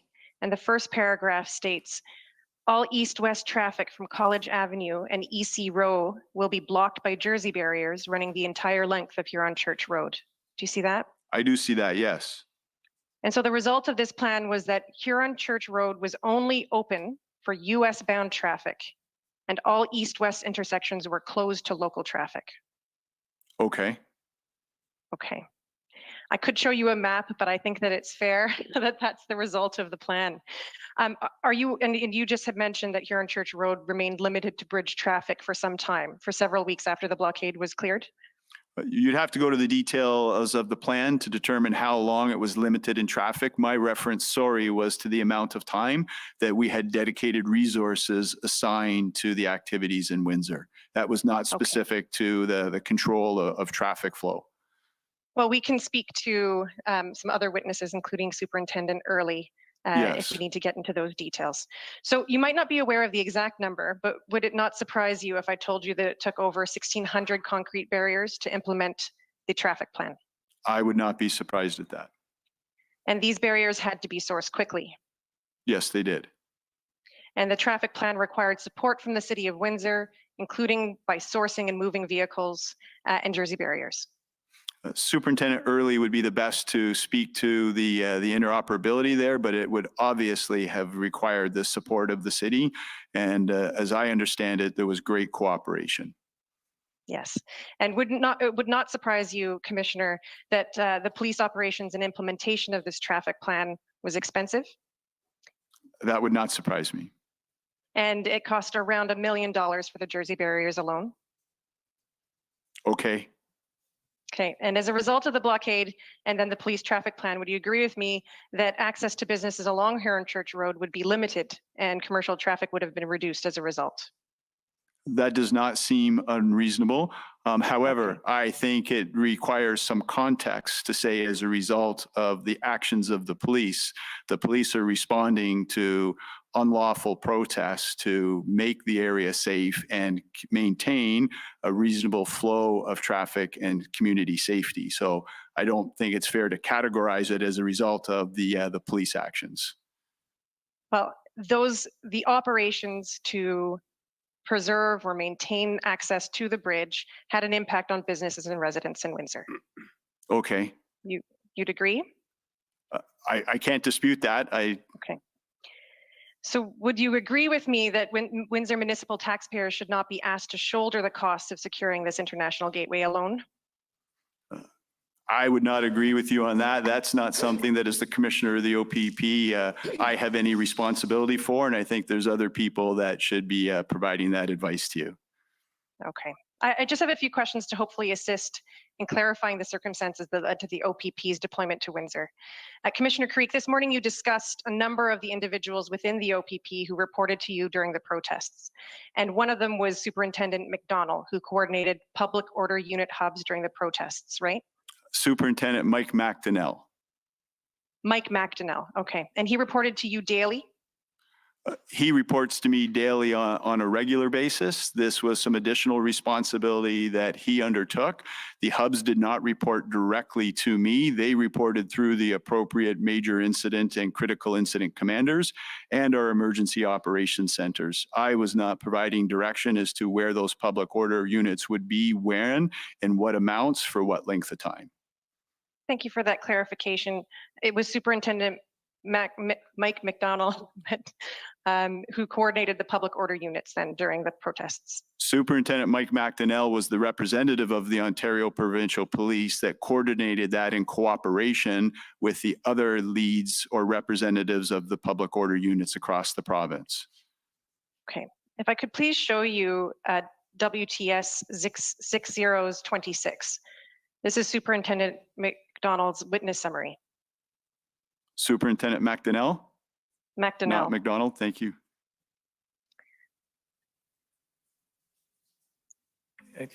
Commissioner, just it's Eric Brousseau, Commission Counsel, just a reminder that Council require leave to cross-examine on a witness statement.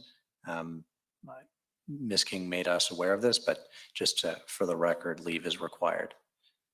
And yes. Sorry, go ahead. No, go ahead.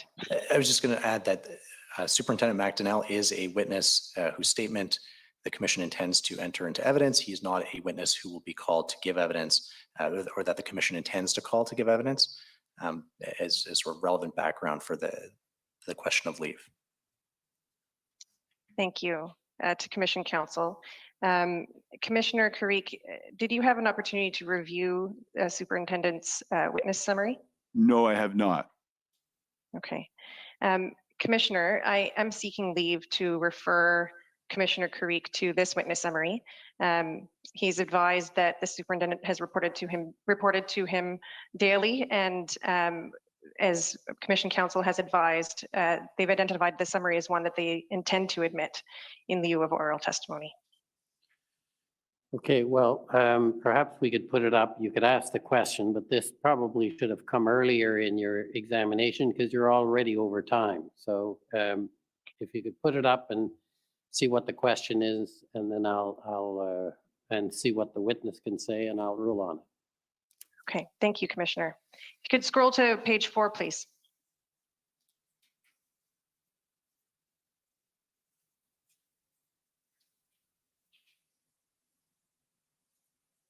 To the second paragraph from the bottom of the page.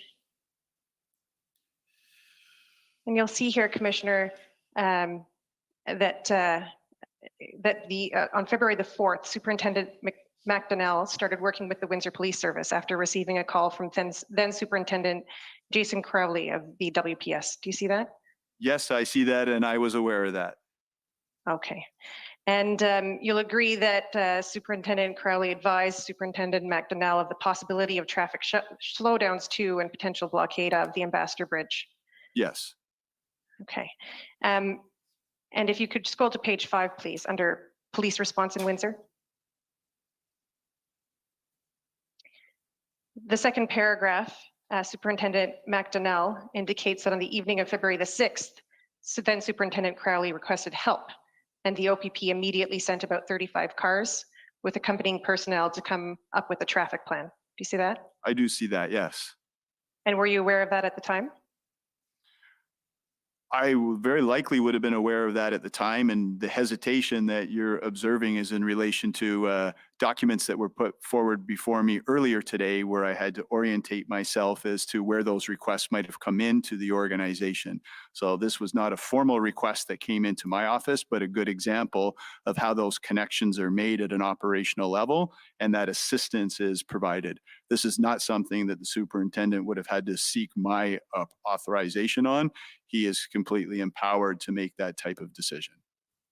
Okay, so we can take that Okay, witness summary you're now down. And well over time, so you're going to have to wrap up and. I have two Okay. more questions, Commissioner.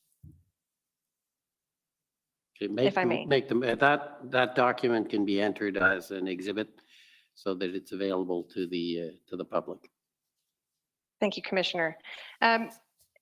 So I just wanted to confirm that Superintendent Early was assigned as of February 9th, correct? I believe that was the date.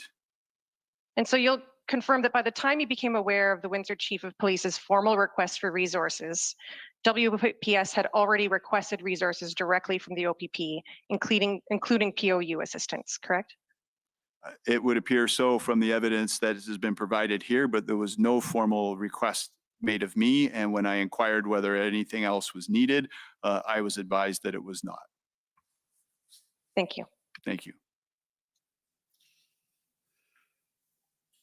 Okay, the next I'd like to call on the Mr. Commissioner, Paul Champ for the Ottawa Coalition. I'm sure inadvertently, but I think we were missed in the series of questioners.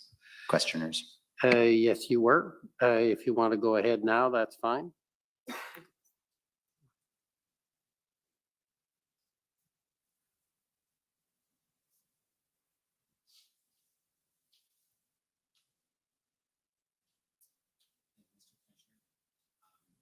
Commissioner, my name is Paul Champ. I'm the lawyer for the Ottawa Coalition of Residents and Businesses. I just have some questions for you following on your testimony. Thank you so much for coming to Ottawa to answer these questions for us. Thank you, Paul.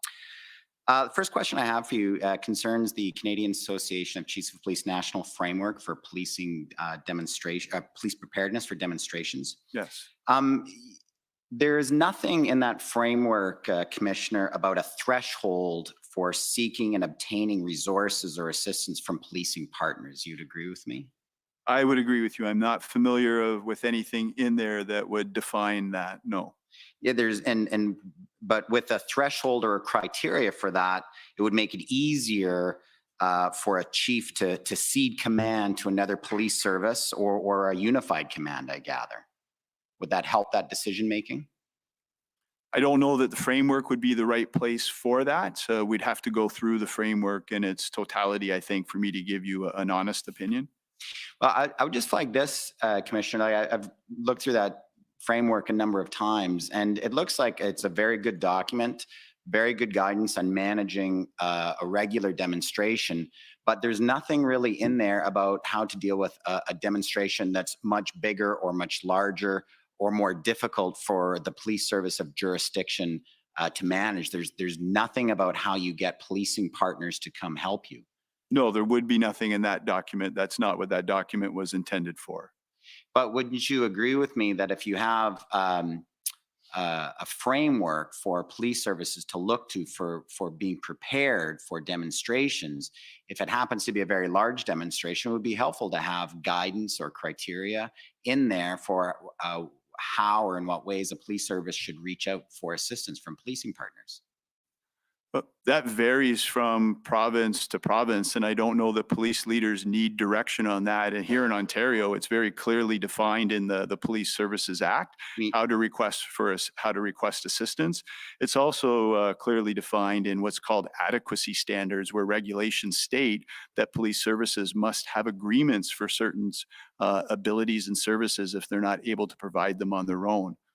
Well, okay, we can stick with Ontario. So Section 9 of the Police Services Act, it doesn't have criteria for when a chief should reach out, or a police service board should reach out, or the Ontario Civilian Police Commission should reach out, correct? There's no criteria. No, but there's a framework and how it is done. So I may not be interpreting your question correctly in terms of a threshold. How would you propose that threshold is defined? Well, I guess what I'm trying to say, Commissioner, is I understand it, how this event unfolded in Ottawa, Many people have testified here today, being critical of Chief Slowly that the Ottawa Police didn't have an effective plan for a prolonged period. They should have given in to a unified command earlier in the demonstration. But really, it was up to the subjective or ad hoc decision of Chief Slowly, absent you going to the Ontario Civilian Police Commission. But essentially, it was up to him to decide if he wanted to cede command to a unified police command. You would agree with that? It was up to him? Yeah, I don't know that I would categorize his decision as ad hoc. These decisions are based on the experience of the chief, the advice of their subject matter experts. If there was a way to quantify a threshold for an integrated or unified command, that would obviously be of assistance. Well, or some criteria. Yes, I'm sorry. I'm not trying to be difficult with you. I just think you're convoluting it for me to be able to provide you with a very direct and clear answer. There's the framework that deals with the use of provincial liaison teams and lawful assemblies. There's adequacy standards that deal with how we deploy our public order units, what their qualifications are, what their training needs to be, requirements for a police service to maintain certain capacities as core responsibilities in the Police Services Act. So there's a number of components to this. Commissioner, what I'm trying to get at is that what we do know, you've already given us testimony that by February the 15th, you were ready to have a conversation with Chief Slowly to suggest to him that it's time for him to cede responsibility to a unified police command, correct? You were going to have that conversation with him? To have a conversation with him to determine whether the obstacles that had been communicated to us were seen by him in the same light, and to determine whether it was that time, right, whether we should be assuming command of that, whether that was something he was seeking our assistance with.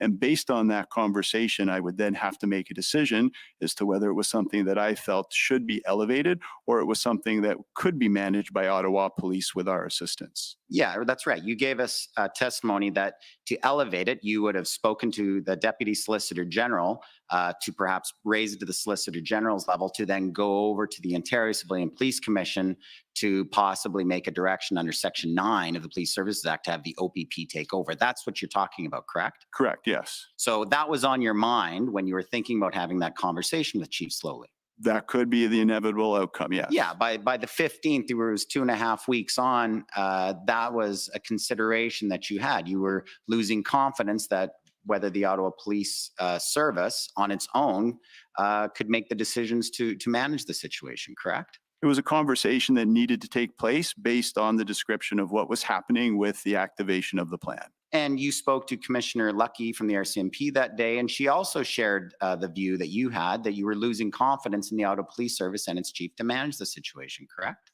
So you'll have to ask Commissioner Lucky her opinion in terms of losing confidence. I hesitate to say that we were losing confidence in the chief of police.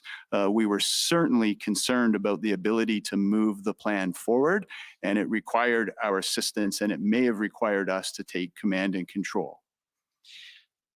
You were aware by February 15th, it had been 18 days of the streets in downtown Ottawa blockaded, people being unable to access groceries in some cases, people with disabilities, difficulty getting out of their homes.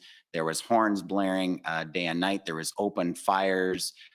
There was propane tanks and jerry cans. There was 300 to 400 commercial vehicles idling 24 hours a day. You're aware of all those conditions, Commissioner? I am, yes. And that would have been very difficult every single day for the people and businesses in downtown Ottawa? That would have been very difficult. And no doubt that's a situation that, in your view, could have or should have been ended earlier. Is that right? That's going to be something, I think, for this commission and others to determine. Perhaps it could have been ended earlier with more engagement through PLT. I would suggest that that was likely the evidence of Inspector Baudouin yesterday. I have not observed his evidence, but earlier engagement and more robust engagement of PLT, it is possible that the protest could have been ended earlier. Possible, yes. Yeah, and you've given us that testimony earlier. Yes. Yeah, and if there had been a proper operational plan prepared earlier, that also perhaps could have led to the protest being ended earlier, correct? It could have, yes. And Just another- because an operational plan, just to put in a context, sorry, just because an operational plan is prepared and ready to go, that does not mean that we immediately move to enforcement. We're bound by the Ontario use of force model, and de-escalation is always going to be the first and foremost priority. But it is important to have the plan and the assets ready to go should the decision be made by the critical incident commander that deploying the public order unit is the appropriate and responsible next step. But Commissioner, we've heard evidence in this commission from a number of different witnesses that policing resources from the OPP and others were delayed because there were concerns that the Ottawa Police did not have a proper operational plan for the deployment of those resources. Would you agree with that? There was a delay in the OPP sending resources who didn't have confidence that the Ottawa Police had a plan. No, I would not agree with that there was a delay because we did not have confidence in the plan.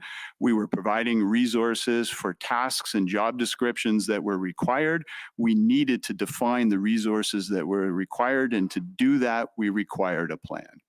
Right. So until you had a plan, you yourself couldn't identify the resources, and you weren't prepared to have OPP resources go until you've seen a plan where you felt those resources would be properly deployed. Correct? So we had a plan, yes. That's right. So there was a delay until we had a proper plan, correct?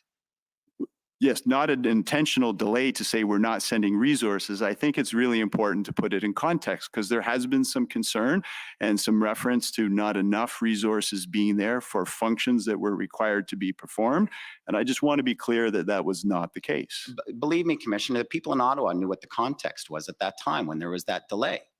Because it was February the 7th that the mayor and the chair of the Ottawa Police Services Board asked for 1,800 officers, and a significant number of OPP officers didn't arrive in Ottawa until about approximately February 17th. Is that right? That is not right. I would Over describe a 1,000? significant number of OPP officers being there prior to that. I would describe over 400 OPP officers being in Ottawa prior to that as a significant number. When we only have just over 1,000 on any given day deployed across this province policing our communities, more than 400 in the city of Ottawa is significant. Right. Well, and while we're on that, it's my understanding from your interview summary that there was approximately 400 OPP officers deployed to Windsor to deal with the Ambassador Bridge blockades, correct? That was officers in total. That was not specific to the OPP. I apologize. I didn't bring your interview summary up. That was my understanding. It said it was 400 OPP, I thought. Now, isn't it fair to say that the OPP could not have sent the numbers of officers that were ultimately sent to Ottawa to bring the protest to an end at the same time as dealing with the Ambassador Bridge crisis in Windsor? That is fair, yes. So you couldn't manage both of those events at the time. You simply didn't have you didn't have the numbers. We did not have the numbers to deploy public order units simultaneously in both locations. That is correct. All right, just one last point, if I could, Commissioner. On the letter that went from the mayor and the chair of the Ottawa Police Services Board on February 7th asking for 1,800 officers, you've testified you didn't think that public request was helpful, correct? It was not helpful operationally, correct? Yeah, because then there could be a perception publicly that the OPS didn't have the resources to manage the situation. Making OPS vulnerable as well as other jurisdictions across the province. Right. But don't you think it was already obvious to everyone on the city streets of Ottawa, whether it's the residents or the protesters themselves, that the Ottawa Police did not have the resources to manage what was happening? That was likely very obvious to a number of people, but getting into specific number of officers that is required is not best practice. You will note that we never discussed the number of officers that we're deploying publicly in relation to an operational plan. Well, but Commissioner, is it not the case that one day before the mayor and the chair sent that letter, it was the Solicitor General of Ontario that announced on February the 6th that they'd already sent 1,500 officers, right? That was publicly stated one day before, right? I don't know if it was one day before, but it was publicly stated before, and that was not the Ontario Provincial Police that released that number. Right, because that wasn't helpful either. That was not helpful. They were politicizing things. Who was politicizing it? Well, the Solicitor General. You'll have to talk to the Solicitor General about the why that was released and in what context. Well, okay, on that question about the Solicitor General. We're going to move on to the next, which is now it is the CCF.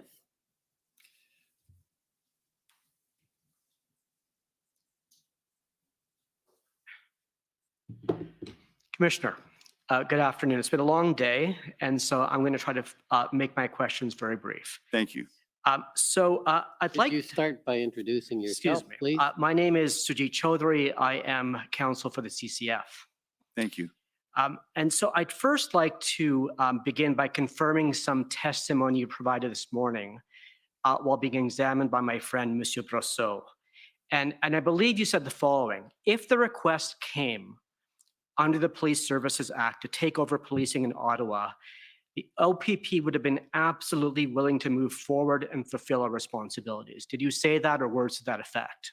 Words to that effect. We would have had to assess the request and our capabilities, but the willingness would have been there. So I'd like to ask you some questions about the legal mechanics whereby that would have occurred.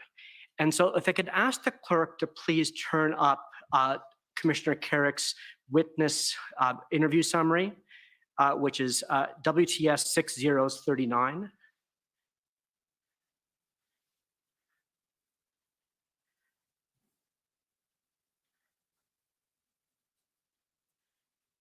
And if you could go to page 3, please. And I'd like to, if you could just scroll up a little bit more, that's great. So Commissioner Carrique, I'd like to take you to the paragraph that begins, "There are a limited number of ways." Yes. And so would you agree that in that paragraph you state that there are 3 ways in which the OPP could have taken over policing in Ottawa? One is by the Ontario Civilian Police Commission to direct it to do so. The second is on the request of the Crown Attorney, and the third is on a request from the Police Services Board of the Chief of Police. Yeah, so really there's the 4, because you could get a request from the board, or you could get a request from the Chief of Police. And as it relates to the Crown Attorney, that is normally specific to a very specific investigation or incident. Good. So I'd like to focus on the first of those mechanisms, if we may. So could we please call up CCF, and I think it's 6011. And I'd like to go to page 15. This is the Police Services Act, sir, which I'm sure you're familiar with. Yes.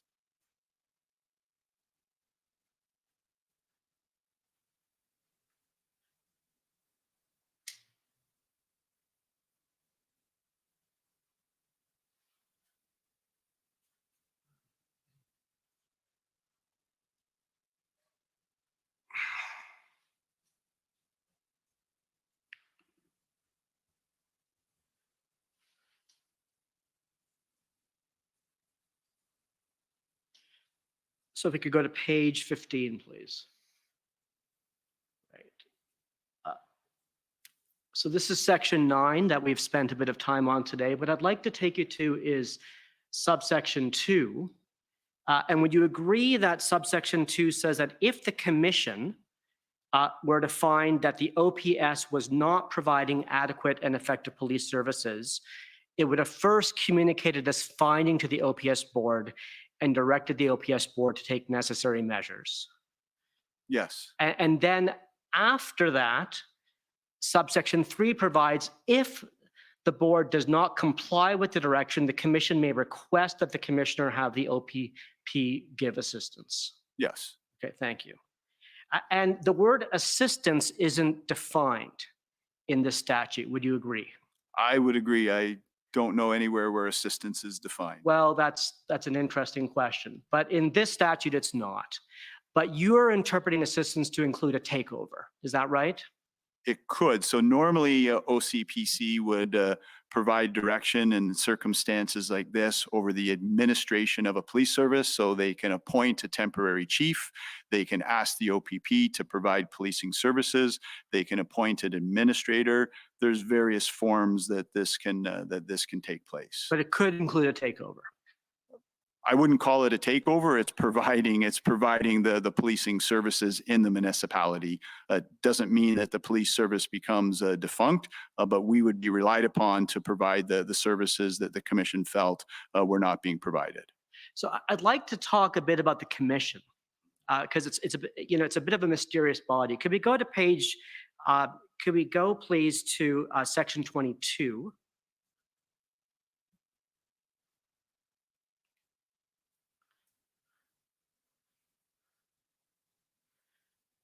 So, Commissioner, on this page and the next page, we have a list of the commission's responsibilities. I'm assuming you're familiar with this provision? Generally, that's not something that I deal with on a day-to-day basis. So I'm not intimately familiar with it, but somewhat. And just for the sake of time, I was wondering if we could please call up CCF 6041.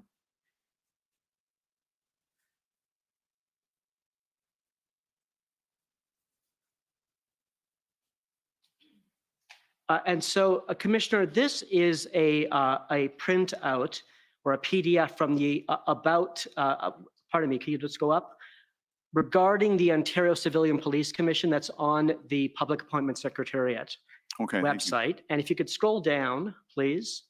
If you could stop there, just ask you to read to yourself how it describes the function of the agency.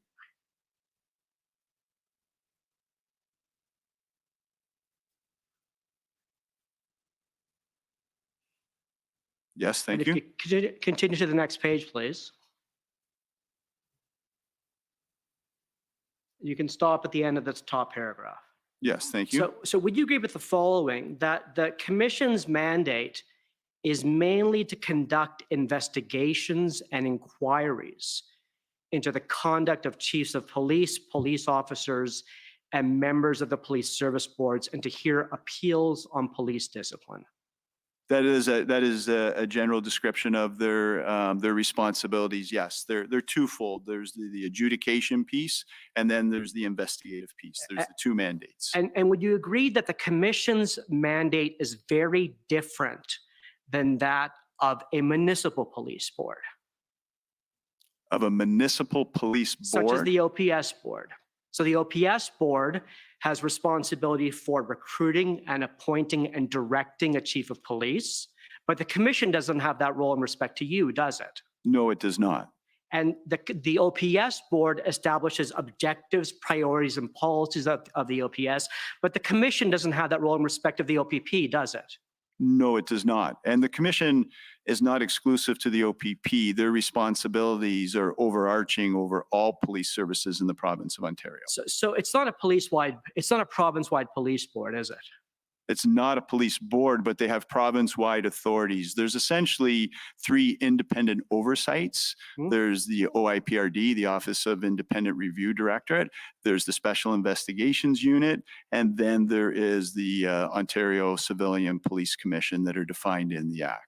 And so it's correct that you wouldn't have had reason to brief the commission on a daily basis about the Ottawa protests, would you have? I have no interaction with the commission on a daily basis or at predetermined intervals. Okay, well then let me ask you this question. So as a practical matter, under section 9.2 and 9.3, for the commission to exercise its power to provide direction to the OPS board and then request you to take over or assume responsibility for policing in Ottawa, if you don't interact with the commission, and if it's not a police board, how does it make that decision? Would you have to recommend to it that it take that decision, or would the Deputy Solicitor General have to recommend to the commission that it take that step?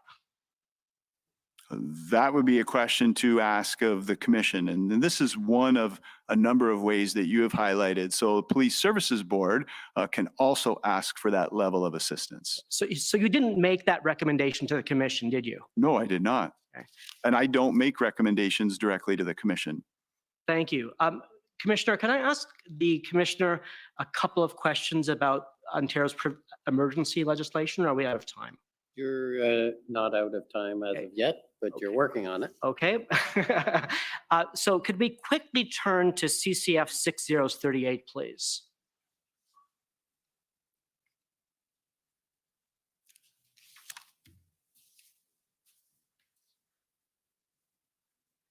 And so, Commissioner, I take it you're familiar with the Emergency Management and Civil Protection Act? Yes, somewhat. Could we go to pages to the bottom of page 6, please?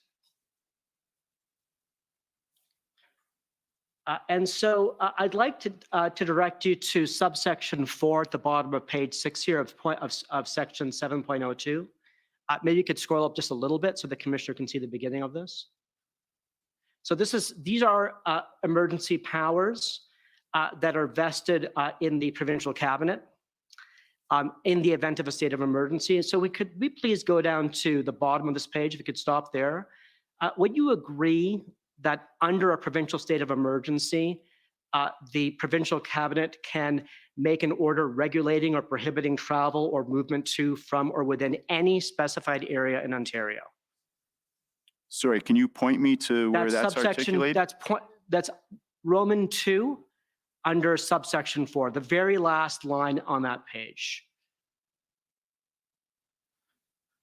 That's what that reads. Thank you. Could we go to the next page, please, and stop there? Could you please look at Roman 4? Would you agree that the provincial government, pardon me,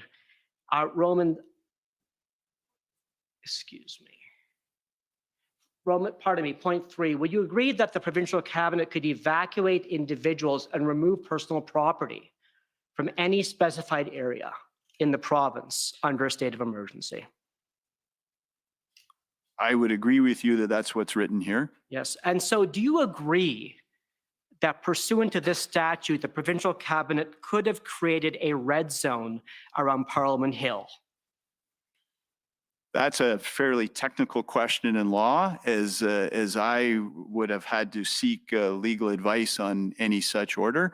The EMCPA that we dealt with identifying critical infrastructure, which was legislation that was enacted on February the 12th, that did provide very specific locations or descriptions of locations where activities were prohibited, and then gave us the tools to deal with those activities. And would you agree that under these provisions, the the cabinet could have restricted the movement of heavy trucks into downtown Ottawa? So that's a legal question that as a police officer, I'm not qualified to answer. Those conclude my questions. Thank you. Thank you. Thank you. Next is the JCCF, and who's on for the Oh, there you are. Okay, go ahead. Yes, good evening, Commissioner Carrique. My name is Alan Honor, and I am a lawyer for the Democracy Fund. For who? Sorry, the signal cut out. I apologize. Oh, pardon me, for the Democracy Fund. Thank you. Commissioner, as regards the Ambassador Bridge blockade, I understand that the Windsor Police Service were the police of jurisdiction, but the OPP took the lead in coordinating enforcement. Correct. In cooperation with Windsor Police, yes. Right. And you told us that part of the reason for that was public trust, but wasn't another reason that the Windsor Police Service were not experienced with large protests? I can't speak to the extent of Windsor Police Service's experience, but they certainly would not have the experience of a large city like Toronto or Ottawa. And this protest at the Ambassador Bridge, it was a large protest. It was what, sorry? It was a large protest. I can't specifically state the numbers, but I would define it as a larger protest in terms of impact. There were a number of motor vehicles, there were a number of people, and it took over 400 police resources to deal with that protest. I just want to ask you some questions about how the OPP and their partners managed to clear that protest. And so I understand from your evidence earlier today that the injunction, while it was helpful, it wasn't effective in isolation. Correct. What was really effective was the operational plan of February the 12th. Is that right? Yes, it was the operational plan of February 12th that enabled the police actions to successfully disperse the blockade, yes. And they were able to successfully disperse the blockade at the bridge on February the 12th. Does that sound right to you? Between February the 12th and into to February the 13th. It was a two-day operation. So can we pull up OTT 40689?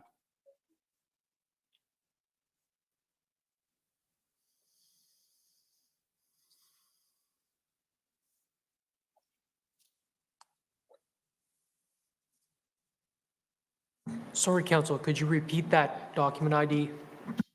Yes, OTT 406819.0001.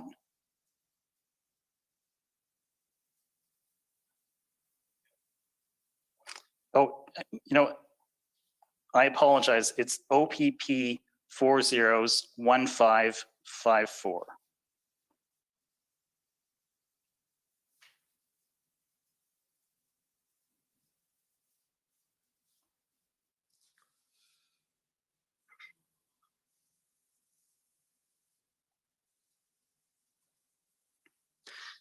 Sorry, if you see this document, it's an email from Commissioner Lucky to you.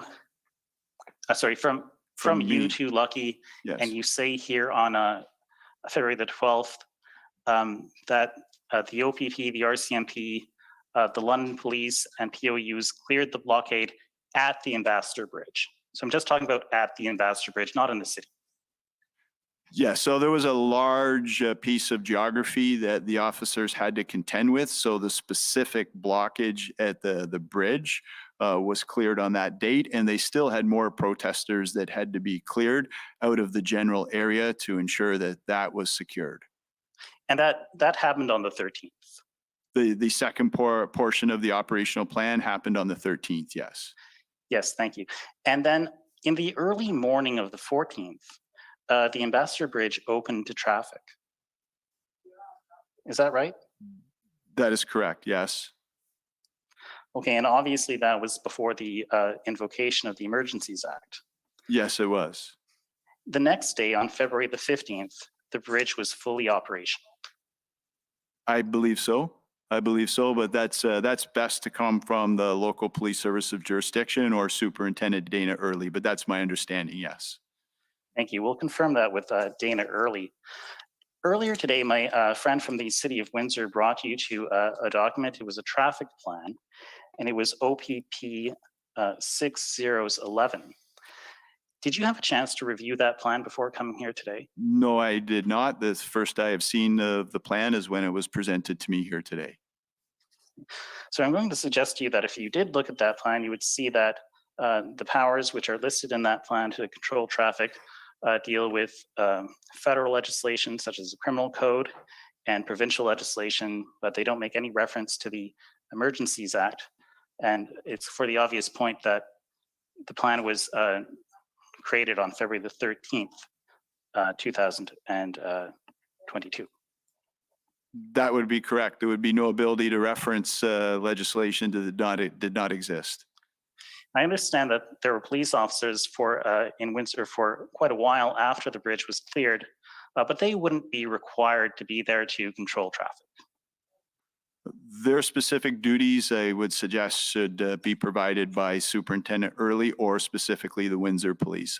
I'm not familiar with what they had them doing day to day. I'm sorry. That's fine, thank you. Earlier today, you told us a little bit about the economic impacts of the blockade at the Ambassador Bridge. And I think you said it was $700 million per day? That was my understanding, yes, of two-way trade. That's not your specialty, that's just something that you were told. That's just something that I'm aware of, yes. Certainly not my specialty, not anything that I have verified or confirmed, but certainly my understanding. Understood. You cannot tell us then whether that financial impact was mitigated by traffic being diverted to the Detroit-Windsor Tunnel or to the Blue Water Bridge? That's not something that I could comment on, no, sorry. Earlier today, when you were telling us about the Blue Water Bridge, you said that the blockade wasn't actually at the Blue Water Bridge, but it was some 30 to 40 kilometers away. That is correct, yes. Do I understand correctly that the OPP were able to clear that blockade by February the 14th? I don't recall the exact date, but we were able to clear it in and around that date, yes, in very close proximity to clearing the Ambassador Bridge. Okay, and in any event, when you cleared that blockade, what was very useful was the PLT teams and the risks caused to the protesters by the EMPCA. EMCPA, yes, correct. Thank you. One last question just about Cornwall, because that came up in your evidence today too. And you said that there was a point of entry in Cornwall, which was blocked on February the 12th, and that there were significant concerns there. Among other things, you said it was jurisdictionally complex. You said there were concerns of violence. I was wondering, can you tell us, was there a lot of farm equipment at that protest? I believe there was farm equipment at that protest, yes. And when you talked about the Blue Water Bridge protest, I know it wasn't at the Blue Water Bridge, but I'm referring it to that in that way, the 402 protest. The provincial emergency powers were effective because that was farm equipment. Was it also effective at Cornwall? I can't say that it was effective because it was farm equipment, but it was an effective tool that we relied upon. I can't say in the case of Cornwall what effectively enabled them to de-escalate that situation. That was a momentary blockade, a momentary demonstration that did not last for any prolonged period of time. In fact, I think it cleared by the same day, by February the 12th. It did, correct. Okay. Thank you, Commissioner. Those are my questions. Thank you. Thank you. Next, I'd like to call on the National Police Federation.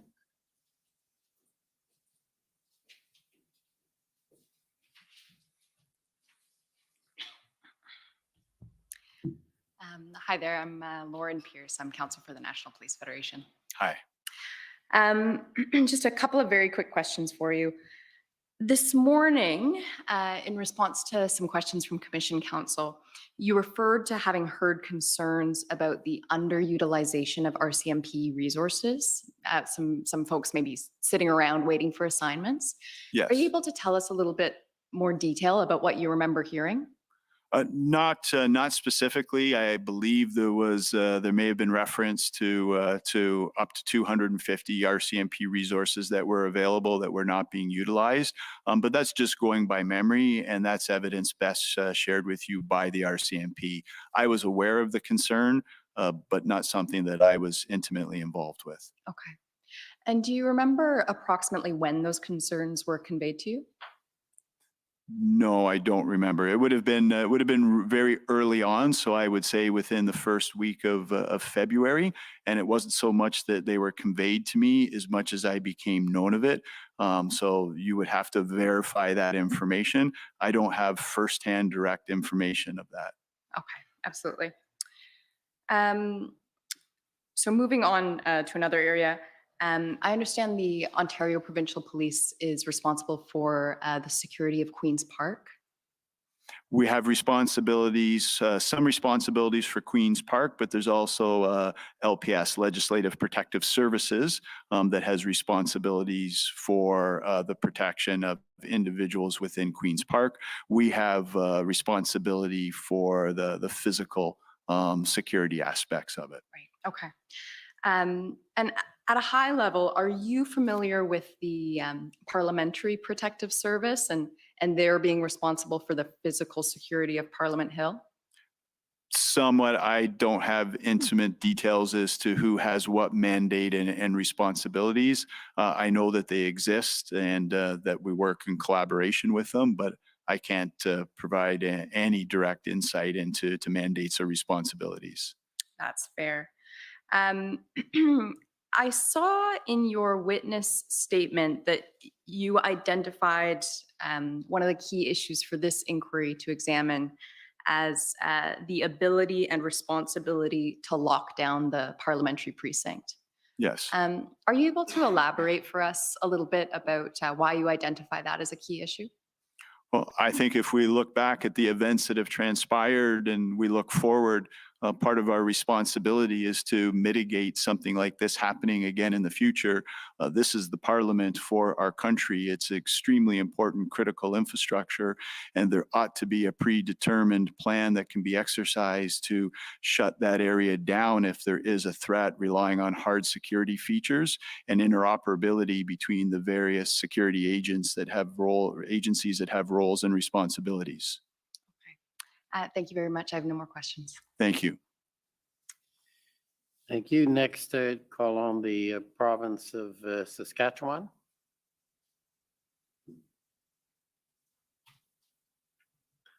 Good afternoon, Commissioner. It's Mitch McAdam from the Government of Saskatchewan. The matters that I was going to ask this witness about have already been covered by others, so I have no questions. Thank you. Thank you. Next, call on the province of Alberta.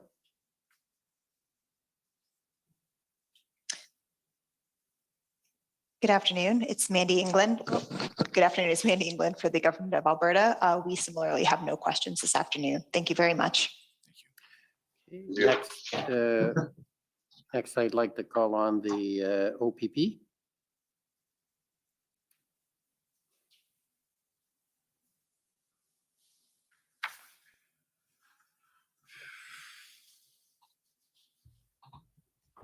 Good evening, Commissioner. Christopher Diana for the OPP. Good evening.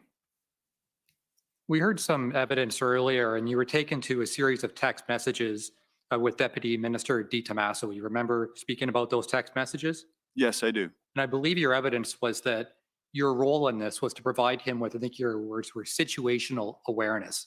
Is that correct? That is correct, yes. And there were, if I remember, there were a lot of text messages in that exchange. Is that unusual that there would be that many text messages? This whole event and series of events were unusual, so it would be extremely unusual that there would be that amount of communication required back and forth between myself and the Deputy Solicitor General. And all the communication that you had with Deputy Di Tommaso, the text messages, the phone calls, did the deputy ever try to direct you to do anything? Absolutely not, no. Did the deputy ever suggest that you ought to be pursuing a certain course of action? No. Did anyone from the government of Ontario try to pressure you in any way? Absolutely not. Were you ever asked by the deputy if there were you asked by the deputy at any point if there were any tools that the OPP could use in helping you resolve this issue? I was certainly asked by the ministry, which is under the supervision and direction of the deputy, whether there were any tools that would be of assistance. And I believe the first meeting where those conversations commenced was on February the 10th. And ultimately, I made suggestions towards the Emergency Measures and Civil Protection Act that resulted in the ability to seize permits, seize vehicles, and there were charges related to not following the direction of a police officer. Right. So when you were asked for your views on the tools you could use, kind of what do you recall asking for? I mean, I think you mentioned a couple things, but what do you remember asking for essentially? Asking for the ability if somebody was engaged in unlawful activity that was posing a risk to critical infrastructure, and in this case, border crossings and other ports of entry, that officers have the ability to put an end to that by being able to seize the vehicle, seize a permit for the vehicle, what's called a CVOR, which is in relation to a commercial motor vehicle, and be able to seize a driver's license and impose fines.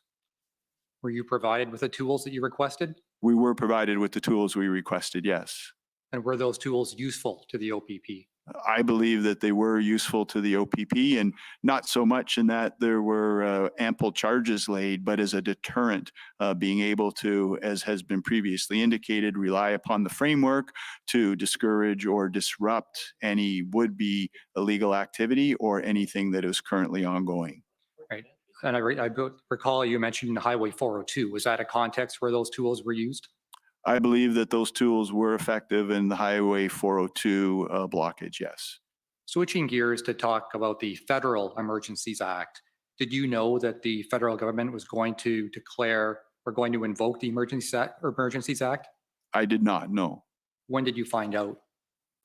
At the time that it was invoked, it was made known publicly, and I think in and around that time as well, Commissioner Lucky and I very likely would have connected on that, but I received no official notification that it was going to be or that it had been invoked. Were you consulted by anyone within the federal government or on behalf of the federal government as to whether any of those tools would be useful to the OPP? No, I was not. Did RCMP Commissioner Lucky ever raise the issue with you as to whether those tools would be useful? No, we didn't have a discussion around specific tools that would be included in the Emergencies Act. We may have had discussions in and around, what is required for policing in general, but never in the context of the Emergencies Act. I did make her aware of what the advice I had provided in relation to the EMCPA, but no discussion specifically to the Emergencies Act or the contemplation thereof. Obviously, a big part of what we're doing here is kind of looking at what happened, but the other part is looking forward. My question for you in that respect is, would it be useful if the federal government, in such a context down the road, perhaps through the RCMP commissioner, consulted with the OPP commissioner about whether such tools would be useful? I think that would be appropriate and useful, yes. Or whether the tools would be necessary? Yeah, certainly if it relates to activities that are ongoing in the province of Ontario or could be going on in the province of Ontario, I think it would be nice to have the opportunity and to provide any insight or guidance that may be applicable. Now, obviously, you have a number of different types of relationships. You report up to the deputy minister, you have discussions with the RCMP commissioner. How do you think such consultation could take place? I think it could go either and both ways. If the commissioner of the RCMP is the one that is providing that advice to the federal government, then that's an appropriate conversation to have between commissioners. If the federal government is asking for inputs from a provincial ministry, then that request should flow through the deputy minister to me if he deems or she deems appropriate that I provide such advice. Right now, switching over to intelligence and Hendon reports. Yes. There was a little bit of discussion and evidence about the origin of Hendon. But my question is, considering Hendon looks almost at a national picture and OPP is a provincial police service, how is it that the OPP ended up taking this on? We were dealing with a number of events and activities in 2001, and it was extremely important to us at the time that our decision-making considered impacts that may be felt nationally to decisions that we would make locally. And we required additional intelligence to be able to make those informed decisions. Hence, Hendon was born through the cooperation of our partners, which include the RCMP. But the RCMP did not have a similar program? There was not a similar product that I was in receipt of, no. Not as it specifically related to the activities that were of interest to us.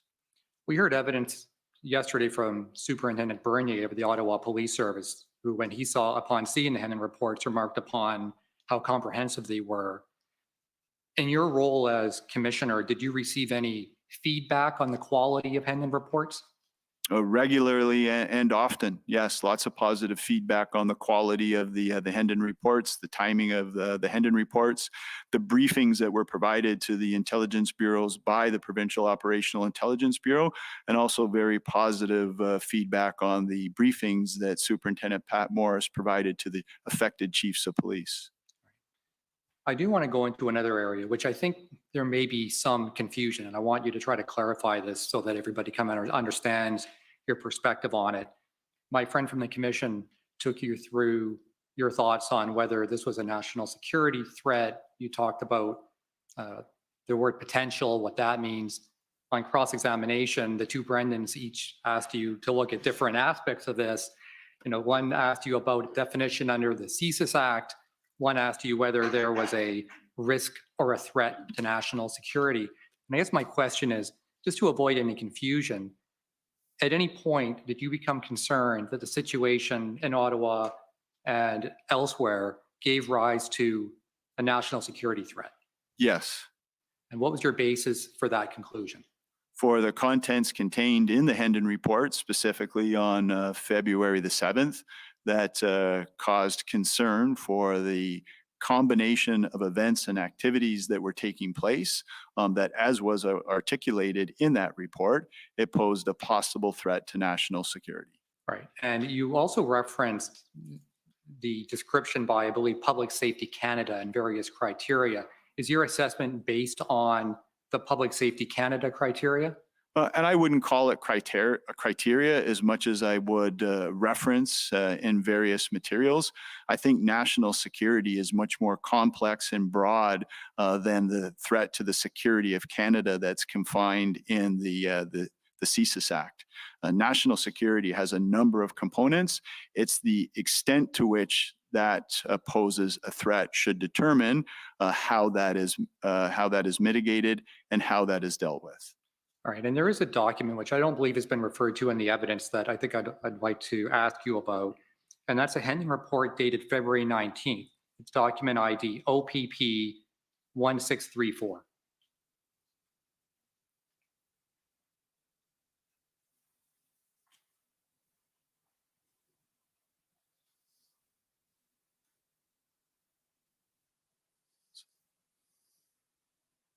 This is the one that refers to foreign influences, I believe, Councillor? It does indeed, yes. And so obviously you've reviewed this Henning report consistent with your evidence, correct? Yes, I certainly can't provide you much more detail than that without examining it further, but I know that there were concerns raised in this report as well in relation to national security or the security of Canada. So let's go to page 6. And scroll down. All right, you see under assessment, if you scroll down a bit, okay, that's good. If you could just take a moment just to read the first paragraph to yourself, and I want to ask about that.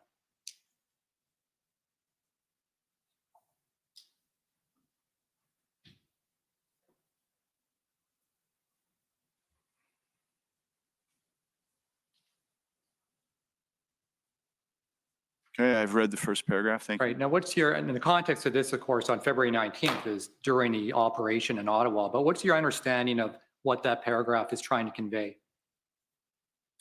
I think it's it's fairly clear, and at the risk of just reading it back, it is conveying that it is almost certain that the freedom movement blockades and protests represent a long-term threat to public safety and security domestically.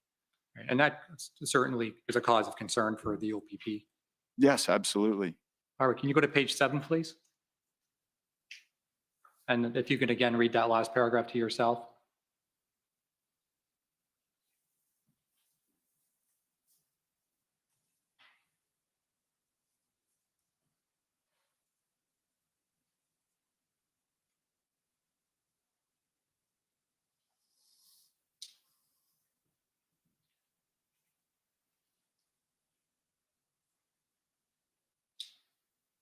Thank you. So when you look at this paragraph and you look at the previous one that I read, kind of what's the time horizon in this kind of assessment? Sorry, what do you mean by the time horizon? In terms of potential threat or risk to Canada, is there a time frame identified in those paragraphs? I don't see a time frame specifically identified in those paragraphs. It would range from at that moment in time and looking forward. All right, that's fine. If we can put up, I'd like to address the concern raised by my friend counsel to the City of Ottawa in terms of the numbers that are at your disposal. If we can put up the OPP's institutional report, that's opp.ir. Probably a bunch of zeros and 1. Probably 7.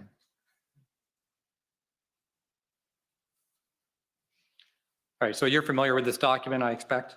I am familiar with this document, yes. All right, can we go to page 36, please? All right, if you scroll down, okay, that's good there. All right, so do you see that chart? Yes, that's representing the number of frontline officers, which would be separate and apart from the number of public order officers that were in Ottawa and other specialties that were there. Right. So that's one component of the deployment that was there. So to your knowledge or understanding, are those numbers accurate when it comes to the number of frontline officers? To my knowledge and understanding, yes. All right, and you'll see on the top of the chart, it says OPP frontline officers provided to Ottawa Police Service, and then a footnote 50. If we can scroll down to the footnote. That footnote tells us that these numbers only refer to frontline officers. It does not refer to the large number of OPP members and OPP POU, OPP logistics support team members, OPP PLT, POEC members, OPP auxiliary and special constables and aviation services members. Do you see that? I do see that, and I see reference to a number of 463 over a 24-hour period. Right. And you have, again, no reason to be concerned about the accuracy of those numbers? No, I do not.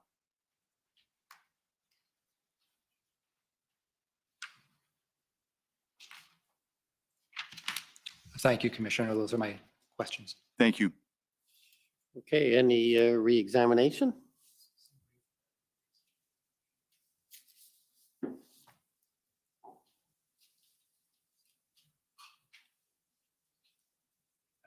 Eric Russo, Commissioner Council. For the record, Commissioner Carrique, just two very brief points and one slightly longer point.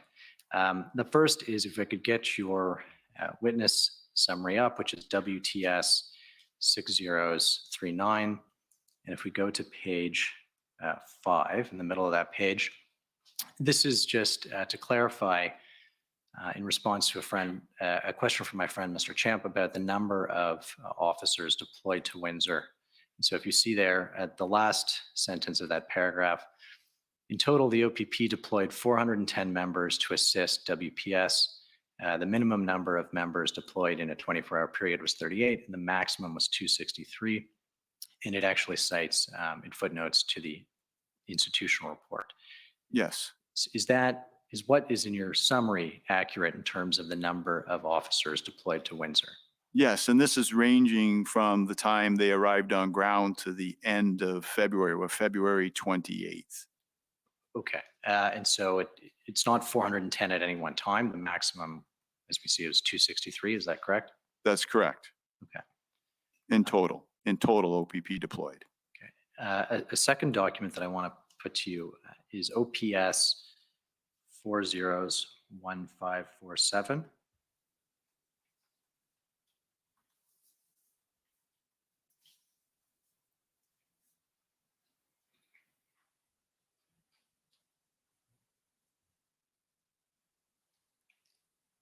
In fact, sorry, Mr. Clerk, as you're doing that, I think it might be OPP 401547. A mistake the parties make often on their witness lists. This is, when the clerk pulls it up, it's an email from Chief Slowly to you and to Commissioner Lucky the evening of February 13th. And I asked you, and you were cross-examined sort of about the calls that you had, the two calls that you had with Commissioner Lucky on the 15th. You recall that? Yes. And I think you said one of your concerns was the delay in sort of moving forward. Is that fair? Yeah, so there were reports of obstacles that were preventing the planning team from moving forward. We had this email exchange on the 13th of February, was consistent with the communication on the 12th of February that the chief was in support of the plan. However, by the time we got into the 14th of February and the morning of the 15th, we were receiving reports that there were obstacles preventing the plan from moving forward. And some of those obstacles were perceived that the chief had to approve the plan, which was inconsistent with the communication we had previously had, which was part of the need to speak with Chief Slowly myself to determine what was actually going on.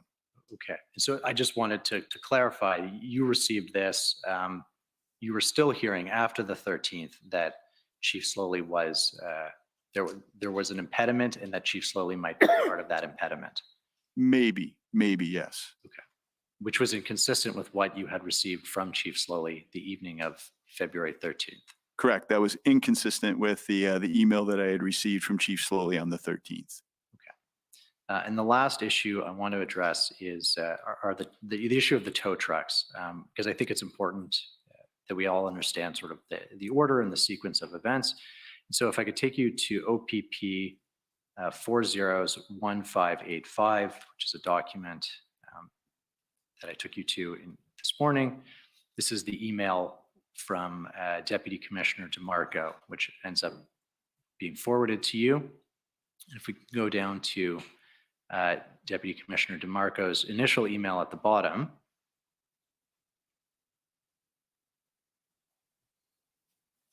which is dated February 13th at 2:29 p.m. And so Deputy Commissioner DeMarco reports to the group the companies who would provide service, 7 companies with 34 total heavy tow units. Is that consistent with what you understand to be the case as of that time? Yes, I can't specifically recall the numbers, but it's consistent with what I recall. Okay, and if we scroll down, sorry, just at the bottom of that email, actually, the last paragraph, as you suggested, it may be very helpful to have the immunity emerge order ready for community members to assist with land/facilities if required. Do you know what the Deputy Commissioner is referring to here? So that may have been in relation to where they were going to stage the tow trucks, how they were going to maneuver the tow trucks, and where they were going to remove the seized vehicles to. Okay. What's the date of this email? Sorry. It's February 13th at 2:29. February the 13th. So there was a lot of times that the EMCPA was being referenced, and there were other times that the EA was being referenced. At this point in time, there is no Emergencies Act. Correct. This is this is a reference to the EMCPA, if anything. Yes. And it's, as I think you just pointed out, it's a reference to the staging areas for tow trucks or for trucks that are towed, not to a concern on behalf of the towing companies themselves. Is that fair? No, I don't perceive that is a concern on behalf of the towing companies themselves, although there were concerns from the towing companies about indemnity. Okay. And then we've, the emergency management, so the act is invoked on February 14th. The emergency measures regulations are published on the 15th. And I take it you're aware those required either a written request to render services or a verbal request followed up in writing as soon as possible. That is correct. And, it was a bit of a scramble to get orientated with the provisions in that legislation, not having any advance notice that it was coming. There was no ability to provision in our planning for the utilization of those tools. We required legal assistance to determine what was possible and then to be able to look at how we might be able to use those tools. Okay. And I won't take you to it in the interest of time, but your February 17th letter, which we saw this morning and this afternoon, you've actually written in there, this is the one that goes to all identified towing companies. It says, this letter is written confirmation of verbal instructions from the OPP acting on behalf of the RCMP to provide these services from the date of the regulations coming into force, which was the 15th. And notice that you are required to continue to comply and provide these services. Yes. So your letter, just so we understand, your letter was that sort of after the fact written confirmation of a verbal direction to provide towing services. Yes. We had officers dealing with the tow providers directly and through the Ministry of Transportation. My understanding was they were all coordinated, organized, and ready to go. Okay. And my friend for the Government of Canada took you to your letter to Deputy Solicitor General Di Tommaso on February 22nd. And part of that letter, again, in the interest of time, I will just read it to you. You updated the Deputy Solicitor General and said, as matters unfolded operationally in real time, the Ontario Provincial Police was made aware of the following. And then the first bullet point, which you may recall, the vendor community was highly reluctant to assist the police. Correct. And so my question is, if you can assist us in terms of what transpired and the timing, because it appears from Deputy Commissioner DeMarco's email that as of the afternoon of the 13th, there are tow truck companies lined up. But at some point you have compelled them verbally and followed up with confirmation in writing. What changed for the towing companies between the 13th and the 17th when you sent the letter?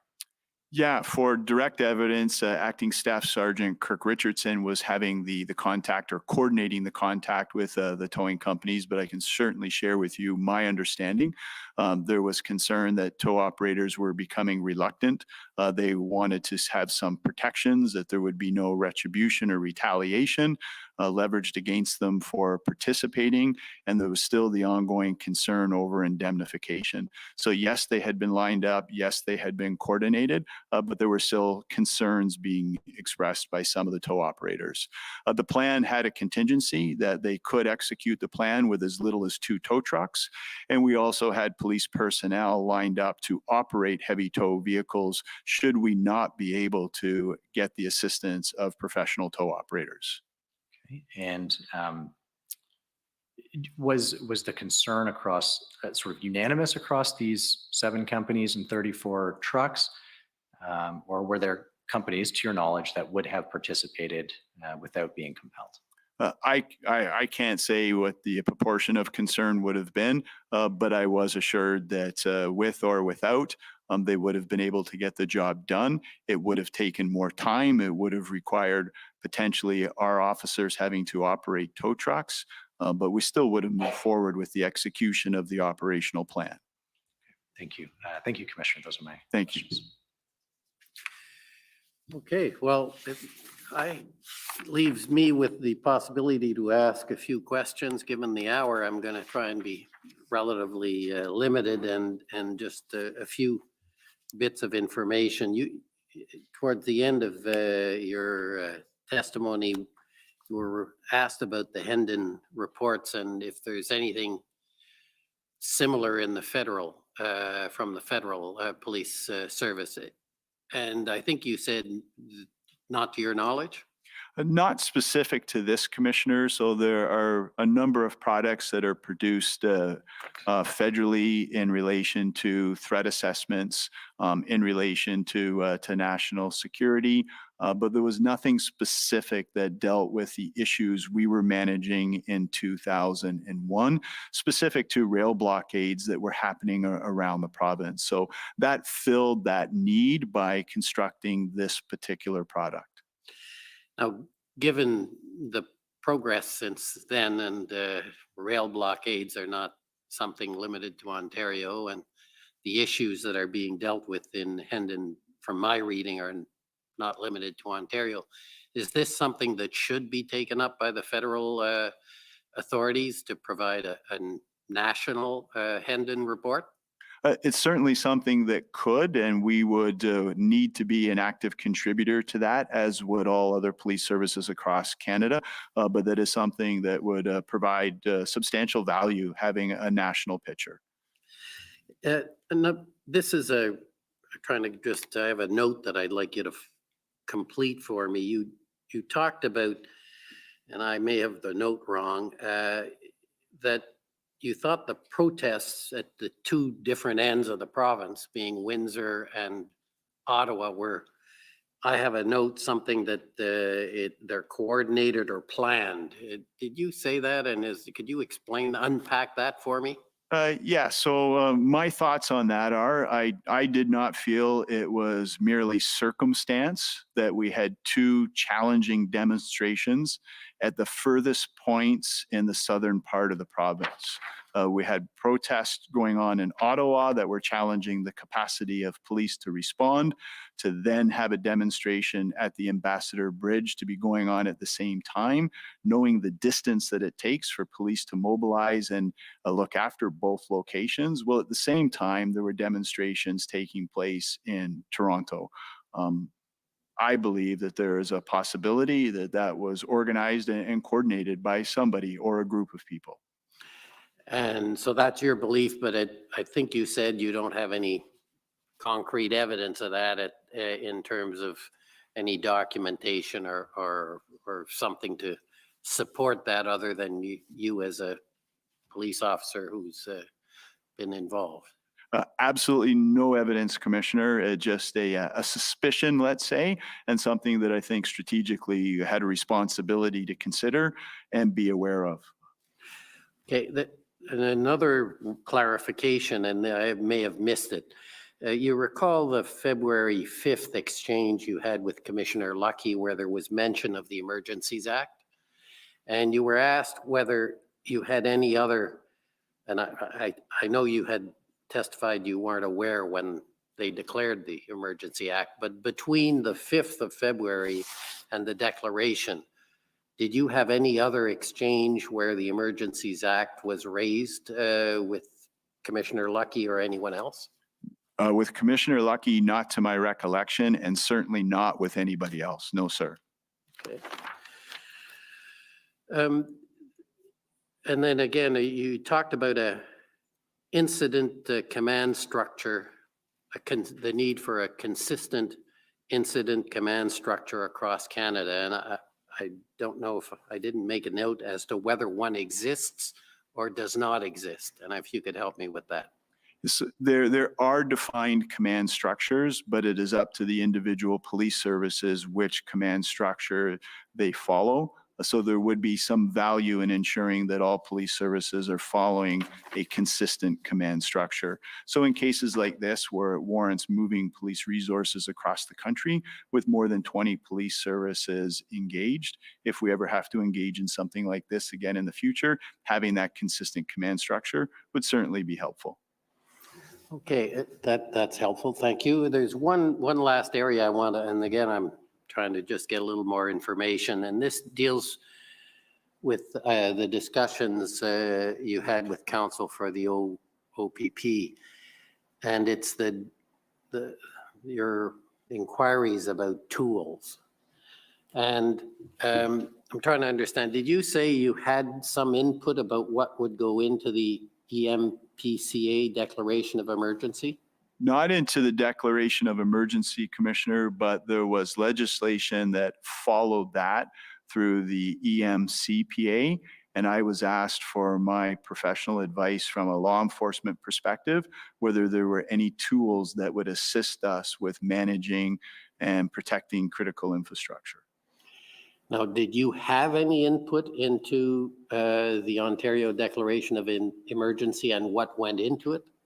Not into the direct declaration of emergency itself, but into the legislation that flowed through the ECMPA that gave police officers those enforcement tools. I had input into that, yes, sir. So not the declaration, but the legislation that implemented it, if you're implemented the tools? That gave us those authorities, yes.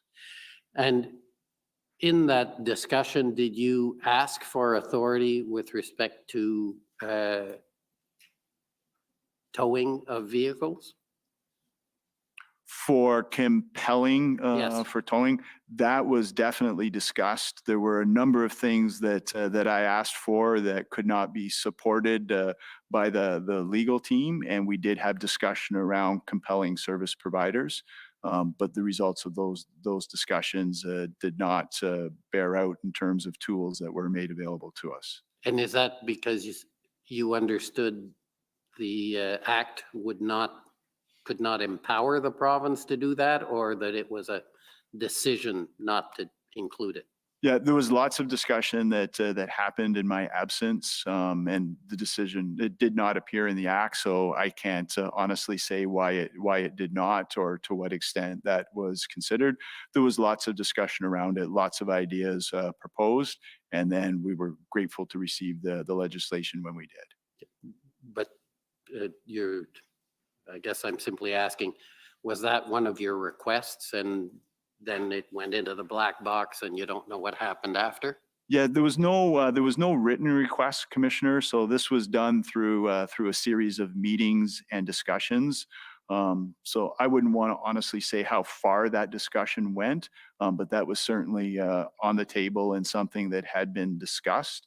And we had talked about a situation whereby we did have trouble getting a tow truck to lend assistance when there was a blockade that had emerged in and around the Peace Bridge, and we had a challenge getting tow trucks to provide the necessary assistance. These types of things were discussed, but I can't say to what extent, given that it wasn't a written submission. It was merely discussions where I had an opportunity to provide some input.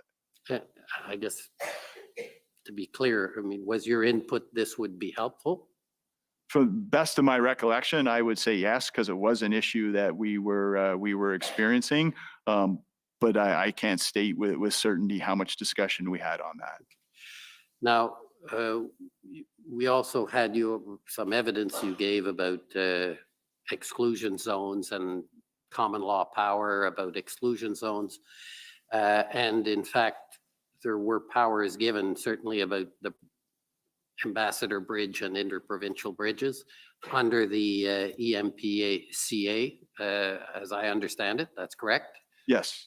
Were there discussions, or do you have an understanding as to whether the exclusion zones around Wellington were discussed in your input that you had?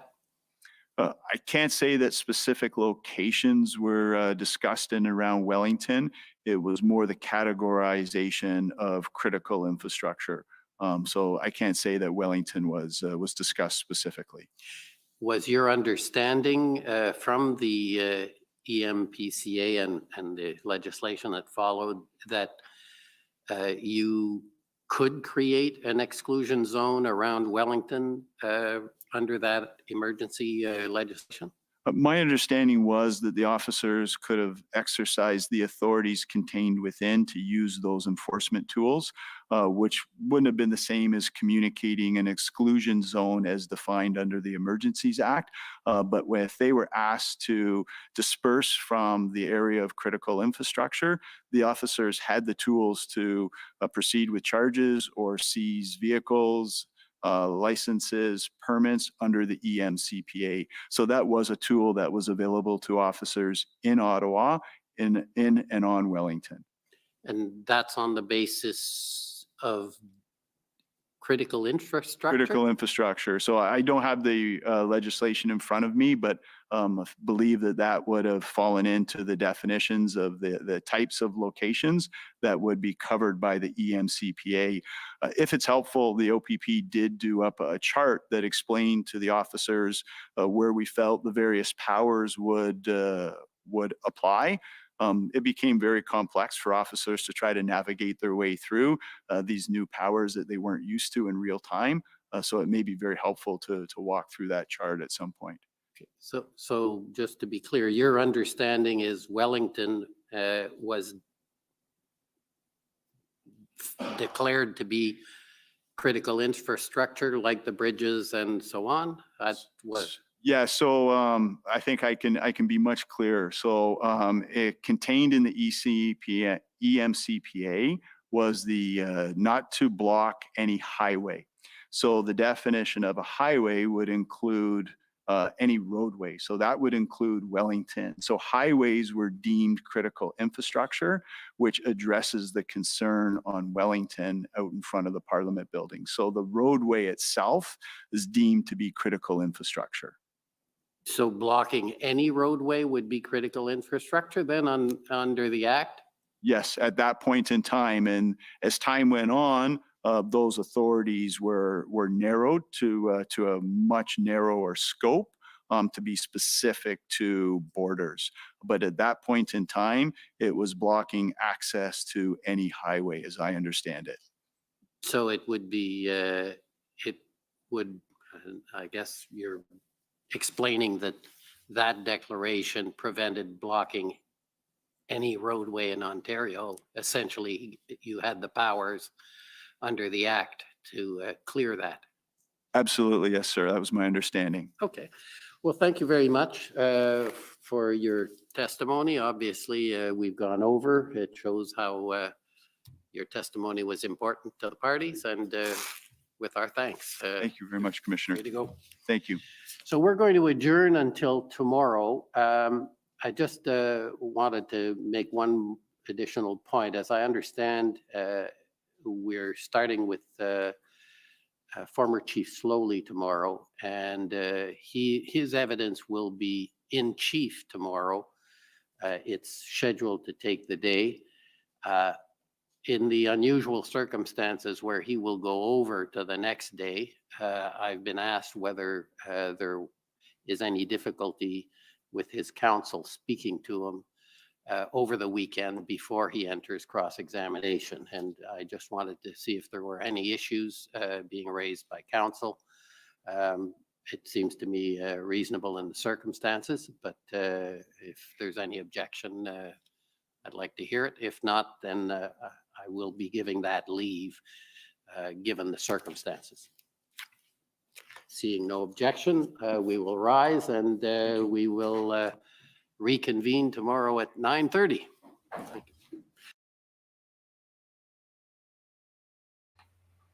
Hey, folks, did you catch that very last part? And we might be working on a Saturday. That's what that meant. We might be working on a Saturday. That's all right. I've cleared a lot of time, so we might be working on Saturday. Oh, we got this dating stuff again on our chat. Thanks for your attention. Goodbye. Another one. Wow. We must be getting the attention of some chatbots here because they've been getting bad. Clay, yep. Wow. Did you smell it? Did you hear it? Did you see all that? Oh my gosh. A couple witnesses at the end there for sure were headed that way. And it was just flat out by the commissioner. So yeah, Clay, stick around. I took a lot of notes around that. All right, folks, here's what I'm going to do. I'm going to try to rapid fire this. I want to get everything out. It's a full summary. There's a lot today. I'm on to 9 pages, 10 pages, but I will get through it pretty quick because it was all very good. It was all very good. And then go ahead and throw in the chat if there's anything in particular you want me to take a look at or talk about. But for now, I'm going to try and get through this quick. So we're still working on the Commission Council at the beginning of the day. So I'll definitely speed this up, but there was a lot. Was it okay to integrate to investigate jerry cans? So there's this whole thing about the jerry cans being full of gas and water. There was a question on whether or not it was something worth investigating, whether or not it was something that could, be charged and stuff like that. This witness, the commissioner, went ahead and said, basically, well, water is not illegal, okay, and it would be very difficult to tackle that one.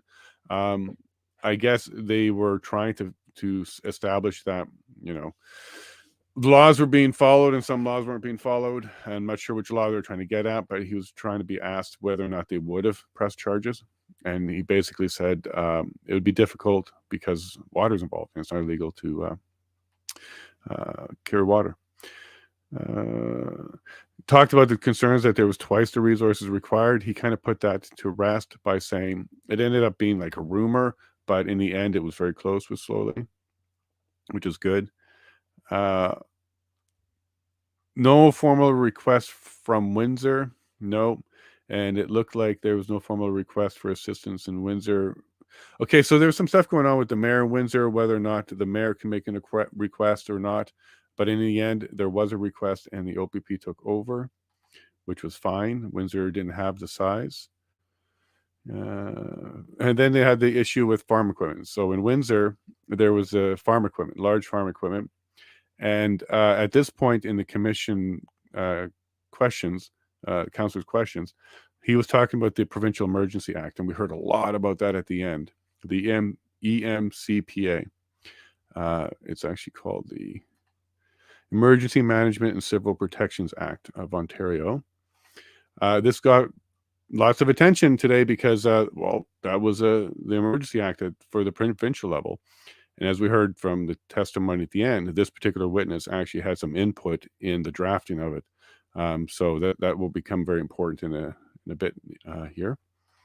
But yeah, those tools assisted in helping with the farm equipment because it allowed them to seize farm equipment. So I guess under current laws and stuff like that, farm equipment kind of falls outside of highway and all that kind of thing. You're allowed to seize vehicles.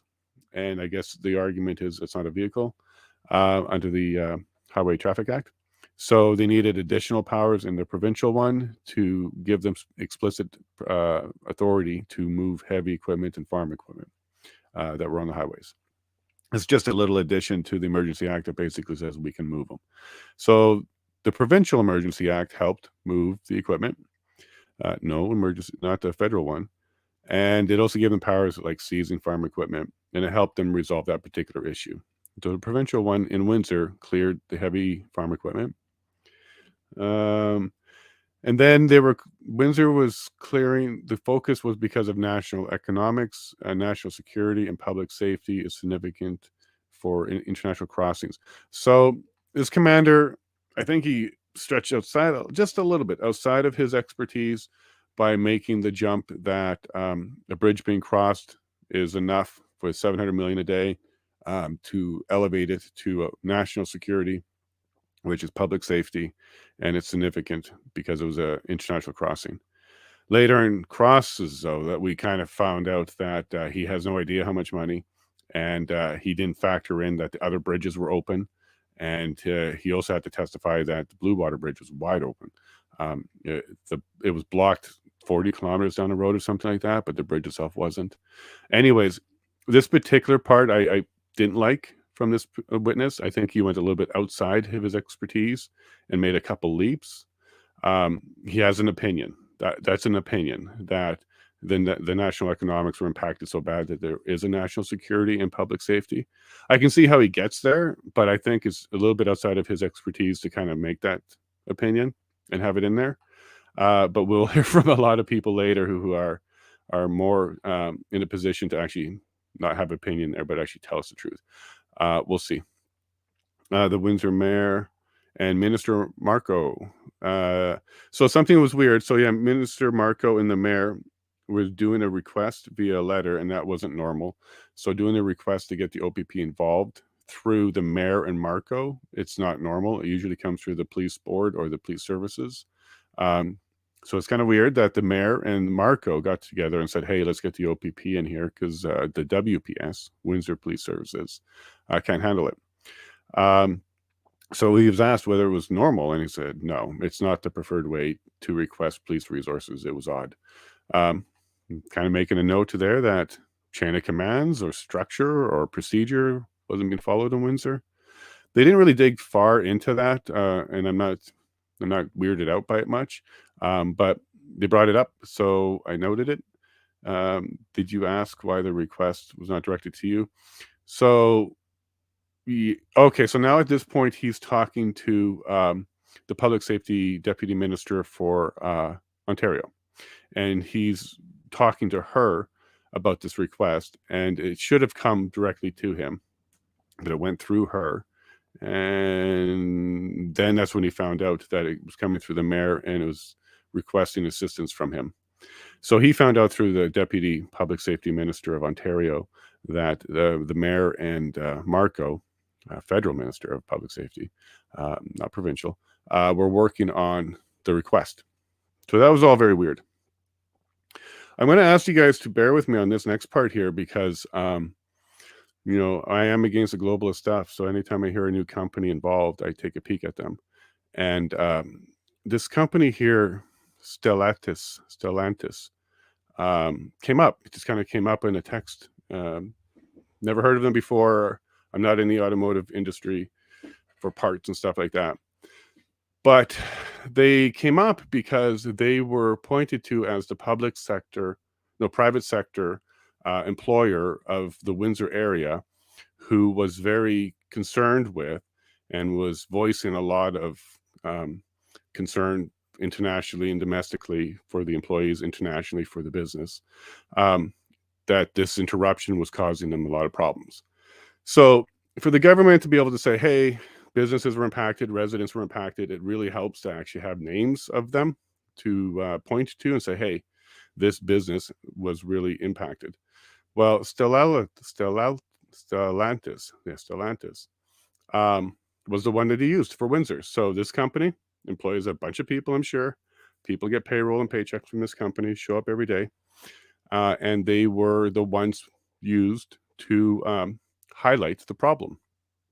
Now, let me just give me a second as I open up a browser window for you, because I did a little research on them while we were going through. And honestly, I'm not happy about this. So just bear with me. I'm just going to do a couple minutes here and then I'll just jump back to my notes. I think it's relevant because as the commissioner said at the end about Windsor and Ottawa, it was kind of weird that they all happen at the same time, stretching their resources, yada, yada, yada. You know, he didn't say he had proof of anything, but he had a suspicion. Well, we all have suspicions. So let's follow our suspicion just a little bit here. When you do a search for them on Google, let me make this bigger this way, and you add the World Economic Forum to it, we have results. So this particular company is a major automotive parts manufacturer. There's a lot of work between Renault, Ford, and others that are associated with the WEF. So the WEF writes about them, talks about them. March 2022. So this would have been a month after the Windsor stuff. So I don't know if they were friends then, before, after, whatnot, but they're friends now. So who are they? What do they do? Well, they employ people in the Windsor area. Do they have political power? Well, they were able to complain loud enough to have reasons to invoke the Emergency Act. So to the commissioner who decided to testify today and he had some hunches, follow that hunch. See where it goes. All right, folks. Is it illegal to carry gas? Not really, and yes, at the same time, Prairie. Not really, and yes. To carry gas, to go fill up your car because it ran out of fuel, not illegal. To carry for other people, to make a business out of it, to donate it, to do commerce with it, to take it into an area that is considered a zone of public safety. There's a whole bunch of other ways you can make what's normally a legal activity into an illegal activity. I'm not saying it was illegal or deemed illegal that the jerry can with fuel was a problem, but I can easily see how what is normally not illegal behavior can be considered illegal, only because of the potential for danger. You can't light water on fire, but you can light gas on fire. And no, we weren't doing Molotov cocktails or anything like that, but absolutely gas in a container could be used that way. So I could see how there was an issue with the gas. We all know there never would have been an issue. We all know that was going straight into the gas tanks or the trucks. We all know exactly what was going on there, but we can't enforce our knowing and our beliefs on the entire public. So some people didn't think that either. And one of them became a lawyer to represent them because, boy, is he scared of Tom Curry, or not Tom Curry. Tom Curry is Sully. I love this guy, though. Paul Champ, there he is. Paul Champ. Yeah, he's one of the people that wouldn't agree with us on that, that's for sure. Clay, I'm not too sure, but certainty it's not illegal to walk back and forth. No, like I'm trying to say, Clay, like, typically, absolutely, you're 100% right, but there is circumstances that have to be taken into account here, because the zone, there was kind of a zone, it wasn't normal open traffic. Like it would have been thrown out in court if it went all the way to a challenge in court, but you could have issued tickets, and you could, and they did, see some of it. It's going to have to be challenged after the fact. But what they'll do is just give you back your fuel, so you don't have to go to court for it. And if you have no losses and damages, you can't take it to court. But anyways, Clay and Prairie, you're 100% right. But there are circumstances where it can be deemed dangerous, and then being dangerous, it's now deemed inappropriate or illegal. It would be bylaw, though, all of you, though. It wouldn't be even provincial. It would be bylaw, so not like going to jail for it, but it would be a bylaw. I think he was the one that suggested the EA. Who, this witness? They talked about it on the 5th. We heard that. I don't know. I didn't get that out of him, but we'll go through the notes and maybe that comes up a bit more, Dave. Chrysler merger. Yeah, well, they're huge, right? And I bet you they compete with Magna, which is Canada's auto part maker as well. Could be why they're located in that area, because they're competitors. But yeah, and they're probably quite large. The only thing I'm doing with that WF thing is when anybody shows up on their website, part of programs, part of discussions, listed as friendlies, that's all I'm trying to highlight here. There's a friendly company with a national or global entity, and the commissioner was wondering if there might have been coordination between the two cities. I would suggest the commissioner heads in that direction, because it wasn't the protesters doing that. It's FCA, and yeah, them too. Peugeot. Like I'm sure they're partners with a whole bunch of auto manufacturers, and I'm not sure if you guys are really into it, but auto manufacturing has been having some challenges with supplies around microchips and other things. So single source manufacturers and suppliers of parts can affect global. Again, I'm not saying that this is what the case is, but it is kind of cool that the company that put their hand up and said, hey, we're suffering so badly that you guys need to do everything you can to help us, is also associated with a global agenda company or organization. So the parts company is that with the WF. The media we're talking about, parts we're not getting across the border makes too much sense. Trudeau. Yeah, see, look, Dale, that's where I'm headed with this too, Dale, because yeah, there's a connection. And it's not a connection in somebody's post. It's on the WF's website. They posted it. So they write articles all the time, and they list partners all the time. So, but the article was around the $100 billion automotive industry and how they're a major player in it. So if you read the article, you'll see that this company is strategic. They're up there with Magna when it comes to parts and supplies and the size of the company. This was him. He was discussing extra tools at the end of the question. That's the Provincial Emergency Act that he was talking about, not the federal one. So Dave, we'll get to that. But yes, he was given input for the Provincial Emergency Act, the EMCPA, which is the Emergency Management and Civil Protections Act of Ontario. So yes, he was heavily involved in that, and that actually was very important because he was requesting compelling of tow trucks, and they didn't put it in there. So if we want to get into the tinfoil hattie thing, they didn't actually use all the tools they had available to them, maybe on purpose, because they ended up using the tow truck argument for the federal one, but the provincial one had that ability. So, Hey, Sandy, you're from Michigan. Cool. So you probably know all about the automotive and the industry and how they're all over the place, and there's some big suppliers, and disruptions in one of the suppliers can cause ripple effects in the entire industry. Right now, it's microchips for the vehicles. It's hard to get them. It's part of WS. There you go. See, yeah, there are probably a few programs, and yep, Clay, yeah, you look into it some more, and I don't get comfortable when I see a random name, I look into it, and bang, they're there. I prefer the no results found message, because those are a lot more fun because then you don't find anything. But no, there's pages of this company working with the WF. So I don't know, maybe this commissioner is right. They're coordinating things, and this company raised their hand because, they're part of the script and said, we need some more help. I'm speculating 100% because all I'm working on is a Google search and the fact that this company name was in the text messages with the commissioner. So that's all I'm working on here. Just learned about them. They're just making his kids go after Canada. Yeah, sure. Yeah. USMCA. Holy smokes. Yeah, so there's a lot of talk about that. Like the US was even talking about boots on the ground. Do you need our help? And thankfully that was nixed pretty quick because the last thing we needed was US Army boots on Canadian soil. Thank goodness that didn't happen. But I know that there was talk, at least in Michigan on side, your governor in Michigan there was talking about that. Hey, Clay, I'm a millwright in auto parts factory. Cool. We're definitely not WF and are owned by a former late senator. Cool, Clay. Look, sure.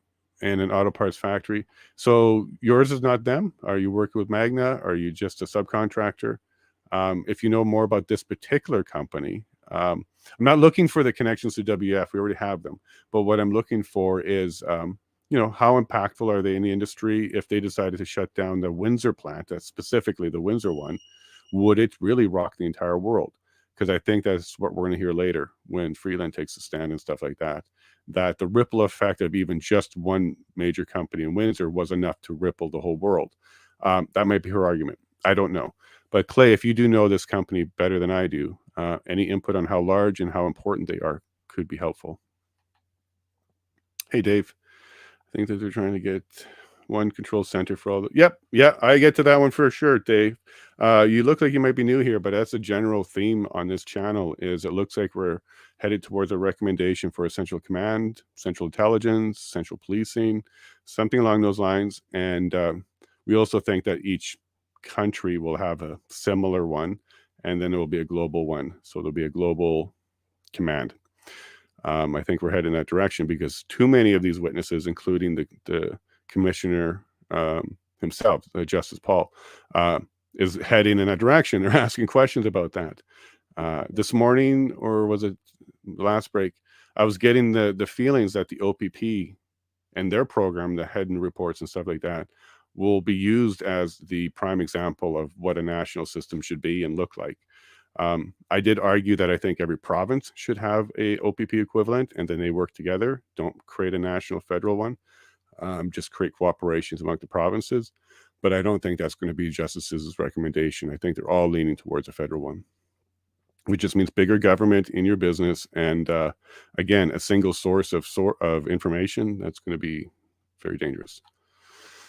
Clay, we have contracts to Honda, Toyota, cool, and a few others, but no chips at our facilities, just aluminum case. Yeah. So yeah, and well, yeah. And hey, Clay, has there been any other, like, the only reason I know is I have investments in some electric truck stuff, and that's been the biggest challenge for the last year or so. And that's all I'm aware of. So if there's more, you can let me know. Other types of parts, not just chips. But I'm really curious about this particular company. Do they have a global impact? Again, it's not for the WF connection. It's to see whether or not Canada will be making an argument that this particular company having those particular problems had global ripple effects. So I'd like to know how global they are. Those companies are WF, but we're essentially a supplier in our businesses and things that are sort of sure, Clay. Yeah. Well, and again, being on the WF website doesn't mean much. It doesn't mean you're bad or evil or part of any sort of cabal or something like that. It's just very interesting that you're part of a organization that is working really hard at gluing private public together, and then having impact in both of them through various mechanisms. So, I'll just leave it at that. WEF is an organization that exists. People are associated with it. I'm against the global agenda. So if they are the global agenda, then I'm against them. But I'm against anybody pushing it. So not just one organization. I believe that Cars is a global company group that pushes the electric car stuff. Really? Oh, crap. Oh, yes. So, okay. So I see what you're saying there. So the Circular Cars is a WF program. They're going around getting a bunch of green initiatives going. They're trying to get a bunch of electric car stuff going. And it's also how they control the companies in those industries. So once they get in there and start controlling things, this is just how the movement happens. But thank you, Clay. Sandy, yes, it's an umbrella company for Chrysler, Jeep, Fiat. This company is an umbrella company for all of them? Really? That would be huge. And that's not auto parts, though. Okay. Sandy says it's huge. Wow. Okay. Well, yeah, that's what I would assume if it's the umbrella company for Chrysler, Jeep, Fiat, Peugeot, Ram. Wow. And I wonder if it's just automotive or automotive parts. But in either case, okay, I think I see where they're going with that particular company and why that name was there. Got it. Okay. Okay, guys. Well, thank you very much. My chat is amazing. You guys are, my internet's loose. Thank you very much. Okay, so let's keep an eye on that. I'm pretty sure we'll see that more later, especially with Freeland and all the economic witnesses. They're going to be pointing to Windsor as the Achilles heel for the economic argument, because Ottawa can't be. There's no border there. Anywho, and I'll go back to the notes. That was a fun little distraction because I didn't know who they were. Didn't hear about them before, but there's a lot of information on them on the WF website. All right, back to the notes. So now we're just finishing up with the Commissioner Council with this witness. One of the things that they were trying to work hard on was to create a win-win situation. We hear that a lot now, the win-win. And this is the stuff you'll hear in negotiators, people that want to work the deals out. You don't hear win-win from people that think about war and think in that fashion. You hear, victory and surrender, but you don't hear win-win. So it was great that was the mindset of this commissioner. He kept trying to work with everybody. The tow trucks were the star of today's show. So the Hendon reports have been the stars before, but today it was tow trucks. It came up so many times. But the only real problem was the indemnification was the main problem that they were looking to get. And for people that don't really know what that means, it just means you're not going to be held legally responsible, and you'll be protected by the other party if someone sues or anything like that, or if something happens.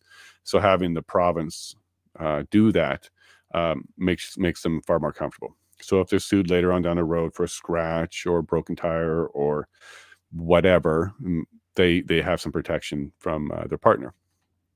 So I understand why it's important to them, but we did hear later that was available through the Provincial Emergency Act. And this was all prior to the evocation of the EA. So they had tow trucks ready. They were looking at it. And at this time, he wasn't doing any of his planning with the EA involved, tow trucks or otherwise. And there was also no heads up for him, and he had no consultation. So just like the rest of us, we learned about it on the announcement. Now, there was a leak before the announcement that that's what the announcement would be. But you could safely say that nobody really had an idea prior to the 14th of February that that was going to come. A lot of people thought there's no chance they would do that. There was rumors and rumblings, but it's hard to believe that the government would have done that. But here we are. So he was never even consulted. And we heard that twice, here with the Commission Council, and then again with one of the last questioners. Okay, so at one point the OPP got really concerned with the operations in the OPS, so they were going to reach out to Slowly.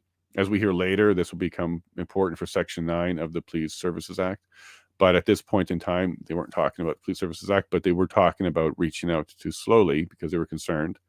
And they reached out to him, and they were waiting to get a meeting with him, and in between those two, he resigned. So now we're hearing a little bit more about the pressure that Slowly was under when he made his decision to resign. First, he had the police board chair calling him up, basically letting him know that there's a smear piece coming against him. And, you know, who was the source and created it? And let's leave that for another day. But she called him up and said, hey, there's a smear piece coming out on you tonight. Hey, why don't you think about taking a check and going away type of conversation. She tried to testify that it was his idea at one point. We heard testimony later, actually, that no, he didn't do that. What he did was said, you'd have to write a big check if you want to get rid of me. I believe that over her version. But anyways, that night, she called him and said, you can take a check. There's a smear piece coming out on you. And now we see that the OPP was also questioning whether or not they should be getting more directly involved. So I could see why he was having a sleepless night and probably decided, you know, if nobody wants to support him and back him, the board's against him, half or 3/4 of the entire police force is against him. And he's got to actually deal with a day-to-day issue. Like, what issue does he deal with now? Does he deal with the protests, or does he deal with everybody against him? Does he deal with attack from the press? Whole whack of things. So I bet you will hear from him along the lines that it was the best decision for the city and the people to step aside, even though he didn't want to. The distractions were going to be too high. I think we'll hear that kind of a conversation from him. And he'll probably be right, because of course, yeah, if you got your board, you got your chunk of your police force, you got the protest itself, you got the mayor. Like, I could see how if you're not getting the cooperation that's necessary, how this would be taxing on anybody. So OPP was talking to him, raising a little bit of concern, and between meeting with him and requesting a meeting with him, he resigned. There was some testimony that they set their commanders onto gold level, bronze, silver, gold. This is something that the RCMP had for the level of types of commanders. I guess they do that because it gives a bit of a standard org chart level, because each police force, provincial, local, municipal, federal, they kind of have their own rankings and their own way of doing things. So this gives a common way to do it. It's funny how they found a common way to do the rankings, but they didn't find a common way to share intel or something else. But look, yeah, they all elevated to the gold and had their meeting to make and they participated in a unified command. So we're seeing here the OPP commander level is certainly working with everybody. And you can also see the OPP should have been more of the leaders on this, but were put to the side a bit by the OPS. But this witness was very good at not blaming the OPS for it, not pointing a finger, doing things like saying, I have concerns and I wanted to talk to them about it, instead of saying we needed to go in there and just deal with it. So this witness has been pretty good. We move on to the Government of Canada. Oh, I have a hard time digesting this guy. Oh my. Wish him all the best. I'm sure he's loved by many, but he's hard to handle, hard to take. He spent lots of time on tow trucks in the billing. 600,000 for this, and you guys sent bills and this kind of stuff. Not even sure why it's relevant, other than establishing that they had lots of communication and partnerships with tow trucks. We all got a education in U2C, Universal Time Codes, Universal Time. You could even tell that this witness was annoyed by that, because at the beginning of his text messages, he actually puts the date and time at the top just to alleviate any confusion around it. And yet here's the government of Canada creating confusion where there is none. But anyways, we all got an education on that. UTC is not Eastern time and you have to do math. We all know that. But anyways, thank you, government of Canada, for taking up time to teach us that. There were so many convoys, and then they were getting a bunch of... So here's what this particular witness had to sit through from the government of Canada. The government of Canada asking a bunch of easy yes questions. There were many convoys, right? Well, yes. They weren't coordinated together. Yes. Like a whole bunch of yes questions that we all already know, because I don't think they were going to have much else. They were just trying to get a bunch of affirmative confirmations out of him. And so for about 2 minutes, it was just a whole bunch of really silly leading yes questions. Just made a note on that because that sounds desperate. It feels desperate when like you see how other litigators, other lawyers handle questions. If some of them are very direct. Canadian Civil Liberties and Canadian Constitution Foundation come to mind on that one. And then some lawyers like this one are not. They're wasting a bunch of time, and that's because they don't have much. There was a funny moment with him, and I wonder if I should clip it. It sounded like he had a phone that went off, and the phone had a sound of crickets. So the cricket, I don't know if it was a text message or whatever, but the phone made a cricket sound. And it actually made a cricket sound right when he finished a question, and it wasn't the answer he was looking for, and he was kind of just perusing his notes to find something good, and then the cricket sound came. So I thought that was perfect timing. But then they got into the boat with graffiti. There was boat with graffiti against the PM. So it made an appearance. Somebody has spray painted a boat with probably F Trump or something like that, and that made the appearance. Some more social posts, and the concern around the 7.1 million GoFundMe made its appearance.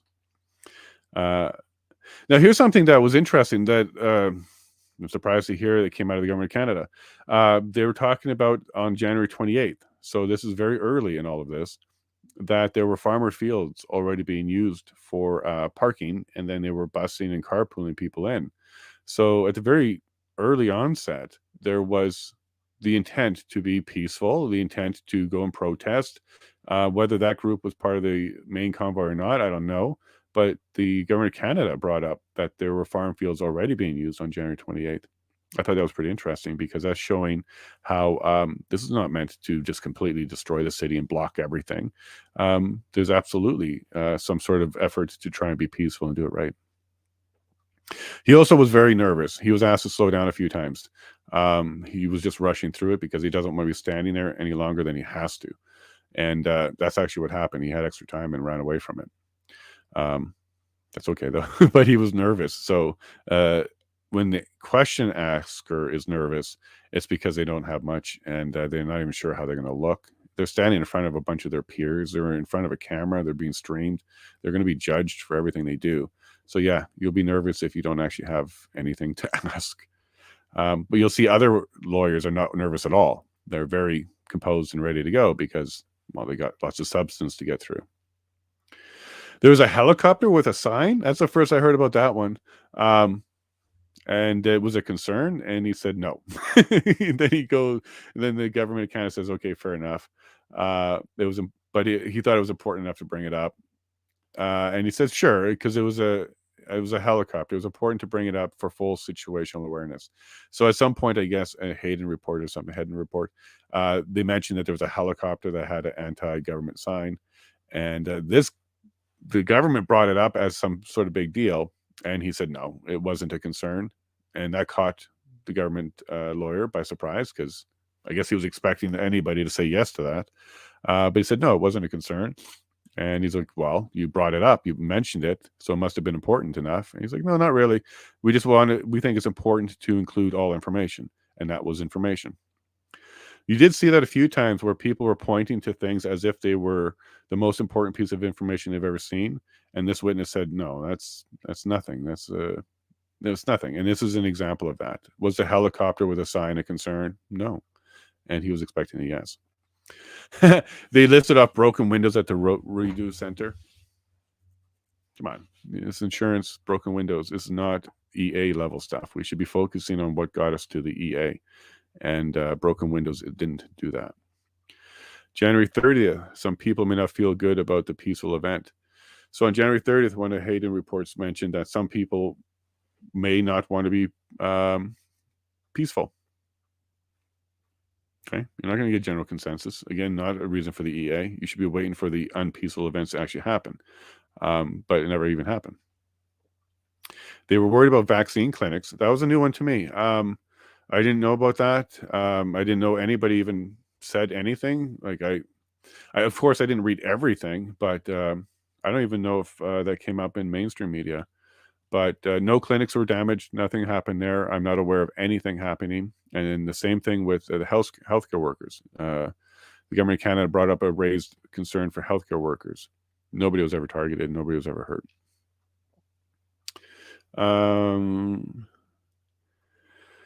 So Farfada made an appearance on February 2nd in the Hayden reports. That was a big issue for the government. And then on February 3rd, there was a concern about a national disobedience movement. That's an interesting collection of words. What does that mean, everybody? A national disobedience movement. Are we all a bunch of puppies or children? Who defines disobedience? What does it mean? Does it really mean just people like jaywalking and not getting out of the way and frustrating people? Or does it mean we're not taking the vax, we're not doing what the government wants? Like, what does that mean? I'm not a fan of seeing stuff like that, but that was in their document, that they were basically trying to ensure that the national disobedience movement didn't create and generate out of the various blockades that were happening across the country. I kind of get where they're getting at, but who decides this, and what are the criteria for it? Another warning to slow down. Yeah, he was getting comfortable, so he got warned again. So there was some split views on February 5th. So this is when we start seeing that the OPS and the OPS chief don't have very similar views. There's some split views going on there. And that's what led to the concern and conversations. That's about it. He also pulled up something that had, hate speech and stuff spiked 37% a few weeks ago. So I don't know why the government of Canada brought up some stats that were calculated before the first truck engine started as some sort of evidence towards the truckers. But I think where they were going with that is they said nationally, there seems to be an increase of 37% of hate. I don't know what they're talking about. I'm not aware of what they're talking about, but they were trying to imply that maybe nationally we have a lot more hate. Therefore, that would fuel this particular convoy and turn it into something. And then he started listing off White Lives Matter, patriots, anti-government, and environmental issues, people that fight for environmental issues, anarchists. Let's take a look at that one for a second here. Let's just ignore White Lives Matter for a bit. What's wrong with patriots? Like, what's wrong with, why is a patriot considered hate? I don't get that. You love your country and you're a patriot. How is that considered hate? The only way it would be considered hate is if you are a foe of a patriot. And the foe of a patriot would be, dictators, people that want to take away our freedoms. So I find it kind of interesting that patriots listed there. I could understand if there was a patriot group, a specific named one that kind of went overboard and has a history of doing that kind of thing. But that's not what they have listed here. They're just a general term of patriot. I find that kind of crazy because, well, aren't I a patriot? I guess I'm a patriot, right? Like, I'm trying to fight against the desire to centralize government and take away my rights. So is my speech hate now because I feel that way? That concerns me. And especially for the very next one, anti-government. My goodness, there's like 2 labels. I'm not anti-government, obviously, because I'm running for government, but I'm anti this government. So does that qualify as anti-government? I don't like seeing stuff like that because I don't think that's hate. That's not hate speech at all. but it was there in black and white. It was listed there. And they also included environmental issues. So I guess both sides, whether you're for, let's say, the pipeline and you might be fighting for it, or you're against the pipeline and you're fighting for it. Either way, there's going to be, they've listed people on either sides as things to be concerned about. Here's something that we saw for the first time, and boy, did this upset this witness, and boy, did Canada really step into it on this one. Canadian Armed Forces. This is the first time Canadian Armed Forces came up. And this witness was not pleased with that, because what the government of Canada tried to do and failed completely miserably was he said that the commissioner was suggesting that the Canadian Armed Forces would be wanted. And immediately his response was absolutely not. Specifically not talking about having the Canadian Armed Forces involved. What he was speaking about, which was assets, maybe some assets at that. And then he actually clarified really loudly that at no point did I ever suggest Canadian Armed Forces. So did you see that? Canada to the commissioner of he tried to put words in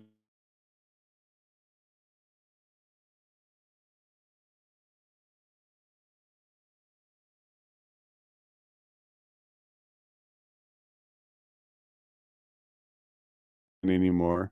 Oh, there I'm back. All right, so I guess I don't talk too much about the Canadian Armed Forces. I'm back. But I'm just about done the government one, so I'll come to the notes in a second. So yeah, they brought up the Canadian Armed Forces, and he was adamant. He didn't even want them involved. He never implied that, and the government tried to say and imply that he did. Now, did the government actually think that? Did the government think the OPS was asking for CAF, and is that what was going in their thinking as they moved along? And is this now when they're finding out that CAF was not asked for? A phone call to the commissioner would have cleared that up at any time. But it looks like they weren't aware, and they thought he did want it. Or they're just trying to paint a really bad narrative. They talked about counter-protests. So I don't like it when the government does this too. So because there's a protest, and because there's going to be counter-protests, and the counter-protesters themselves could be the ones that get violent and go overboard, well, that's a reason to stop the first protest. Well, look, no, that's not fair. That's not fair at all. So if you have a group that's being completely peaceful, and then you have an agitated group or a group with some sort of desire to just get violent, and we see this all over the place in various means, that should not impact the main one. But yet here's the Canadian government once again pointing to counter-protest, the potential for them to get violent, the increasing number of protests was a concern. They could become violent. Outlaw gang members were involved or seen around. So bikers, they were bringing them up again. And then blocks all over Canada, many small and some unsuccessful. So they're really painting a picture that the whole world's coming apart here, because even counter-protesters are now getting bigger and stronger and more violent. Again, that didn't happen. There was some counter-protesters that ripped signs, and they were being abrasive and really loud. But maybe a couple got charged for crossing the line. But overall, even the counter-protesters didn't initiate a violence to the point where it would fall under the criminal code or the CSIS Act, as Brendan points out later, because that's wonderful that Brendan did that. All right, so that's the end of my notes for... Oh, hold on a sec. Yeah, that's not proper. That's the end of my notes for the government of Canada. I didn't think they did a good job at all, especially when they're trying to get the Canadian Armed Forces involved, and there's no way. Oh, wow, there's lots of messages here. All right, 1 second, folks. Oh, wow, I clipped that. CTV mentioned helicopter flying. Freedom. Wow, you guys are great. I'm going to quickly go through some of these. Have you seen a Freeland? Have you seen Freeland at the commission? I don't think not yet, but she's the last witness on the list, so they are going to have her. She's going to maybe close the show. We'll see. Or were they wrecked a truck? Sure. Yeah, they want to get protection. Yep, for sure, Dave. And I get it. But as we also heard testimony that they could have also went ahead and dealt with stuff, and these other legal things could be dealt with later. It wouldn't be an operational delay to get that issue solved. They were ready to go even without that issue, he mentioned in his testimony. Freeland and Trudy probably won't be seen for weeks yet. Well, they will be seen, and they are at the end. So it's likely the last week. So it will be the third week or so of November. Yeah, so probably about a month from now is when we'll see them. There's a lot of privy and a lot of CISA stuff before them that we probably won't see. So there might be a couple days where there is no stream. I haven't figured out what I'll do if that's the case, but if you want to stick around, I may do something. I'll keep you posted for sure, though. But yeah, we'll see them. You won't see much because of his pension. Yeah, no. Oh, you mean this guy? I don't know. I think he was pretty good, Dave. I'm not sure who you're talking about, but maybe let me know. Yeah, I clipped that. Yeah, it was a good spot. There's a couple places in the and by the way, just if you're listening and you want to clip my stuff, go ahead. Please go ahead. Clip away. Do whatever you want. Put those funky glasses on Brendan and stuff when he does one of those drop the mic moments. Do whatever. We want to get it out. And I have limited time. I'm doing my very best here. A good chunk of my day. I can't do much because I don't want to upload videos while my stream's going. I don't want to interrupt things, so I do all that after. So if anybody wants to clip stuff, go ahead. You got full permission.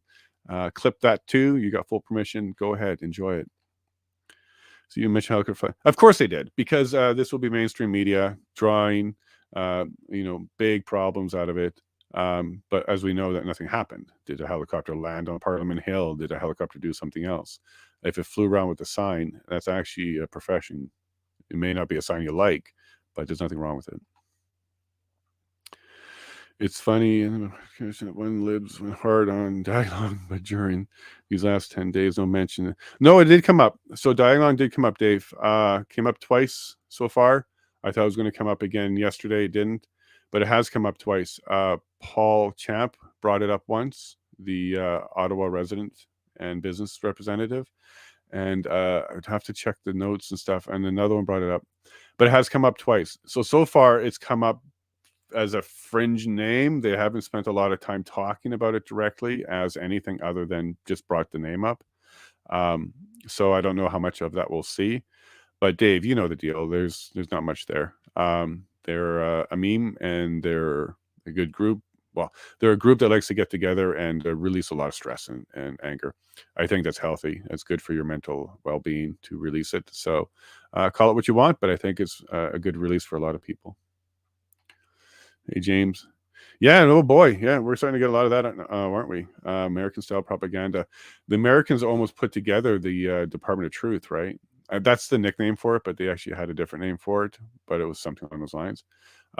Is that what that Central Intelligence will get or something will be like? That'll be the Department of Truth, because the only things that come out of there will be official. We'll see. My guess this break today, we also spoke about some sort of requirement to go through the science as it's coming in and validate it. But it also led to kind of a national requirement for science. Are we headed towards a government controlling science, information, policing, banking? Are we getting into a system where they're going to have that power? Oh, dog. Anyway, pictures of it. Sure. Titled Downtown Ottawa Roads, Business Shut Down. Okay. Yeah. Well, okay, Clay. Send that my way. I'll take a look at that. Hey, Sandy, welcome to my world. Clay, you got lots from Clay. Talking to the military question. I hope someone brings up the surveillance planes. Yeah. Okay. Yeah. Yep. And were those were contracted from the U.S., I believe. Those weren't ours. We don't have that. I believe we contracted them from the States. Yeah. I'm aware that there was a conversation around that. And we're not talking about the UN planes in North Bay either. We're talking about actual U.S. military surveillance planes. I think there's communication equipment on there, and they can pick up signals and all that stuff. James, side note, the recent Biden speech looked like funny. Was call to arms against political vote. Oh, really? There was a call to arms. Well, Biden says a lot of things sometimes. That sucks. There's been a lot of rhetoric towards foes. Oh yeah, I don't like the idea that any government at any time or any party would get into that. But let's keep an eye out for that, and let's hope that any of these people are stronger. So CPC, PPC, don't let these guys push you around. Do what you can, fight back. Purge political dissent in all institutions. Even our banks are dropping wrong thing. You know what, James? Look into ECG scores. Okay, you'll see how all that's happening, and that's happening in all corporations, like all major corporations. Fortune 500, a good chunk of them are ESG scored. They all have their scores, and that's how that's being done, James. Banks and all. Slowly, I mean. Okay, let's go back up to your other one. Slowly, Chief Slowly. Okay. And then what you meant by him. Yeah. Sorry for falling behind there, Dave, on the conversation. Sorry I missed it. Oh, yes, right, about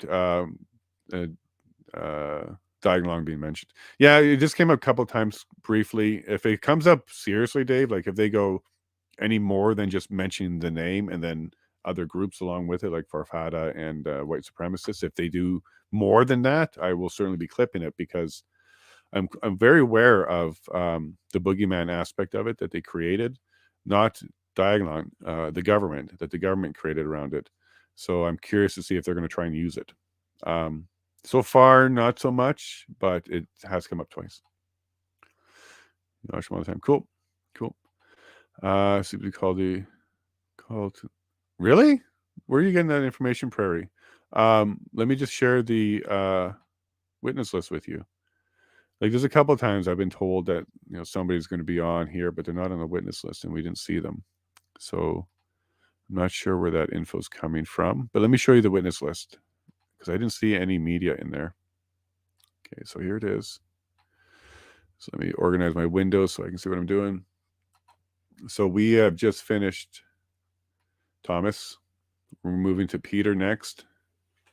And as we can see here, what they do is each week they tell us who's coming out for the week, so we can kind of plan out our day. So we could tell from here that Steve was going to be an all day, Peter was an all day, Thomas was an all day, and then they got these 3 done over 2 days. But I don't see CBC. So if I'm looking here, we have the convoy next. Next week will be convoy. Then the week after that, it looks like what they're going to be doing is dealing with Windsor and Alberta. So it's going to probably end here. So they're dealing with Windsor, Alberta. Probably going to bring out a bunch of testimony around how those 2 events, in addition to Ottawa, became a big problem. And then we see here there's a bunch of public safety, and then CSIS, so Canadian Security Intelligence Service, that's CSIS, terrorism assessment, RCMP, border. And I think that one will probably end about here that week, just by going how many witnesses we get through in a day. That's about 1 week right there. And then it looks like we're getting into Canadian staff now, federal staff. So these other ones were CSIS and RCMP, public safety, sure. But now we're getting into more of the employees. So we're probably going to do, maybe there will be a week or so. I bet you most of this privy stuff and the CISA stuff will be in camera behind closed doors. And then here you see Justin. So here's probably the last week, I would think would be about here, all the ministers. So this will be a week of ministers. So as you can see, there's quite a few witnesses. We're up to 66. Doug Ford should be added to this. I would expect Doug Ford to come out during this part, which will be the week after the convoy, because it's all about Ontario and Alberta and the other events. But they'll put them out wherever they can get them. But I'm not sure, Prairie, about CBC being called, tow truck drivers being called, other witnesses being called. I don't see any of that. So they would, have to give us some sort of heads up on that. But there you go. That's the list I'm working from. That's the official website for this. If there's anything more that you have, please share. All right, Dave. In Parliament Commission, they were asking if they were using Pegasus from the planes on the. Okay, so Pegasus is surveillance, right? It's quite the program. US, I think they have lots of connections, but I could tell you that I do know that we were tracked on our cell phones. I do know that, but I don't know if they needed U.S. military for that at all. But I do know that they did do that. I've seen the contracts that they tendered for that. They weren't even candid. But yeah, they did that. And anecdotally, I received a message from that system. So during COVID, during the lockdown, the 2-week curb, I drove to the gas station to get propane for the barbecue. And I got a text message saying, "What are you doing out of your house?" That sucked. That's why we kind of left Ontario, because that was, well, that sucked. Yeah, I get it. GPS, all that kind of stuff. You know where I am. That's fine. But to remind me to go home when I was getting fuel for cooking food, that sucked. All right, folks, back on track. I kind of got distracted there. I'm going to fly through the last bit here. I see I've lost a few of you, but what I'm going to do is go through it quickly because we want to get to Brendan. Brendan did a great job. So right now we're on Tom Curry, lawyer for Peter Slowly. He's doing a great job. I'm going to recap this a lot more than I did. I'm going to condense this a lot more so we can get moving here. But Tom Curry is doing a fantastic job. I actually really like this guy. Peter Slowly, you did a good job finding a good lawyer. He's looking out for your interest. He's definitely laying down foundation for you. This witness, Commissioner and Slowly know each other. They go back in the York, Toronto days, which, it just means there's a mutual respect there. They go back a long time. They worked a lot together because they were right beside each other. York and Toronto are right beside each other. So, of course, they would have some overlap. They share a long border, jurisdictionally at least. They work with subject matter experts. Demarcation point. Okay, this is the first time we heard that term come up to determine whether or not they were peaceful protesters or something else. They were trying to come up with a way to determine, because they can't stop peaceful protesters. Completely illegal. This witness said that completely.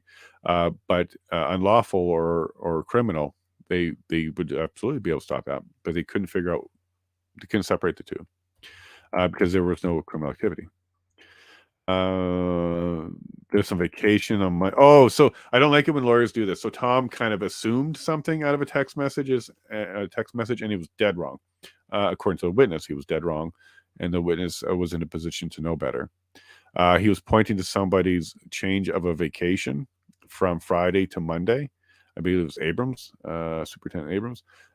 Changed his vacation from Friday to Monday, and then Tom Curry was pointing to that as an indication that Abrams believed the occupation would be over by Monday, so he could go on vacation. Reaching there, Tom, reaching a lot there. And this one smacked you. You got smacked on this one because that was not the case at all. There was a very long response about how he had other things going on. He had construction going on. He was working from remote. He really wasn't away. He was always available. And no, he does not believe that that's an indication that the protest was going to be over on Monday. So he just blew that one up on you there, Tom. Don't ask questions you don't know the answer to, and don't assume. 800 public order officers. Now we're into POUs, public order units, public order officers. 800 of them being collected, planning meeting, no need. Yeah, so they had 800 of them ready to go February 9th during the planning meeting, and there was no need for the EA at that point to get them all together and get them going. Just so you know, public order unit, POU, is basically the people that will respond and get physical. They're the ones that are trained for it. They're the ones that will clear riots and other things. They're meant to do that. It's a specialty, so you can get your POU. It's a training. You got to be certified. But in either case, higher pay and all this other kind of stuff. But these are the people who are trained to get physical with large groups of people. So they had 800 of them available to them on February 9th. They could have gone ahead with that plan, it looks like. He took a little offense to being asked if Windsor was easier. He didn't like that word at all. He said, I wouldn't say that at all. It was just more complex. This particular witness is very, very keen on using words that he believes is the most accurate word to use possible. He doesn't like lazy words. He likes to use the most accurate possible, which is good. It's good. You'll get encounters like that, though, where he corrects the word that you use. February 8th, the public order units were being collected and ready to go. For example, he said London joined that one, so they were ready to go. They had plenty worked out on the 8th. And There was this little back and forth about whether or not slowly was impeded by rumors, if rumors cause problems. And sure it does. And so does a hit piece from the CBC. There's a whole bunch of things that are working against slowly. I think you guys can start to see a bit of a picture here around interference was being played against slowly, whether it was intentional or not. There was lots of interference on him. And then February 12th, this is one of the big things that Tom ended on, was that slowly accepted the plan on February 12th, and it was going to be signed that night. So February 12th was, and I want to remind you all, this plan that they're talking about here, this February 12th plan, got passed over to the commander from yesterday, and it got turned into the February 13th plan. And then that was ultimately the plan they used all the way through the 17th, and I believe they finished up with it too. But this plan was contemplated, designed, and built without the EA. And adding the EA to it was kind of like an amendment after the fact because it was available. It just made things move a little bit faster, but it certainly wasn't an element that was required. And that's what we heard there. Alyssa Tompkins, City of Ottawa. We'll just go through this one quickly because she didn't ask a lot. But she was really just kind of clarifying numbers. They were getting 60 per day, up to 150 per day of officers from the OPP. She's just covering a little bit of butt, saying that, yeah, they're just kind of clearing some information up. Not much there to spend time on. She yielded a lot of her time to David, though, from the Ottawa Police Services. So I think maybe she found this witness a little bit too intimidating because she was very smiley and very bubbly when she was dealing with him, because I think she was nervous to stand in front of him because he's such a strong and such a direct witness. Some people are intimidated by that. David wasn't, so he went in there and did a lot of talking. A lot about the Hayden reports. We went through a lot of Hendon reports with David. Time passed to 20th. I'm just going to go through these quickly, see if there's anything worth bringing up. So one thing that David was trying to do, which was weird, was to say that the plans changed. The plans kept changing. But this witness was very adamant that it was evolving. It's not changing. There's a difference there, David. What he was going at was it was being replaced. Like each plan was thrown away and there's a new one. It's thrown away and there's a new one. When it's evolved, it's not true at all. It's you're starting from one, you're making changes, and now you have an evolved version. So this witness wanted to clarify that they weren't making new plans or changing plans. They were evolving the plan. To some people, it might be splitting hairs on that one, but I don't think so, because where David might have been going was there's so many plans and so much work that they didn't know what they were doing, when it's not that case at all. It's just incremental changes as they're going through the evolution of it. Then he just used the word again. He goes, has it evolved then? And he's like, yes, correct. I'm really skipping a bunch of things here. They were talking about gaps in information gaps being sought. David was really trying to establish that there was no exit plan at all, but this witness pushed back because they had plenty of information that said they would be staying for weeks. David was trying to point to just a single Hendon report on January 26th, but this witness pushed back and said you have to also include all the previous ones, because we don't expire or replace the previous one. They're collectively, you look at them collectively as the full picture. It's not like you have to forget everything from the previous one and this is all that they have. That was the mistake on David, was to point to a Hendon report as if it supersedes the previous version, and it doesn't. It's an amendment. It's an addition to, which is different. So it's not replacing anything. It's in addition to. And when you do that, when you put it in addition to that, then there is information that they were going to be there for weeks. So David kind of got stepped on that a little bit there, but that's okay. If we go to January 26th, you'll see there was no plans to leave. Yeah, so he kept pushing that. It's January 26th. He just wanted to look at that one.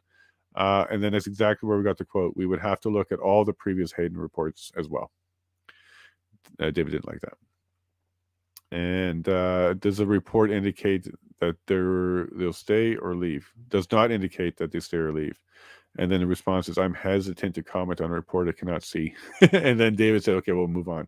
So he didn't even put the report in front of this witness to have him speak to it. He was just kind of doing his version of, this is what I understand, and just agree with me. But this witness wasn't going to have that. He wanted to see it before he agreed with it. There we go. So now we're on to Brendan. Okay, so my notes for Brendan are a little bit more general because what he did was he took us through the lessons and he took us through the law, which is great. That's great. Let's teach the commissioner, let's teach the witness, let's teach the audience, let's teach everybody about the law while we're here. So he took us through the three types of assemblies. First one was lawful. Okay, we all understand that one. The next one was unlawful. And then riot. So those are really the three little buckets that the law recognizes for assemblies: lawful, unlawful, and riot.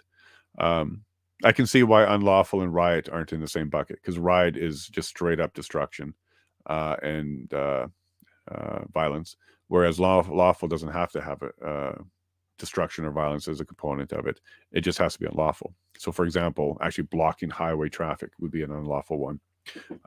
But no violence, right? So they have the three buckets. There's the one you're allowed to do, the one where you're breaking some of the less serious crimes, and then one where you're just straight up destruction. So riot. So of course we went through that. The lawful is fully protected by the charter completely. Section 2 collectively, the entire thing is for this. If you break it down, there's a bunch of different ones like freedom of religion and freedom of protest, but collectively, it makes it basically your right to protest. And then, of course, unlawful, anything that's deemed unlawful, has a bunch of existing laws, or it couldn't be deemed unlawful. So without existing laws, how do you define it as unlawful? So where Brandon's going with this is you have laws to deal with unlawful protests, and the witness absolutely agreed with that. Doing 200 protests a year is what the OPP handles, and only one they've used the EA on so far. So, yeah, commonly it's unlawful protests are dealt with the laws that we have. And then he actually had him say the Emergency Act was not needed because it wasn't. They had their planning without it. They were ready to go, and they effectively used that plan all the way through. Brendan then started to lay down the foundation that the truckers were cooperative from day one. So they rolled into the city and they were working with the city. He did highlight that they weren't invited. So they were, imposing on the city, but they were communicating with the city and directed by the OPS where to go. This witness couldn't talk too much about it other than he was aware that they knew they were coming and there was some coordination. Because it's early days and the OPP didn't really get involved much with the OPS until a little bit later. Then Brendan spent a lot of time on the trucks were being blocked by barriers. So Brendan brought up a document that said that they're blocked, but they weren't going to do anything about it. Where Brendan was going with this was concrete barriers. But this witness, being a good witness, he did recognize that it could have been concrete barriers and or trucks and heavy equipment that for one reason or another is not able to move, and it can certainly block people in. Brendan did a good job on trying to show that whether it was concrete or trucks, the OPS would have been needed to assist with it. Whether it was to get tow trucks or move the barriers, the OPS would have been needed to coordinate and cooperate to move them all. And we know that wasn't happening on February 7th and 8th. So good point on Brendan to try and show that. Okay, I have another one for you guys. This is a law lesson. Officially induced error. How many of you caught that when Brendan was trying to bring that in? Officially induced error. That's a thing. Okay, so let me show you what that is. It's a thing in Canada. It's a thing in common law. Unfortunately, this witness kind of played a little bit dumb on how he didn't understand it. But if he would have taken a second, I know this particular witness was intelligent enough to understand what Brendan was saying. But here we go. So officially induced error is when an official, okay, somebody with official capacity, tells you to do something. Now, if they tell you to do something that's illegal, well, you're not in trouble. There's no trouble for you because an official tells you to do something. They're inducing an error, so it could be illegal, but it's a defense. So I'm not sure how much you know about the law, but you only have certain types of defenses available to you in a lot of things. And one of the defenses that people try to use, but it's very, very, you'll never get it, is ignorance of the law. So this is one of the things that I never did like about common law, which is there's a presumption that if you don't know, that doesn't matter. You can still be guilty. Ignorance of the law is no defense. You'll hear that all the time. I think that's kind of rude because lawyers go for 4 years, paralegals for 2 years, and then when we're all done that, we still have no clue about all of the law. We have just enough training to understand how to read more law, because that's how much law there is. There's no one that knows all of it. So the presumption that not knowing any of it is still enough for you to be guilty, that's the way it works. That's the way it is.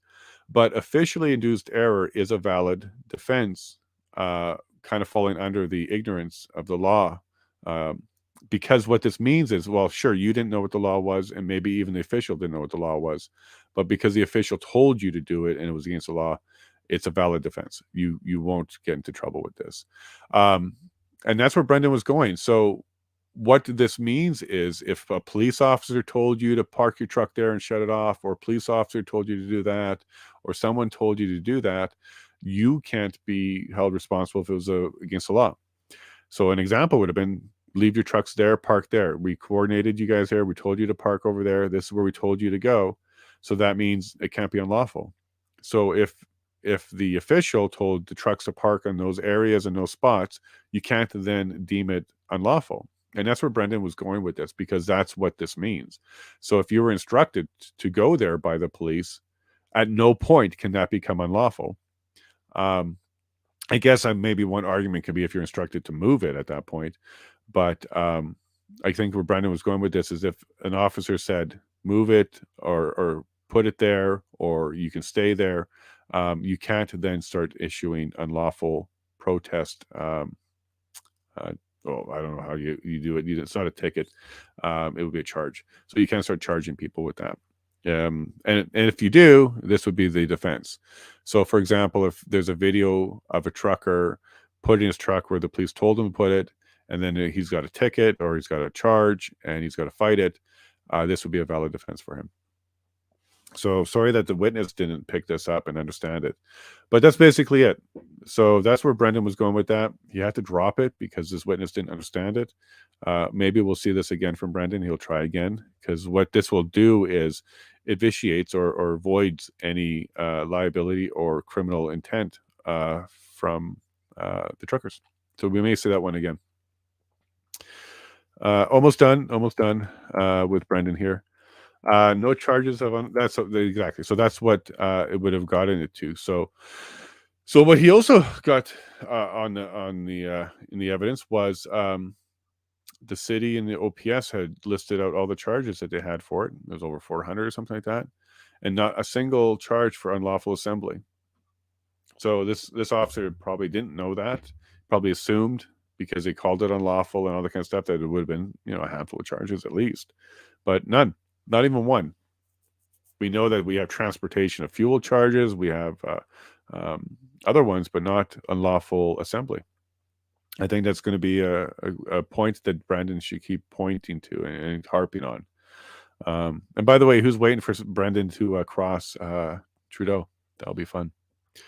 It'll be the first time Trudeau speaks to any representative from the convoy, by the way. It'll be on the stand in November of 2022. Instead of February. And then Brendan, I'm not sure where he was going with his last piece.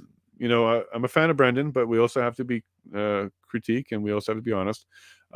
He was trying to point out the top police in Ontario. The top 3 police would have been the commissioner himself of OPP, the commissioner of RCMP, and the deputy minister of public safety. So what I think Brendan was trying to do was establish who are the top dogs in policing. This witness didn't like that. He didn't want to do that. He doesn't want to rank himself above or below or anything like that. So he gave a very political answer, which was, we're all basically the same. There is no hierarchy like you're talking about. There is no structure like that. So Brendan had to kind of pivot his question a bit, and he goes, okay, well then, you're the top of the OPP. He's like, yes, I'm the top of OPP. I can say yes to that. And then the commissioner is the equivalent as the top of the RCMP. He's like, yes, that's the equivalent to the RCMP. And then he asked the deputy minister of public safety would be the top civil servant in policing, and that's where he didn't get a yes. He didn't get a yes at all. He kind of got a you'd have to ask them, because from, I guess, from his perspective, public safety isn't policing. So maybe that's why he was splitting that hair, that he doesn't consider public safety policing. It might be the top civil position that would coordinate and deal with policing, but he doesn't see them as policing. He sees them as a political wing. All right, so that's the end of Brendan. He did a good job. I don't think that was his, he didn't have any home runs on that one, because this particular witness wasn't willing to go ahead and confirm things that he wasn't fully comfortable with. That's one of the risks, so that's fine, but I don't think there was any damage done. I think Brendan did a good job. Let me jump over to the comments. There's a few of them here. Oh wow. Side note, Biden, I remember that one. Slowly gotcha. CBC gotcha. I think we had this one already. Yep. Who's that? Marco? Who's that? If that is, then yes, he is. I'll bring the list back up for you.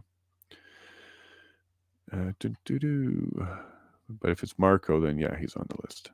I'm bad with his last name in particular. I'm sorry. Perfection is a pursuit I'm not pursuing. Yeah, okay, it looks like you're talking Mendish.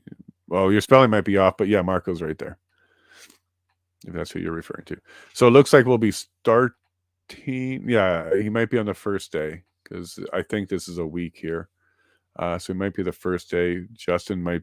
And by the way, don't be surprised if Justin's not on there for very long, because yeah, don't be surprised if he's like a half a day or something like that. Don't be surprised. They might do 1, 2, 3, 4.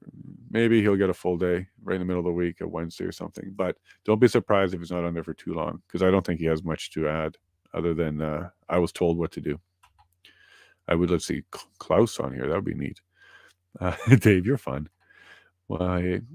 As the last witness sort of said, a cop is a cop is a cop is, so they have to swear in. Do they have, everybody swears in. Do you mean swear into the commission? Everybody swears in. They get the choice of the Bible, affirm it, and the other options. I think the options are Bible, Quran, or alternative. You can swear in. But they all are. But do keep in mind the lawyers are not. So when they are adding commentary and testimony, it's very inappropriate. And as we saw yesterday, the CBC ran with comments from a lawyer instead of the witness, and they made a story about it, and they lied like through their teeth. I'll be posting a clip of that one, because in real time I found out, because we're watching the whole event real time, and then I found out the CBC wrote an article about stuff we're watching, and it was dead wrong. So keep an eye out for that, or you can go back into yesterday's stream. You'll find it near the end, the last 30 minutes or so. It will pop up there. But CBC just flat out lied. Like, it was gross. I know that they embellish and they do lying, but to see it happen real time on an event that you're paying attention to, it sucked. Wow. All right, so I'm going to breeze through the last bit. There's a good chunk of you still here, so you guys do appreciate this. I'll keep going for you. I'm in no rush to leave you without information. Windsor Police Services didn't have a lot. Okay. I almost didn't mention them now. There was nothing much there to talk about. They basically got the OPP in, they cleared the bridge. No EEA was needed. City of Windsor, same thing. It was very, I don't even know why they called themselves. They were just doing a lot. She was doing a lot of questions around the cost to the city and trying to just establish stuff that this particular witness has no right responding to. In fact, I believe he got to the point where he said to her, yeah, these aren't appropriate for me. You're going to have to ask other people for this, because he can't answer them. There were things like how much it costs the city to buy concrete barriers. I'm not sure why the commissioner of the OPP would be the witness for that. Questions like that. Not sure what they were doing there, showboating or something. I don't know what she was doing there. She didn't add anything to this proceeding at all. Paul Champ, though, I'm going to have to say this is probably Paul's best segment yet as a lawyer, like getting out what he wanted. Hey, Paul, did you listen to my last stream or something where I suggested you kind of back off on the petty stuff? Because you did. You kind of did back off a bit this time. There was some in there. It's an impulse you can't control. I get it, but it was a little bit better. This was a very professional. I think he did a good job on this one. Sorry, just let me make one note before I forget it. Okay, so Paul, he went in there. He's one of the ones, everybody who's paying attention, that he's one of the ones that I think is pushing for a new central something, a new central command or central something that can take over police forces. That's what he's harping on that a whole bunch of times. And specifically, Paul keeps going to finding ways to create thresholds or triggers so that you don't even need the chief to make the decision. I think what Paul was having a hard time with this witness was Paul was trying to propose to this the commissioner the idea of having something like that, but the commissioner knows the police laws too well. He knows that you actually don't need that. So he was talking about framework. He's totally trying to get a framework in place where the local police will be taken over. And then the quote from the witness was, "I don't think police need new direction on that in the Police Services Act. It's already adequately settled." And so I'm not sure if you're aware of this. The Police Services Act, is it Ontario? Yeah, it has to be. Might be federal. Ontario. Anyways, there's a Police Services Act that had jurisdiction over the commissioner. He's very well aware of it. And inside of that Police Services Act, there's a section 9, which basically says police forces can ask for assistance and you're going to get it. And then it lays out this whole framework of here's a request and here's what you're going to get and here's what we got to do and all this kind of stuff. There's this whole framework. So what Paul was asking for already exists. Just Paul's not happy with the fact that there's no trigger that is against the will of the local police department. That's all he's trying to look for adding. He said, I read it multiple times. There's no threshold. So who makes the decision? Yeah, there we go. He said Section 9 has no criteria. No, and then the commissioner said, yeah, no, there is none, but there is a framework. How would you propose a threshold would work? So this witness was understanding quite well where Paul's going with this. He's trying to put a new mechanism in place in a framework that exists.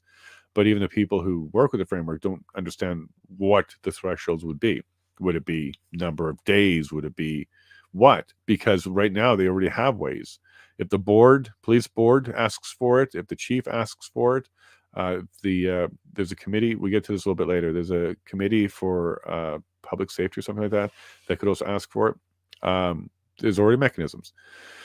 So then he had to pivot because I think he realized he was not going anywhere with this witness because this witness doesn't even agree with where he was going with him. Because he kept saying things like, who gets to decide when the OPS cedes power? He kept using that, cedes power. And he also implied that slowly would have to just, on a whim, ad hoc, he used the word ad hoc, he decides when to do this. Commissioner said, no, his decision is not ad hoc. And it's based on their best experience. So what Paul was trying to say was he didn't like that slowly didn't execute something sooner. And he wanted a mechanism to do it. And this witness is saying, no, we have mechanisms already to help. And all they got to do is ask. And that's based on their experience, Paul, not any more than that. So I think that's when he started to give up on it. He was asking about whether or not he was thinking about taking over under Section 9. And that at that point in time, the commissioner did say that there was a conversation that needed to happen. He believed that a conversation needed to take place with Slowly. That wasn't a decision that they were going to execute or do anything under Section 9, because again, Section 9 requires Slowly or the police board to ask for it. But they were to start the conversation. And here's how that would go. OPP would call the local police force and say, yo, how's it going? Everything groovy for you? And they'll say, no, not going so well. Well, do you think you need some help from us? Because we can, Section 9 this and get it done in 20 hours. And then you go, okay, well, let's do that. That's probably how that call would go down. More of an offering because they think they need to get it. But it wouldn't be a decision by the OPP to just do it. And this is where Paul was going with that. So he said, no, there would be a conversation. We'd have to take a conversation. And then he asked if he was concerned about the chief. And the answer was, I hesitate to say that I was losing confidence in the chief. He was concerned about the plan. So he wasn't concerned about the chief himself, but he was concerned about the OPS plan. And as we hear a little bit later, the chief is not responsible for making the plan. They'll have input. They'll eventually approve it, but the plan is created by other people. So this witness wasn't concerned about Slowly, but he was concerned about what Slowly had to work with, which was the plan. Paul went a little bit back into the jerry can painting, so I'm going to skip that because it's just pointless at this point.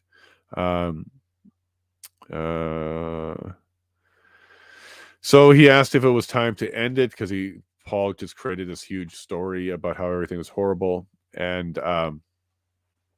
the witness basically said, well, that's not something he'll be able to determine. That's what the inquiry itself is for, whether or not timing and things were appropriate.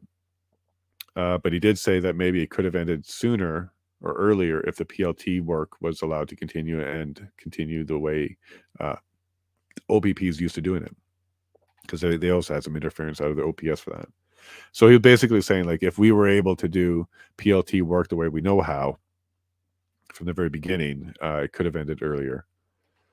And then Paul was trying to lay blame on a delay because OPP has a procedure before they do anything.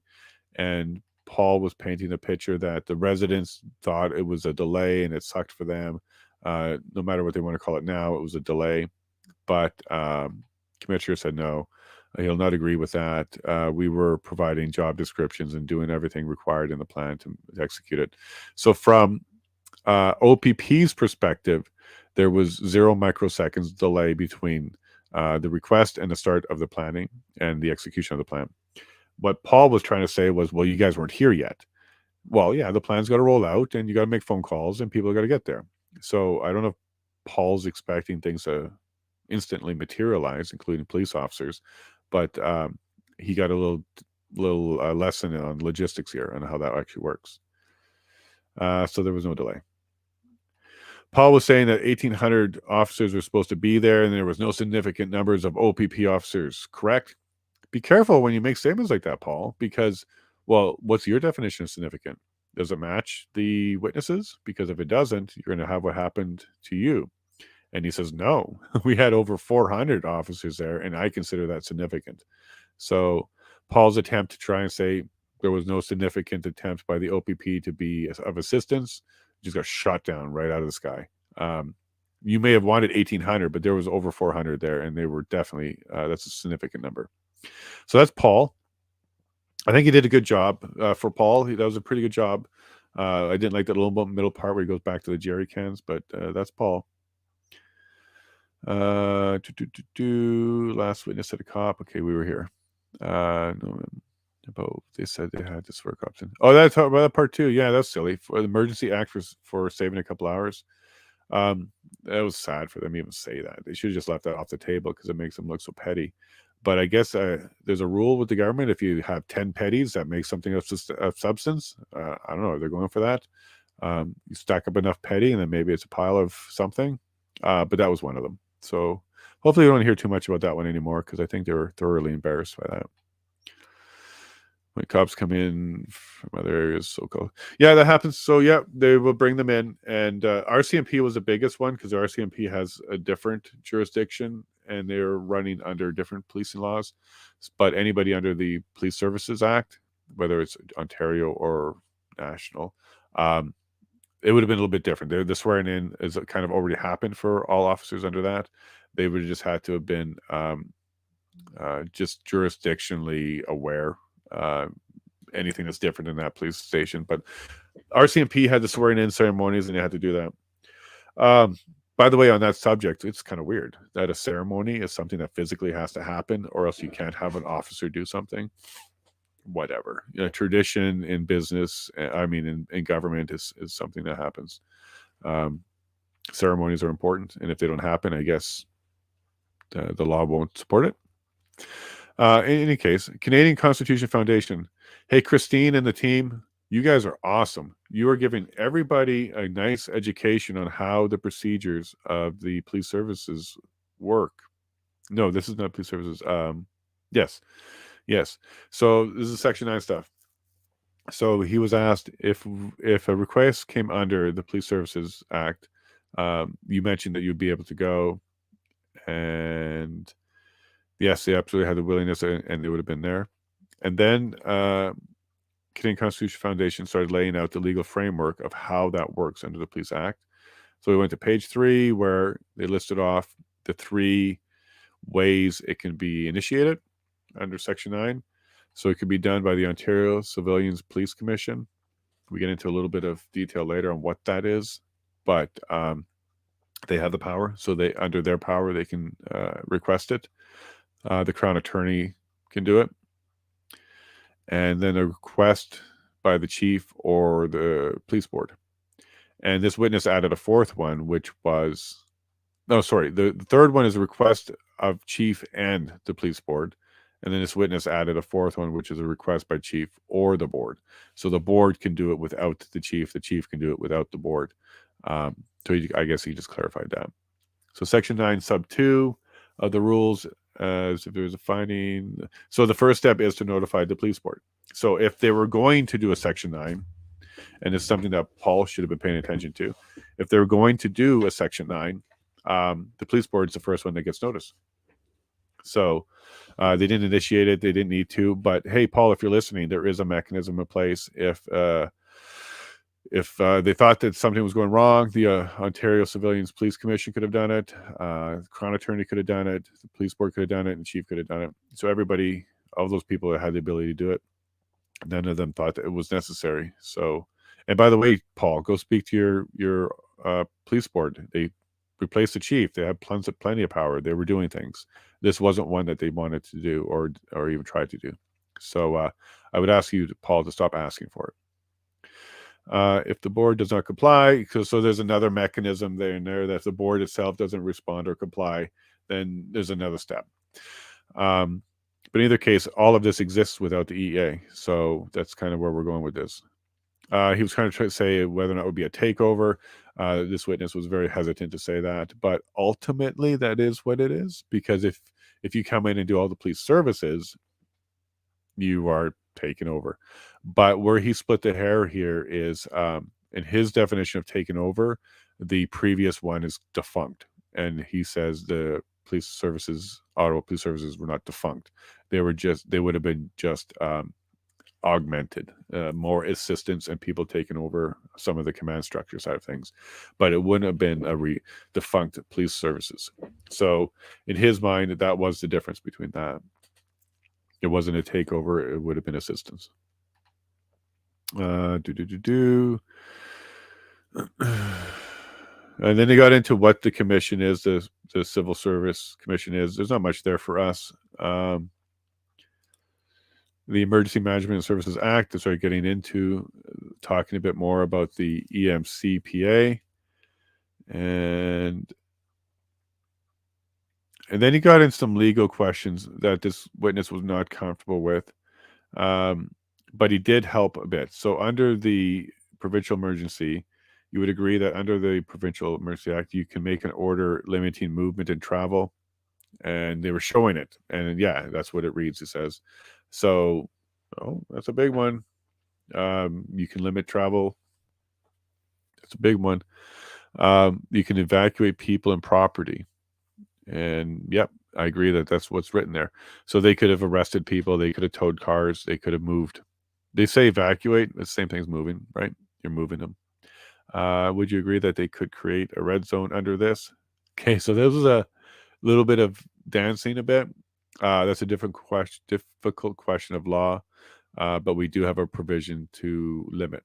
So he did agree that there was a way to do it. And then under the Provincial Emergency Act, and then under these provisions, could they have limits? And then this is where he kind of said, okay, I'm a cop, and you want a lawyer now. He backed off. That was the end of the questioning, because yeah, we kind of got to the end of this expertise ability to answer those questions on whether or not they could have done it, but the rules were any highway. And we get to this later with the commissioner. Commissioner, I think he was following this part here, and he wasn't quite satisfied either. So he does ask that question later. Democracy Fund, this guy needs a different headset, and he's got to get a background. He's the least professional Zoom, but he's one of the top lawyers. So we'll look past his Zoom presence and get back to the lawyering. Yeah, so he asked if the OPP took over Windsor because they were small. He said he didn't take over, but they were asked to. And yeah, they're just a small city. They don't have the resources like Toronto and others. Was it a large protest? It was large. Was it really effective for the operation plans? Okay, so the plans for the 12th were effective. So they cleared everything. And then on the 12th and the 13th, everything was done. It took 2 days to complete everything in Windsor. That's important to everybody because on the 13th, that's a full day before the EA. And we heard even in the EA announcement itself that they referenced Windsor Bridge. But it was already cleared at that point in time. So they're talking about an open bridge as if it wasn't. And they were pointing out as one of the reasons why. Did it with Coots. Coots was not a problem at the time too. But they were talking about it during that announcement. Because most people don't follow the news as closely as us, right? So a lot of people listening to those announcements and reading the CBC believe it. They believe that it was still packed with truckers and jerry cans and all this bad stuff because they don't actually pay attention to the real news. But yeah, no, it was cleared. It was cleared, and I knew it was cleared. It was announced it was cleared before the EA came down. It actually he confirmed that the bridge itself opened on the morning of the 14th, and that was before the EA. And the commissioner said that's correct. He understood that. And then you attacked him a bit properly. This is right. You should be doing this, lawyers. You attacked him on the 700 million per day number because it's not a specialty. He can't say that. He shouldn't be saying that. And you cannot tell us if it's economics was derived. Right. So like they say, okay, we've heard this a lot of times, $700 million a day of economic activity loss. But they're not factoring in the tunnel, the Blue Water Bridge. They're not factoring in everything else that was available. So you can't do that. That's just bad propaganda. You could say this bridge supports $300 million of trade a day, but by saying because that bridge is down, that's also going to be the economic impact for the whole country when there's other routes to get everything in. Good job on Alan for that one, making sure that he recognized that he's not an expert, and that might have helped the commissioner kind of take that number and throw it out of his head until an expert actually shows what the losses are in the future. Freeland, is that going to be you? The Blue Water Bridge was not blocked. It was cleared before the EA. Yes, you confirmed that. It was cleared before the PLU. It was cleared because of PLU and negotiations. So police liaison units and the negotiations cleared that one. No EA. And then Cornwall was brought up because, again, the government mentioned multiple international borders were being blocked. And Cornwall was one that they were, I think, alluding to. I don't think they actually named them, but they were alluding to it, at least alluding to it. That was cleared February 12th. So my math is still good. February 12th is before the 14th. So Cornwall, Windsor, no problems the day the EA was dropped. And of course, they knew that. National Police Federation was next. Very quick on this one. They were concerned about the RCMP officers standing around, so they wanted to clarify around that. I guess what they were trying to do, because it's the National Police Federation, is they want to protect their members publicly. So they didn't want this rumor around that they're just a bunch of lazy officers. So they kind of wanted to confirm and dig into that a bit more. And he just said from memory, it was about 250 officers standing around. No direct evidence to that. He heard it very early, and they would have to go verify that. So I think that's good on them because their job is to protect their members, and police are all members. So that's what they did. They were kind of clarifying that and making it clear that they weren't being lazy cops or anything like that.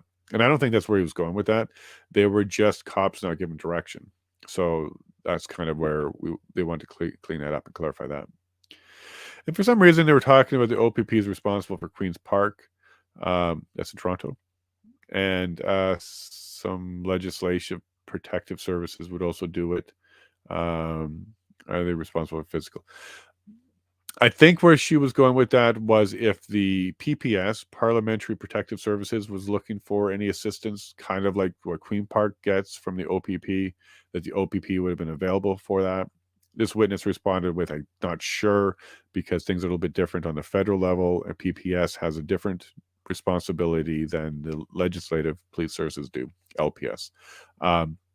So he couldn't really apples to apples that, and he kind of left it at that. All right, Ontario Provincial Police were next. Christopher Diana. Very short, so there's not much here. So for those that need a bathroom break, we're almost done. Okay, we're almost done. And I'm one of those. So I'll be wrapping up here as quick as I can without losing information for you. And all the texts, did anybody try to direct you? He says no. Anybody from the Ontario government trying to give him direction? He says no.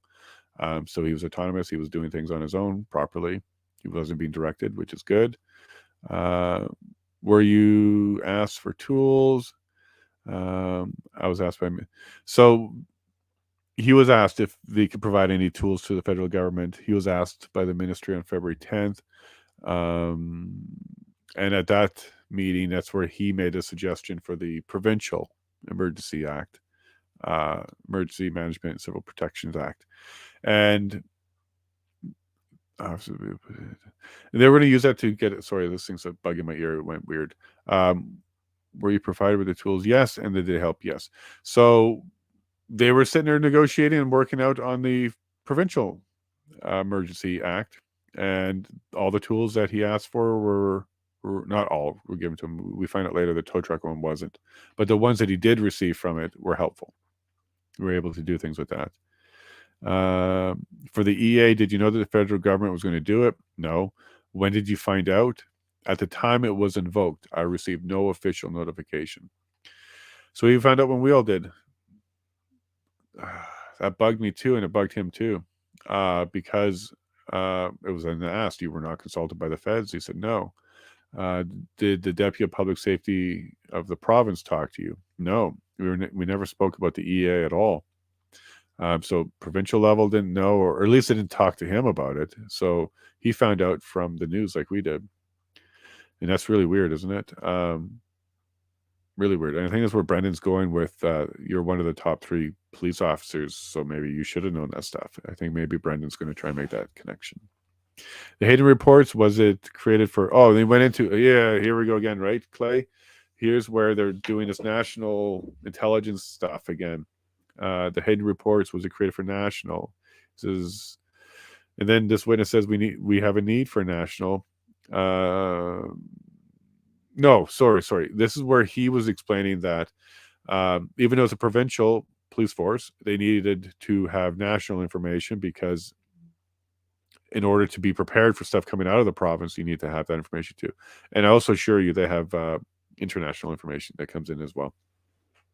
They're very good at collecting information there. Does RCMP have one similar? And he says, no, they don't have a similar product. You'll hear that term similar product that will come out later with the commissioner himself. And did you get feedback from this? So, of course, this is the OPP lawyer, and they're going to do a lot of things to, really prop them up. And one of them was, were you getting feedback from people? And of course, he knew the answer to that was, yeah, they get lots of positive feedback on these reports. Everybody loves them. They get comments regular and often about the quality, the timing. It's very positive. At any point, did you come across a situation that gave rise to national security? So here's that national security thing again. I disagree with the commissioner on this one because I think he's making a stretch on economic impact and national security. I think in his mind, if what he's being told is true, then he can see how he can make the connection to national security. But again, officer, you're assuming that the officials are telling you the truth. So, for example, when they say the $700 million of economic damage by the bridge being closed in Windsor, you took that as truth because you even repeated it as truth. But it's not truth, Commissioner. It's going to be so far from the truth, you're going to have the deer in headlights look that one of your officers had when they realized that the government lied to them. $700 million? No, that didn't happen. Far less than that, and I'd be surprised if it was really impactful at all because there were alternate routes the entire time. And then I noticed on the February 19th Hedden report that it was titled the Freedom Convoy / Bear Hug 2.0. Anybody know what Bear Hug 1.0 is? And what is Bear Hug 2.0 reference to? I don't know what that is. I don't know what that is. I don't know if that was a name that came up during the convoy. Maybe somebody listening has an idea what that is, but Bear Hug 2.0. Don't know what that is. But it was on their Hayden report. Whenever those reports come up, I'm trying to read them as fast as I can because we're getting a glimpse into, some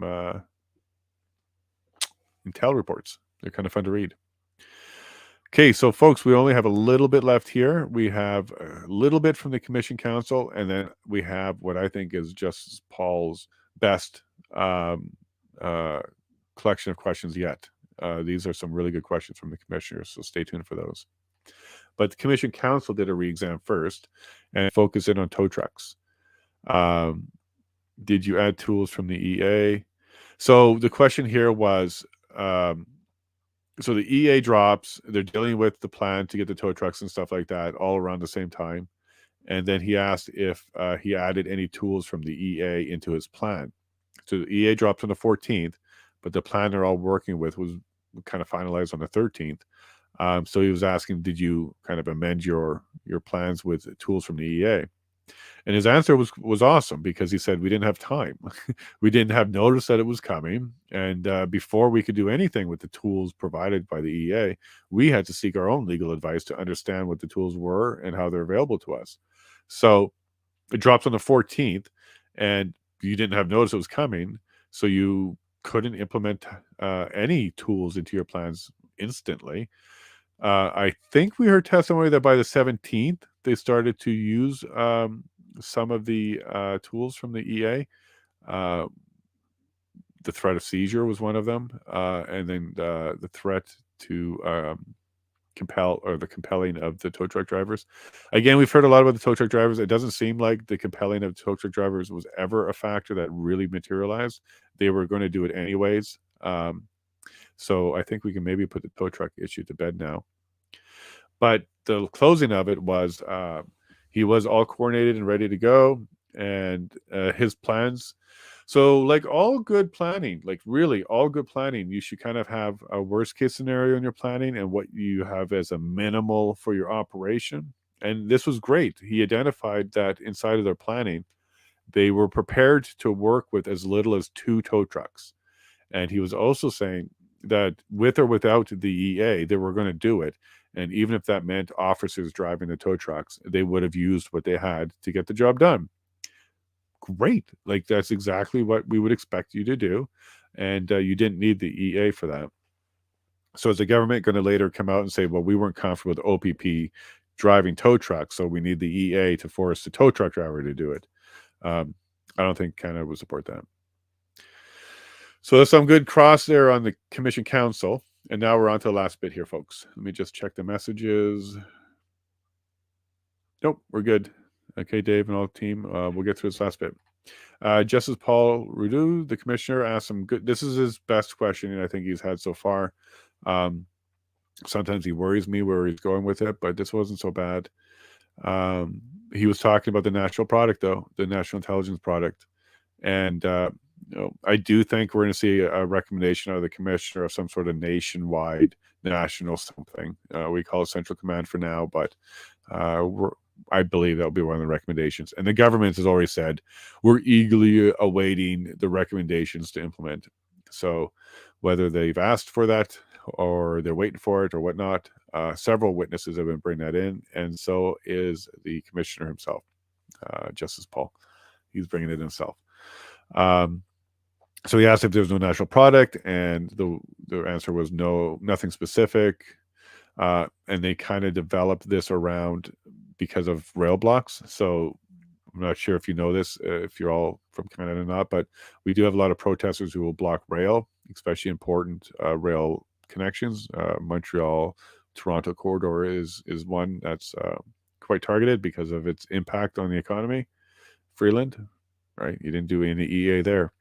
But in any case, because that was becoming a thing, this is what spurred them to develop the Haddon reports. So they had a need to fill, and that's why they did it. And then, of course, it's limited to Ontario. And is that something that should be a national program? And that was the commissioner's question, justice's question. And then OPP said yes, but we would need to be involved, but a national picture. It would be a good idea. And then he got into his conspiracy theory stuff. This is kind of what we talked about a bit about the WF, because he was saying the two events seemed coordinated or planned. We had two at furthest locations in Ontario. I believe it was coordinated. Well, I don't necessarily believe he's right on that one, because Windsor just it happens to be the southeast corner of Ontario, because that's where the land touches, that's where the lakes are, and that's where the bridge is, and that's where the U.S. border is. And then Ottawa is where it is because it was close to Montreal. That's where they put Ottawa. So they just happen to be physically where they're located, and those also happen to be the two areas where the protest would have been effective. So Ottawa and Windsor were effective. I don't think you can look past that. Because what he was saying was they were the furthest part and we were stretched, and the people would understand that we'd have a long distance to go and all that kind of stuff. I really don't think that that was anybody's plan. You can suspect it all you want, but I don't think you have evidence of that. And then he was asked that, is that your belief or do you have evidence? He says, absolutely no evidence, a suspicion. I had a responsibility to consider everything, which is fine, sure. But I don't even think amongst the truckers that would have been in their thinking. Let's stretch the police so far that they can't do anything. They might have been thinking that way about having multiple stuff all over the place, but they weren't picking Ottawa and Windsor because it was strategically the furthest apart and stuff like that. So that was one piece of his testimony, in addition to the national security stuff that I didn't think he should have talked about, and he shouldn't have done that. But given how good he was all the way through everything else, we can let that one slide. No evidence. Okay, good. February 5th. Were there EA chats? Okay, so February 5th, we found that there was a chat briefly about Emergency Act. And then the commission justice asked, between the 5th and the 14th, did you talk to anybody else? And he says, no, certainly nobody else. So it came up once. It wasn't asked for. It was just contemplated. It's just one of the tools. Then you talked about a command structure national. Here we go again with the justice. So the first part was about intelligence, national intelligence around that Haddon report. And the next part was about command structure, national command structure. Right. So it looks like Justice Paul is keen on that because he's asking if there should be one. And this witness said there would be value if there was a consistent command structure. Now, I'm not sure if this witness understood that a commissioner was talking about like an organization, because this witness responded in procedural talk. So there is a framework and there's a national framework. We all kind of follow a command structure that's similar. But what the justice was going for was like another organization that would actually have powers and be brought into an existence through a statute. So maybe a little bit of cross wires there, but the justice still got the question he was looking for. He was trying to get confirmation it would be a good idea, and he got it. Okay, so here's something interesting. So the commissioner, this is a great question of the commissioner. He brought out the fact that this witness was involved in adding tools to the Provincial Emergency Act. And one of the ones he asked for was to compel truck drivers specifically. So it was written in there specifically. And he asked, did you ask for that? And he's like, yeah, I asked for that. That would be handy.